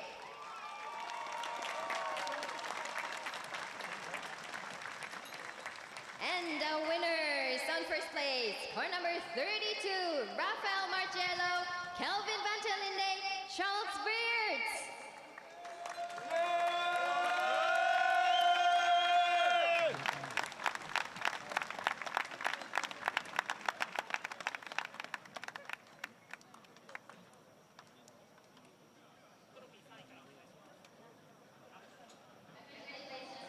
And now, ladies and gentlemen, the national anthem of Belgium for the winning team.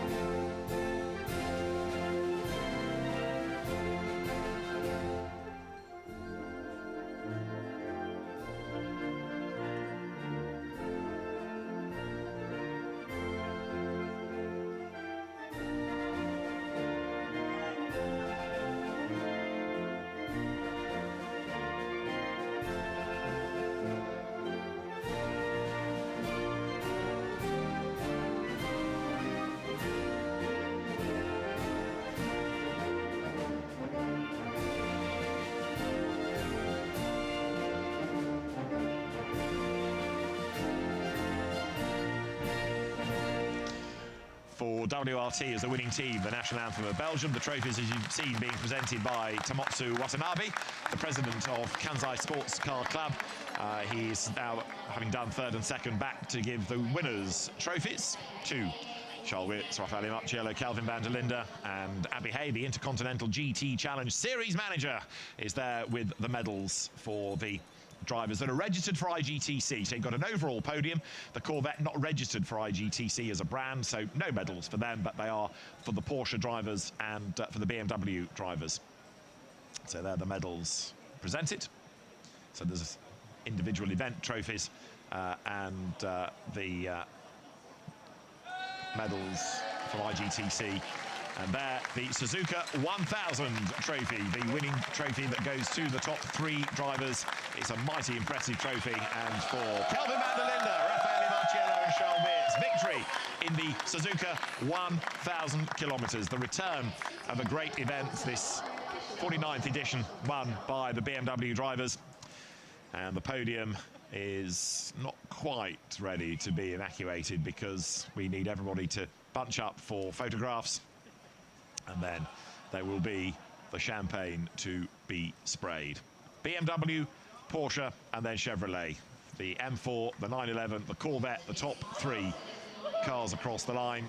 Last photos taken, trophies held, and that now means that the champagne beckons for the winning 3 teams here in the 2025 Suzuka 1000 kilometers. Round 4 of the Intercontinental GT Challenge.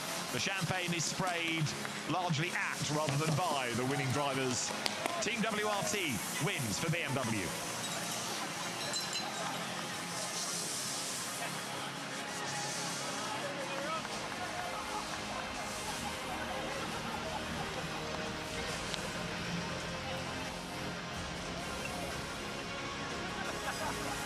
The JLR team really pleased, you can see, with a great result for the Corvette, and the fact that the drivers are now soaking each other just adds to the fun, doesn't it? And after 6.5 hours of hard graft on and off track with all the strategy to be unravelled, it's now time for that release.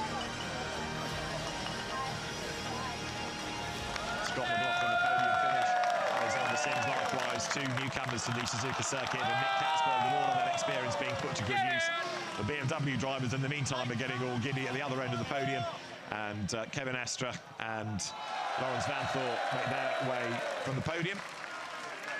Patrick Pilet, having, from memory, only done 1 stint there. It rather meant that Estre and Vanthorpe had to carry the load, rather, during the course of that race in the number 7 Porsche. But the drivers now to make their way off the podium. Kevin Estre, Lawrence Vanthorpe, still a little po-faced. Second in a 6.5-hour race ain't bad, but the winners of the 6 hours last week in Texas in WEC not overjoyed with second here, and perhaps thinking of what could have been.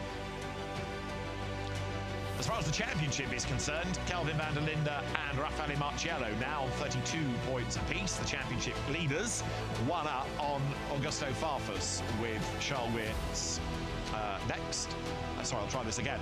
85 points for van der Linde, 5 ahead of Raffaele Marciello. Then Augusto Farfus is in third, 11 points adrift of Kelvin van der Linde.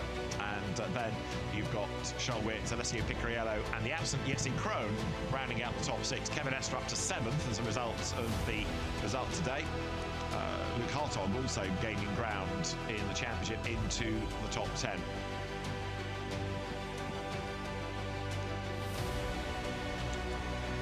So the overall drivers make their way off the podium. 1 more race to go, of course, in Intercontinental GT Challenge. The first weekend of October, 8 hours of Indianapolis, the next stop. Right, the independent podium is next. In 3rd place here, number 61, that being the EBN Giga Racing entry. Sven Muller, Adrian De Silva and Harry King. 2nd place goes the way of the Herbert Motorsport Porsche, Alfred Renault, Robert Renault, Ralph Bone, who will take over the independent lead, and the winning independents, Antares Au, Richard Lietz and Luke Hartog. Adrian De Silva very happy with his podium result, even though he dropped off the lead lap early on, but very happy. Bronze graded drivers, grateful for the efforts of their guns for hire.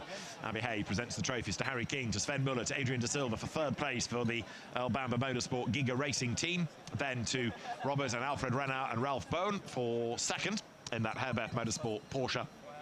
And Antares out, Richard Lietz and Luc Hartog next. Good luck reaching up to Luc Hartog, Abby. He's unfeasibly tall, and he's the tallest one. I like the way that they've stood themselves in ascending order. Antares out all the way up to Luc Hartog. Great effort. Trophies presented, then the IGTC medals presented as well for those eligible. Harry King doing an increasing amount of racing over here, now that he's become busy in Super GT. The medals to the Renaults, to Ralph Bone. You hear them clanging. And then Antares out, Richard Lietz, Luc Hartog. Luc is going to have to bend down a long way. Antares out, not too bad. Richard Lietz does it himself, and that's what happens when you're a really fit and supple racing driver. You can pretty much make yourself into a paperclip and bend down to get the medal. The winning drivers there on the podium in the Independent Cup in the Intercontinental GT Challenge.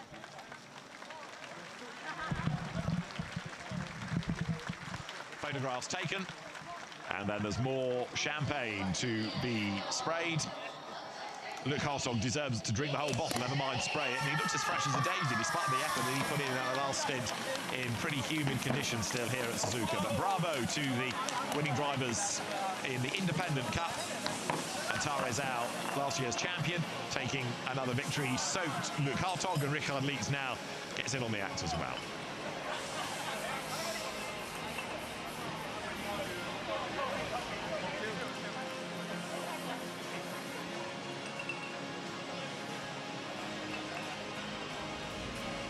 So the drivers there congratulate one another. All smiles at the end of the race. Sven Muller, Harry King, Porsche drivers. Harry having turned heads not only in Super GT, but LMP2 cars in the Winter Mountain Nation Le Mans. Antares out, they're part of that winning team. And another excellent job, well done. And for Harry King to set the fastest lap for so long in that race and it not be beaten until the very end, really. That was quite something as well. In the championship then, Antares out is now tied with Ralph Bone, who moves ahead of Kenny Habul. Ralph Bone came here tied for the lead with Habul. He's still tied, but with somebody different now. And it's Antares out with Adrian De Silva and Jonathan Hui, then tied on points. They've got 15 apiece at the end of this fourth round of an all-action Intercontinental GT Challenge, the Suzuka 1,000 kilometers.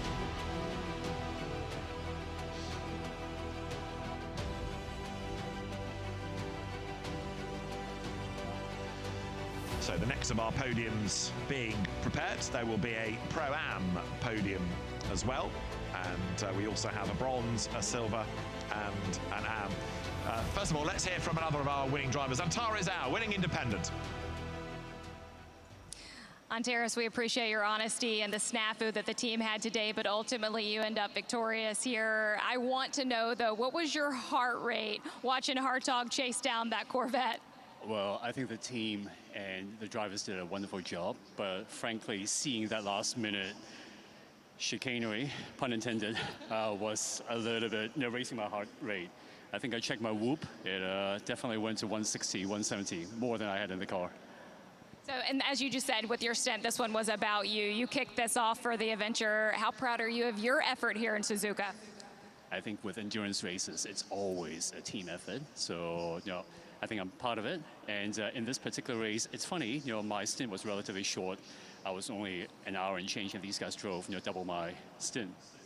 Well done. We'll see you here one more time. Don't clean those glasses yet. I need to be a little bit more presentable. I need to be more presentable, says Antares out, ever the gentleman, and a great Am racer. Barely do you ever see Antares out without a smile on his face. He's a really, really good character, and certainly he's done his mileage. Done a lot of racing in the European Endurance Cup this year, on top of Asian Le Mans, on top of IGTC, so he's travelling the globe for his racing. So the Pro-Am drivers are next, and it is the Jahar Motorsports JMR team of Jeffrey Ibrahim, Abu Bakr Ibrahim and Konsal Apalainen that take third. Second in Pro-Am, the Get Speed Mercedes drivers, Steve Yance, Philip Ellis and Tony McIntosh. And the winners are going to be Jonathan Hui, Kevin Say and Ben Barnicoat, a car that was damaged in qualifying, started at the back of the grid, and a class win there for Jonathan Hui, for Ben Barnicoat, for Kevin Say, who arrives now. It was Kevin that had the accident with the ABS failure yesterday, but it's not phased them. They come out on top and are victorious in Pro-Am.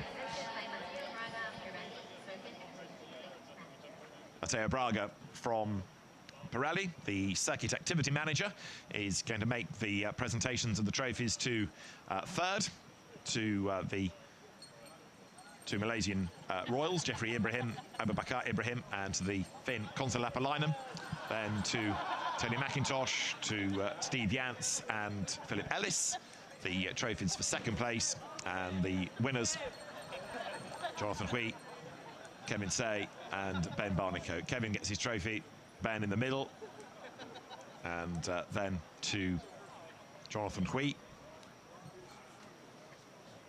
So a great result for the drivers. Those gold, silver and bronze trophies and statuettes being given to them. Everyone huddles together on the podium as Ben Barnicoat, Jonathan Hui, Kevin Say, the winners from Steve Yance, Philip Ellis, Tony McIntosh, Jeffrey Ibrahim, Abu Bakar Ibrahim and Konsalapalainen taking third in Pro-Am. Something else for the JMR team to celebrate, and that third place Corvette had an engine change prior to qualifying, so a good result for that team coming through adversity. Ben Barnicoat taking his time with the champagne, but he's done this often enough, and he's still the first one out of the three to start the spray.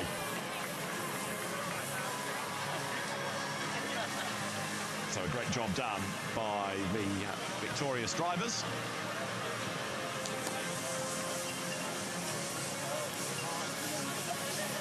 Jonathan Hui, Kevin Say, Ben Barnicoat teaming up as a trio for the first time. Memory serves that Jonathan Hui and Kevin Say have raced at Sky Tempesta together over the years in Ferraris.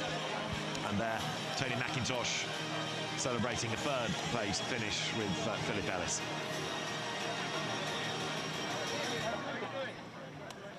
So those drivers make their way from the podium now as well.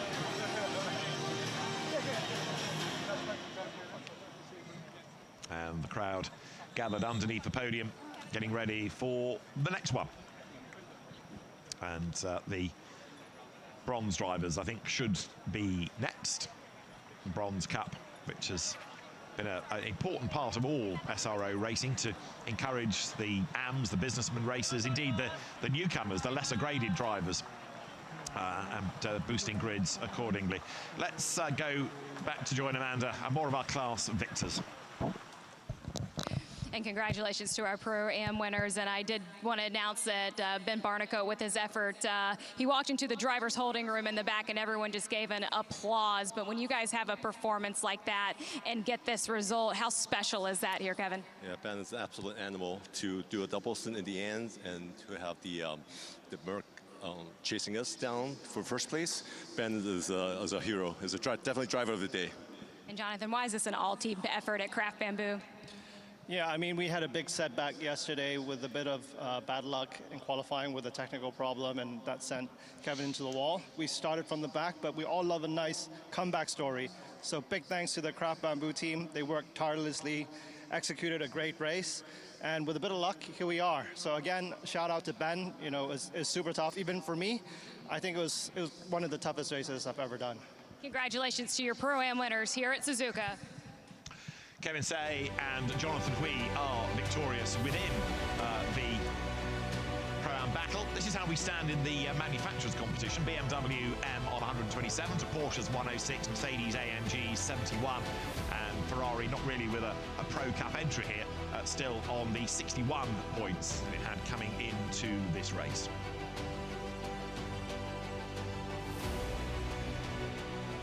So the next to the podiums being prepared, and it will be all the drivers in bronze, where you have the Renaults and Ralph Bowen back for third place. For second, for Team KRC, Ruan Kunfan, Neil Verhagen and Maxime Osten. And the bronze winners, he's back, he's Antares out with Richard Lietz and Luc Hartog. They were on the podium as the winning independents. They're the winning bronze drivers as well. Atarizao, Richard Lietz and Luke Hartog go to the top step of the podium.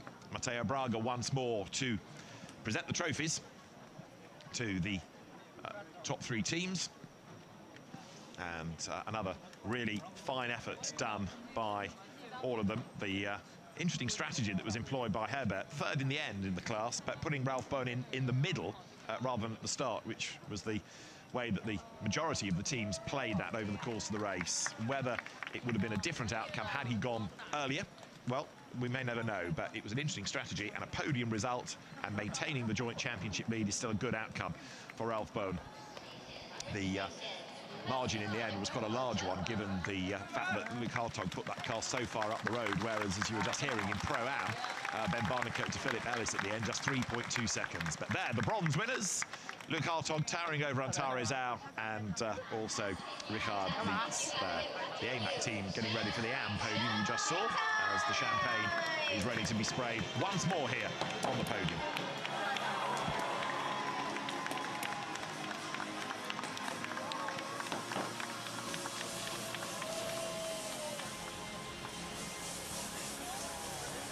Antares-Au, if he wasn't wet enough earlier, certainly will be after that, as the champagne flies once more on the podium here at Suzuka.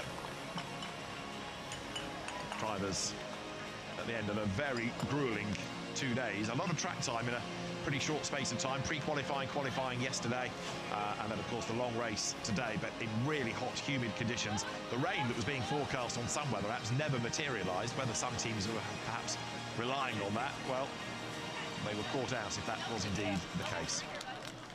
The AMAC Porsche team, Australian is AMAC, Andrew McPherson, but much of its racing done in Asia rather than back home these days. We haven't really heard from Luke Hartog, but he has done an absolutely stellar effort in the 10 Porsche. Let's get back to Amanda and hear from him.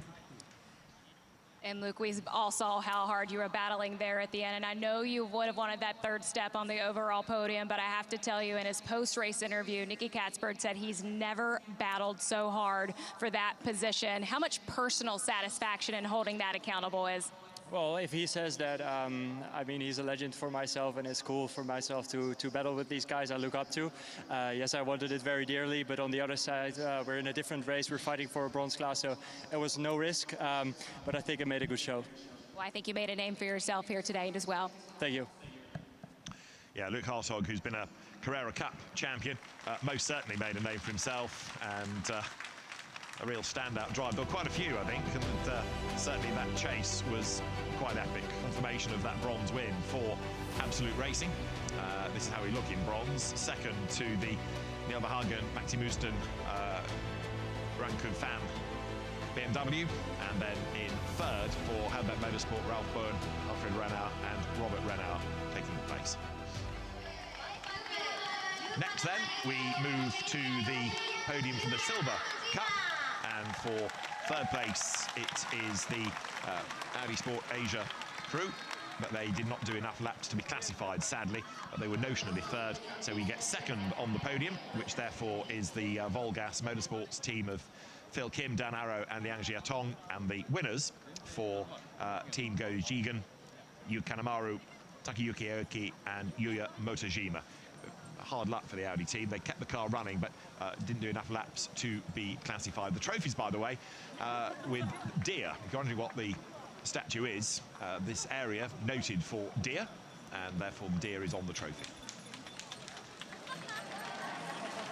So there, with their flags, with their trophies, the winning Silver Cup drivers, and the category winners, Yu Kanemaru, Takayuki Aoki, Yuya Motojima, and that's gone down a storm with the Japanese fans to have a home win.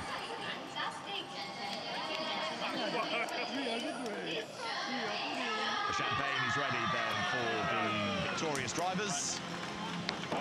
Big whack of the bottle on the floor, and that will saturate everybody. The Dutch driver, Dan Arrow, the one interloper, if you like, a very Asian podium, which underlines how SRO GT racing is a success in the region, with GT World Challenge Asia and, of course, the Japan Cup, which came to its conclusion for the season earlier on today.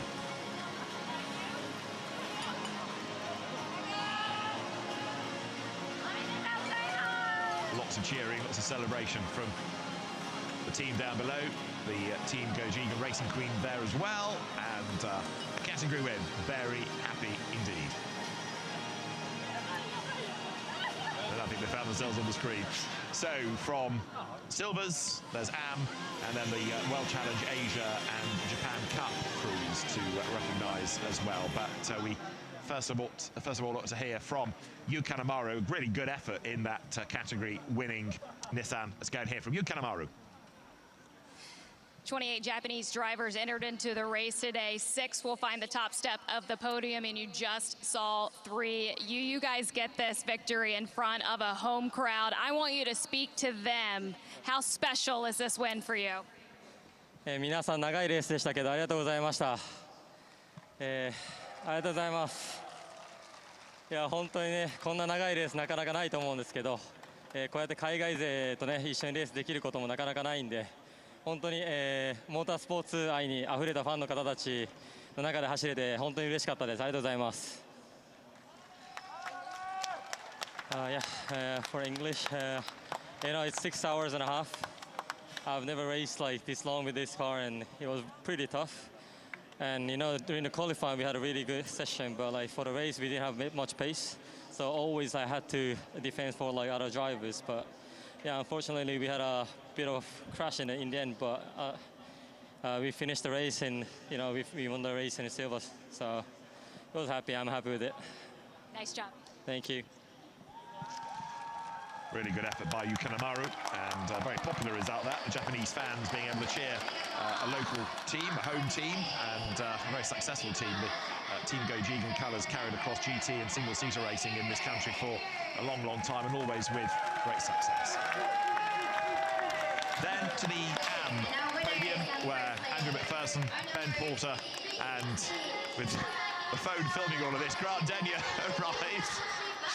And you can tell he's a media personality, a media lovey these days, can't you, Grant Denyer? Then for the win, out come the run-up sports team, Masaki Nishikawa, Atsushi Tanaka and Yusaku Shibata onto the podium. And they've had a good battle. It's a shame that the AMAC Porsche had a couple of trips into the gravel and a penalty for a bit of a shortcut. But as the trophies are given by Matteo Braga, are all smiles, and Grant Denyer can't wait to crack on with the champagne. As I was saying during the course of the race, his father Craig Denyer, driving force of Australian motorsport over the years. He was behind what was initially called the Nations Cup, which morphed ultimately into GT World Challenge Australia. And there's always one. And Grant Denyer it is, who's the first one with the champagne. He's trying to juggle his phone, his trophy, and everything else, and it's all gone horribly wrong. So he might get a good soaking in a minute as the champagne is ready. Group photographs taken. The winning drivers for run-up sports, just to make the point for the last time, that car has done every practice, every qualifying and every race, not just this weekend in terms of IGTC, but all the Japan Cup activity. So before this 6.5 hours, it had already done 2 one-hour races, plus all the mileage across qualifying and free practice.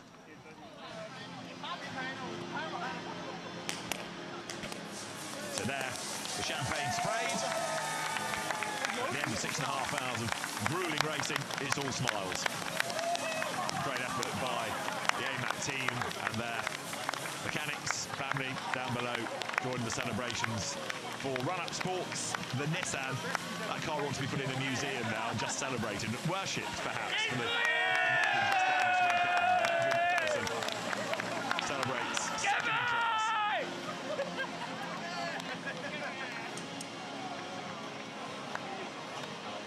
The AMAC team, although with Australian drivers, does the bulk of its racing in GT World Challenge Asia, hence the makeup of team members.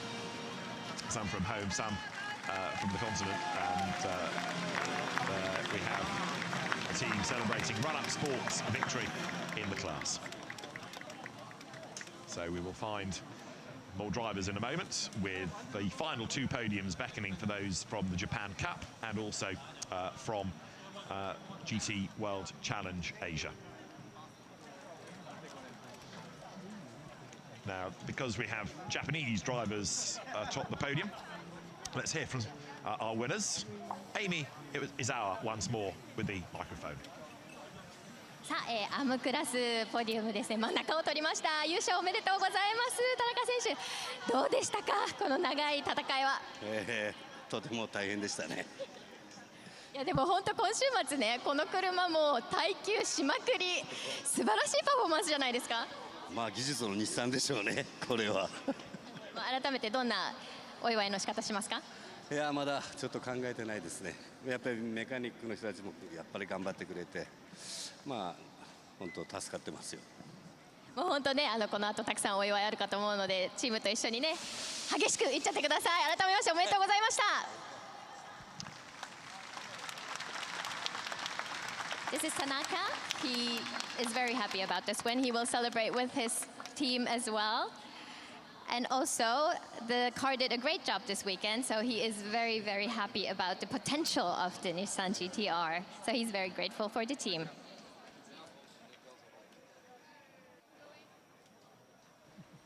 So the AM drivers then celebrating, and as SRO always looks after its customers, those regulars from Japan Cup and GT World Challenge Asia are going to be reflected on the podium as well. And it will be the GT World Challenge Asia drivers, teams that will be next. So third for the GTWCA podium will be the Origin Motorsport team of Caron Lee, Anders Fjordbach and Leo Yi. That was a car that went into the gravel early on. Had it not been for that, I think the Origin Porsche could have been a bit more of a threat. For second, the Porsche Center Okazaki crew, that was one that went off in qualifying, but has bounced back for second in that category in the race of Hiroaki Nagai, Kazuta Kotaka and Takuro Shinohara. And then the winners are going to be Team KRC back to the podium, having already been second in bronze for Rankun Fan, Neil Verhagen and Maxime Osten. The drivers then on top of the podium, and Maxime Osten, like Luke Hartog, another very, very tall Dutch driver, towering over everybody else. And it's Benjamin Franosovici, the SRO Asia General Manager, who's done a huge amount to make the success of GT3 in this part of the world, whether it's been GT World Challenge Asia or Japan Cup. And Benjamin celebrating with his customers effectively on the podium. And of course, having more of the World Challenge Asia teams in the event, all part and parcel of what IGT is about, with long races for the local teams supplemented by some international runners. And to say thank you in a sense that they are on the podium. A class win for Rankun Fan, Neil Verhagen and Maxime Osten. And that will leave us with the Japan Cup drivers to acknowledge as the final element of the podium ceremony. But there's yet more champagne to be sprayed, and Rankun Fan, Neil Verhagen and Maxime Osten are well versed at this, having already been on the podium as drivers in class. More champagne is sprayed.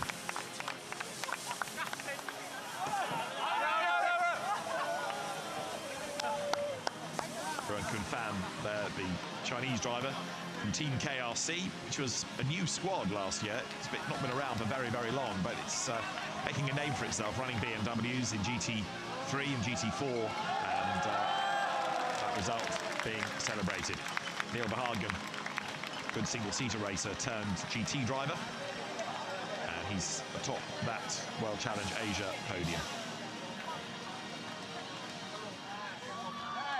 So the Japan Cup teams will be next. Last podium of the evening. Last photographs being taken of our World Challenge Asia drivers. GT World Challenge Asia coming to its conclusion, not here, not a championship round, but in Beijing on the 18th, 19th of October weekend. A brand new street circuit, looks really exciting, and the teams will have their showdown for the final two races on a brand new circuit. Great leveler it's going to be, and I'm sure it's going to be an action-packed weekend. Grids in GT World Challenge Asia have been really, really impressive this year, so great weekend of action to look forward to in mid-October.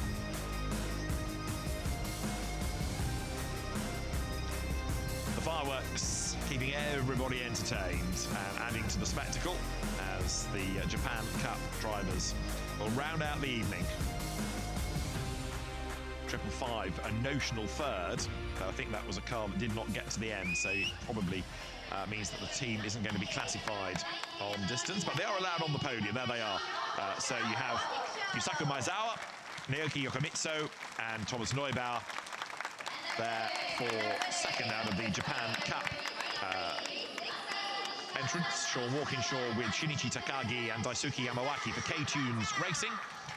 And the winners will be Run-Up Sports once again. So two tops of the podium for Masaki Nishikawa, Atsushi Tanaka, and Yusaku Shibata. Oops, already some getting a bit keen with the fizz. The Run-Up Sports team run up to the podium. And again, Benjamin Franosavici will arrive in order to present the trophies to those winning drivers. And in so doing, to complete the last podium ceremony of the evening here.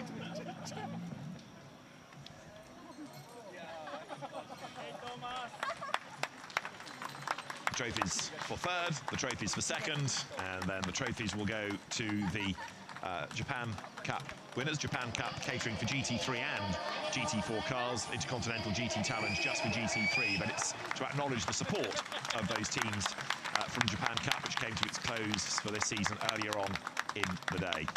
Photographs taken one last time then of those victorious drivers. As they are atop the podium, the last bottles of champagne await to round out what has been a really good race, and for 33 starters to have 29 classified is still pretty something. So the champagne ready, and the last podium of the night is underway. Suzuka 1000 has made a really spectacular return, both in terms of the entry, in terms of the race, and in terms of the reaction from the fans that have come out in big numbers. Some very enthusiastic teams, very enthusiastic drivers, and it's most definitely now a great platform from which to build. If you consider that we haven't had this race since 2019, a lot of hard work has gone into getting just this event made, and it's been a great success. There are plans to make it bigger and better for next year, the 11th to the 13th of September 2026. Thanks for your company in the Suzuka 1000, a win for Team WRT BMW. Japan's great GT race is most definitely back.